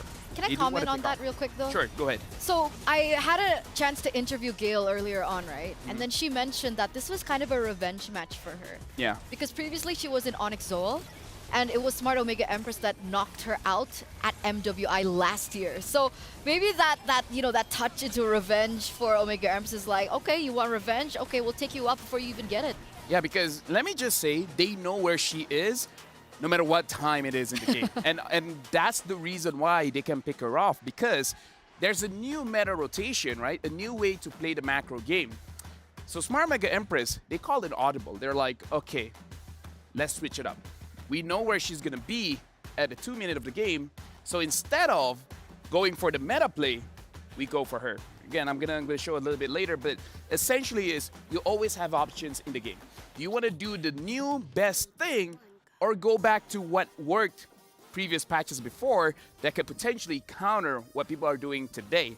And that's what Smart Mega Empress did. It's like, you know what? It happened before, so let's just do it today. I have a question, though. Are you hearing something? I think you need meds for that. No, I feel like I'm hearing some. Oh, there's. Oh. Whoa, we're in the floor. Yeah, you guys are in the I floor. was hearing scratching. There it is. I hope I'm not being disrespectful by stepping on you. No, you can step on Trex all you want. Okay, LaFell, anytime. That's a turn to step on my. That's a bit much. Wait, where are you, LaFell? There. Look, I'm being nice. I'm not. No, just stop moving your head. Stop. I'll move to you. Okay, there you go. See, this is how cooperation works. How do you guys feel about the game? Do you guys feel like it's over? I feel like it's over. Yeah. I mean, at that point, man. You guys saw it. Like you said, it was only Lunox pretty much left to defend. And I don't know, like, even if you had let's say we jump back in and they were all there, we're talking about a huge gap power-wise in favor of Smart Mega Empress. Wait, where'd they go? Hey, man, where'd you guys go? Where did you guys go? Where did you guys go? What? Send it Oh, back. there you are. We got monitors. Look at it. They weren't on the floor, so I was wondering where they were. Turns out they transferred. Oh, now they're gone again. I'm so sad all the time. But it looks like that game is going to be starting now, so we're going to throw it back to our casters. The game is ending. There we go. Smart Mega Empress does it. They definitely do. Today, the plug was pulled on the Song of Victory. And you know what they're saying? What are they saying? You know what Empress is saying? What are they saying? Piñas, lang, malacas. Sorry, you threw me off with the lang. Yes. You say it. Pinas lang malacas. Pinas lang malacas. There it is. Again, you know, history has been made because we're not going to have an ID versus ID, Indonesia versus Indonesia Grand Finals, Trex. And that's, you know, it took us a little longer to get the ending of that game, but hey, we saw it in the writing. 3-0, very dominant sweep for them. This also was a 10.5-minute game.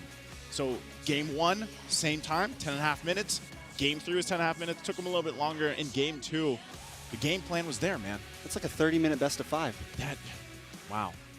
Put it into perspective for you real quick. Yeah. The Jeepney's in full gear right now. Dude, that's not just a regular Jeepney anymore. That's an upgraded e-Jeepney. Definitely upgraded. That's the Tesla model right there. All right, guys. It was a pleasure. That's going to be it for me on the desk. Next, Naisu and Mirko will be joining you. They're going to have a great interview down on the stage. Big shout out to Smart Omega Empress moving on to the grand finals. VSG with a beautiful run. I don't think a lot of people expected them to get this far. They put up a great fight, but today their song is sung. We'll see them next time. And let's throw it back down to the desk because they got a great interview coming up for us.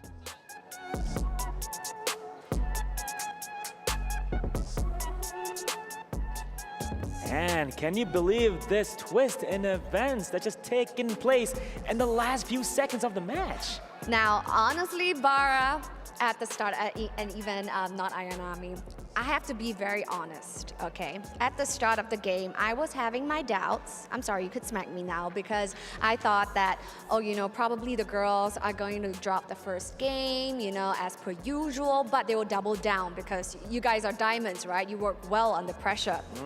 But this time, I don't know what happened.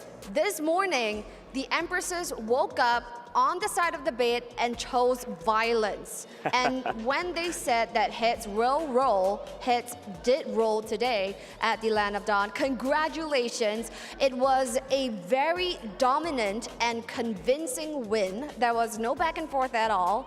3-0, clean sweep, not like it was a best of 5, but you guys did it in 3 games. So now we have not Ayanami here beside us again because it was such a quick game. I can say. Yes, we were supposed to interview Amori, but she said we had to go to the toilet. But yes, we have you here today. And of course, let's start with Bara. You have questions Let's go for with her. that. So, pretty much starting the MWI 2024, it was like a warm-up, but today something was different. Like you had a hot start and a beautiful one to end it with. So what changed? Like she said, I think we all woke up on the right side of the bed. Also, we're more confident now than the days before, and also I feel a lot better now. And when she said we chose violence, I think it had to do something with the lady playing violin in the hotel room that we saw after we practiced. So, I mean, we were mind blown. Yeah, maybe that was it. But what was the main difference? You said that, you know, something sparked in you guys. Maybe because this is the third day, third time's a charm. Right. And of course, with the Filipino crowd here in the presence that's spurring you on. It's definitely amazing to have your fellow countrymen supporting you.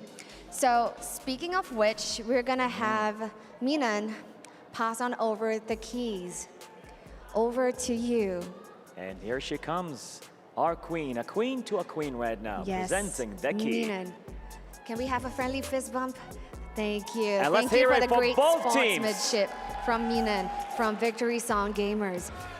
Now, question is, congratulations, by the way, and making it through the grand finals. Now, when it comes to this matchup between Indonesia as well as the Philippines, this was a matchup that was in the SEA Games just earlier. And you guys came in second, whereas, you know, we have Indonesia taking the gold medal in the SEA Games. So what do you have to say to Team Vitality to tell them that, hey, you know, this Smart Omega isn't the one that you knew previously? What's different? We're more prepared this time, and we're probably more in shape also this time. I mean, we're mentally more prepared and physically more prepared, well rested, I mean. And we will do a lot better than we did last time. So, good luck to the both of us. Fantastic. Amazing, amazing stuff. So yes, now we have our 2 teams that will be heading over to the grand finals. And we have Team Vitality, the reigning, defending champions. And of course, our wonderful Empresses hailing from the Philippines that will be representing Philippines over at the grand finals for a match that you don't want to miss happening real soon. And with that being said, we'll hand it over to the studio to break it down for us. It's all you guys. The siren song does not reign over, nor do they enchant Smart Omega Empress as they were defeated 3-0, Lafel. I guess all my analysis just is that they woke up better today. Right? It's just like, oh yeah, we just chose to woke up on the right side of the bed, and then now we're good. We choosing violence. So I guess that's how you succeed in life. Just choose violence? I mean, she mentioned back at the hotel before they left that they were listening to this violinist play. Yeah. That inspired them, perhaps. So music, maybe music's the key. You know what? I gotta hear me some violins and get good at the game. Honestly, like maybe that's it. But honestly, in this game, it really is about disrupting tempo. Because have you ever wanted to do something and just a mild inconvenience just threw off your focus? Of course. Imagine you're prepared for a 30-minute ride, like you're driving to this one place. But along the way, there was a jam. So now the car ride takes 1 hour. Does that not disrupt your plans? Of course. That's what Smart Omega Empress did. And honestly, it's one of those things that we're going to show how they did it, is that you're expecting for something to happen. Again, expect the unexpected. Smart Omega Empress just threw a wrench into your plan. 10:26. You're very good at looking at time. No, as in like that is, wait, no, was it 10:25 earlier on or was it 10:28 earlier on? Because if it was 10:28, then this is the fastest game now. Either way. Just an update, guys. Either way, Smart Mega Empress is here. They showed up. They woke up, chose violence. Maybe it's me. I said that there's no way this is going to be a sweep. And then it's a sweep. Maybe I should just shut up, man. No, no. No, don't. You're getting really good points in. Oh, Thank I you. thought it was the casters again. I wanted to step on nice again. It's honestly, looking at the map here, again, targeting Gailey. For all 3 games, they had different targets. If we're looking at the first 2 games, it was Minan. The 3rd game, it was Gailey. But there's a pattern here. You make sure that the front line doesn't get to do their job. So, as much as people are talking about Kyoe, talking about Synchro, looking at the matchup here, they understand the damage dealers are not the problem. It's the enablers. Everyone else surrounding Kyoe as well as Synchro make them look very good. So if you take those people away, they're going to make it so that Kyoe as well as Synchro, they're in a very uncomfortable position, something that they're really not used to, especially on the international stage, making it so that inevitably either they make a mistake or they're too afraid to make a mistake. And that's how they shut down VSG. So let's see who will be crowned the MVP by PlayStation for game numero 3. And it's a different one. It's not Murray anymore, it's Amor. And again, the way that she controlled them in. Honestly, I hate to see this, but every single time is the very first interaction. The very first interaction that the players did was what caused this incredible mayhem, incredible symphony of destruction that Smart Mega Empress did to VSG.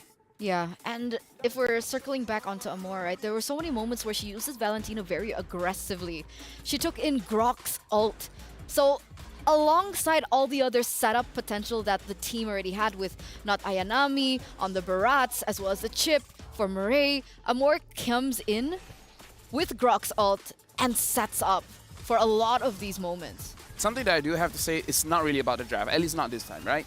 This time it is about the macro, and it's really just about Smart Mega Empress understanding where they are, and our MVP, Amori, making sure that she deals the damage, she deals the crowd control, and maybe she's the one that made the decision that ultimately won them the game in the very first interaction. Maybe. That's definitely a possibility. The chip was also not great, by the way. As in not great for VSG. Oh, okay. I was like, wait, what? Cut you off guard. Oh, yeah.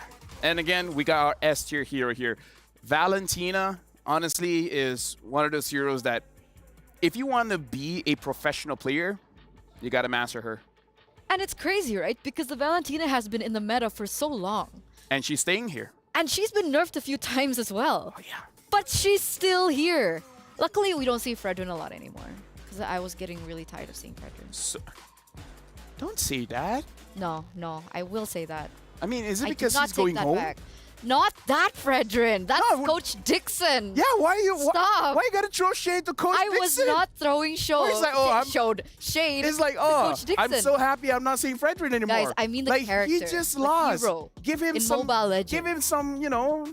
Like back when Fredrin was meta in the EXP lane, and then he transferred onto the jungle. He was meta-ish. He was a bit, right? You have to admit Fredrin was meta. In You're a EXP bit. Not right now. Not doing a bit right now. But we have the STC predictions, guys, from you. Damn, I couldn't see it. What was it? 63%? For VSG. So 33 Wait, something. what? Yeah. So 33% for Smart Mega Empress. No. I mean, like, even Leo covered this, right? something about the Philippines. They're just not voting for their team. Maybe here. Okay, put this into perspective, right? Okay. Kyoe just 3 days ago created her TikTok account. Uh-huh. And it's already around 60,000 followers. And one of her videos already have 1 million views. So maybe 1 million people voted for VSG. They were enchanted by her siren song. And again, the Ice Queen, man, she demands your attention. I hope that this is not the end for them, Oh. right? I hope that they come back from this and that we'll see them again next year. So you want to see Coach Fredrin again? I want to see Coach Fredrin. Yeah, He looks like a nice guy. Oh, I thought you were referring to like What? being like in a different way. No. I feel like he's one of those guys where in I'm loyal breakfast, to Yahoo. he has extra water. He was like, do you want some? And then you take some. He does have that accent. He does have that accent, I love yes. the accent. Yeah. Anyway, ladies and gentlemen, this does mark the end of VSG. For now, hopefully we get to see them next year again. But thank you so much for the participation. And they don't go home empty-handed, right? Even being 3rd to 4th place, they do come home with 40,000, I think? Yeah, was it 40K? 40,000. 40K USD. That's a lot of money. And it is. It is. If I had But just you know a what's portion- more than 40K? What's more than 40K? 180K. And that's what this next match is all about. The grand finals! Ladies and gentlemen, after 3-4 days, we are now finally entering the grand finals. And for the first time in MWI history, it will not be an Indo-Indo, but it will be an Indo-PH grand finals. It gives me nostalgia to the good old days. But ladies and gentlemen, we are going to throw to a short break. We'll see you after.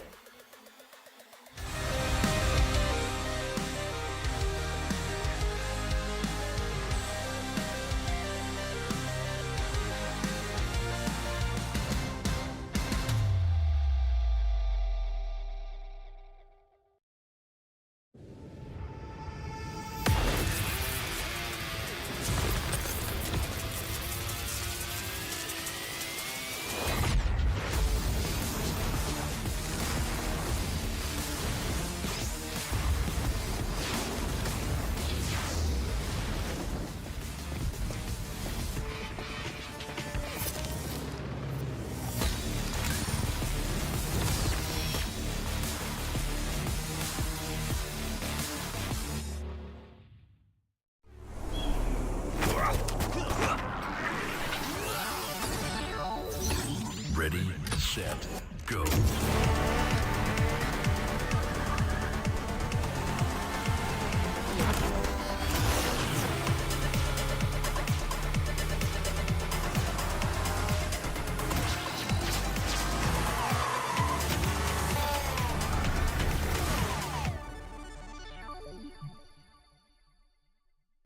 لحظات البداية عاشت معنا. كنا نحسبها وقت للتسلية بس. نحسبها بس ذكريات. عبود أعطي أختك اليد يا ولد. ابتكرنا فيها ابتكارات، وإذا بغينا قلبناها خرافات. كنا نحسبها بس لمة وصحبة وسهرات. انتبه نوب ترى نوب. لكن كنا نشوف عالم ما حد يشوفه. ليت يشغل وقته بشيء يفيده. الله عليك على اليد سود. عالم كبر وعاش فينا. عالم الحماس فيه يوصلك كل مرة لحلم أصعب، بس ما يصعب عليك. بارد معك وين ما تروح.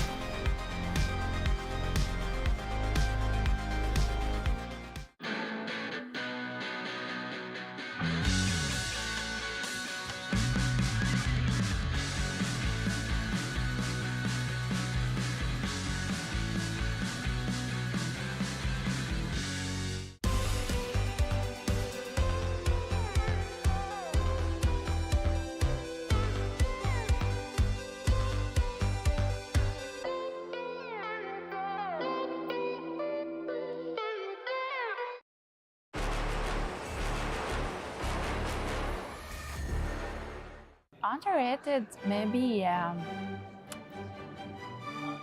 I won't say Layla, but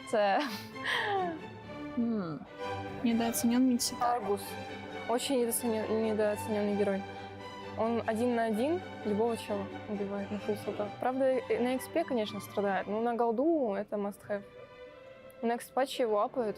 Все будут играть на Аргусе. The hero that I really don't like to go against is Lucian because whenever I try to go near, she will pull me. Boom. Boom. Because the hero the first skill, the second skill is it? The second skill can lift up and then pull me to another side. Yeah, that one I really don't like. I get really annoyed. I don't know, for me, underrated is Alice. Esme in jungle. I love Esme in jungle very much. And Vendetta, of course. Yeah, Vendetta. Very underrated. Because it's my main hero and I don't see a lot of people play with it. So, don't like that. I think the underrated heroes is Zaz.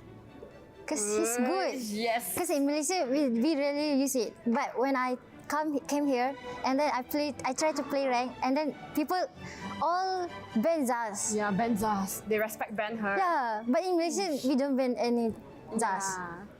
Но Дариус считается самый сильный лайнер за счет того, что он берет соло перк, фул и погнал. Вторым скиллом шотает любого персонажа. Ну, типа, это можно задолжить, если быть умным. I think the hero that they're gonna pick the most is Ling. Because right now he's in the meta and he's a really OP hero that he can rotate through the map really fast. Yeah. I think the most hero that people will pick is Terizla. Because he is too overpowered in right now, meta. Yeah, probably they ban or pick the heroes. I like K1, but yeah, you know his hair damage now, it's not that good. So I can't play her now.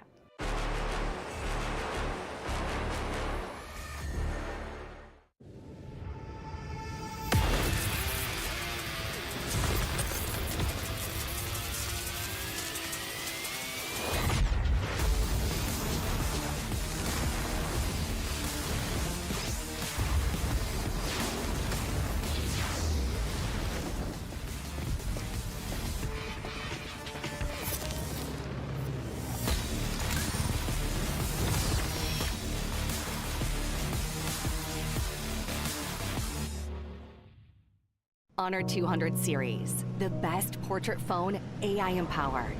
Studio level, AI portrait camera, 3 hardcore portrait modes.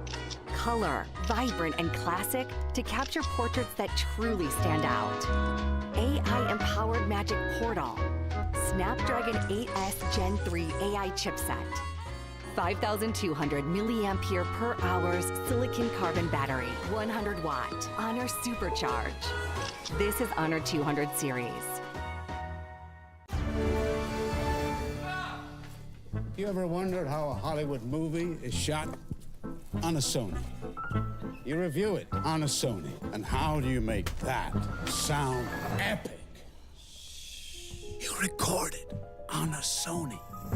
Lunch break on a Sony.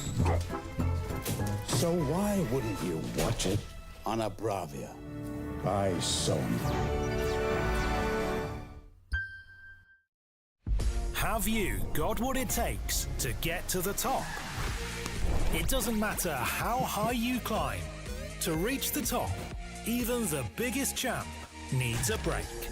So you can recharge, dive back in, and dominate.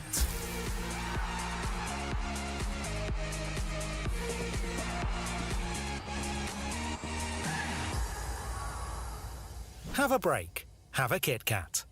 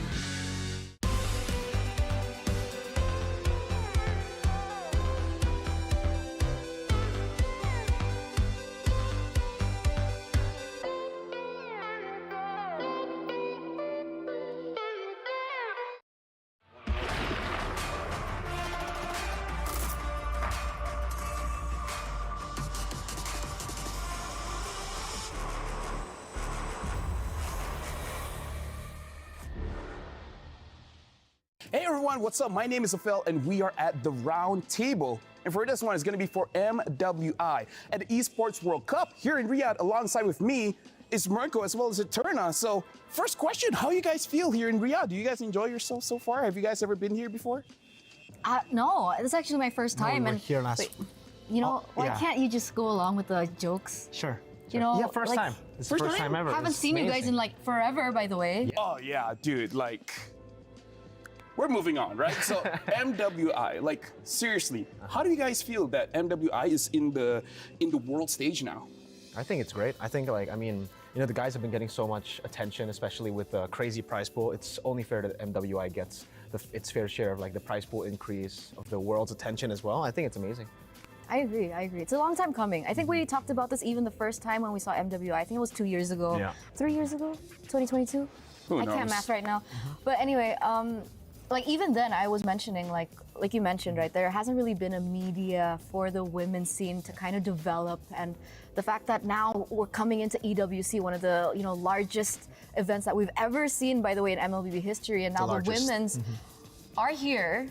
It's crazy. It's insane. It's something that I believe that even the players did not even dream of having. I mean, like, I guess we all can agree here that it has been great, right? Honestly, a lot of international tournaments for the female league as well. But now I got to ask you guys, because in Malaysia, honestly, the female scene is growing. It's looking pretty good. But in Indonesia, it's even more intense because now the teams are even in MDL. So can you guys give us a little bit of insight how the female scene is in Indonesia? I think it started off really, really well already. I mean, I think it was all because of WSL, right? We had a women's league all the way from the start, and we had a lot of different teams already. A lot of the teams that you guys are familiar with back at home in MPL Indonesia. We had Bigatron, obviously we had RRQ. We still have RRQ to this day, but back in the day it was dominated by EVOS. And after that, you know, a lot of transfers happened. It literally just felt like the same from the men's side, you know. It just kept on developing. Teams started going for, you know, superstar teams. The other teams trusted the process, and I think the team that we all see as favorites here, they are one of the teams that actually trusted the process. They went for some of these players, put them together, and they just trusted the process. They started off okay, but then they became absolute gods. Goddesses. Yeah. What about you? Like, you feel the same way? I would kind of say that it has been kind of, what would you call it? Very streamlined? Yeah, in a way, right? Yeah. Because like you mentioned, right, earlier on, it felt like there was a lot of competition between these particular teams, especially in Indonesia, but now it feels like it's just been dominating by one team in particular. Sure, we have a second team that's coming very close to them, but they always fall short, right? We're talking about Falcons Vega here, previously known as GPX Basrang. They were amazing as well as a team. Even on the international stage, we've seen them do really great too. In MWI, we've seen them as well. But now, coming into this with Team Vitality, it's basically still the same story. So my hope is now, with so many other emerging regions that are coming into play now for EWC, especially, hopefully that will be able to challenge Team Vitality, maybe? I mean, like, we gotta talk about this, right? Because there are 12 teams from 11 different regions. Only Indonesia has 2 slots here. So let's talk about the other regions for a little bit. And I'm gonna start with Eterna. Besides Indonesia, is there a different team or a different region that we have to look out for that might be the dark horses? Honestly, I think there are a lot, right? A lot of people are talking about I'm gonna say Malaysia. Homegirls got it. Sure, yeah, great. I think they do well too. But for me personally, I really want to see what Falcons Vega MENA are made of. That's a good answer. Exactly. We were casting a different tournament, and then we saw them play because they were the Egyptian national team. Yeah. They won 2 games in 6 to 7 minutes. Oh wow, that's very fast. Exactly. They almost beat the record, of the fastest game. Fastest game? 6:15, I think. 6:15. Wow. This was like 6:30. Yeah, around there, 6:30, 6:40. It was very close. So, but that was for the North African regional qualifiers, right? So I'm curious to see with how dominating they were in their region, how do they fare against the other regions? And they had a different answer. You know, when most teams are asked, which team are you looking to go up against, like forward to? And everybody would just say, you know, Vitality, Falcons, Vega, Indonesia. They said Philippines. Oh, interesting. For me, though, I think I definitely got to give a shout out to the homegirls because of the same tournament as well that we casted. I didn't get to cast that game, but I watched it, and yeah, very impressive stuff from the home girls. Thank you, they're very good. They are very good, but I think another team that deserves a lot of recognition as well has to be CFU. CFU yeah. from Cambodia. They are also looking to be very, very strong. I think I've always just been a fan of CFU, even the men's team, because they're notorious for actually making their own meta, playing their own style of MLBB. They're on a roll with these, crazy metas, but unfortunately just don't make it to international tournaments. So hopefully, CFU women's, it's time for them to shine.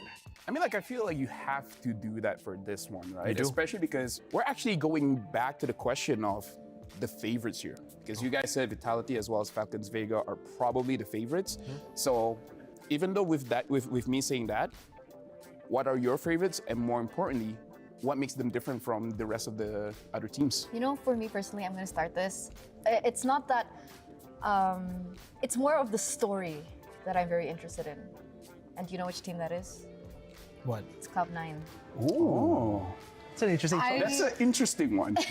That's who you're rooting for. I kind of am. I don't know if we're allowed to kind of talk about that in detail here. Yeah. I don't think we should. I think we'll let the viewers kind of, figure it out for themselves. But I'm going to put Cloud9 on the table. Ooh. On with the round table? Nicolette, on this round table, Okay. exactly, with Nicolette in the jungle. And that's all I'm going to say. I've seen that she's good. But again, going up against all these amazing teams, it's going to be an uphill battle. So honestly, a very good shout out. But what about you? Yeah, shout outs to Cloud9. I think the journey will be really cool too. I mean, seeing that some of their players have actually, gone up against played in the men's division as well, or just normally in BTK previously, Apple or Nicolette. So that's also very interesting. But I think for the favorites, I have to say, I've been rooting for this team for the longest time because they were a different org before. Now they're Vitality. I'm a big fan of Vitality too. I mean, come on, bro. Yeah, of course, Vitality's great. right? But yeah, no, I think Vitality will still probably are the favorites for the most part. Yeah. They've been there for so long. They're on a 26 win streak, even more if you count national team success. So I don't think the pressure is. How many years has that been then? 1, 2 years? I think 1 year. 3 to 4. Oh my goodness. Almost 3 to 4 years where they haven't lost a single tournament and they've still stayed on top. So I think for Vitality for them, they don't really look at pressure. Pressure is not for them. That's great. Pressure's for tires. Okay. And for some cooking styles. Yeah, pressure cooking is a thing. Yeah, it is a thing. Oxtails. Oxtail soup. Anyway, for other teams, I have a different concern, right? Because Falcons Vega Mena example, I keep going back to them because... It's okay. We're not judging. Okay, thanks. This will be their first international tournament that's offline. Yeah.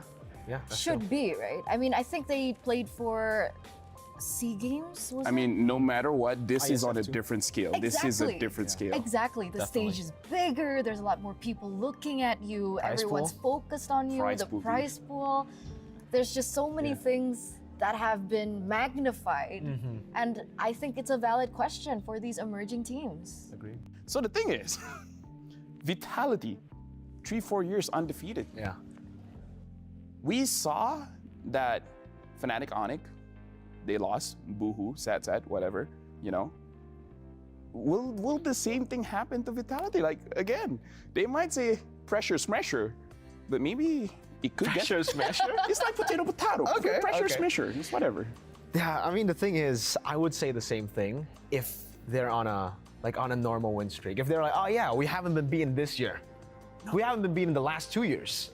How does that affect you if you've been undefeated for such a long time that you don't know how it feels to lose? Exactly. But remember, even you mentioned that in their last tournament, that they nearly lost a few times. See, I think that, this definitely, by the way, winning so much definitely has an impact on you, right? You get overconfident. But the thing is, what makes this Vitality team so special for the longest time, why they've been able to keep themselves on track, is because every time they do get overconfident, they know when to step back, when to be like, all right, you know what? That's a bit too much. This happened in SEA Games, in the grand finals, where they almost lost 2 against Philippines. This happened in the qualifiers, like you said, almost losing against Team Malaysia. So there's a way for them to always just come back, stay composed, and then destroy their opponents. It's just so systematic, you can't really explain it. I don't know how to explain it, but that's Vitality. If you want to, of course, that's the argument, but anything can happen here at EWC. Yeah, of course. And I think a lot of people were like, no way, Falcons AB Brand will definitely win MSC. But they didn't. you know? So there's definitely a Which chance. team won again? SRG. Congratulations. It's been a long time coming for you. Thank you, thank you. I heard they were pretty good at scrims. Oh yeah, they're very good. We may have talked about that a bit much, but you know what? It's okay now. It's okay now. Not everyone wants to talk about it. But speaking of which, it's like, which teams do you guys think is going to be the hungriest for this one? I want to say Smart Omega Empress. Number one in their respective region, obviously, but they always, again, fall short against these Indonesian teams. Yep. I think the last tournament that they entered was SPS Women's League, where they were second place behind, of course, Team Vitality. So I'm pretty sure after so many same scenarios, I mean, you're going against the same team over and over again, by the way, against the same members. And it's also the same lineup from Omega Empress that, you know, the hunger is there and definitely they'd want to win it this time. Yeah, skip breakfast, lunch, dinner, Everything. just to win.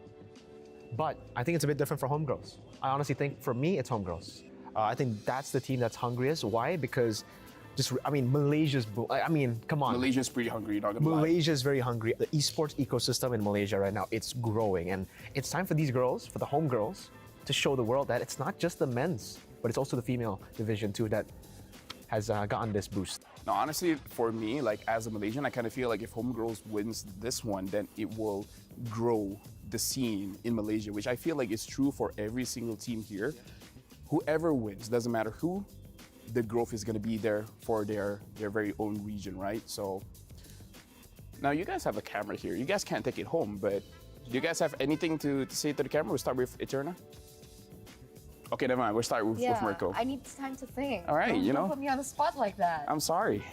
I don't know, for you guys... and girls. Guys and girls, you know, I When usually... he says guys, he means guys and I know. girls. Just I because know. I call you guys, Yeah. kinda, but guys and girls, there you go. Guys are gender neutral. I feel like that's the case. That's true. For you guys back at home watching, the round table and MWI, thank you so much for watching and supporting. Again, for the women's scene, it needs a whole lot of support to continue developing, and for all these teams, it means a lot to them because I think especially now, considering it's getting so much more attention, even if they don't win, some of these regions, the fact that they make it top 3, top 4 without a coach, without an analyst, it will push the region more to push for these coaches, push for the analysts, push for them to have better facilities as a team, as players, and it'll be great for the scene. That was so endearing. Yeah. Is it my turn? Yeah. I don't really have a message, right? Okay. All I just want to say, just cheers. You can call. I just want to say cheers, Okay. right? Cheers for finally the female scene in MLB be getting recognition. The recognition that they deserve. Yeah. And of course, the recognition that will pull forward into the future to one day a competitive landscape between both female and male MLBB.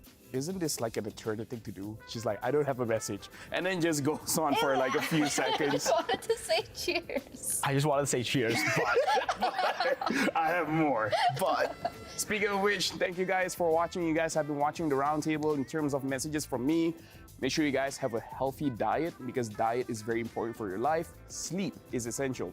5 hours I think is fine, but if you can do 8, that's great. Exercise if you feel like it. Mobile Legends is great. Be nice to your parents and give food to cats and dogs and etc. My name is Safel. Bye-bye.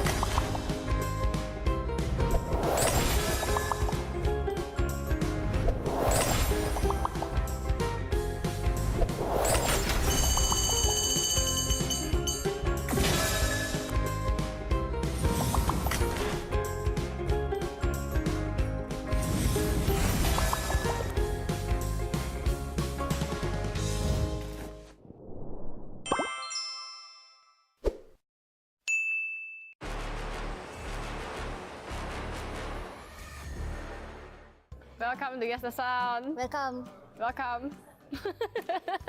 Her simply means restriction. 1-1 sound. Leila. Is it Leila? Joy? I think Joy. Lolita. Lolita. Not Lolita?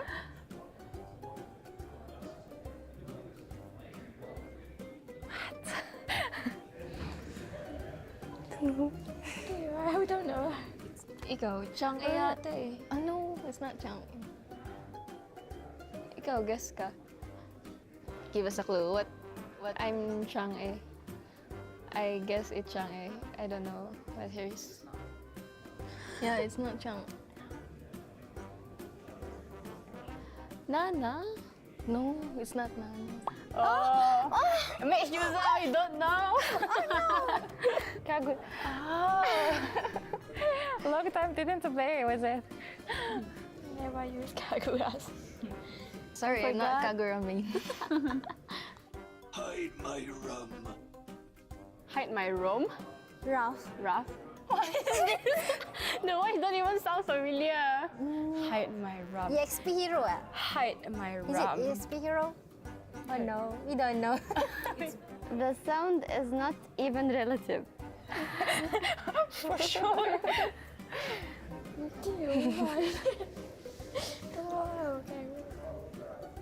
Bane. I don't use Bane, so I don't know. Oh my, I'm bleeding. I think I know the song, but I forget. I've never heard that voice before. Oh no, I'm bleeding. Cyclops. You got Cyclops? Cyclops. Oh, yeah, Cyclops. Oh, Cyclops! Yeah, That's why Cyclops it's voice. familiar. Yeah, Cyclops. Cyclops sound like that. Dude, wrong item choice. And ini Diggy. Diggy? Harry? Diggy. Diggy.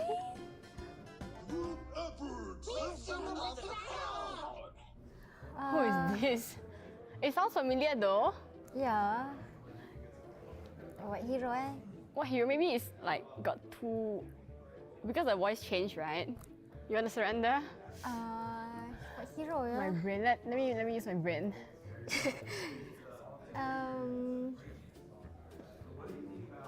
Apa? Jawhead. No, Jawhead don't sound like that, right? No. Glue. Glue. Glue. Oh, Glue with his babies. Babies. That's it, girls. Man, thank you so much. I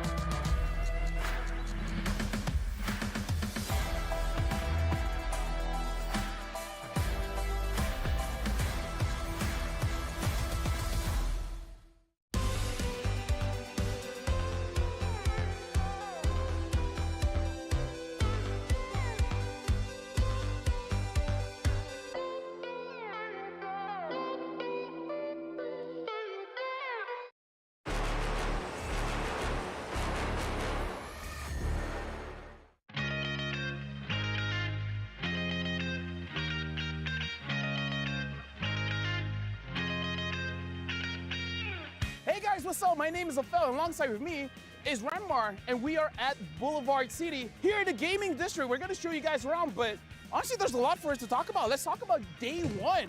The games have been amazing. Yeah, MWI 2024 has not disappointed so far because we're seeing surprises, but at the same time, we're also still seeing this powerhouses still dominate. Falcons Vega, Team Vitality, they're still going strong. We gotta talk about what this means for the female scene because, let's face it, the girls, they're talented. All they needed was a platform. Yeah. Now the platform is here, they're shining. Yeah, it's their time to shine, and I'm so glad that the women's scene is finally getting so much love, especially here at the Esports World Cup. This is the biggest stage that they've ever had to show off their talents, their skills, and just like you, I'm so happy for them. I'm building a female team. You are? I actually am. Oh, I didn't know that. Yeah. Cool.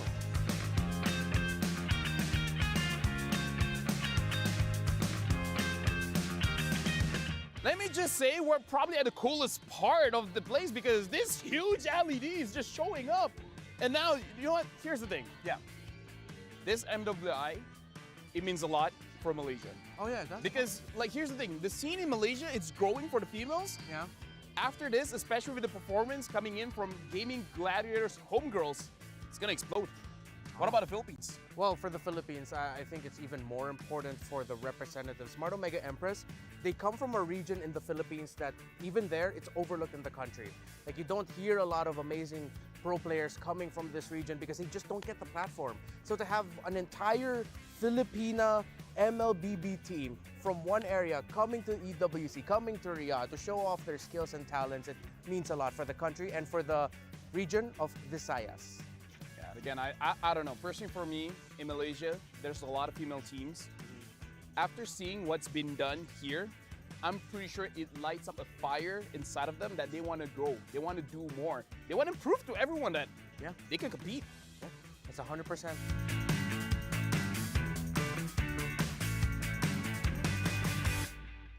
Ranmar, walk with me. Because let me just say, MWI is going to revolutionize esports.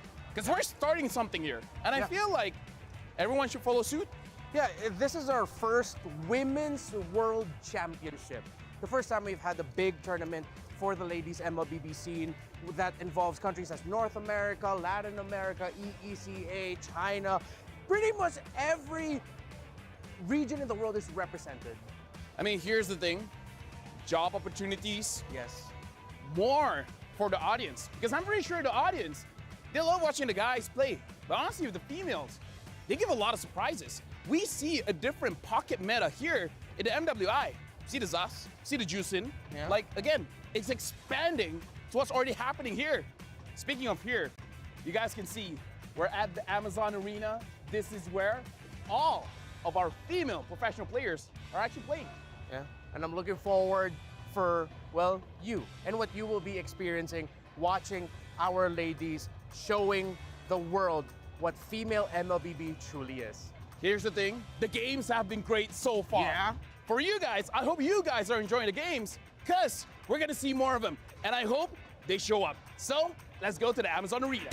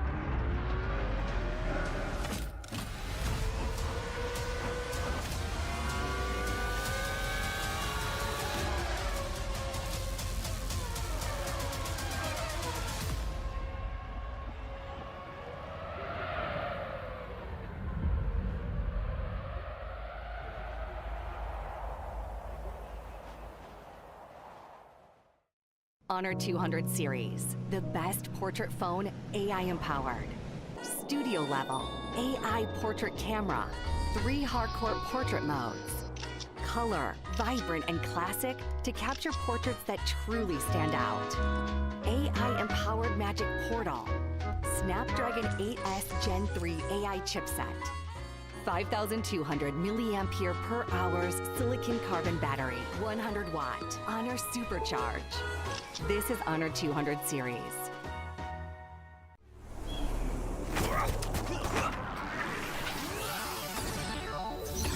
Ready, set, go.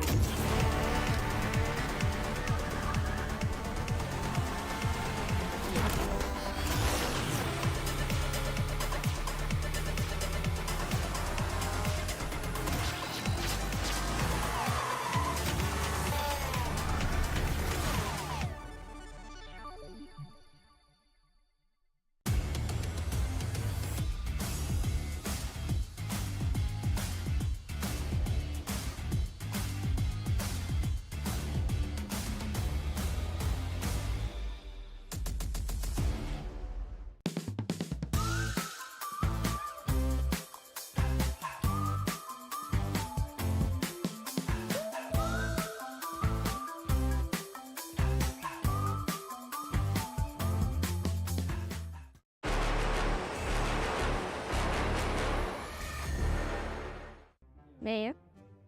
On the first day. Mia. That Zaria's outie. no, that's Mia. Mia's Oh, Mia. first Mia's skill. second skill. It's an item. The blood wings. Blood wings.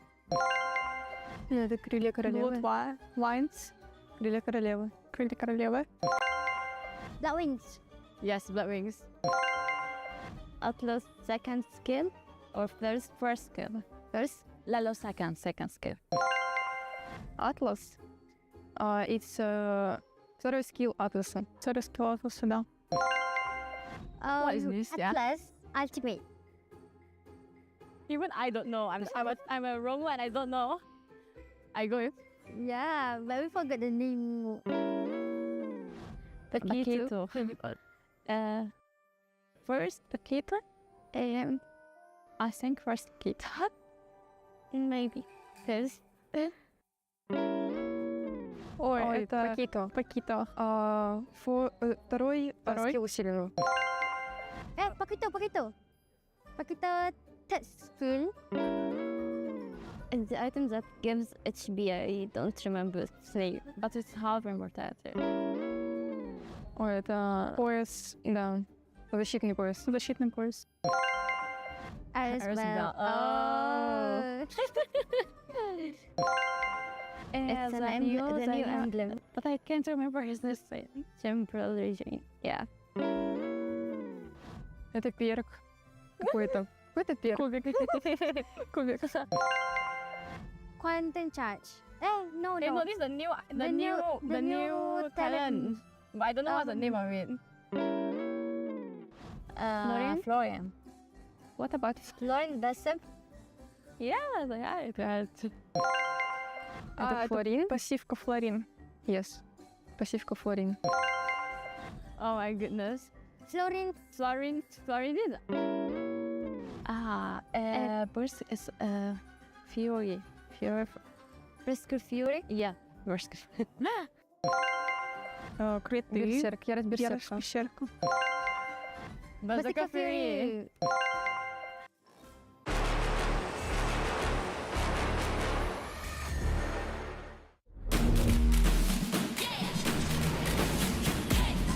Just like you and me, fighting our destiny. Though they may not see, I'll prove what I can be. Aren't we all the same? We're deep in the game. They say this is lame, but we have our own aim. No fear, prove it. Rise up and don't quit. Chasing the same dream, we all are on the same team. Let's go! It's our time to shine, leave doubts far behind. It's our time to show how far we can go. Though they may not see, we show what we can be. It's on you and me.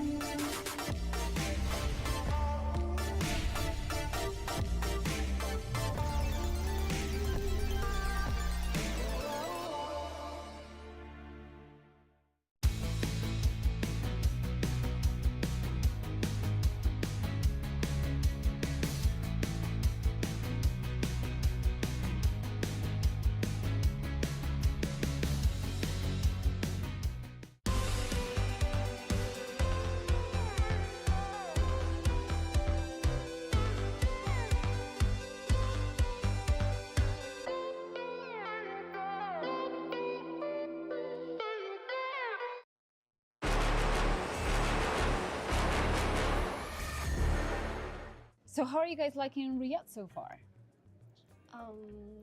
I love the food here. The food are all good.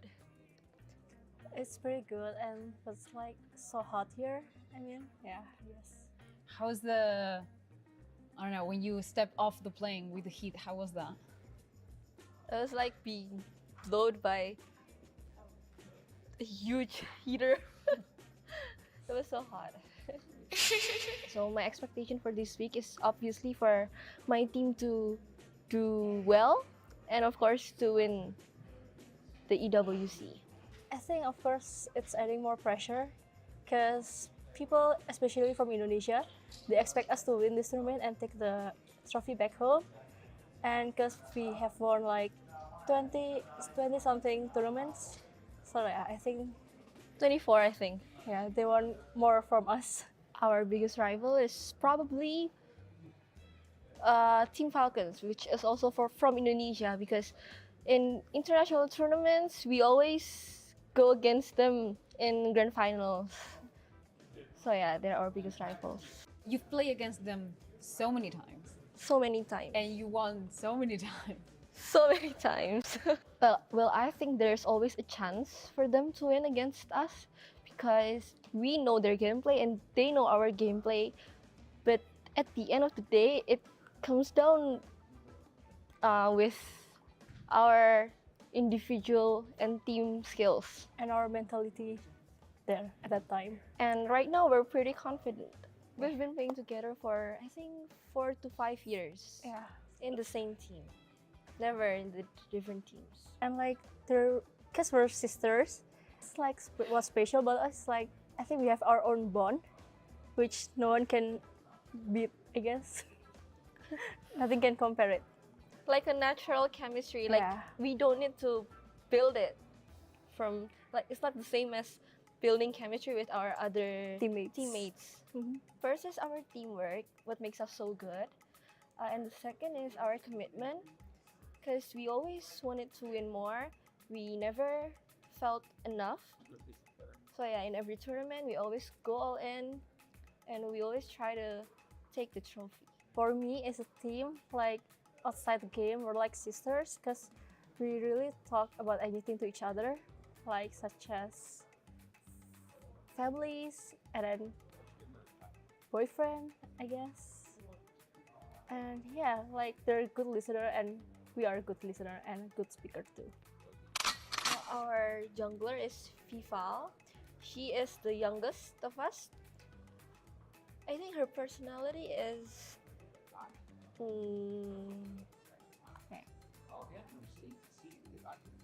she's somehow like a guy-ish. a tomboy. A tomboy, yes. Yeah, and she doesn't care about a lot of things. But she's a big gamer. And our captain, our tank. Yeah, our roamer Vivian. She is the oldest, and she's easygoing too. She's easygoing. I love talking to her. I mean, she's a good listener, and like gossiping with her is so much fun, actually. And then our XP laner is actually older than us, but she acts like a baby. She's really childish though. Yeah. So we fit as a team. It's just like 5 kids playing together, basically. Having fun together. It's like we're just playing game, not doing tournaments. Our play style, aggressive maybe. Our play style, yeah, aggressive. Aggressive. We always try to calculative too. Like win every lane, but also very disciplined. If the game's not going too well, I think what we did is like we're doing preset to our mind. Like, okay, focus. This is just another one game only. Like don't think about the thing that happened. Just focus on the next one. For me, I always keep in mind that I think I am better than my enemies. Because we've won so many times. If the game is like too one-sided, it's kind of normal. Like, not that excited. But Yeah, like just another win. Yeah, it's like already example is like 2-2. The point is, yeah, we're gonna be more hype about it if you won. Esports World Cup. This is the first Esports World Cup, and we're just very, very excited and happy to be a part of it. It makes me feel challenged. Yeah. And I'm really happy to be here in Riyadh. So for Hives, please keep on supporting us, especially in this tournament, because it's one of the biggest tournament that we had. And yeah, hopefully that we won this. And please keep on supporting, and if you can, please come here. It would mean a lot because it means continuing our win streak. Because the thing that I'm scared of the most is, of course, losing. So yeah, of course, it would mean a lot. We lost like a game or two. Like lost the tournaments like back in 2020s. That's the last time we lost, I think. Yeah. Okay, for people who don't really watch our tournament, is that what I want to say is that this game is really fun, especially the latest one too. So please watch the tournament because you won't get bored.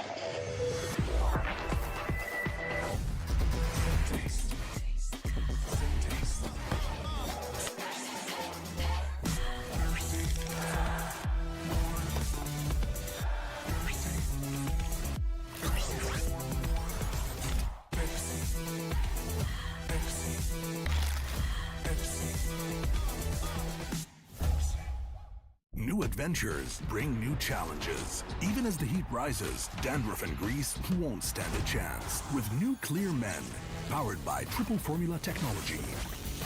To eliminate dandruff, itch, and grease, gives you 8 hours of freshness and 100% dandruff-free hair. New Clear Men, 0% dandruff, 100% confidence.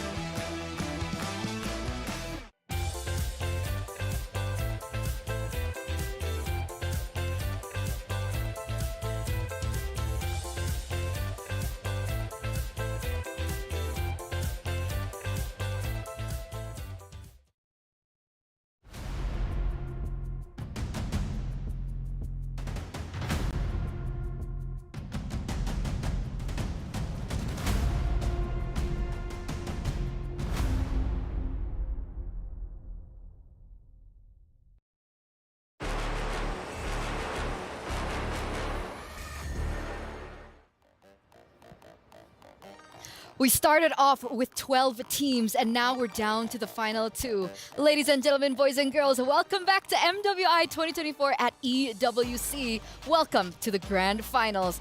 My name is Etern, and I will be your desk host through the Grand Finals. But of course, I am not here alone, because with me is the ultimate charming duo. We have... Camera. There we go. We have Leo as well as Lafel. We are Blackpink in your area. Which one? Which generation are we? We're the first iteration. Okay. We're the first one. And then it became a thing. Okay. In Korea. We started it first. Boombaya. Thanks, guys. Welcome. So it's going to be the 3 of us today. So maybe, Leo, you can help me out with Lafel on the panel. I wish I could go between you, given how things could get, but no, I will lavish in this. I will let this happen. Okay. I want you to be an enabler. Maybe disabler. We had Maria earlier, like yesterday, I think. That wasn't too good. I am here to empower. Thank you very much. I'm here to encourage. It's my time to shine. It is. So, this is the tournament bracket. Can you break us through it? Dude, Vitality going up against Smart Omega Empress. Like, the last time they met here, Leo, it was during the SEA Games, and it was a brawl. It went all 5 games. Yeah, who's to say that this could not go the same distance? But you know what they say about Riyadh in Indonesia, right? Especially in the world of MLBB esports. I think Rachel's aware. What? What happens when Indonesians play in Riyadh? There's I have absolutely no idea. We don't talk about that, they say. Absolutely no idea. Hey, but Vitality, they've broken it, right? Because by fighting another Indonesian. Yeah. At the cost of another. Yeah. That's science right there. That's math. That's where we've come. But of course, we are going to take a look at the prize pool now, guys, ladies and gentlemen. Because, you know, like we mentioned earlier on, right? Despite you going 3rd or 4th place, you still go home with a hefty amount of cash, right? 40K USD. But now these 2 queens, they are going to be fighting for that 180K USD. Omega Empress and Vitality are confirmed at least 80 Gs. Dude. In addition to flying out to Riyadh to enjoy this beautiful city and to be a part of this historical event in women's esports, 80 Gs. Dude, 80 Gs, that's like winning 3 times of MPL Malaysia. And I'm talking about being the champion. 3 times! That's why. It really just puts into perspective how big this event is and how big and how far the lady scene in MLBB competitive play has come. And hopefully in the future, we'll see a lot more developments, especially now that a lot of these teams are going to be bringing home some cash. So perhaps that will help them develop their team and their entire region as a whole. You're talking about development. Nothing comes close to how the Indonesian women's MLBB esports division is like. Oh yeah. Compared to like even very strong regions like Myanmar, NA, Indo comes close. Like even the women's, right? You have Women's Star League. That's where, how many times now has Team Vitality won that championship? All seasons so far since... Dude, the thing is, Vitality from 2021, they've won everything. So that's... Now it's 2024, so like 3 years. Shell mentioned in her interview that the last time they lost was 2020. 2020 even! So 4 years So of 4 counting. years. And if I'm not mistaken, Rachel, you can confirm this. The WSL even had to put out a best of 9 to try and break their streak. That was the first time we've ever seen a best of 9, and it has to be because of that. So we're going to take a look at the showdown soon, ladies and gentlemen, as we get into it. The Dr. Sulaiman Al Habib showdown. Team Vitality and Omega Empress. Still in a best of 5, I believe. And if I have to ask you, gentlemen, how do you think that this match will go? I don't want to answer. Okay, we'll skip you. I think we're going to see Smart Omega in their best shape yet. I don't know how you beat a 3-0 dominant run, right, against VSG earlier, but I think here, much like all throughout groups and the early stages of the playoffs, like a diesel engine, they'll take a while. But in the big picture, they've already taken a while. I think now is their best chance to turn the tides. Since we're skipping Lafel, we're going to ask the audience right now, what do you guys think, right? For the STC predictions, head over to stcplay.gg and lock in your predictions now. Do you guys think it's going to be Team Vitality to take this grand finals, or will it be Smart Omega Empress, who, for the most part, until this point, has shown very, very good performance? I'm going to help you and out, then Leo. we are... You can tell me. All right, I'll tell you. I'll tell you. Let me help you out. Vitality is going to win this. All right. Okay. Okay. All right. All right. Okay. I don't want to say what he said. I don't want to double the. It's tricky, right? Year in, year out, my predictions have been here and there. You know, some days, some seasons, some years, I gotta just. Depends on the weather. It's hot out here in Riyadh. So it Okay. should be fine. Okay. Is it? It's okay. Honestly, that's We'll a good skip the question. predictions and we'll just head over to the interviews. Let's go. Intense grand finals is coming up. I'm here right now with Chell and Shinoa, Team Vitality, Omega Empress. Now, I have a question for both of you. We'll start first with Chell, then we'll get to you, Shinoa. I want both of you to give me the 3 teams whose keys you want included in your trophy. So the Crush keys, give me 3 names you want. Maybe the teams we faced along the way. So maybe first is Omega if we win, and second is Falcons Vega, and then third is Homegirls maybe. All right, Omega, Falcons Vega, and Homegirls, maybe. You still decide. So what about you, Shinoa? What do you want? If we win, I'm gonna put Team Vitality and Gaming Gladiators, Homegirls, and Falcons Vega. All right, okay, so same. Now, I want both of you to like come up like a bit closer here. So you'll be stepping here and you'll be staring here. Now I want you guys to stare each other down. It's the grand finals. Come on, you're gonna make me laugh, guys. It's gonna be intense, you know? It could be a crazy battle, it could be best of 5. So I want you guys to do something. I want you guys to aggressively compliment each other. The best qualities about her, the best qualities about her, what you like about her, anything you want, we'll do it. Quick fire, back and forth. Let's start with you, Chell. You're a good gold laner. Oh, you're a good gold laner. What about, oh, but she's a jungler. No, she's a gold laner. It's a trick question. What about you, Shinoa? You're so good. I love you so much, and you're pretty. Oh, she hit you with 3. You're good. I love you and you're pretty. What about you? You're tall, you're pretty, I like your hair. I want a red hair. She wants your hair. Okay. All right. You got more for Shell? I like your skin, and I'll bow down for you. She likes your skin and she'll bow down for you. Can you beat that? Can you top that, Shell? One last chance. I'll kneel for you, queen. Oh, that's it. All right, ring the bell, ring the bell. I'm going to call that a tie. Thank you so much, Shell. Thank you so much, Shinoa. Let's wave at the camera together. Bye. Good luck in the finals. Thank you, girls. Thank you, Reptar. And now it's our turn. Cameraman, please shift it over to our showdown. We have LaFell on one side, and we have Leo on the other side. Boys, kill them with kindness. I like your facial hair. You got nice curls.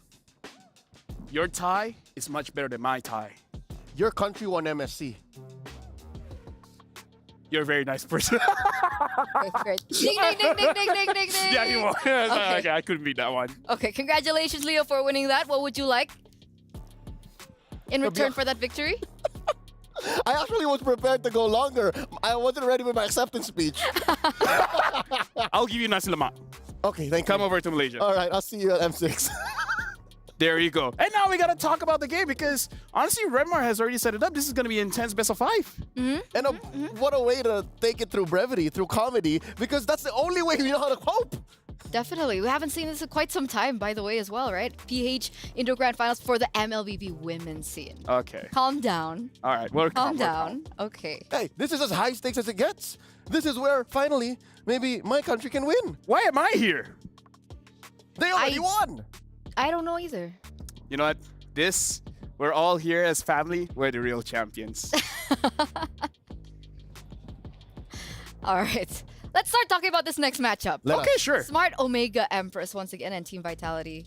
Last time at SPS when Falcons Vega were able to qualify, they did have a best of 3 meetup, and that was a 2-0 for Vitality. But do you think this time something has changed? Let's start with you, LaFell. No. Okay. Leo, help me out here. Yes, something definitely has changed. I think over the past few years, Smart Omega Empress have learned to spread out the work. They've learned to spread out the priorities. And at the start, it was very Amore-centric. And then in about 2022, 2023, it was very Shinoa-centric. And now it's Keishi's turn to shine. And even not Ayanami, even if it's most likely not Ayanami, it's still not Ayanami. It's funny how the way you said it, I still understood. Right now, we're looking at the recaps here because we're going to look at all the teams And honestly, personally for me, I may have a bias towards roamers, but the thing is, you gotta look out for both roamers here, right? Vivian as well as Mireille, they've been really showing up. In fact, in the previous best of 5 against VSG, Mireille got the MVP twice. Back to back. And it's one of the underdog roles, I think. Role to role, you might even say 50-50, except for nothing against Mirai. I love Mirai, but that's still the mother of tanks you're looking at, Vivian, with a 1 for an eye. Mother of dragons, as I like to call her. But they are going to show their because, well, we are moments away of heading onto the stage. So this is it, ladies and gentlemen. After all these days, after all these games, after all these matches that we've come through, we're in the grand finals. So will we be crowning a new team, ladies and gentlemen? Let's head over to the stage.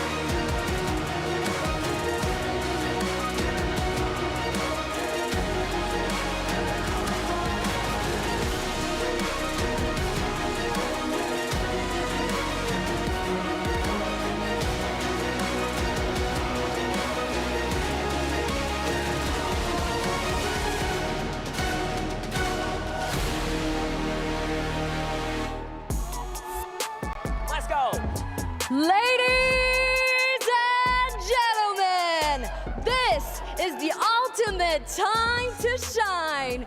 Right now, we're here in the grand finals. 12 teams have entered the Amazon Arena, but the final 2 teams that stand before us today are the 2 teams that have shown the brightest so far of the all-female MLVB professional players here at MWI 2024. It is happening for real أعزائي المشاهدين والحضور.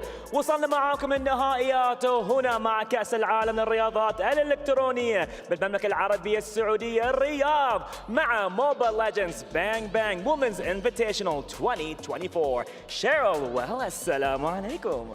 Salam indeed. Now, it is a running joke. Now, this has been a wonderful celebration thus far, celebrating our women, breaking barriers, changing expectations, redefining esports right here today, and it is just a phenomenal experience. So speaking of which, we are going to present our players.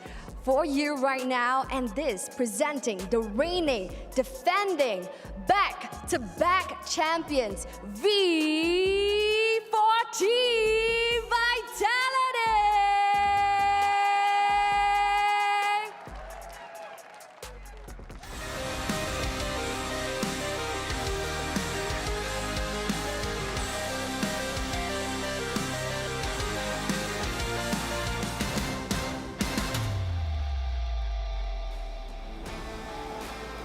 Now the queens of MLBB are one best of 5 away from cinching their 3-peat championship and of course their 25th consecutive tournament win. This is your time to defend your throne. Introducing first, the EXP laner. Give it up for Fumi Echo. Playing the jungle, presenting to you Vival. Filling the mid lane, we have Cinny.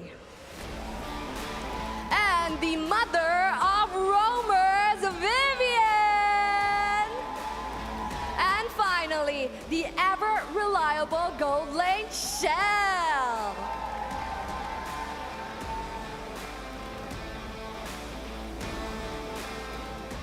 And now, ladies and gentlemen, viewers around the world, before I start with the coming team, all the way from the Philippines, ladies and gentlemen, make some noise!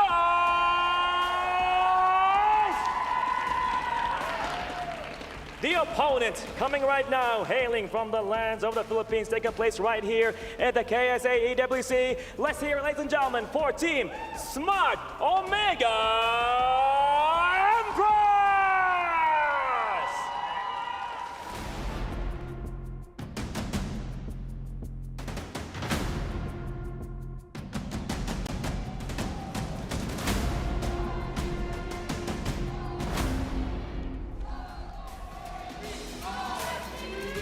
There you have it, ladies and gentlemen. The hype is real, taking place right here to battle it out with vengeance, here to claim the trophy and to take it back home, not only to the Philippines, but to city Cebu. And now, ladies and gentlemen, they are the established team powerhouse all the way from the Philippines. Let's introduce the players, starting with the fearless EXP, not Ayanami! The clutch jungler, K-Shape! The untouchable mid laner, Amore! The highlight reel roamer, Mirai! The savage empress, Shinoa!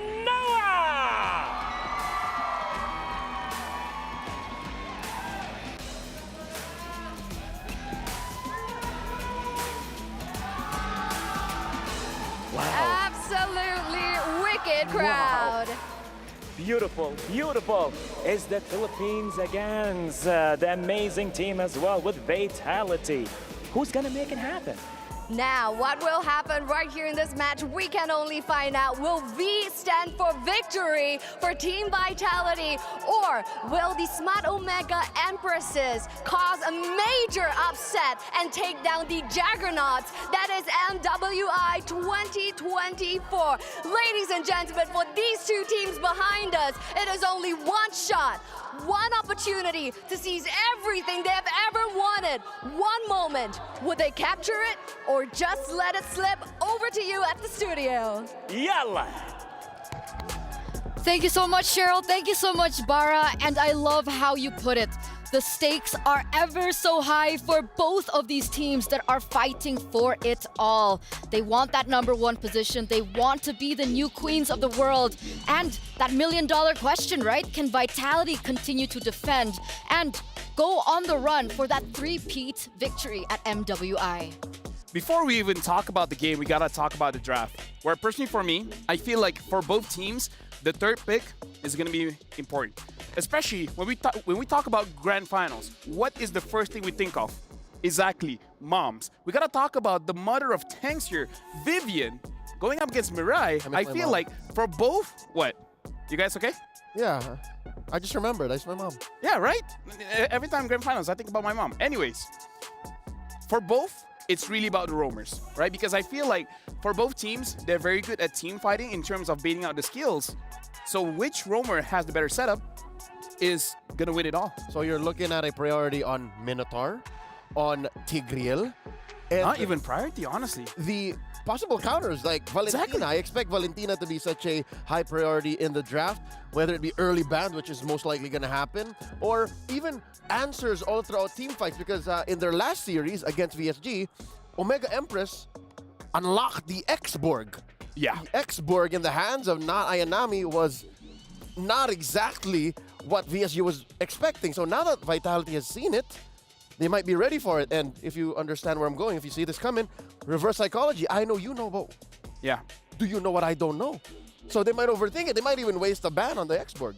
The drafts are going to be traps. We're just got to see who set the better trap, because again, Minotaur picking up early, it can be countered by pick-off heroes like the Edith, like the Tigreal. So that's why I said the third pick is going to be the most important one. The first two picks is just setting up. The third pick is going to be the payoff. So with that being said, would you consider that being on blue side is more valuable now, or do you think it's shifting over to red side this time around? Same Because answer. Ready? We've talked about traps. So I'll count. Yes Three. or no? Wait. Okay. So blue. So you say blue or red? Oh, which one has the advantage? Okay, ready? Yeah, which one has the advantage? Count. Okay. 3, 2, 1. Blue. Red. Okay. Let's start with No, let me that just, elaboration. For me, it's just one thing. There's only one way the blue side has the advantage. Okay. If Valentina is not banned. If Valentina is banned, red side has the advantage. I think it's the latter. I think it doesn't have to be because the Valentina is open or not. Blue still has the say. Blue can bully red side into saying, if you don't ban the Valentina, we're picking it up. Or we can afford to not ban the Valentina at all and even see if you will do it, because we can first pick the Rizla, we can first pick Minotaur. Change your mind? Anyone Nope. change their mind? Nope. No? Still sticking? Yeah. And it makes sense, right? Because so far, the scale has tipped kind of in favor of blue side, but today alone, we've seen people and teams find so much more success on red side. And earlier on, you mentioned about the traps, Lafel, right? The traps with the Terizla, the traps with the Ling. So we're going to see if that actually comes to play between both of these teams, because if we're talking about experience and coaching staff, man, both of these teams have excellent minds up in the driver's seat. Let me just say, Leo, it's not because you're here, but I actually feel like Bane is being slept on. I think Bane still have a 100% winner here. I think Bane is just where he needs to be. Bane is the tool that comes in when you're not ready. You see a nail, what do you go for? The hammer, right? No. Yeah. You go for the pair of scissors. That's what Bane is. Like, why? Exactly. You know what? I like the way he thinks. Expect the unexpected. Hashtag. Right? Is this a good game for Bane? No, that's why we're gonna pick it. Bane in the jungle is like Brody in the gold. Dude, I love Bane in the gold. That too, see? I like it gold. He just fits everywhere. Yeah. And again, you could even play mid and then just build magic damage, no? Well, But yeah, we've seen that probably for this grand finals, we won't see it. But again, I feel like the reason why I'm saying this, let's rewind. Okay. Smart Mega Empress, VSG. How did they win? Through the mid trio. Very simple. Shut down a tank. Nothing can happen. Smart Mega wins. Rewind again. Vitality going up against Falcons Vega. They won mostly because of the team fights. Very smart drafting, making sure that any kind of attempts of a fight, Vitality always comes up on top. And again, that's why I kind of feel like this mid trio is just a starting piece. They want to get to the between 8 to 50 minutes of the game with a very clear win condition. And I kind of feel like that's why this game is going to be a little bit tricky, because both of these teams, I think, won't fall into the trap. They understand when a trap is being set, and they're not going to bite. Best place to find a trap is the XP lane. I think Fumi Echo, we've seen it time and time again through the past week of competition. She likes baiting Vitality's opponents and saying, look at me, look at me, look at me. And then there's 4 others doing something else on the map. But I think Na Ayanami is going to play a role wherein I know what you're doing. I do the same thing for my team. So if that becomes a neutral factor, that becomes null, then Vitality and Omega have to find a new trick. So let's give some light over to the gold laners, right? Because I think this is one of the matchups that a lot of people have actually anticipated. Some people say that Shell is one of the best gold laners currently in the league, but Chinoa is the only one who holds that Savage. What do we think about the gold laners, and how do you think this is going to go? I think both of them are very solid because if we're looking at mistakes, honestly, both these gold laners rarely make a mistake. In Do you see differences in characteristics, maybe? honestly, not so much because both of them have an eye for opportunity. Where we saw Shinoa has the eye for an opportunity to grab the Savage. Shell just ends the game. 2 towers, the second tier, and then the base turrets, and then ending the game. Both of them have a wide POV of how the map is looking like. If anything, I see one difference between Shell and Shinoa. Shell is very independent. Shell is okay holding down bushes, holding down lanes, and very rarely will she ask for help. Vivian rotates only to be aggressive. Very rarely is it Vivian coming to help and babysit Shell. On the other hand, Shinoa will actively ask for help, might even ask for help from across the map from Na'Ayanami, but it always comes through in a big payoff. You know who Shinoa reminds me of? Who? A young Oheb when he won M3. Ooh. Rarely will Oheb do anything alone, but at best, you become MVP of the Grand Final. But with that being said, do you consider that means she can't play weak side gold laner? Do you think her strength is playing strong side gold lane? She has to be very careful. Weak side is relative, because if it's weak side, that means you just have to pay attention a little more. You have to make sure that in the first 5 or 6 minutes doesn't get too beat up, but eventually you do get there. I don't want to say that she can't. It's all about the draft because we see, because of her deep hero pool, usually her pick is a little bit delayed to the point where she grabs an Ixia and stuff like that. Some matchups you win by not interacting with your opponent, right? You win because you scale better than the opponent gold laner. So as long as you're not taking unnecessary trades, then you will win. So again, winning is subjective when it comes to the gold and EXP lane. Some win by getting kills. Some win just by not dying. Simple as that, ladies and gentlemen. And we've seen the Ixias, we've seen the Brodies come out. The Melissa as well. Melissa as well. What prompted these picks from coming through? Not to mention the Brody. Brody as well, yes. See, Brody does something very unique in the gold lane. It's a burst marksman. The only other one that I think is currently active or expected is the Nathan. Yeah. Right? Every other marksman right now is either DOT or DPS. Brody just bursts you down. But he has not a really usable. 50% win rate at the moment, right? Excuse me, what? 50% win rate on Brody. One times picked up. When Vitality picked it up, did they win that game? A win, yes. It was a win, right? It was a win. Yeah. So 50% win rate. Watashi wa don't know. Okay. Melissa came up because of assassins, right? You have a lot of dive. A singular getaway can turn the tide of battle. She can even afford to do that with an Inspire, so she doesn't even care. And last but not least, the Ixia. A lot of teams these days picked up Ixia, not just Smart Omega Empress. It's because of how she is so independent, right? She has a heal, a knockback, a mini stun, and of course, AoE. What other marksman has AoE? Just to add on to that, after talking to the players, the Ixia is apparently a reliable counter going up against the Hive, or at least the player that use it feels that way. And the Melissa, honestly, is good in lane, and also a different kind of marksman where usually we see the Claw going to the back line. Melissa can kind of do that. Just put the muddles there, and then through the AoE effect of her passive, people from the back line are going to get damaged as well. So let's see how these drafts are going to go. We've talked a little bit about the gold lane picks, the priority with the Valentina. But this time around, ladies and gentlemen, as we get into the drafting phase of game number 1 in this best of 5 here in the grand finals, the Valentina has not been opened up. Immediately banned out by Team Vitality alongside with the Arlet. And then on the other hand, we have the Ling and the Terizla. For me, Blue side has advantage now because there's no Valentina in this game. Do you agree, Leo? Yeah.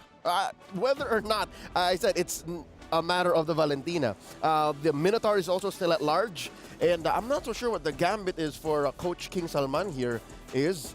Since the chip got banned out, he's going to attack the Lu Yi. What about Roger? I think Roger, I don't know if it was earlier today, but the Roger was like, yeah, you don't have to win with the Roger. Roger's close to 50-50. I'm not sure if it's such a flex, but I think Roger's stronger than Blue. So I think that's something that they're willing to play with if they open it now. Well, either ways right now, in terms of the first pick here, coming in from Vitality, making sure that you don't really fall into any traps. The Angela is still open, but I do have to say I kind of am not a big fan of Angela first picking because you're kind of put yourself in a corner where you're not going to have enough damage in the early and mid stages of the game. Kind of feel like Roger's still a pretty solid pickup here because it's good against the Harif and overall just pretty much flexible. I feel like it's one of those heroes where I don't know when it started, but Roger has just become a monster. Yeah. What about Susin? Susin has also been left opened up. Susin and Zask. They There have you to go. be a very specific pick, and more often than not, they come through in the second phase when they're not banned. Yeah. So now you see here the Roger. Yeah, you're right, Angela is open. But you got to consider, oh, never mind. An early Jushin. You know what? This is dangerous. As much as I love seeing the hero in play, it's too early. Yeah, you can still pick up the Zas. You can even possibly pick up a Kagura to make sure that you're able to deal with this. And with the Edith there is an answer towards the Roger. Roger wants to come in with the light compounds. You're going to get CC'd so much, you're going to die anyway. So I feel like you got to pick up a Zas here. If not, it is going to get banned out. We were talking about the Angela. Angela gets picked up here. Is it possible that this is an Angela mid and then they're just thinking the Zushin isn't going to be a problem? I actually like Angela mid more these days. Yeah? 4 out of 5 Angelas in pro play, I think, should be in mid. There's definitely room for Vitality to wriggle, right? I mean, we've seen them flex different heroes into several different roles, just really breaking barriers, but their choice now is the Ruby. So still flex, right? Ruby can still be in the EXP lane, considering, but it can also be in that roam position, and they flex the Angela to mid lane. This is solid because, again, one of the keys to playing a mid Angela is a solid XP laner. You want a big, tanky XP laner, and then the same, a setter roam. So that's still out there. You can still put a Tigreal in Vitality and call it a day. Now, Omega Empress. What do they want to pick up? Do they want to put a hero on a Shinoa immediately? Or, I think that's a staple. Like, they just save her for the last. Yeah, honestly, for this point, I do agree. I kind of feel like picking up a marksman here before he gets banned out is going to be pretty key. The only thing is, what is the priority? Do they want the Claude? Do they want the carry? They could wait a little bit later because I feel like in terms of the jungler, I was thinking of the Nolan, but I'm not going to lie, I kind of feel like this Nolan is a little bit early. That's 2 picks already too early. Yeah, considering that you see the Angela, it kind of blocks out the possibility of something like a Hayabusa. Honestly, even going for the fighters can be very risky. So that's why in my head I was thinking of the Nolan, but also I kind of feel like it might be a little bit too early. There is possibility of using something like the Bane inside the jungle. So we're now entering the second phase, and the Tigreal has been opened up. You mentioned that Nolan could be too much of an early pick. There are ways to counter this Nolan. Let's talk about that.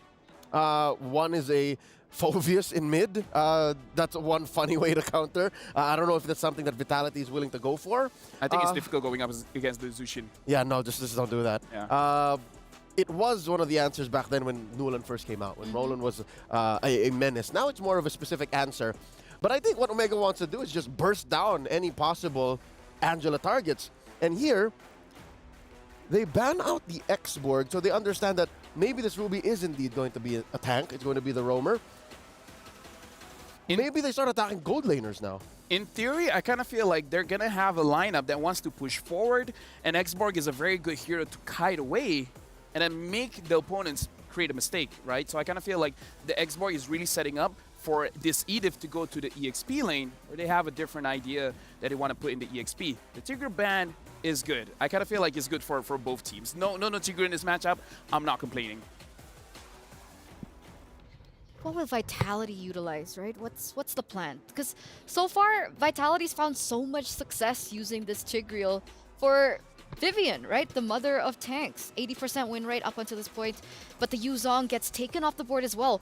What are they hinting here? Is this them trying to put Edith in the EXP lane, securing a better lane for her, or is something, what direction are we going? They're attacking Fumieko, that's for sure. Again, a lot of the early to mid-game power spikes from Vitality in a lot of their matches in MWI come from Fumieko. She always does something that buys time for the rest of her team off map, like let's say all the way across, that changes how the game goes for their opponents. So even if she dies, even if she plays very specifically, like with an Arla, with Rizla, she's done it multiple times. Look at that, 4 bans for Fumieko alone. I think they're trying to make it awkward for her. Honestly, the thing that we got to talk about is the 2 bans here. X-Borg as well as Yuzong is very good at diving. And I kind of feel like that's what Smart Omega Empress wants to stop. Because this Jusin is very good at at pulling people away, especially the frontliners, right? Trying to separate the EXP, trying to separate the roamer. So I feel like this is their way of understanding if Vitality goes for a full-on dive, maybe the Jushin will have a more difficult time. So again, that's my perspective. Jushin to me feels like when Eve was in her prime. Yeah, she counters the front line so hard. So someone has to dive. So Lolita picked up here. Maybe they're considering this Roger is going to the jungle then. It looks like an Ixia setup too. Yeah, it does. It does look like an Ixia setup. Betting out the Yuzong, yeah. Could it be? She found a Savage last time around when she picked it up. Do they deny it? What is Coach Susugaja and they were thinking? Because they could. Honestly, they could. The only problem is the Nolan, but I kind of feel like having the Angela, you can't fight back. So now, other than that, like this makes it so Natan is a little bit tricky. Honestly, even the carry is a bit tricky. Claude tricky as well, but I think the Claude is more usable here for sure. Okay, so Claude for Shell. And what are we thinking for the roam? I almost are want we anticipating like another mid lane Boxia. pick? Okay, so there's your gold. Boxia and CC. A hero that can dive to the back line. However, let me remind you guys, this has happened before where the CC was used to potentially counter the Jushin. Didn't work out. And as Renmar says, you need an Angela with the CC. You can't just CC these days anymore. Yeah. So at least they have that box checked off. And Roger doesn't need that much farm, so you can give space to the CC to actually farm up. But I think they're lacking burst. If the fight lasts too long, or if Omega Empress just back out and don't engage, Vitality's gonna keep chasing and chasing and not getting much. And there it is, Melissa. Okay. Honestly, I'm liking the lineup from both of those. I feel like for Vitality, the one important thing is to highlight what Leo said. There's not enough burst. So, priority targeting is going to be important. If they're targeting different people, this draft will not work. If from minute one, they only target one and make sure that target actually dies, kind of liking Vitality's lineup. Okay, so there's certain winning conditions that need to be met right now. As we enter, ladies and gentlemen, for the first game of the Grand Finals at MWI x EWC. We're going to throw it over to the casters without further ado. Thank you so much, experts. Thank you for breaking it down there. Welcome to the desk here. What is up, guys? I'm Nice. I'm joined with Mirko to bring you this grand final. It's over 20 tournaments undefeated. Will this be another notch on the list for Team Vitality, or will the Empresses make history? Once again, welcome to the Land of Dawn. We're ready to kick off game number 1 in this best of 5. Mirko, how are we feeling about the lineups here? I know, the desk is PHID also, but how are we feeling? I think we're the same, right? I mean, PHID here on the desk as well, on the caster desk. But I mean, looking at the lineup, I'm not too sure. Team Vitality definitely taking a risk here by going for the CC pick. Usually, we see Fumieko on picks like, it's always playmakers, the Terizla, the Yuzong, and last MWI is actually the Lapu Lapu. So, very interesting to see already a carry pick in the XP instead of the usual comfort pick that we see. Cine as well on the Ruby, right? Usually we expect the mid lane to be the one taken away the Angela, now brought back. This might be the second time, third time in a row, but Cine will be able to dash away. But back to my point, it's gonna be a bit tough this time. With the Ruby in the mid, it's kind of different, Usually we see Angela. Yeah. That's what I'm wondering. We've seen now up to this point 4 days where these ladies have had to figure out the Jushin pick. And is this the answer? Is this part of it? Bring in Ruby, bring in this Angela combination for both of them, because even if you're dragged back and forth like we've seen so many times, at least you get some sustain. At least you're able to heal back up relatively quickly. I mean, even with both those heroes locked in, and that might be enough to just kind of leave it to more so a dead lane, unless they can find a pick off here. Vival already moving forward with the shield duty, now helped out by Vivian, forcing Amarai to actually dash away. So, Smart Omega Empress losing out on the mid-prio just from that rotation from Vival. Starts up the Turtle. Okay. Turtle's going to be up here. Still needing those level 4s, of course, here across the board. But the same thing, you're going to see, okay, Vivian actually has to burn the Flicker for part of that, which she should be fine with. I mean, she doesn't necessarily need it right now. She might just try to get that level 4 too if they can. But the Turtle for the taking, it's at half health. There's the positioning. Murray gonna force Vivel back, and wow, Cindy's low too. Primal Wrath used up already. Now Mirai pops into Bulwark. Ayanami doing some damage now. The beacon comes down as that's gonna be the flare, bringing him back. I'm offended, able to connect onto the back as well, but Cindy will be able to escape. First blood there with the Poissons. Fumi Echo still chasing them down.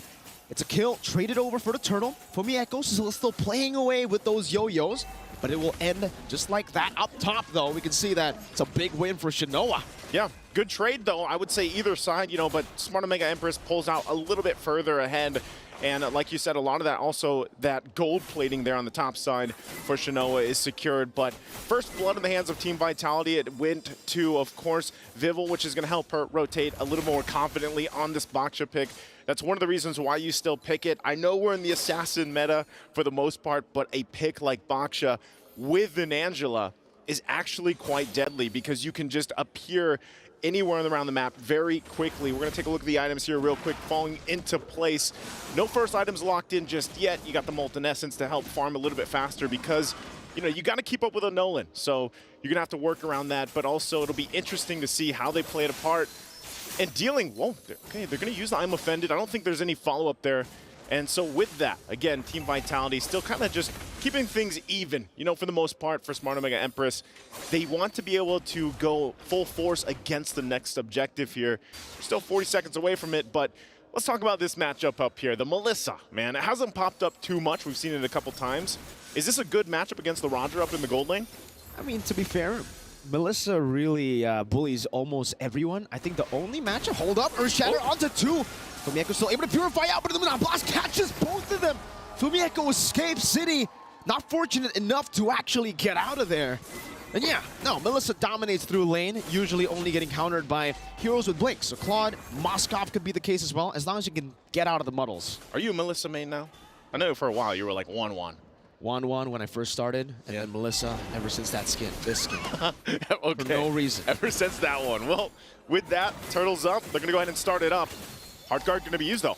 Yeah, onto Fumi Echo with the curtain calm placed down as well. Now, meanwhile, Viva on the bottom lane just 2v1ing. Fumi Echo dashing forward, good mobility. City flickers forward, gets a donut. Wolf King Viva on a chase down, but Keishi is just so mobile. In the end, they baited out so many big abilities, and Smart Omega Empress still get the objective. Very disciplined. You know, that's what we're seeing here from these decisions. They don't have to fight. They get the objective, they get out, and that seems to be the move right now for Smart Omega Empress as they want to go ahead and match up, you know, pretty much across the board with objectives. And dealing with that for Team Vitality, you know, they're falling a little bit behind now. We're talking, you know, 1,000 gold, nothing too crazy. So it's up to them if they really want to kind of even out what's happened in these past couple minutes with the objectives. It's to get a pick off and a kill. Now, the one thing that's hard is Edith, man. Edith has been popping up time and time again, and there's a reason for it. She, like, the fact that you can onward Earthshatter or vice versa, and then pop a ton of damage once you pop the ultimate, the Primal Wrath, that's scary. That's tough to deal with. But then you round it up with the fact that you have a Lolita. You know, now we've seen Lolita in the past. Didn't work out too well. Hold on, Fumi Echo. Okay, she's got hard guard hovering over her too. But again, going back to it, Lolita pairs up really well with this. This could be the move that Team Vitality needs, though. They're just trying. It feels like they're kind of almost in a way like we need to find a kill to even things out. Definitely. It does feel that way, you know, for Team Vitality, especially here, as even in the bottom lane. You can see that Fumi Echo, even on the CC, is actually having a tough time. Chill moves forward. That's a flare coming down. Chill able to dodge away with the Lycan pounce and then Flicker out as well. Airborne brought back. Blast under the turret. Not too sure if they want to come in onto this. They'll go for the turret instead. Mirai moving forward with the stun. Not enough damage. Shinoa, no mana. Chell brought back again. The healing's still there. Vivian caught, forced to flicker out. Now both flickers, Chell and Vivian, depleted. And with that, this is just going to help build that lead up. Still looking for a play possibly here, but it's not Ayanami, and she's so tanky. She just pops the Primal Wrath. She's going to be fine. And oh, mid lane. Sene able to survive. The knockout brings her back. Keishi doesn't have enough energy to go for it. Meanwhile, bottom lane, what happened? Ayanami, or rather not Ayanami, very specific there, will be able to outplay the 2v1 situation under the turret, getting Vivo. Now Keishi has a lot of space to go for the neutral objective for free. Fumi Echo cannot contest. That's 3 for 3 now. Turtles, the objectives here for Smart Omega Empress. talk about a lot of this macro play that they're making. The decisions are on point so far. It looks like the warm-up that they had earlier on, going 3 for 3, is what they did here, of course, for game number 1. This is a struggle that they've had, you know, dealing with the game 1s, but now they seem to be off to a good start. Looking at the items real quick, too. Some of those first items already locked in. Clock of Destiny there for Amore. Hunter's Strike now available to Keshi. She's working on the next, and even the Thunderbelt, and even that little extra boost of damage helps him out. Meanwhile, Shinoa, she has the Corrosive Ice, and she's working on the rest of the items too. So, you know, at this point, SmartOmega Empress is actually at a pretty good power spike for the mid game. This is all preparing for that first Lord coming up here in a little over a minute. So we take a break, and for Team Vitality, man, it's kind of like still in that situation where it's nothing too crazy to work from. They can actually get a couple kills, or maybe even just a kill or two, to get that numbers advantage going into the Lord. And if they get that first Lord, that's where you're going to see the momentum swing. That's the pendulum that we're always talking about. And even though, you know, 3 turtles in the hands of SmartOmega Empress, 1 Lord can actually help kind of negate some of that, depending on how they approach it. But, you know, we're going to have a quick break here, have a Kit Kat while they figure things out. Go ahead. Have a Kit Kat. We'll wait. Let me go grab one. Yeah, Nice is grabbing one right now. And as we see Niso, as I see Niso grab one, I want one too, man. I mean, oh, we got the biased reporter as well here. Biased reporter? We got Reptar Redmar.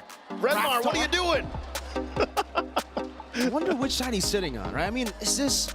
I'm joking. I wonder what side he's sitting on. You know what? Again, I love what he did, by the way. You know, leading into this, the little one-on-one. You want to have a one-on-one with me, man? You want to tell me something nice? You know what? Sure. What do you want to tell me? Just like Shinoa to Chell, you have great skin. But unlike Shinoa to Chell, I don't think I'll bow down, no. Okay.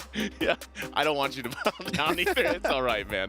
You know, and so as we wait for them kind of figure this out, of course, before we jump back into the game, I think that's the main point, is pointing out the fact that, hey, Team Vitality, they've been undefeated like this for a reason. Looks like we are jumping back in. And just as a note, I believe the fact is out of all the MWIs, they've only dropped, I think it is 3 games. That's it. Back in, at least for MWI 2024, they've only dropped 2. Back in 2023, they dropped not a single game, so 0. And 2022, they dropped 1. So a total of 3 games all has Team Vitality lost. And I feel like SmartOmega Empress, they prepared for this. We heard it in the interviews. They wanted to get to this point. Everybody had Team Vitality on their list. Of course, you want to take down the Queens of MLBB.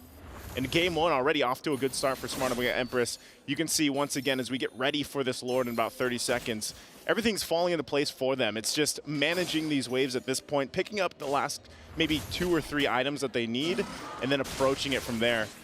So for Team Vitality, again, I think they just need to go ahead and get space to work with. They don't have any turrets down, you know, so it's at least start there. And I think, honestly, when we're talking about the composition, SmartOmega Empress, they're doing good. Nah, they're doing amazing at this point, right? Keishi's 2 levels ahead of Vivol. And on the box here, I think we know. If you don't, you know, if you're not able to build up a snowball in the early game, it's going to be tough. Down below, Primal Wrath already. Good damage. Definitely stings from the Echo Force back instantly. That's a free turret to not Ayanami Mirai. Opening up the mat, Cine, walking forward, challenge. Well, Lycan Pounce, stunned up, gonna be caught, forced to flicker out. Now blasting the flicker, continuing over, now forcing the hard guard out. Vivol able to find a shield into the cage, gonna be caught as well. Shinoa pops into models. Cine in the midst of it all, once again, able to flicker out, could go away to prevent any sort of full engagement and commitment. Vivol brought back to the team once again, isolated again. Vivol still able to tank out a whole lot as Wumi Echo does it a bit more damage. Keishi assassinating Vivol, who's caught all alone. Now it's another win for SmartOmega Empress as they group up in the mid lane, not Ayanami. Walking forward, Fumieko taking a whole lot of damage from Amore just with the Lantern Flare. Cine moving forward, not able to find I'm Offended. Amore just zoning them away. Cine brought back again. Good Earth Shatter, now Blast connecting on both. Now Shinoa walking forward, has the muddles, places it down. Cine can be caught, and again, it's not Ayanami on the Primal Wrath. Still going for it. Shinoa looking for a target to go for the muddles again, but finally SmartOmega Empress say, we've had enough. Talk about an extended team fight into an objective, into a team fight. I mean, wow. Talk about SmartOmega Empress as we look at the STC replay here. This was even after and a team fight towards that mid-upper river. And then they hold down this front side, they hold down the mid. Meanwhile, not Ayanami is just firing off here, and they secure the Lord too. You know, so this is just a big power play from the Empresses here because, man, how do you deal with this? Team Vitality, they were trying to get the space that they needed, but even with the healing that they have with the Angela pick, with the shielding, she's even got Flask of the Oasis, they could not withstand the damage that Smart Omega Empress had. And they're gonna lose all these tier 2 turrets on top of this whole exchange. Big item pickups as well. Oracle for Murray, a little more defense there. Endless battle. And now they have to defend the base here. Lord's gonna go ahead and work on these shields. Are they gonna press the situation a little bit further? Oh, onward coming down. Numenon Blast charged up as well. No flicker to stop City though. Caught in the midst of it all. Again, good peek and Pitfall.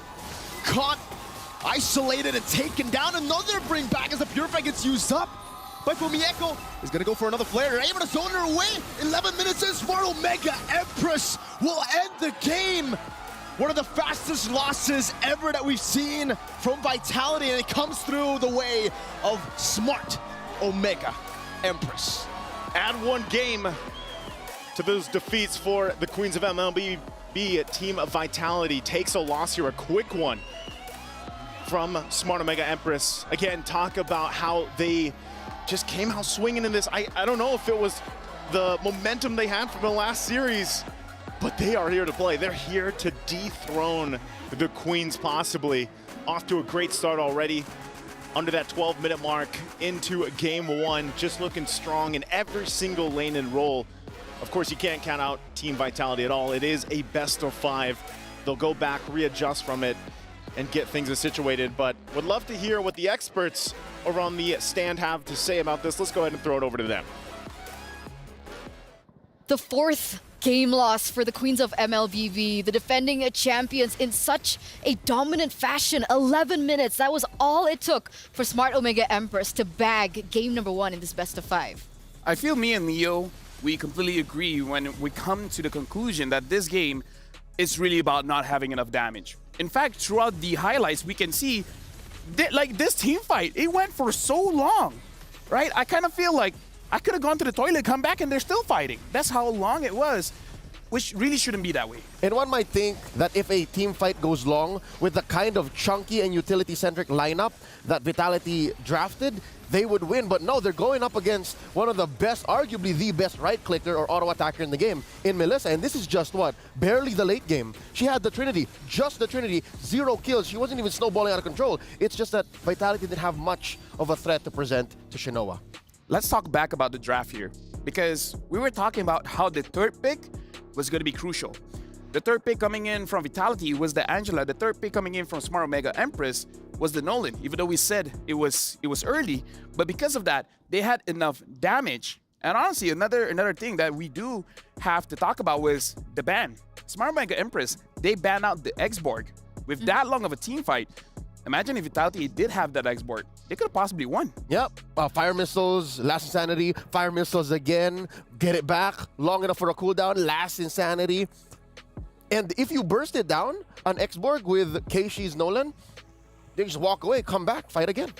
Looking at the highlights here, it's really just about fighting with no purpose, because there's no way for you to get a kill. And I was talking about how with this kind of lineup, you have to focus on one target, make sure that target dies, and then back away, try to get some kind of macro play, take some kind of turrets or something. In Team Vitality's defense, I think we did mention that maybe they're very macro-centric. Yeah. They wanted to play the map, henceforth, their lineup was very, all right, chunky, and then we need you, Vivian, right? Come on in, help us out with the Angela. But there was no chance for that. I think Smart Omega Empress just knew that we need to finish it early, we need to finish it now. I mean, even before the game even started, we also mentioned that this was a very risky and it was a big gamble of a composition that eventually didn't really work out for them. And in the bans as well, we also noticed, other than, of course, everything that you guys already mentioned earlier on, is the fact that they really banned out Fumi. Do you think that that was an impactful reason as to why they lost in such a dominant fashion? 100%. I would say so, yeah. Yeah, 100%. The fact that whether or not it was a master stroke by King Coach Salman, it just fell into place, is it not? Okay, Angela's open. Okay, they banned the hell out of Fumieko. Okay, maybe we just do CC Angela, but truth be told, TC Angela just takes too much time that a lineup like what Smart Omega or Empress drafted would just take advantage. And again, something that the casually did say, but Marco mentioned the way that Fumieko wants to play is that she's the playmaker, she's the play setter. Yep. But having someone like the CC, it's really more of a distraction or the one giving the damage. So I kind of feel like they're forced into it. Like there's a lot more picks, the Benedetta, the Paquito, a lot of damage dealers in the EXP, which she might not be comfortable with. That's the thing, right? Because she needs those playmaking heroes. Arlet. Okay, let's take a look at our heroes right now.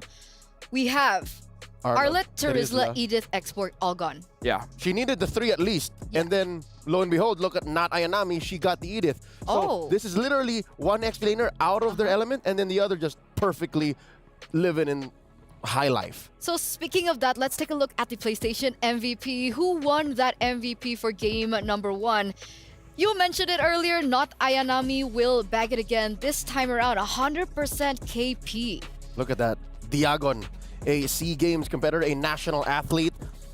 Even if Shinoa's not doing much in the early... Actually, truth be told, she did a lot. You watched the game. She did a lot, but also she had no kills. Yeah. Right? She was just pushing turrets. And why was that so easy? Why was half of the map so easily free for Shinoa? Because Not Ayanami was such a menace. And honestly, Not Ayanami was able to get out of lane. That shows that she won the lane going up against Fumieko. And that clip, it didn't show, but it was a 2v1. And then she got a trade first before she died. Talk about having a good game. There's nothing the curtain call could do. If you're just alone, at best you go, oh, you just keep going. It's like, strings, ooh. Yo-yo, oh. And even up until this point, right? Again, the CC coming through, we were talking about damage. Did the CC not get to that power spike yet? Nope. Or what was the problem? CC is almost like a marksman where you kind of need 3 items. You need the War Axe, and then once the maximum stacks are dealt, you can deal more damage. The second item is going to be Brute Force Burst Plate to make sure you have more movement speed, lower cooldown, so more damage.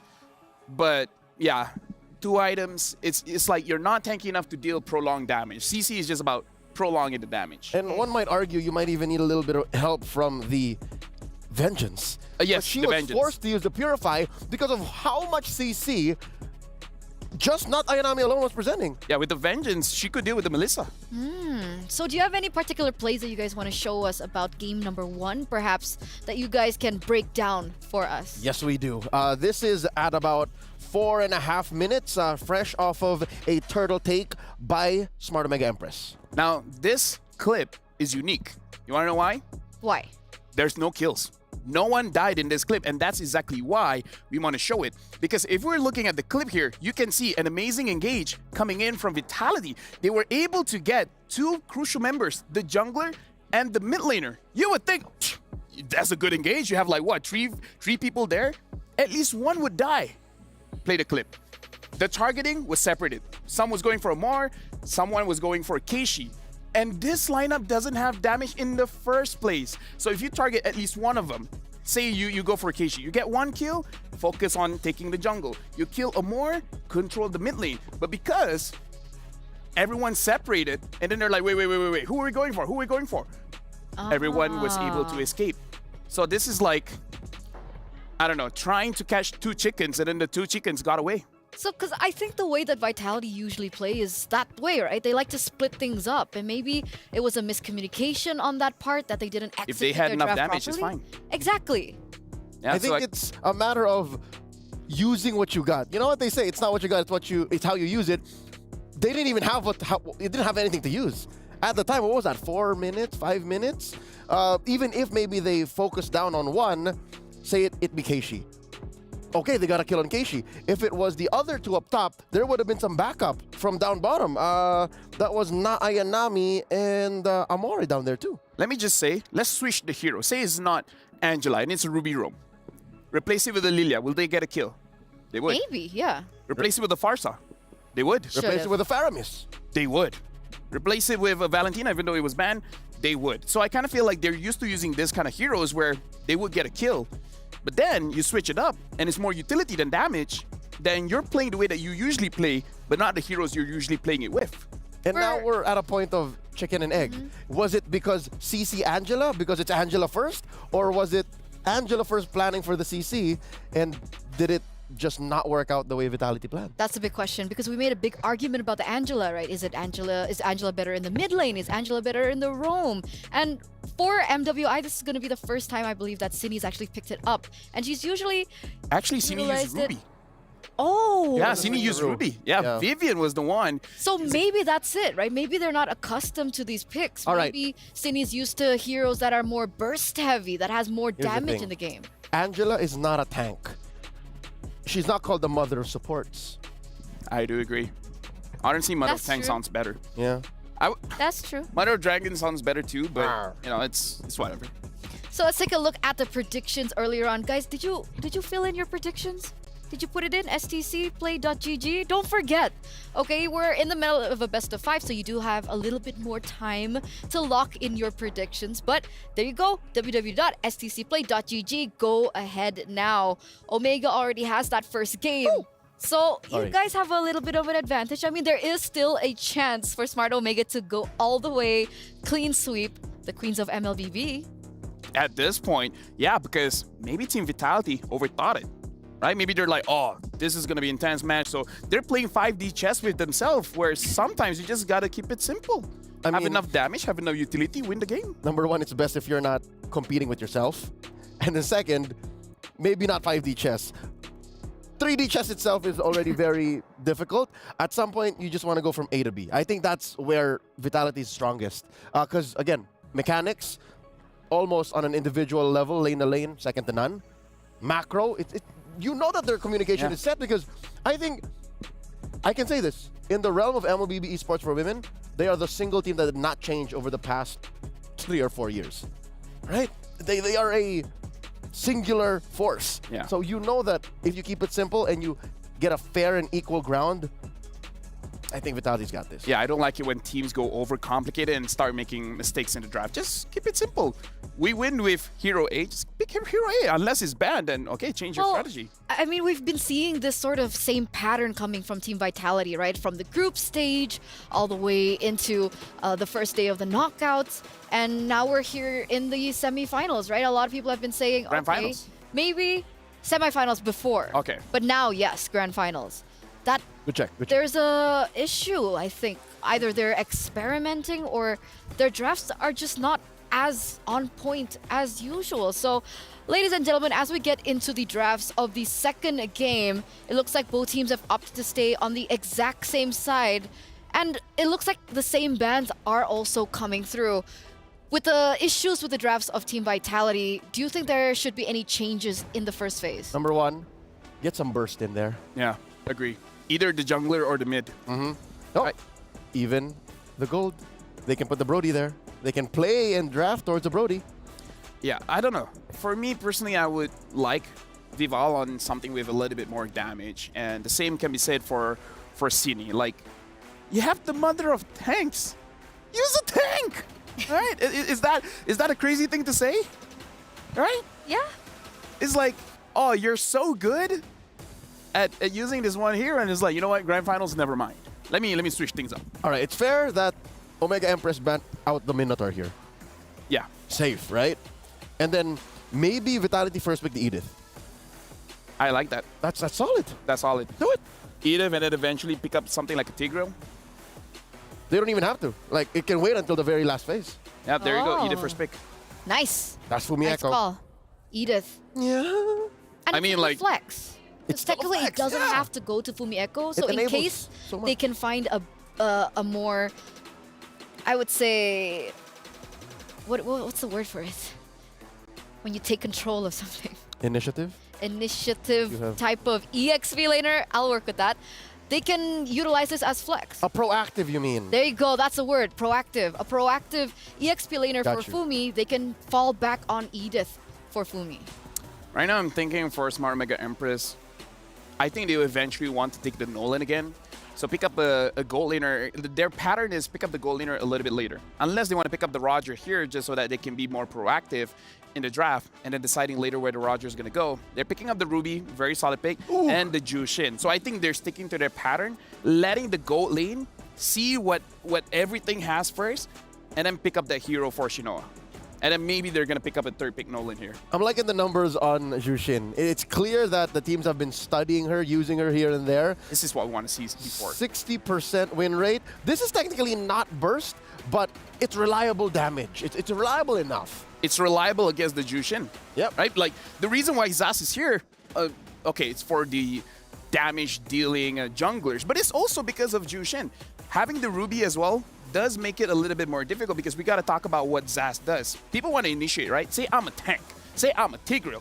I want to catch you, but the moment I get hit by a laser, I'm not stunned, but it damn feels like it, right? So I can't move. Initiate is going to be tough. Vitality, they know the third pick is going to be that Nolan, so they take it for themselves. And it makes sense, but it's a gamble, right? They're picking this into a Ruby. Is that going to be a big deterrent to their gameplay? I think this is another time wherein you say, hey, that Nolan might have been too early. They may have overstepped because Omega Empress here can definitely answer this Nolan. Mind you, last game, they were on red, and they were the ones who picked the Nolan first, but they were able to clean up XP. This time around, they pick up the Melissa. Again, a great answer towards the Nolan. So from here on, best believe, Omega Empress is going to attack not just Vival, but also, again, I think they will now change their priority to attacking Chell. I do agree. Maybe ban out the Brody as well as the Claude, because I feel like the Claude can still do quite well. Yep. Yeah, so the Claude has been banned. Looking at this lineup, you would consider, actually no, I was talking about the Harif, but because the Ruby is there, they're probably not that afraid of the Harif, especially because I feel like the Melissa does well against the Harif as well as the Roger. Harith loses lane against the Melissa because of that range. So at most, if they want to ban out, I think even a carry could be a bit of a risk. So let's talk about her options here. Roger, Clint, Moskov, Lunox. I think the Moskov is great. But if you do pick up the Moskov, it's a little too expensive. They could ban it here just to be safe, right? I mean, this is the grand finals. You don't want to take any risk. Unless you do want to ban out, because the Tigreal is banned, perhaps this might be a Rome... Ruby. Edith. Edith, yes, Edith. Oh, I thought you were talking about the Ruby. Still a flex too, by the way. Yeah. So, next ban? Still gold lane, Moskov? I feel like Good Moskov choice? is safe. Yeah. There you go. Moskov. You have the same wavelength as Salman King Coach, huh? Another ban that could be coming up here because we saw it before is the Grok. If it's not the Grok, what other roamers do they want to take out? I mean, I don't know. The Ruby is still flex, but if we're going based on history, this might be a Grok ban. So they completely just ignored the Angela up until this point, right? I personally don't like the Angela because most of the compositions is in, not enough damage. Yeah, That's leave her out of this. Yeah. Oh, that's another choice I was thinking of, because even if there are those little I call them caltrops, little droppings from the Zas, I think a majority of what Vitality does would still be hurt by Lolita. Mirai did amazing in game 1 on the Lolita. Maybe they're setting up for Shell, making sure that nothing is gonna get brought back. Reflected. Nothing is gonna get reflected. Thank you very much. Ixia? Now, okay, for Smart Mega Empress, they're picking up the Roger, so... They're so proactive. Yeah, very proactive. This mid trio, assuming this Ruby is going to be Rome, is actually pretty scary. If the Roger picks up a Sky Piercer first or second item, they could demolish Vitality's lineup. But I mean, he doesn't have to, by the way. With the Susin, it's not amazing clear though, right? So yeah. You don't need amazing clear. You just win. You just win. Yeah, you just win. You don't need to clear. You just see someone, you bring that person over, and be like, we got a Roger here. Deals a lot of damage. You feed the Roger. Yeah. You let the dog out. Oh. You'll be thankful I'm not on the casting desk. Yeah. And now to follow up, all the sound effects. They still pick up what? the Harif. This is risky, right? Dangerous. We can agree on this. This is risky going up against the Ruby, and the Grok picked up, so this is why they didn't ban it out. They want it for themselves. Okay, in this last phase, I think the Grok was a win. Yeah. But this is 1 step forward, 2 steps back. 0% win rate, though. Just saying. 3 times pick, 0% win rate, 4 times banned. That's tough. So Grok, Rome, right? Edith in the EXP lane? Yeah. Yes, Is that a winning lane for the Edith? Something they could even consider is put Ruby in the Rome and pick up something like an X-Borg if they want. Ooh. Right? Yeah, I think that's just a fully fighting lineup. Yeah. For Mega Empress. We move forward. We don't move backwards. And it would definitely be a problem for the setups, for everything that Team Vitality has. This is risky. I wonder why they went Harith. Are they purposely putting Shell on a weak side gold lane? Maybe for them, there's no other options. Claude and Moskov are banned.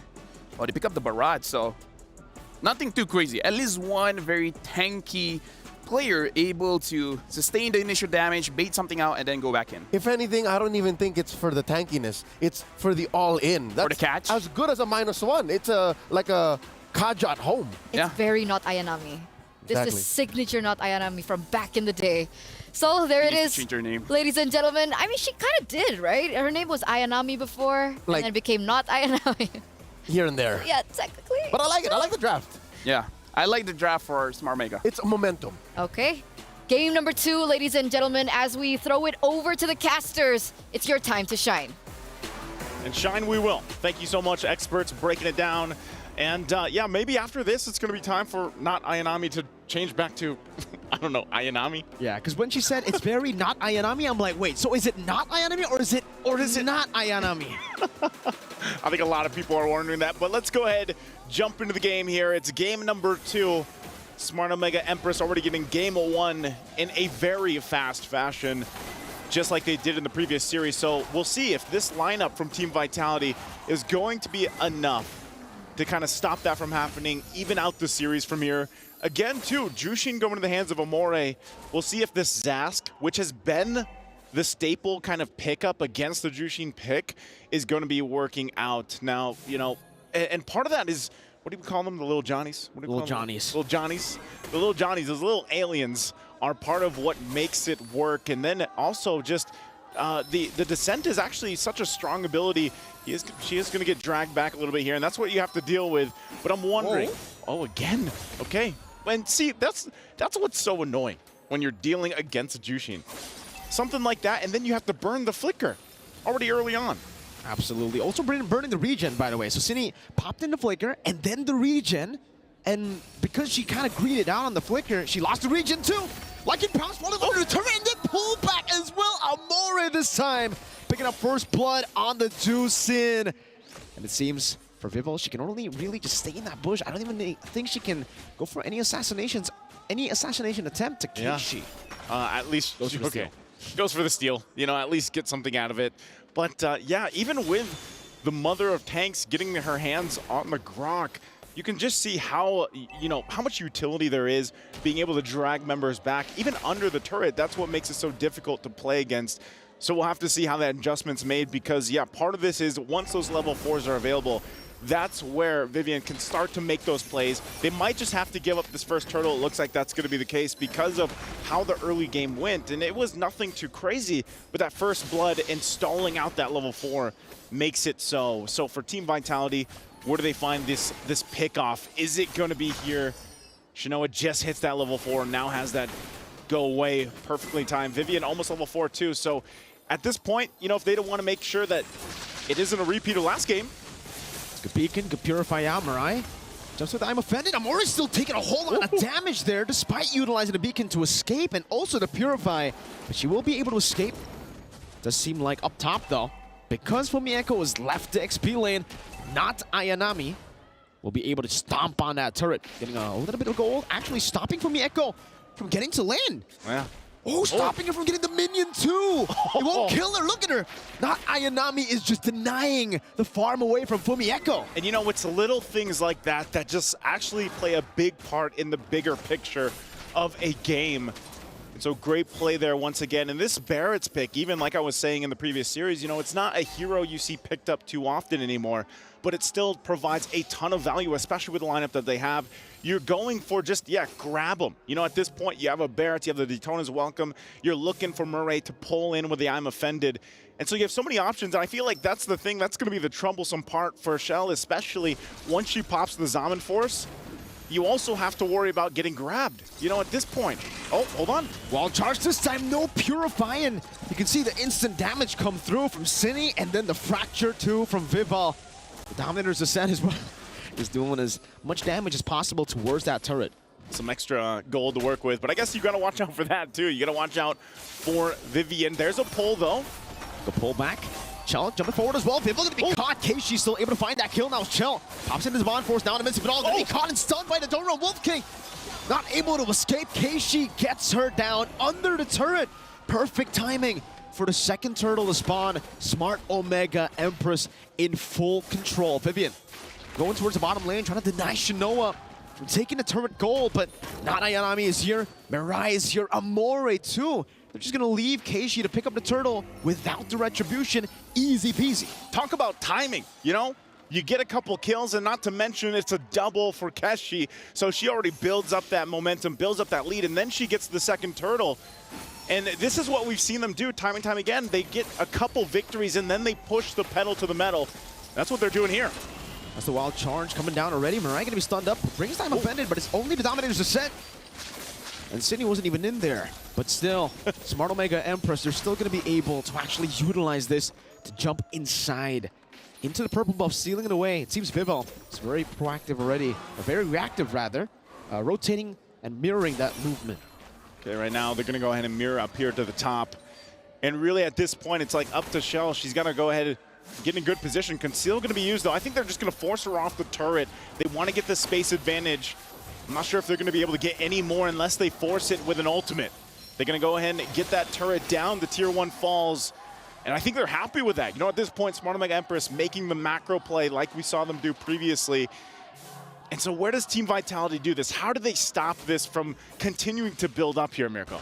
I mean, it's going to be really tough, considering technically for Smart Omega Empress, they're fine if they actually scale up too, right? The Melissa is going to be an absolute monster in the later stage of the game. And the fact that she is already 1,300 gold ahead shows you exactly why the Harith pick, in my opinion, wasn't really too good. You weren't feeling it. I hate the Harith against the Melissa because I'm a Melissa player, and I know for a fact that I've never lost a single laning phase to a Harith. Even 2v1, it's so hard unless the Harith goes Vengeance. That's for like a laning phase only type of deal. And in team fights, obviously the Purify will help you a bit more. But the fact that we saw the Purify and the Harith, I was like, all right, laning phase, Chell's basically not going to be laning. She's just there to soak in gold and wait for a power spike. And maybe that was the plan, you know? Maybe the plan was, let's just get to the team fighting portion of the game. You know, mid to late game transition. Let Shell get to where she needs. Whoa. Dominator's Ascent. To a wild charge, but it's only onto the tank right now. They've all got in, and now they're airborne. Brought back Keishi. Right there, Shinoa. Pops in the Inspire. Lycan pounce to pick up a double kill. Team Vitality are crumbling under the pressure. Smart Omega Empress. They're thriving now. Viva walking forward, jumps in onto Mirai, able to find the kill with the fracture. Chell. Zaman Force in onto not Ayanami. Who's forced to flicker out back to the mid lane. But again, they trade these kills. It's only onto the roamer to get a turtle. It's so good every single time. They might trade a death here, but they get something else. And that's a turret too. And again, you have to respect the damage coming out from all the members of Smart Omega Empress. And they continue to put the pressure even on the purple buff here as they go and take it away from Team Vitality. And they're finding themselves in this position where they don't have anything here. They don't have any turrets. They don't have any objectives. How can they even approach the next big objective? They've got a minute and a half to figure it out, to get in a position to actually be able to do that. And you know, this time around, the experts talked about it, man.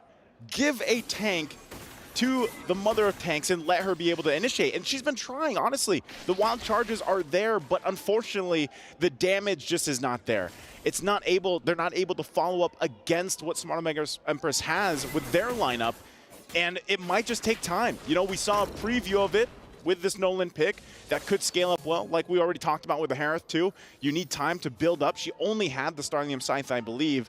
And for Cindy even, you know, you can pump out damage. But look at this. You only have a glowing wand right now in the arcane boots. So a lot of time here.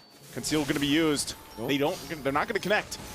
On that, I'm offended, but they want the turret here. That was great though. The fact that even though it didn't connect, they still baited out the Purify. So Chell kind of panicked in that situation too.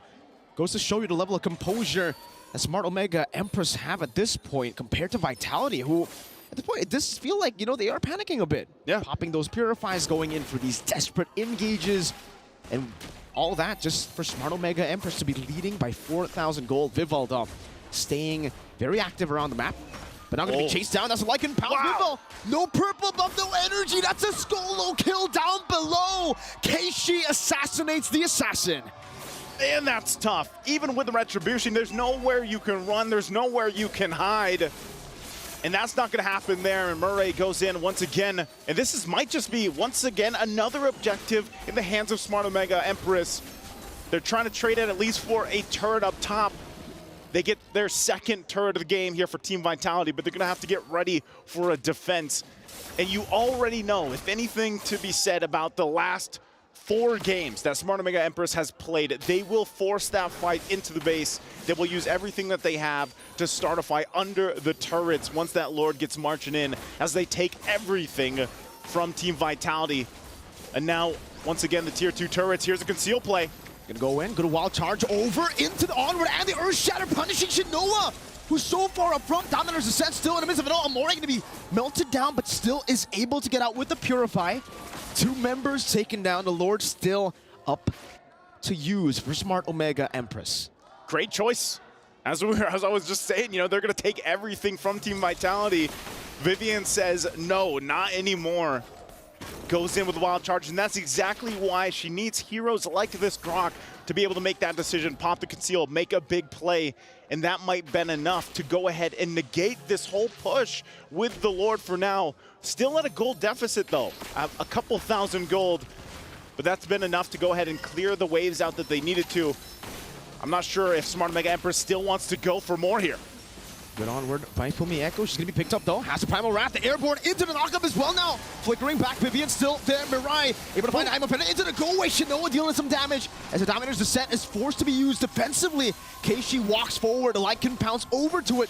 Viva on the bottom lane. Cindy. Oh, no. Caught in the muddles. Chelt going to be taking a whole lot of damage. Mirai taking a lot of turret shots, but will still be able to survive. Holy Defense pop in, and Smart Omega Empress won't be able to crack the base turret open. But in the bottom lane, it does seem like, at least for Team Vitality, there is a trade. They get a tier 2. I think at this point, that's all you can do.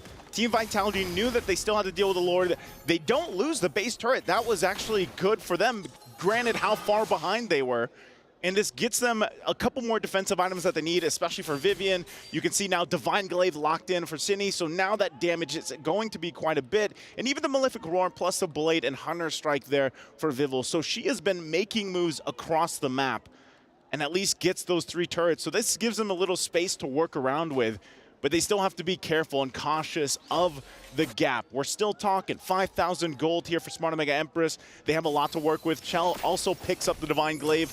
So this might be that moment that I was talking about, you know, mid to late game transition. You're now here in this portion of the game. You should be able to utilize this Harith. Yeah, you lost the lane. The matchup wasn't good for you. You kind of had a stalemate. You wanted to soak up as much gold and XP as you could. Now it's time to shine. Now City, oh, she can't even use the Dominator's Descent. She gets deleted right off of the I'm offended. Wow. As I said, they had to do something. Unfortunately for Cine, she just got sent to the moon. And at this point, it's going to be a Lord take here. But look at this once again. Vivil just trying to make a play on top. But they'll send not Ayanami up there to deal with it. And that's going to be an objective secured here. So no tier 2 on the top side. The plan has been spotted out. But look at the rotation. I don't think they're going to catch her in time here. She should be able to get back just in time. They're not going to find the right bush. So it's up to them. Defense time for Team Vitality. Oh. And it's going to be quite tough, in my opinion, right? Because, sure, they should have okay clear with Cine, but the fact that she's so far behind compared to Amore, 2 levels behind, and it's a Harith. I'm not too sure about that clear speed, right? You have to use your Zaman Force. So even if you clear out the Lord, that's a massive resource that you would rather have in these skirmishes compared to just defending the Lord. And look at how Smart Omega Empress are already tackling the siege, right? They're just slow pushing the top side. They're waiting for it to build up so that they can get as much value as possible. At this point, Lord still top side. It's going to go in and take that turret down. Some of these shields obviously down 2 already of the base turrets for Team Vitality. They got to watch and avoid that lantern too. They could get dragged through the wall and then forced to fight. Murray also looking for an I'm offended here. Lord gonna charge in, get the top turret. Now the mid gonna be, here's the conceal though. Shinoa finds the go-away, able to escape Shinoa! Able to get the outplay towards the back. City still able to claim the kill though, as that is gonna be Chell up top, using his Mon Force already. Vivian gonna fall in the bottom side of the map. From the Echo, the Primal Rat brought back to the team right now, as that's Murray, who's right there to follow it up. Mini waves have been cleared up. Now Tetsuna's welcome, not connecting, but the base is wide open. The Roger's on it, still trying to clear out the waves. Still trying to go for it right now. It won't be enough. The defense is not there for them. Match point for Smart Omega Empress. A try there, a try with the conceal, but not enough. Try as they might. Team Vitality is gonna face match point and their dynasty at risk here. Smart Omega Empress, 14 minutes for this one. Coming out strong once again and really just having a phenomenal draft. Even there at the end there, Shanoa able to just get something before she ends up dying, but still the timing and the placements, the synergy between the Empresses here are just on point time and time again. And even with the Ruby here from Murray, able to find pickoff after pickoff, and even down to just shutting out this Zask. Unfortunately for Sydney, that was a tough game to be against, but still, synergy's there, man, and it's looking like they're rolling with the momentum into the next game. Let's go ahead and throw it over to the studio for the experts to break this one down. It's been 4 years. 4 years of the dominance of Team Vitality, and I don't think we've ever seen this team being put in this position that the Empress has officially done. This may allude to the fall of an entire dynasty. I told you, I'm from the future, and what happens in the finals will blow your mind. I don't want to speak out of pocket, though. I want to make sure that this series gets the coverage that it deserves, and I think LaFell will agree when I say the draft for Vitality is slowly getting better, but it's not at the level where it could match Smart Omega Empress's momentum. I would say we were talking about traps, and does this not look like Team Smart Omega Empress put them in a trap? Like, this hard pick was forced, right? Going up against the Melissa, going up against the Ruby is probably something that Shell does not want, but what else are the options here? And again, like I said, the third pick is going to be very important. If you don't pick up a priority hero, you're going to lose. Look at Smart Omega Empress. The third pick was the Melissa. And if I'm not mistaken, the third pick, or at least within the realm of the third pick for Vitality, was the Nolan. Exactly. So they answered it completely. Yeah. Yeah, it was a big issue, and time and time again, I think even the Indo casters actually walked up to us and they're like, what's up with the draft? What's going on with Team Vitality? More than just the Nolan, though, even the Zask felt a little bit like an answer, quote-unquote, to the Jushin, but look at what Amore did. Yeah. Honestly, when we're looking at the draft here, this time I feel like they are a little bit more damaged. It's just the coordination here, because it does seem like there were quite a few instances where they went for the team fight. It's just that Smart Omega Empress, they were able to play around the team fight a little bit better. One of the reasons is because they do have the Jushin able to move people around, because we saw even in lane, it's hard for the mid duo of Vitality to even get the minions all that safe, because they kept getting pulled around. Yeah. We were talking about that earlier in the drafting phase, right? About the wave clear, but it turns out it's not about the wave clear. Yeah, you don't even. If you have the just win. control, it's fine, right? We saw that being implemented so perfectly by Smart Omega Empress, and we are going to crown our MVP for that game by PlayStation. So let's take a look. The PlayStation MVP goes to Keishi this time around on the Roger. I agree. A highlight play for me, watching Keishi's performance here in game number 2, is that 1v1 kill on Vival down bottom. If you guys will remember, it was just Vival minding her own business, trying to, pull a fast one over Smart Omega Empress, pushing, and then this was way past this point, by the way. This was all the way in with the push, and then she was just cutting the waves. What does Keishi do? Straight up 1v1. Maybe a little bit too early for me to say, but I honestly, with her performance, honestly, throughout the day, I wouldn't mind if she's the overall MVP, because she made it work with the Nolan. Now she's making it work with the Roger. Might even go as far as the group stage. I think Keishi really did step up as one of the flag bearers for Smart Omega Empress. And she's nonchalant about it. Yeah, that's She's happy why. to be here. No, she's like, we won, whatever. I don't think they're celebrating too soon, right? I don't think they want to celebrate too soon. They're still a game away, right? And anything can happen in the course of a single game. So there's still a possibility for Team Vitality to come back. But man, if we all know Smart Omega Empress, we know them to be a team of momentum, Yeah. right? So once they got the ball rolling, that's when things kind of gets extremely scary for their opponents. Yeah, let me just say, the way that she reacted, the way Keishi reacted, reminds me of Super Marco. Oh, yeah. Yeah, she's like, We won. It's I got MVP. I got a 1v1. It's whatever. It's great. It's great. Whoa! Wait. Warners! Warners! Wait, whoa! Wait, here. Almost caught it. Almost caught it. Oh, you. Peekaboo. Mirko, what's going on, by the way? Oh, man. Oh, man. Again? Yo, what we did earlier, surprise booze. That's what Smart Omega Empress have been doing. They've been coming up with a lot of different ways to actually answer in the draft, and it's been phenomenal, by the way. Setting up for Shinoa on the Melissa, and then most importantly as well, like you said, Keishi getting so much more value because in game number 2, they were focused on Shinoa. They were like, all right, how do we get rid of the Melissa? And yeah, when they picked the Melissa, they banned Claude and Moskov. I looked at Nice, I'm like, yeah, it's over. He didn't like the Melissa at all, and it showed. It showed actually in the gameplay there, and this is now at a point where their dynasty I feel like is really at a risk here, Mirko. Sure. But it is a best of 5, so anything can happen. I have a question for Mirko. Since Eterna doesn't believe it, and I think she still believes that the Queens will break that. I don't want to say curse. It's a. Mirko, do you believe that there's something between Indonesian teams and MLBB and where we're playing now? Something about it. That's a mojo there. Megatron wouldn't have problems. He's also of the school of thought that we don't talk about it. So, you know what? I have something to say about that, but off screen. So, Mirko, we're going to have a talk after this, But thank you very much, Caster, and there you go. That was the Grand Finals Casters. It's Mirko as well as Naisu, and 1 game away from Smart Mega Empress being the champions. It's scary. Satu lagi. It's scary. We're not even match point, we're championship points. Isa na lang. Isa na lang? What does that mean? Just one more. Just one more.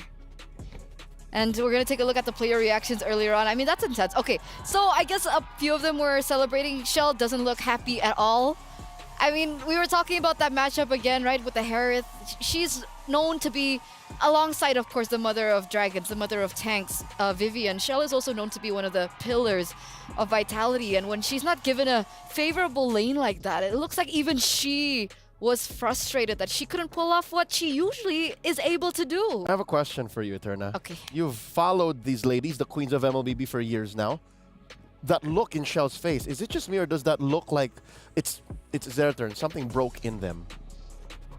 I hope not. But yes, I get what you're. All I get of what you're going MWI, for. right? All of MWI. Whenever They were Vitality, very chill. Yeah, whenever Vitality stumbles, there's like, it's okay. Next game. Yeah. That was. I saw something. Let me say, I'm just glad that if Homegirls lost to anyone, it was Smart Mega, because at least now it's like, they're here, yeah. They're here. But yeah, honestly, going into this game, I feel like everyone does agree. I'm just going to change the narrative a little bit. It's not that Vitality had a bad draft. It's Smart Mega Empress always controlling the draft. And I feel like that is something new to Vitality. And they're controlling it from red. Yeah. And that's why I said, personally for me, red side is a bit better for this one. Even back at SPS, right, when we were going through the qualifiers, we had an interview because Team Vitality, they dropped a game against Falcons Vega. That was quite uncanny and very uncharacteristic. And so we had a chance to interview them. And then we were asking them, guys, like, how did you drop that game? What went wrong with the drafts? And then they were like, yeah, Susu Gaja, our coach, sometimes he likes to get a little experimental. So I thought that was a joke before. And so the thick plottins. Maybe not in Grand Finals? Not here, not like this. Yeah, so Grand Finals. I mean, I thought it was a joke, but maybe that's what we're seeing. And here's what's scary is you already see it in the players' faces. They're already reacting to whatever this possibly might be happening. Again, I kind of feel like there's a reason why going for comfort works. But here's the thing. There was some level of comfort. Again, a modicum of success on the Zask, and again, Chell on the Harith is a proven thing, but maybe it's the timing, it's the momentum, it's the pacing. One thing that I do have to say, remember Shell? Yeah. On this Harith? There are times she avoided the team fight and go for something else. Do you remember that? Right? A major team fight around Lord. She went and ended the game in the mid lane. She might be really good on the Harith, but maybe they have a problem with the Harith in terms of the team fight. I'm just saying, right? There could be a correlation. If that's the case, then this is a very costly misreading of that situation. Yeah. It cost them a game, match point at that. No, because again, Harif going against a Ruby, going against a Melissa. If you're facing one, it's fine. You're facing two troubles that the Harif could potentially have. So, yeah, I don't know. If you want the Harif, sure. Get the Harif into a good draft. It's just the one thing that I usually notice about Team Vitality is this is not new to them, right? Being in a position in game where they're not leading that momentum from the early game, it's not new. And they always find ways to come back. But usually those comebacks are made and created by Shell alongside with Vivian. We saw Vivian time and time again trying to make those plays. We saw a lot of those moments where she made those plays with the Grok, but again, nobody was able to follow up with that damage. So again, it feels like there's an issue when it comes down to, back again, the drafts. Honestly, we could show it with the telemetry if we have the time. Yeah, I think more than just the drafts, even execution, there's some things that we can point out that... sloppy? I don't want to use the word sloppy, but I guess the clip will show us exactly what. But let me just set it up, right? Because when we're talking about a setup, what are you going for, right? Are you going for objectives? Are you going for the roamer? Are you going for the mid laner, etc., etc., etc.? Where we see during this grand finals, looks like Team Vitality, they have more or less the right idea, but maybe the wrong way, right? It's like, I want to eat, but I'm eating it in the wrong way. It's like, essentially. Oh, okay. Maybe we'll get a little bit of a sneak peek into the clip that you prepared for us earlier on, perhaps after this game, if there is another game. If there is another game. Right? We're at championship point, ladies and gentlemen, possibly the final game in this best of 5 series. And it looks like Team Vitality and Smart Omega Empress, they're still gonna opt for the same sides, but we do see a little change. Yep, already respecting Amore's Jushin, but that means something's gotta give, right? Would not put it beyond Salman, Coach King, that he might take out the Terizla here. I think some way, somehow, you just always gotta attack Fumieko. Like just keep her at bay. That's always been key. Smart Mega Empress again. I feel like whatever the third pick is, that's the one we gotta pay attention to. Either it's gonna be in the goal lane or the jungle, or maybe even this time picking up something in mid. Because, like I said, King Salman, he's controlling the draft, and I'm meaning for both teams. So with this Zushin pickup, are they trying to look for a Valentina pick for Vitality? If it's open, I would highly suggest it because the Minotaur is open still. Yeah, so Omega Empress bans that. They go for the Valentina. What's the answer on the other side? Raja Ruby? Or the Edith. You gotta put the Edith here. Yeah. And then that opens up a smorgasbord of picks for Empress. Ooh. Exactly. What's the word? Smorgasbord? Smorgasbord. Smorgasbord. Yeah. Smorgasbord. It's like a variety of dishes. Oh, okay.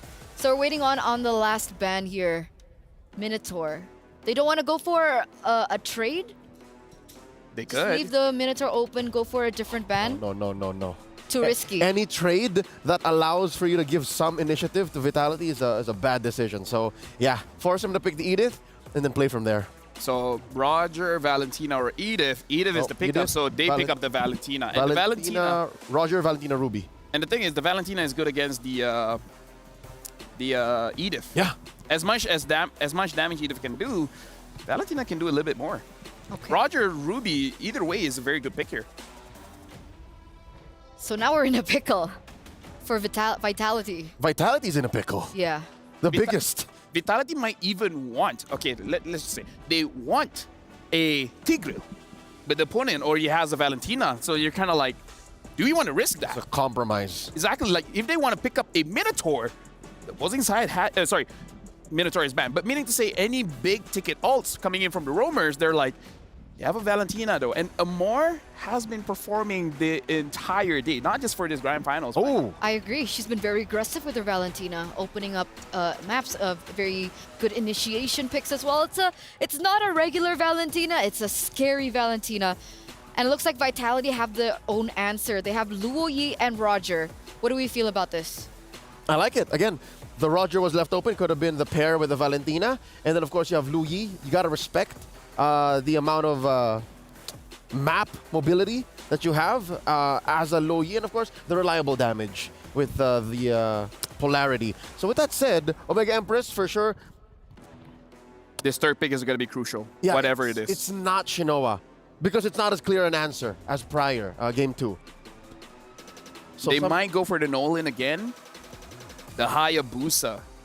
Again, this third pick, this might be the critical point in the entire draft. The Hayabusa pickup here is going to do pretty okay, especially going up against the Lui, because the thing about EDIV is that you can control that person, but if you're in Ogi Shadow Kill, who are you going to control? Yeah, it becomes a skill matter at that, you know? Like if you can set up the onward with the quad shadow, yeah, but if the quad shadow comes in and you're not there to stop the movement, the Hayabusa might get an early kill. And usually when we see the Hayabusa being on a certain team, the other usually goes for heroes like Tigreal. But with the Valentina on that side, is that still a viable choice to go for? It's very risky because, again, as crazy as the Tigreal is with the implosion, it's almost scary with the Valentina. You have 2 dashes. So it's double jeopardy for Vitality. Like, okay, sometimes it's okay, but other times it's a situation wherein Omega Empress has snowballed out of control. You're going to kick yourself for picking up that Tigreal. And right now, Smart Omega Empress, they can pick up the Hive because they themselves have the Ruby. Right, they have the Ruby, and Vitality, they themselves ban out the Melissa. Yeah. The Roger is good against the Hive, don't get me wrong, but it's an option for Smart Omega Empress if they want it. And we still don't know where the Roger's going. Yeah, the carry is still open as well. Yep. So now for Smart Mega Empress, they can still hide their Ruby, so they can pick up the gold laner here, but in their own fashion, they do like to pick up the gold laner much, much later. But no, they're going to show the carry and hide where this Ruby is going. Yeah, when I mentioned carry, I meant carry for Vitality.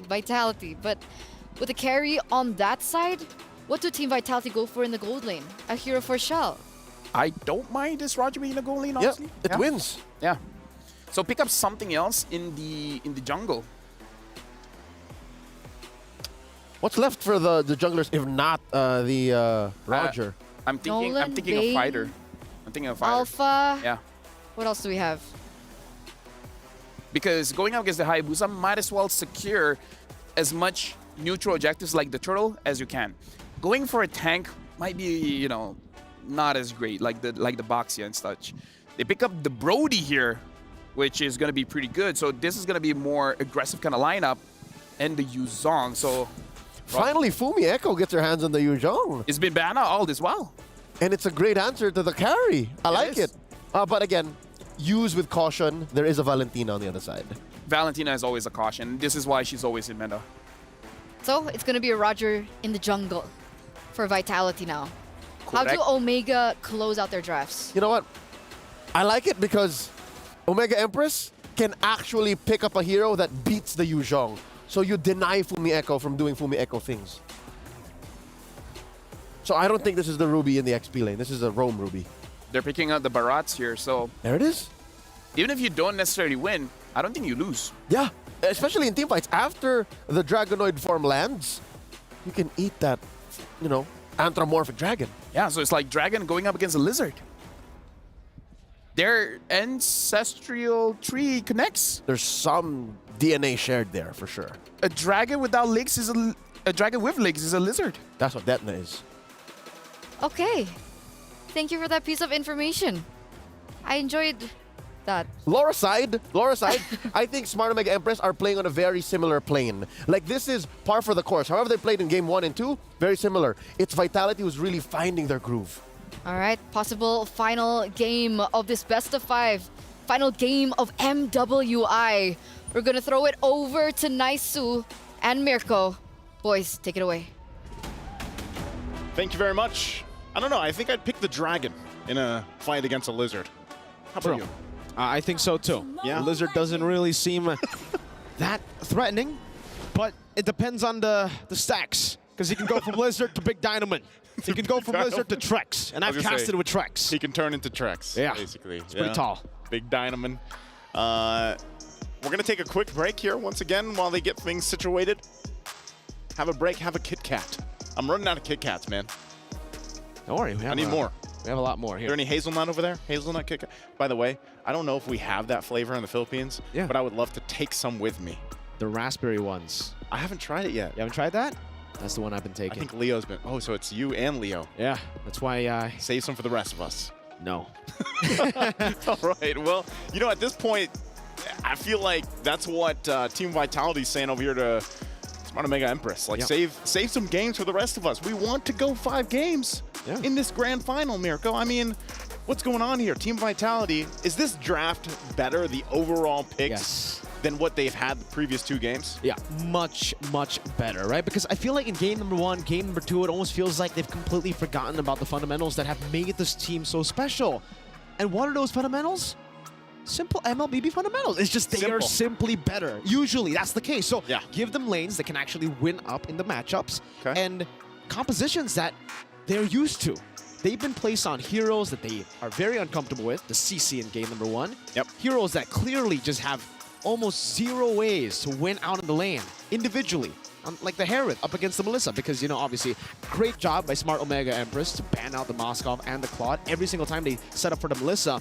But these little things, it stacks up. And now it's stacked up to a point where it's match point for Smart Omega Empress. So you gotta, what you're saying is you gotta start at the individual, right? The laning phase. It's almost like a Kit Kat. You gotta start at the little segments, unless you're crazy. Unless you're crazy and you start taking bites from the whole thing. And at this point, Naisu, that might just be what Vitality needs to do. They might have to bite the Kit Kat straight up. They don't need to crack it. They need, because they need a win right now. Yeah, they do. Because Smart Omega Empress, they did it. They did all the setups, right? Crack it in 2. Yep. Okay. Then they eat 1. They eat the other. And now they're just left with 1 more. That's a good question for all our viewers out there. How do you eat your Kit Kat? Are you a little crazy, a little unhinged? And do you just bite the whole thing from the top?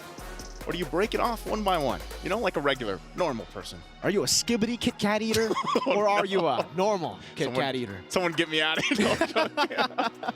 All right. Well, you know, going back to it, it's really just up to that point for Team Vitality to rise up, to show why they have been called the Queens of MLBB for so long. Again, this is a team, you know, just in this series alone, they've lost almost as many games as they have in the past 3 years. You know, for MWI. That is such a ridiculous stat. That is such a ridiculous thing to say, but it's real for Vitality. You're right. The last 2 games, back-to-back 2. I don't remember the last time they lost back-to-back. I can't, but hey, if I can't remember, perhaps it is also up against Smart Omega Empress. Just, not in the club tournament, it was for SEA Games. For SEA Games. Philippines were able to also take Indonesia, which is the team that you see here for Vitality, same exact lineup to match point. And you know, part of that, I think what you really also want to point out here as we wait for them to get us situated is the improvement, the desire to get to this point. The team from the Philippines, Smart Omega Empress, what they've gone through. You know, a lot of the times they fell short getting to the grand finals, and now that they've made it here, what better start could you ask for? You know, already 2-0, facing the match point. You're about to make history. You bring this draft. Is this the draft to etch their names in history of MWI? Is this the one that's going to do it? Because if you really look at it across the board, it's pretty interesting, you know? So I'm going to let the experts answer that question, because we're going to throw it back to them while they talk a little bit more about this. Experts, take it away. Thank you, guys. Yes, we're back over in the studio, and now we get a little bit more of a chance to talk about the drafts, right? So coming into this game, I think Naisu even mentioned that, is this the final composition that they have committed to end everything here right now? Can I bring up something outside of the technicalities of the game? Of course. Because I want to talk about, because these are professional athletes, right? How they bring themselves is really how they win and lose. And personally for me, there's an art to losing. When you lose often enough, you know how to deal with it. It's been 3-4 years, right? Vitality hasn't lost. So I feel like this is one of the first times they're in a very extreme condition where I don't know if they have the mental capability to be like, it's okay, it's just a reverse sweep. What's the problem? Well said. A reverse sweep is something that they are alien to. It's something that they've never had to deal with for, again, as mentioned, 3 to 4 years now. While on the other hand, Smart Omega Empress, they've always been third. They've always been the bridesmaid, never the bride in international events. I mean, back home, they do dominate, but now here, I think they're poised to just take the crown. What about SEA Games? You mentioned that it went all 5 games, correct? How did that go? Was it in a reverse? Nah, it kind was of like way? trading. Oh. Like I win, you win, I win, you win. Which makes this all the more a very strong argument that, hey, maybe Vitality is not used to playing from behind. Maybe Vitality isn't used to resetting this hard. Because they're used to, okay, I lose one game, I'm going to win immediately the next one.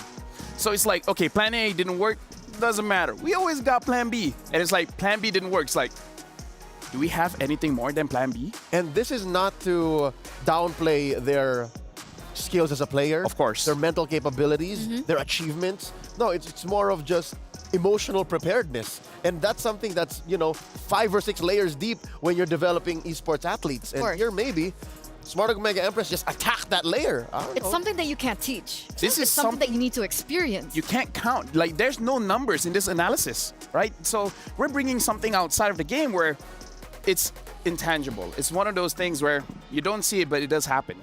I think it would be great to take a look at the players and how they're doing right now. I wish in a different world that we could go in for a segment with them. But I are don't, they man. doing? It's probably... right. Like, imagine the tension. Be careful what you wish for. Understandably, of course we wouldn't want to, but it would be so nice to know what's going on in their heads. Because as Would it far not? as we're concerned, we can only assume, right? Based on what the camera shows, what the gameplay looks like. And so far, I think I'm not alone in saying Vitality isn't playing much like the Vitality we know. With all this intensity that's going on, I think the players deserve a break. Ladies and gentlemen, we are going to go to a short one and we'll be right back. We'll see you straight after.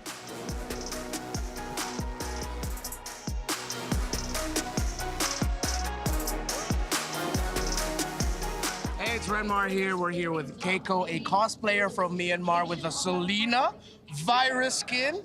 Hella cool. So, you're here for MWI and you're in this massive stage. Our women are finally getting this opportunity to play and perform in front of a crowd. What does it feel like to be here? I mean, as a woman, it's such an honor to be here. Like, we always been told to stay at home and cook, but here we are on the big stage, representing as a professional player, like males do. So thank you so much for having us. Thank you so much, EWC, for doing this amazing MWI. Yeah, that's what it's all about here, finally being able to showcase the skills of our ladies scene. So, is there a team that you're supporting here right now, or are you more for Omega or Vitality? I mean, like, I'm rooting for both of them. Both? Okay, that's fair, that's fair. Yeah. It's all right. I mean, they're both really fantastic teams. Yeah. So, tell us a bit about the cosplay, of course. Like, how was this all made? How many days? Did someone help you? Like, tell me everything. I mean, I think it took about like 4 days only. 4 days? Yeah, Wow. it's so rushed already, so I can't do it myself. So there's a friend who could help me on the way. Like, I lost some part of the costume while on the way, but I think it's still okay, right? Yeah, no, it's fantastic. Selena you. Virus skin is an epic skin. So now that you have that, is there another hero you want to try to make a cosplay out of? I want to do Fanny so bad. Fanny! Yeah. All right. Wait, do you make your own props? Like, will you be able to make the swords? Oh, no, not actually. I only can do like small props. All right. Yeah. But you still get help and all that. Yeah. But still, fantastic with the Selena Virus skin. Thank you so much. Thank you so Keiko, do you want to much. say a quick message to all your supporters?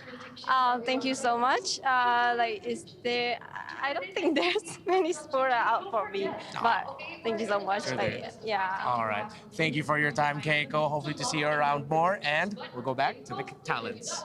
Bye.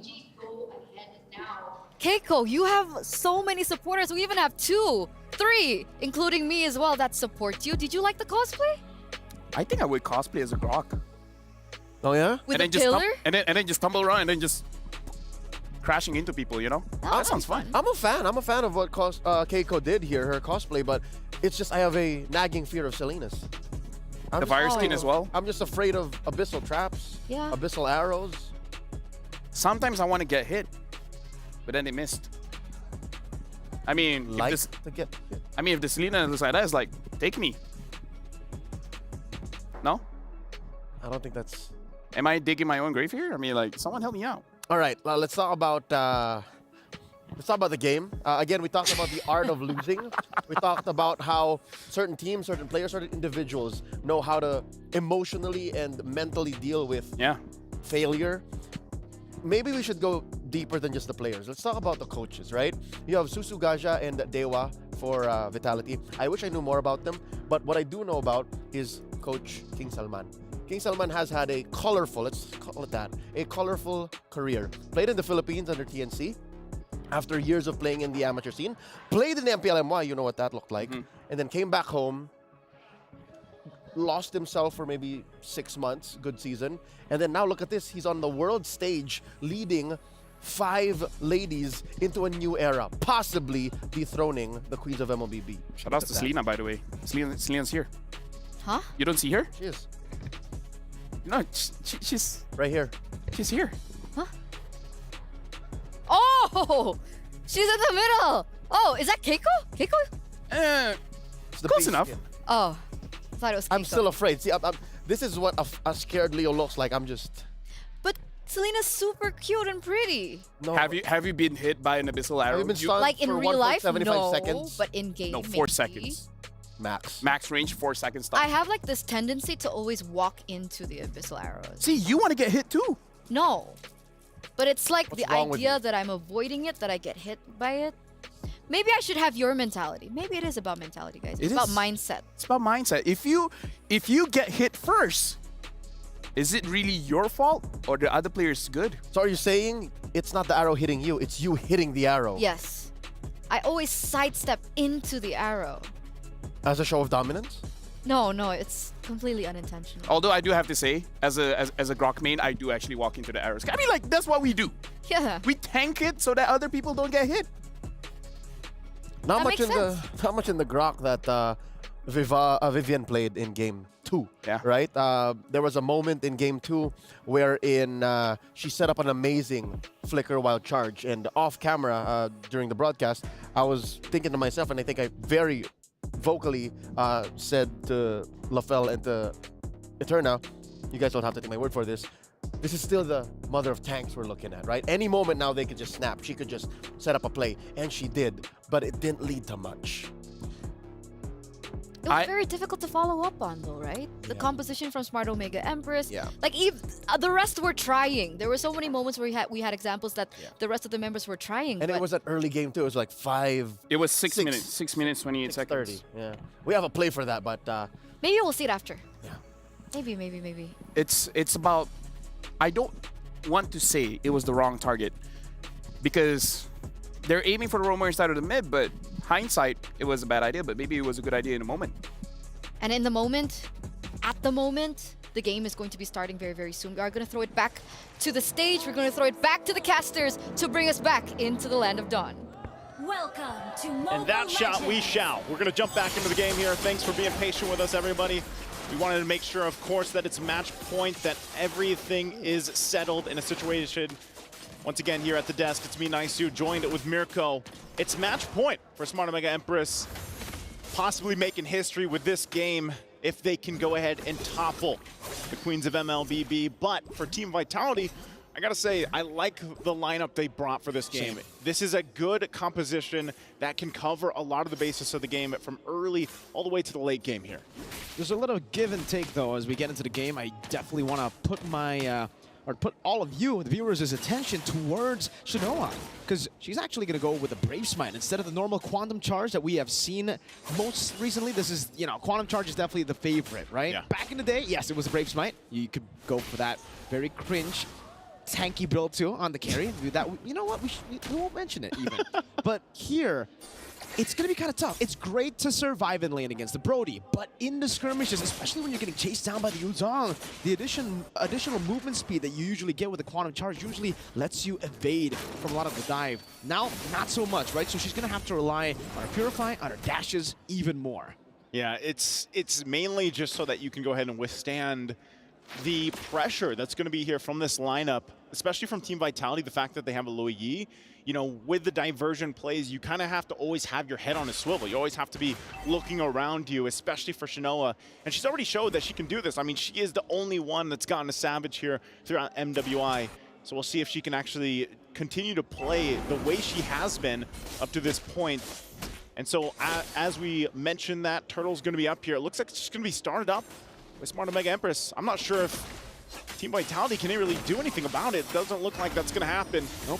Keshi gets the Turtle. Vivian will be able to escape. Diversion coming down. Amore is going to be caught there. Goes with the Primal Wrath, able to take it and gets out. Well played to Amore. Doesn't even have to burn the Purify. Yeah, that's the... Honestly, this is like the, you know, the power that you can use with a Valentina. You always get a choice to take a couple of these ultimates that are going to help you in certain situations, and this time it was that Primal Wrath. Look at this on the bottom side. Shell gets the information. Not sure, though. The rest of the team making their way through. This could be a response from them, but I think right now she's just going to be on the defensive. And so that's the thing, you know, even for the Brody pick, man, like we haven't seen Brody too much. I know we saw him debut today and then actually do all right, but in this matchup, you know, when you're trying to play from a distance because you're trying to avoid getting set up upon, I mean, there's a Barret's across from you. You already know the Hayabusa is going to be putting the pressure there. Is this a good pick for the gold lane? Is this good to get them another game under their belt here to extend the series? I think it's going to be good if they play around their power spikes. But obviously for Smart Omega Empress, they can actually just play to avoid the power spike. In the mid-game is where Vitality will have most of the power, most of the advantage. Yeah. So as long as Smart Omega Empress don't go for a lot of these crazy fights early on, the fact that they've already gotten a neutral objective without contest is already really good, by the way. So Vitality really need to push on the pace here, and you can already see the rotation in the bottom side of the map. That's exactly what they're going for. Chell, Skypiercer first item, Vivian. Two-man Earth Shatter into the onward, now dealing some damage. Keishi in the backline, City gonna be assassinated. Chell with a good stun over to Keishi, torn apart, memory used up, Keishi very low. Vivian, Primal Wrath, Vivalt. Not gonna go for the Lycan form just yet, but because of that aggressive maneuver, I'll have to say, despite the kill, no, Smart Omega Empress got so much more value on top of the kill because not a Yanami, 2 levels ahead, gets half of the turret shield up top. Yeah, good for her and good start here already for Smart Omega Empress. And this is what I was talking about. You know, the pressure coming out from a Hayabusa pick is always going to be there. She's also running the Warcry emblem, and it's very easy to proc that, get that extra percentage of damage already on. And so for Team Vitality, you know, they're going to have to kind of be wary of the back line, especially on how they find these placements with a diversion. Turtle's up here, second one of the game. It's going to be Team Vitality that starts it up. We'll see if Smart Omega Empress wants to do anything about it. Black Dragon form used up the Earth Shatter earlier, not Ayanami. How's the Keishi with a steal, with a quad shadow, and then they get out smooth criminal. Like a ninja here. Keshi time and time again.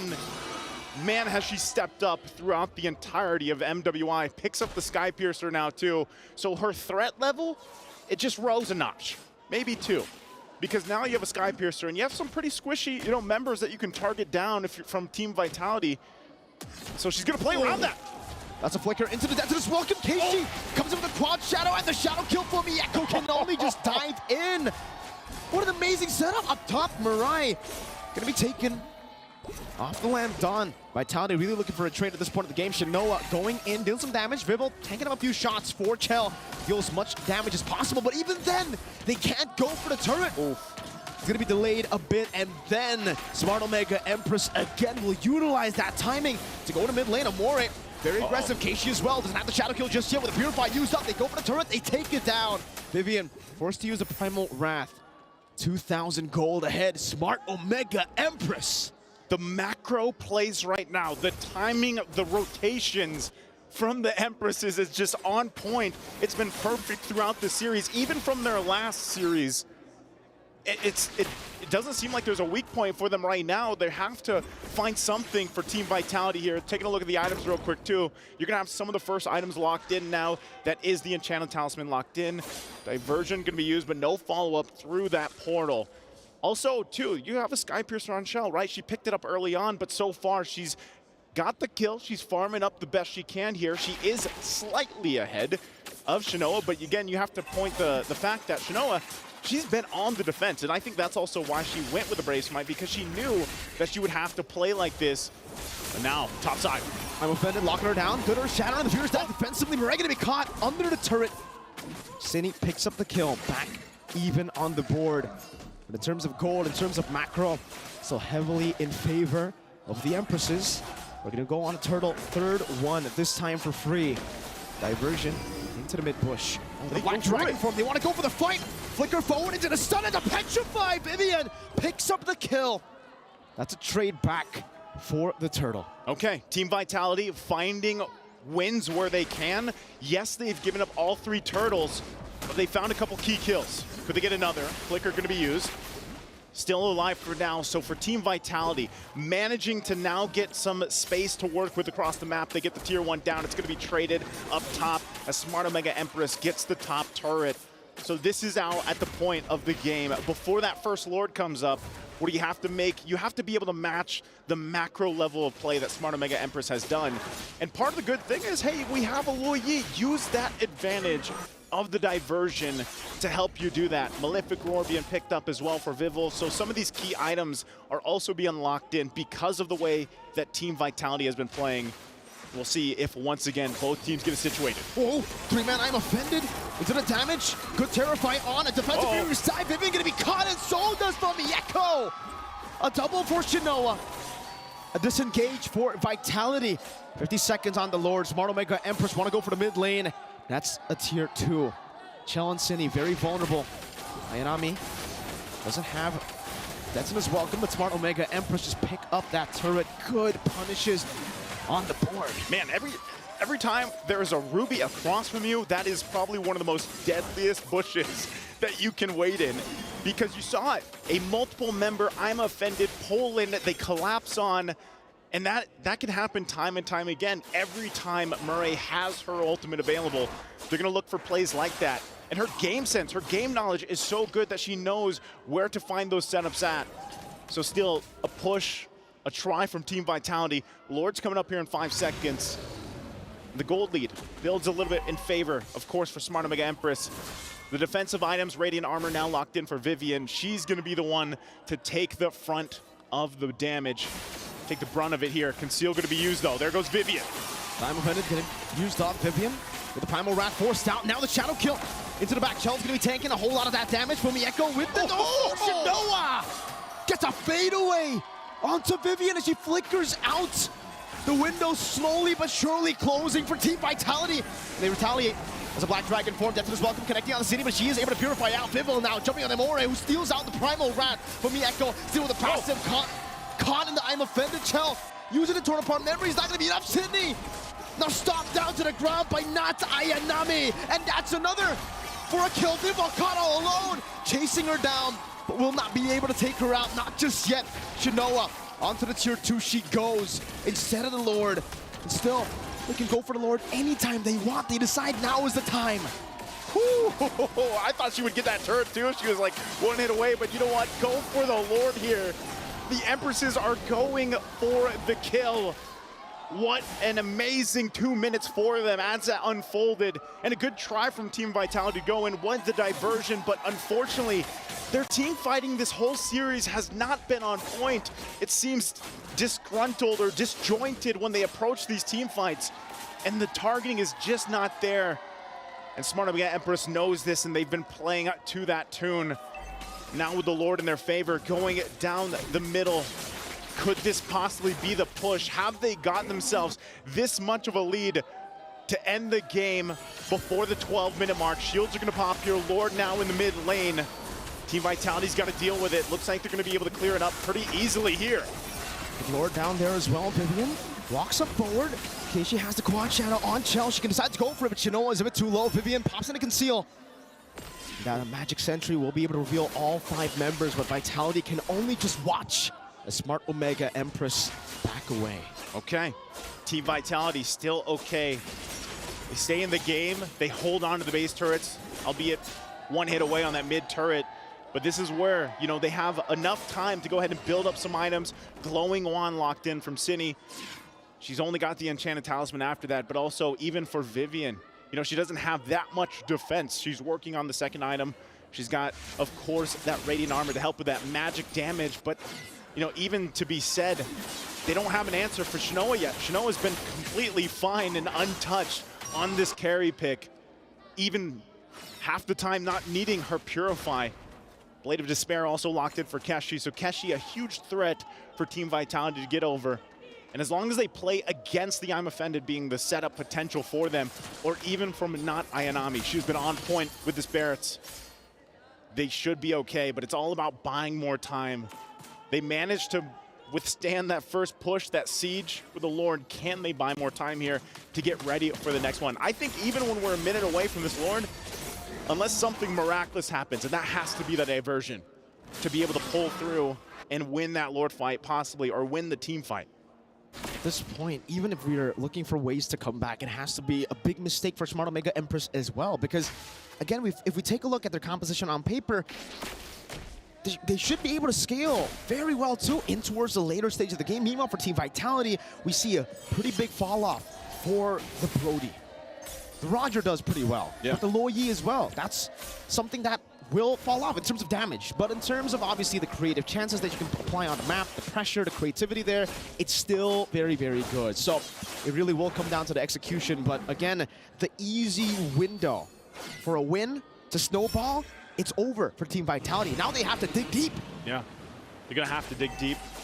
Heard the conceal being used there, too. But, you know, at this point, Shell did pick up a Wind of Nature, so at least she's got a little more defense here. And I think that's the struggle, you know, is getting the marks off. That's the thing about the Brody. You do have range, but you also got to get those marks off and then hope that you can cap off with the torn apart memory.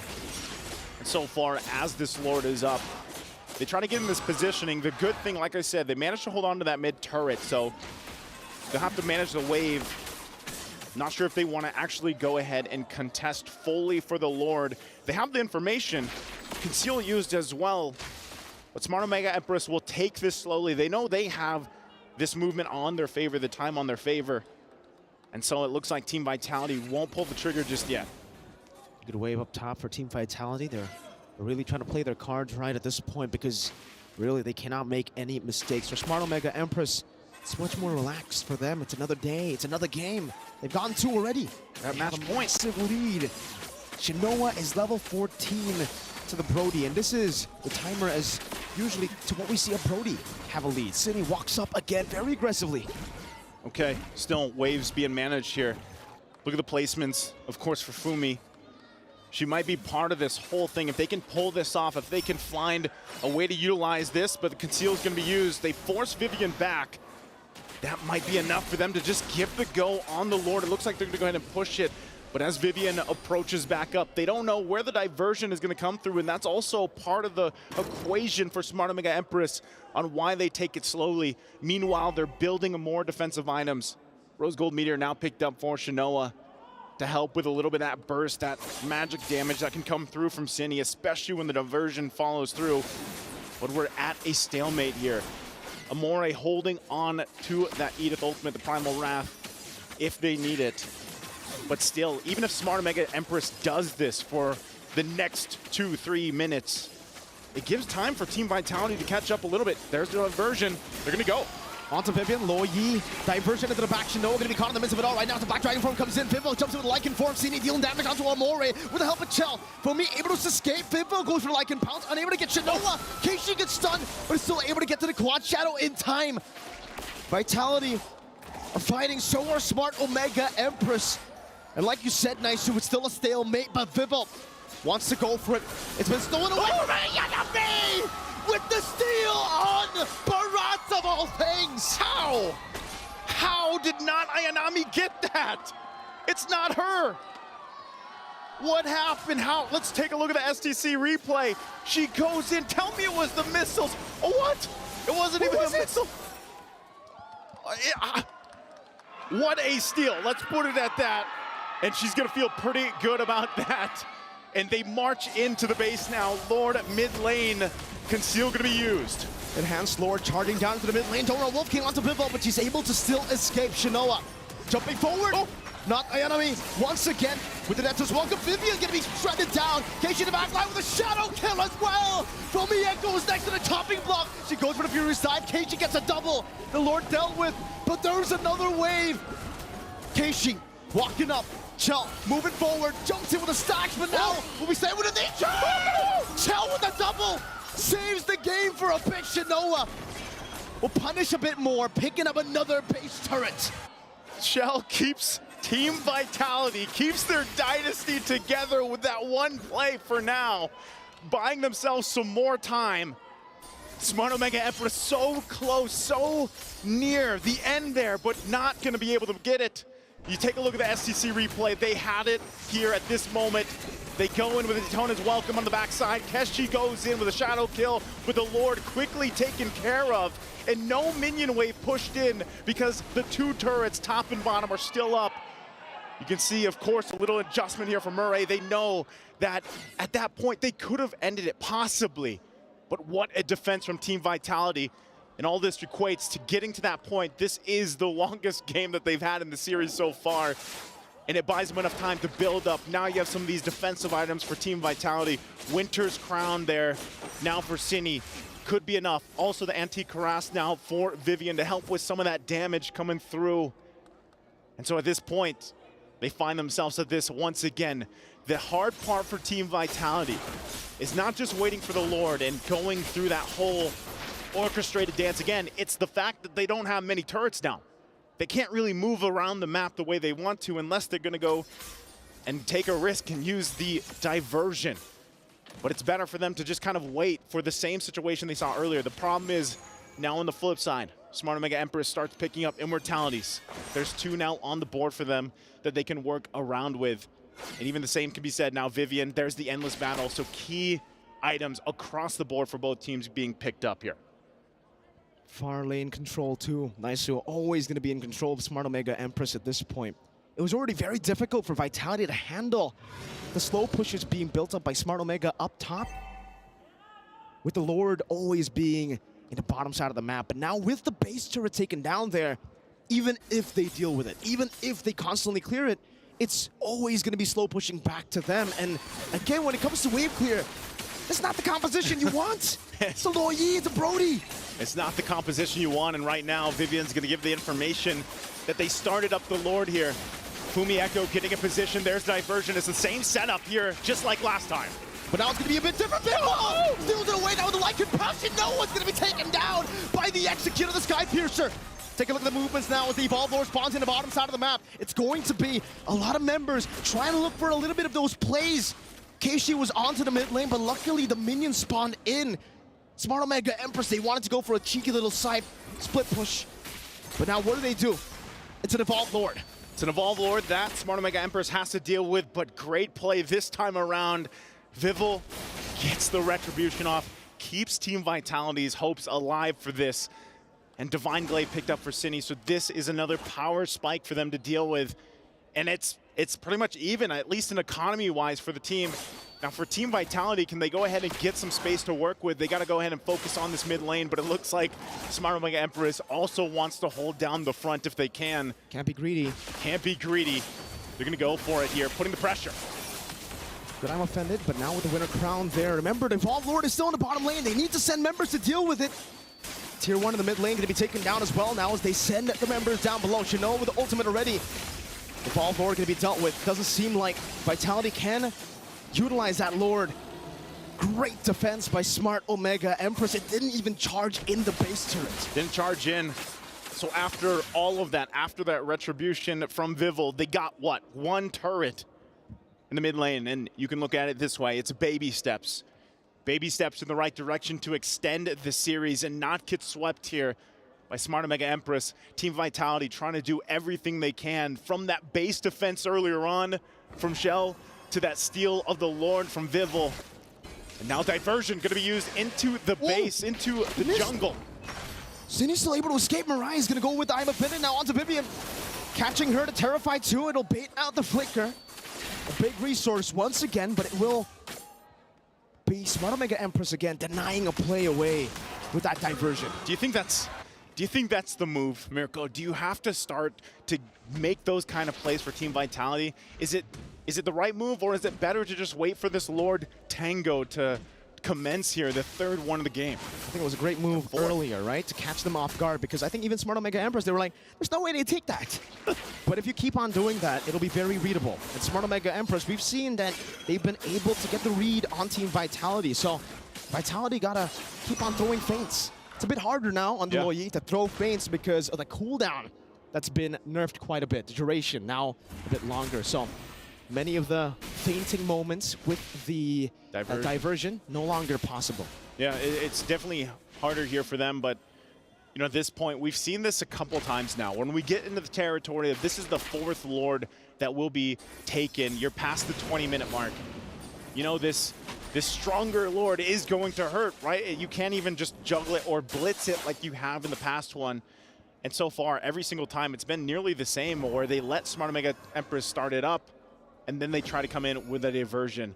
And if possibly they can even get a pick off, that's going to be great for the numbers for Team Vitality. But it looks like the information comes through, and still at the same time, like you mentioned earlier, they have to manage those waves with the turrets down at the top and middle. And so for Smart Omega Empress, they're going to go ahead and get in a position here. We just saw the diversion used, so it's not up on cooldown just yet. But now at this point, Team Vitality has all the defensive items that they need to really contest this. Vivian goes up front side. They're going to wait still if they can buy time. Diversion available now. And we might see a very similar setup that we saw earlier on with this Lord. We're going to have to see that. How does Smart Omega Empress tackle this? It seems Chinoa, I guess this is the advantage of going for the Brave Smite, right? You don't have as much mobility, but you can even tank up the Lord. So Evolve Lord, changes to the Lord? Nah, I'm good with the carry. Just tank it up, but it's still the same dance. You know, this is again going back to it where before we on all this Lord dance and everything else, but now it's just kind of this standoff. You know, I don't know, maybe the square dance or whatever we can call it, the tango. You have those waves pushing in, but Smart Omega Empress, they actually don't even want to commit just yet because of what's happened in the previous Lord. And one thing you can't count them out is the fact that they could go for a split push. We've seen it happen before. Hell, we've seen teams just run it down mid, even when the team is so concerned with the Lord, this objective, because by this time, you know, 24 minutes in, this Lord could possibly be a guaranteed push into the base and a win for the game. If Team Vitality even steals it, is already going to give them a big advantage, but this is probably the most cautious that we've seen both these teams so far throughout the series. Good read there. Just utilizing the jungle creep to open up the bush for you. Notice that it walked the other way. There was someone in that bush. She doesn't know who, but she has a pretty good idea. That's that game IQ. In-game equipment, let's take a look at this once again. Yeah, Winter Crown already built up, and Brody still has the boots, so Chell still wants that additional mobility that she needs in these skirmishes, but at this point, we're really just going to be waiting for some item swaps. See if they go in that. Checking the bush here. Diversion going to be used. Moray's going to be caught all alone with a diversion there. Great catch. Moray's able to escape, but now Immortality taken down. That's a big, big item. That'll be down for quite a bit. One of the Immortalities down. Now they got to deal with the big Dynaman. And even with that, they just go back to what this was, right? Setting up positions for this Lord. And for Team Vitality, that might be the play, you know, try to catch someone off guard from Smart Omega Empress that time around. They weren't able to capitalize the kill, but they did get the Flicker, they did get the Immortality, which are crucial for the success of this lineup for Smart Omega Empress, especially when it comes to this fighting. So still, they don't want to actually start this up just yet because of the fact Diversion is available again. Oh, Flicker in. That's an most welcome. Vival buys the Immortality, gets up with the Lycan form from Mieko. Jumping to the back, City, all alone, City! In a 1v4! Buys the Blood Wings, gets out! Oh my goodness, Vivian! Oh! Goes with the Earth Shadow, Keishi on the chase, City gonna be taken down! Vivian, no Immortality! The Shadow kill to the back, Little Nature there, Chell goes for the stun, but Keishi wants to go for the execute. A few more hits with Lycan form, Chell still able to kite away! Now Keishi assassinates Vival as Chell buys the Immortality. I think they're going to go ahead and run it down mid. They're going to focus on the base here. There's only 2 left for Team Vitality. Big waves coming down. Chell going to be targeted down. No Immortality. On a conquest for their 25th. The queens of MLBB have fallen. The dynasty, the streak, the era. And to take their thrones are the Empresses. No queen shall rule forever. The Empresses have made history here today in a sweep. They've dethroned the queens of MLBB. Man, what a game, 26 minutes. Master Macro from Smart Omega Empresses here. The journey that they've had up to this point and what they just accomplished here. History has been made for the MLBB Women's Invitational 2024 at the Esports World Cup. The first international victory for Smart Omega Empress. You can see the thrill, but also the agony. The first loss in an international tournament for Team Vitality. Whew. You can see just how elated the squad is. Everything that they've been doing time and time again, their journey up to this point, the crowd here cheering them on. And who would have thought it would have been a sweep? Coming in today, I didn't even know it would be a sweep. That's 2 sweeps back to back. And they managed to get that champion. 3-0, 3-0. The games lost today, totally for Vitality, 4 games. That's, like you said, if you add it up, it could be their entire MWI run since 2022. It's definitely a new era here for MWI. For the Philippines, feeling really confident and good about it, of course. For Team Vitality, they tasted defeat for the first time in years. Of course, great sportsmanship there between the two amazing teams, the amazing players here. I think even for Smart Omega Empress, they're probably hasn't hit them yet. Still believe in what they've done, what they've accomplished. Always second, always third, always looking from afar. As a team they have defeated today lifts the trophy every single time. And today, it is their time to shine. How poetic. The queens of MLBB dethroned by the Empresses. It's amazing once again. Even the staff behind them. The way that they drafted this, the way that they brought this from even in the previous series. And then this one, when they approached this, such great minds behind these great, amazing athletes, these players, these women, as we celebrate just these pro players, these women, what they're able to accomplish here on this international stage. Make their country, make their family, make everybody very proud of what they've accomplished here. Again, congratulations, champions. MWI 2024 at EWC. Smart Omega Empress, they're gonna enjoy this victory, man. Whether it's swimming through the confetti, raising that trophy later on, crushing that key. Think about that key. What is in that key? But let's throw it over to the stage.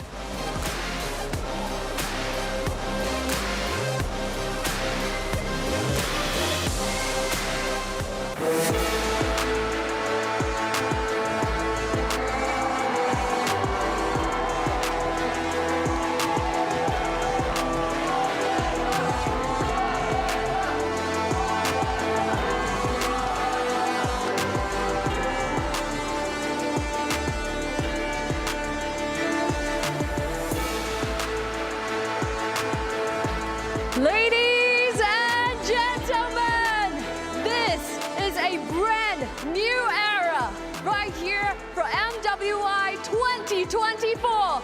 The Titan Slayers presenting to you your brand new champions, Smart Omega Empress. Absolutely amazing, the pride of the Philippines. Let's hear it from the Filipinas.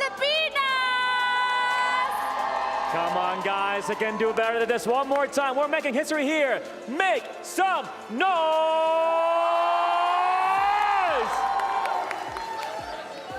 It is absolutely amazing to watch.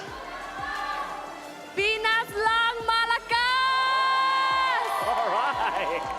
Absolutely amazing, and that was true. Today, the Empresses woke up and choose violence. And as mentioned, right here at the Esports World Cup, fortune awaits the fearless. And there you have them. Why be a queen when you can be an empress? Beautifully said, ladies and gentlemen. One more time. Let's hear it for Smart Omega Empress!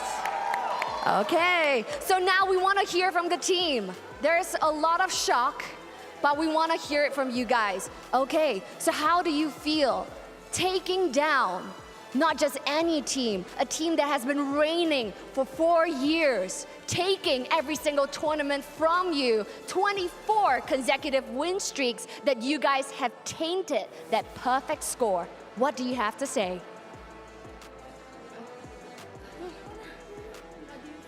Okay, it feels like it's a fantasy. We couldn't believe it ourselves. Until now, we're still, I don't know, it's like a dream. It's like a dream come true for us. Yeah, we never believed like we would sweep them. We expected at least that maybe it's a 5-game series kind, but we can't believe this as well. It's beautiful. It's beautiful. I cannot put my feelings right now. I can put into words, but I just wanted to say thank you to our organization. We're here because of them, especially to our bosses, Sir Pat, Sir Proy, and Coach Q. Thank you for trusting us, especially my players and Smart Omega. Yeah. I cannot put into words, but thank you, team, for participating. I just wanted to say, yes, we made it. Yes. Yes, you did. Yes. Yes, you did. Yes, we did it. In the making, taking place right here. Queen, thank you. it's taking place right here at the EWC, but now time to announce the MVP. Ladies and gentlemen, can you tell who it is? Let me hear some names now, come on.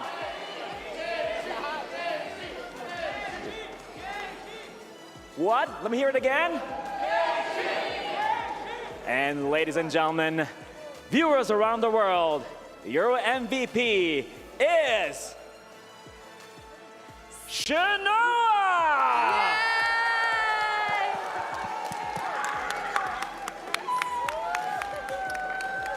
Yes. I know. Emotional. Not only you won the MVP, but you won for the Philippines as well. You know, taking place right now, not only you changed the narrative of the story itself taking place here, not only you are here in the first ever Esports World Cup, but also you won $50,000 right here, ladies and gentlemen, with the EWC here for the MWI 2024.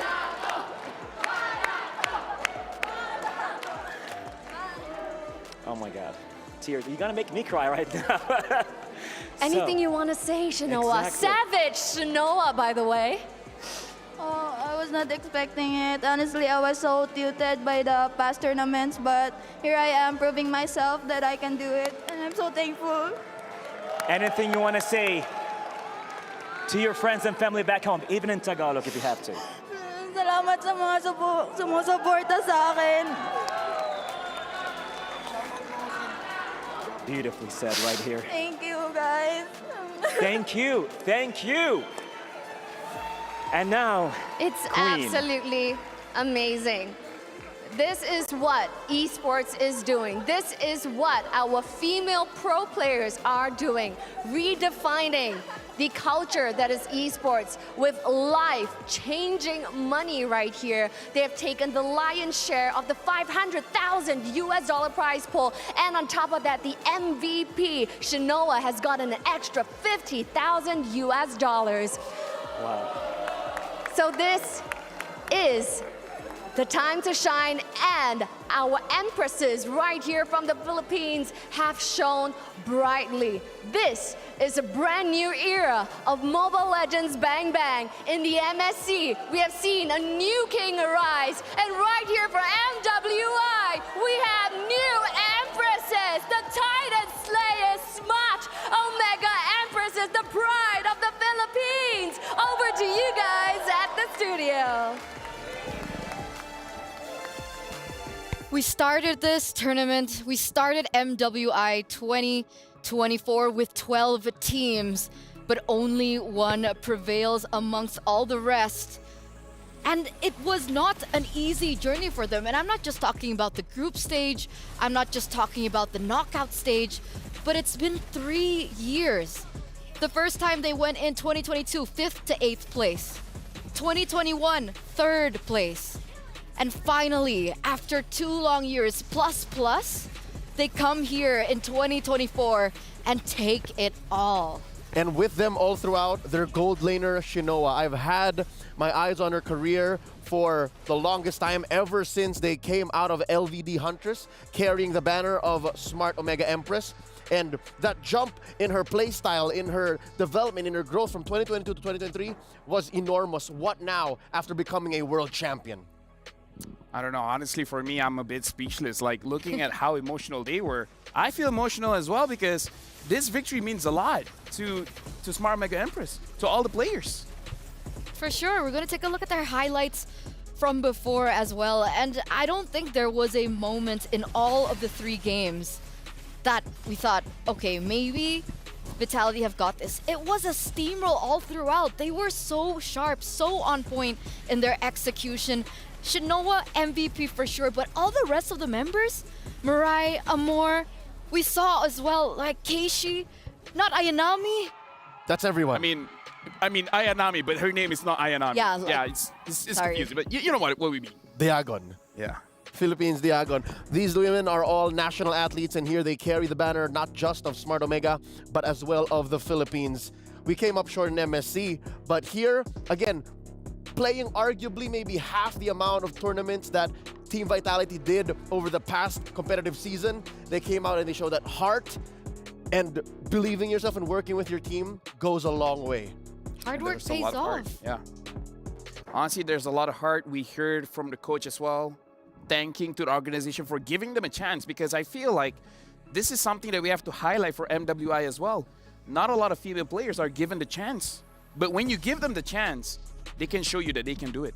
And I do believe this should put the flag of women's MLBB straight into the Philippine soil and say, hey, we can do great things. Just give us that platform, give us the spotlight, and we will find our time to shine.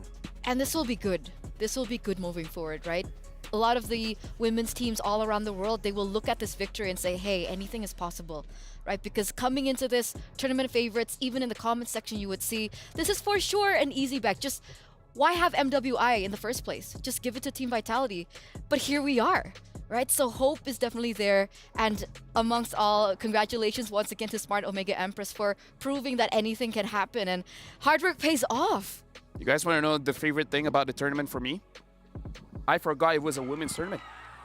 Right? That's true. Right? You take out the names, you hide everything else that's around this, and this is still peak MLBB. Like, just professional players. Yeah. Doesn't matter. They're just professional players.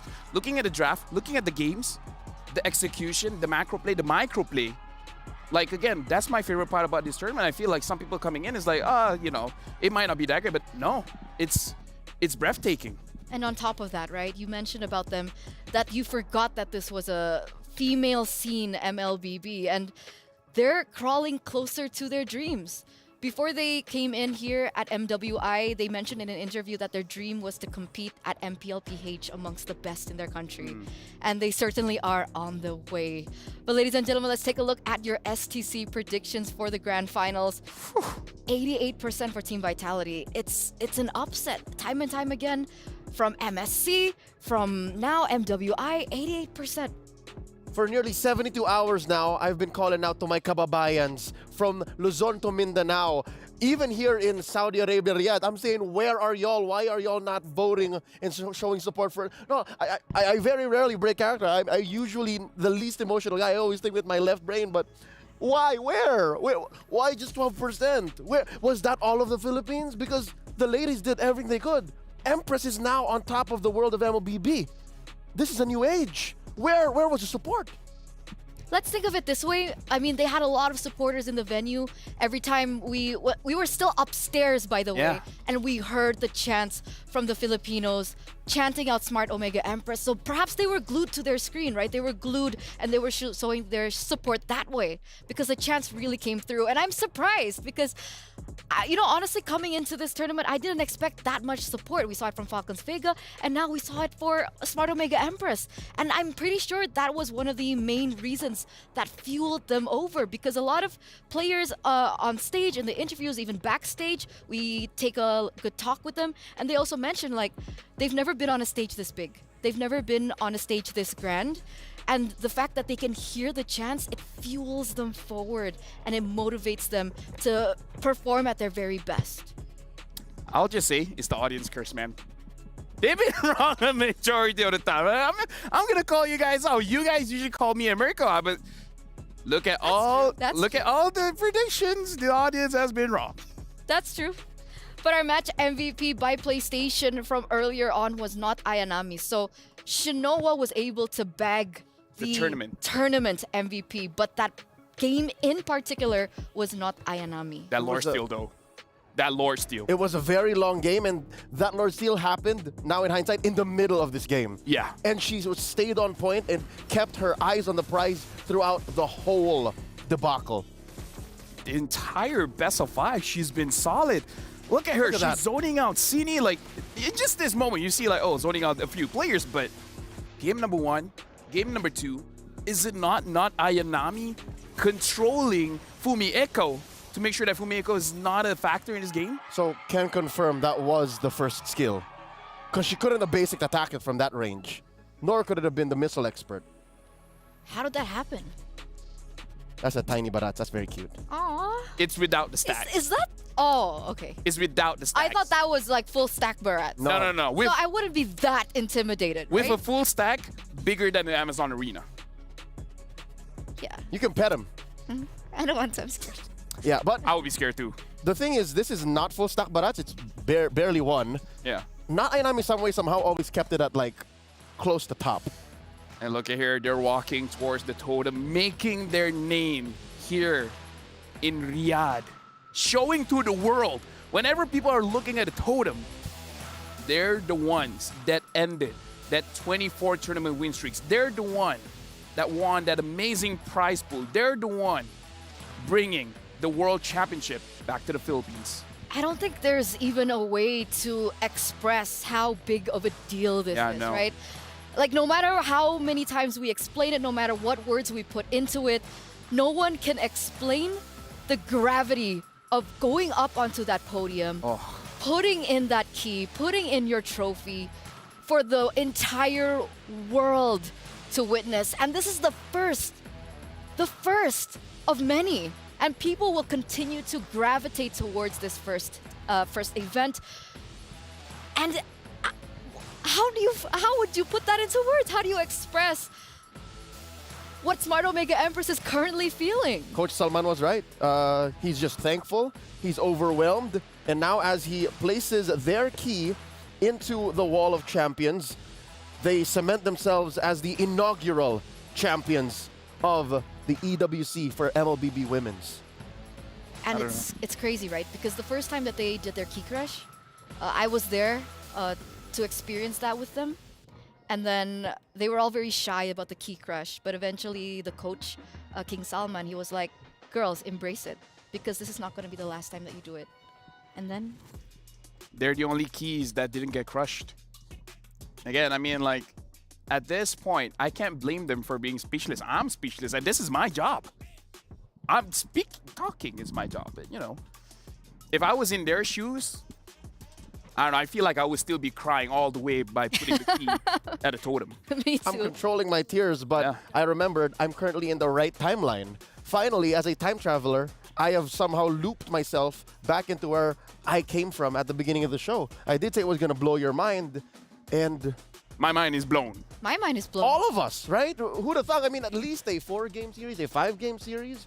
But for Smart Omega to just up and sweep Team Vitality, it's a new age.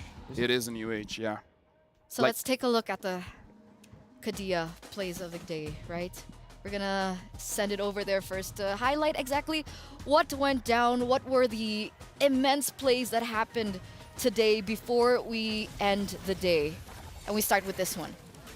Let me just say, looking at all of the plays, it shows how important that Smart Omega moves as a unit. In the team fights, they move back and forth. Like this highlights the entire tournament that we had today, both semifinals as well as the grand finals for today. It all leads up to see Smart Omega Empress as the champions. Yep, talking about how they move together as a unit. Check it out, even underneath a turret, even underneath a huge jump like that, they're able to turn it around against VSG. This came in from earlier today. Yeah, and again, a sweep against VSG, a sweep against Vitality. They had a 6-0 day, and this is like an insane 6-0 for today. It was just but a taste of what Team Vitality has been experiencing for the past 3 years. And Smart Omega Empress took all of that in the matter of hours. And this is the play, again, VSG going up against Smart Omega, where in hindsight, now that we've seen the rest of the tournament, I don't know how Smart Omega slept, but keep sleeping like that, because when you wake up, you're going good. Remember the grocery list of activities you did. Yeah, just do that. Leading up to this, and do that before every major tournament. Yeah, it's like, oh, we slept at 9. Well, keep sleeping at 9 o'clock. Clothes you wear, the food you eat. This here is a moment from earlier in the series. This is quite close. This is game 3. Like, this is literally this is the final game. Just that game, yeah. This is the, I remember, this is the team fight where we didn't see it coming. No, because the camera was slightly off, and I don't blame the way that was seen is because Smart Omega Empress moves so fast.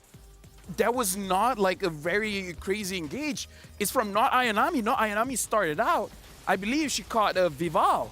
And then after that, it's like the entire team of Vitality was like, what do we do? And they panicked. It seemed like a concealed play without the actual conceal. Exactly. That's the best way to put it. And There the it is. emotions. Ben, I don't think I've ever casted a game this emotional before. I don't think. No. I think it's also because it's the first of its kind. I mean, I felt that during MSC, so you know. Yeah, thanks for that reminder. But even like I'm not a Filipino, right? I came into this match rooting for Vitality. But when I saw the way that they picked it up, the way I saw their reactions, the way I saw just that innate amount of emotion displayed on the faces of them, that made me realize like this wasn't for us. We go to work, we cast it, we go home. But for them, they've been working hard for years. Half a decade. The same roster for years. Half a decade, they've been chasing this dream, and it came true here in Riyadh.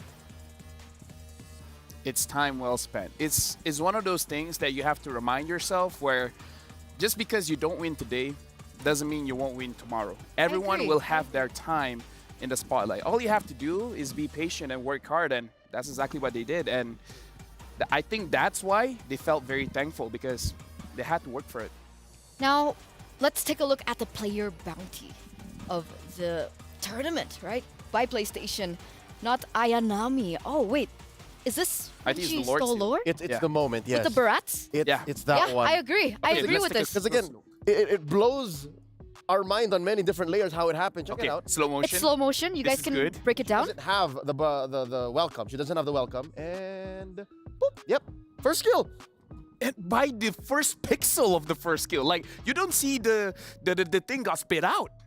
It was under layers of multiple other animations. And she did that off of full stacks. Yeah. And again, it takes a level of awareness and game sense to be able to do that in that moment. I mean, here's the thing, not to take anything away from her, but it takes luck and skill. Like, I think even she would agree, like, there was skill in there, but she was lucky. And luck, for me, is a skill. My name means lucky, by the way. So I Wait, what? Ayman? Yeah, Ayman means lucky. Oh. Yeah. Well, you know what they say about luck, right? Right in the intersection of luck and skill is preparedness, and she was prepared. She was prepared. I agree. She's definitely a force to be reckoned with. And the reason that we had MWI, like one of the reasons obviously, was to, bring up the names of these players, right? Allow all the rest of the world to recognize these names, and I'm pretty sure after this, they will recognize hers. Shinoa, Ayanami. I feel like at this point, she can proudly change her name to Yes, Ayanami. I am Ayanami. I am Ayanami. I am I like Ayanami. that. Yeah, it's like I like that. No, Ayanami, no. You're the world champion now. You deserve the Ayanami name. She can be tricksy about it. Ayanami indeed. Ayanami indeed. Yeah. Ayanami, of course. Either way, use your prize pool to buy the diamonds to change your name. For sure. For sure, Ayanami. I'll even gift it to you. Yeah. Why not? You know, speaking of gifting, did you guys get your hands on the free skins yet? And the painted skin, yeah. You got it? Yep. Oh, because last night I was like trying to get them. That's how you do it. So you were just playing That's how random you- games and just... You need to play games to get that, you know? Yeah, so, I mean, anyway, I played 3 ranked games last night. I regretted Alright. my last one, but the Youth Fair is here with incredible bonuses and exciting events. Grab multiple permanent skins for free, just like the Savannah's Classroom Charm and as well as the Painted Skin Classroom Glam. And of course, more exciting events will be revealed, so don't forget to stay tuned and don't forget to watch out, because you know I'm not gonna be here for you guys tomorrow. Okay, I can't remind you again, so keep that in mind. Maybe LaFell can DM you guys personally, so just DM him for that what is it called, reminder. For me, I just want to take this time by saying I enjoyed myself working on MWI. The entire tournament has been amazing. I worked with amazing people. Congratulations. It's been a pleasure working with you. Salamat. Salamat. Thank you very much. And I hope this triggers a big change in the female scene. And Let's come to the middle together, right? I'd like to think... Yeah, of course. We're ending the show, right? It's fine. I'd like to think this changes things not just for MLBB in general, but even for esports and esports for women specifically. Going out to all of the Filipinas watching at home, if you guys have any dreams and hopes of becoming an esports athlete, I'm here to say, kaya nyo. Mabuhay ang Smart Omega Empress, mabuhay ang Pilipinang atleta. You guys did amazing, you guys did great, you guys did all of us proud. Thank you. So on behalf of all the talents, the casters that are not currently with us right now, we want to thank you so much for taking this incredible, amazing joyride with us here at MWI. And like Leo mentioned earlier on, it's the first of its kind. So with that, ladies and gentlemen, we're going to close out MWI x EWC 2024. We'll see you in the next tournament, and we'll see you soon. My name is Eterna. My name is LaFell. And my name is Leo at your service. And we're signing out for the day. Thank you so much, everyone. Pinas lang malakas!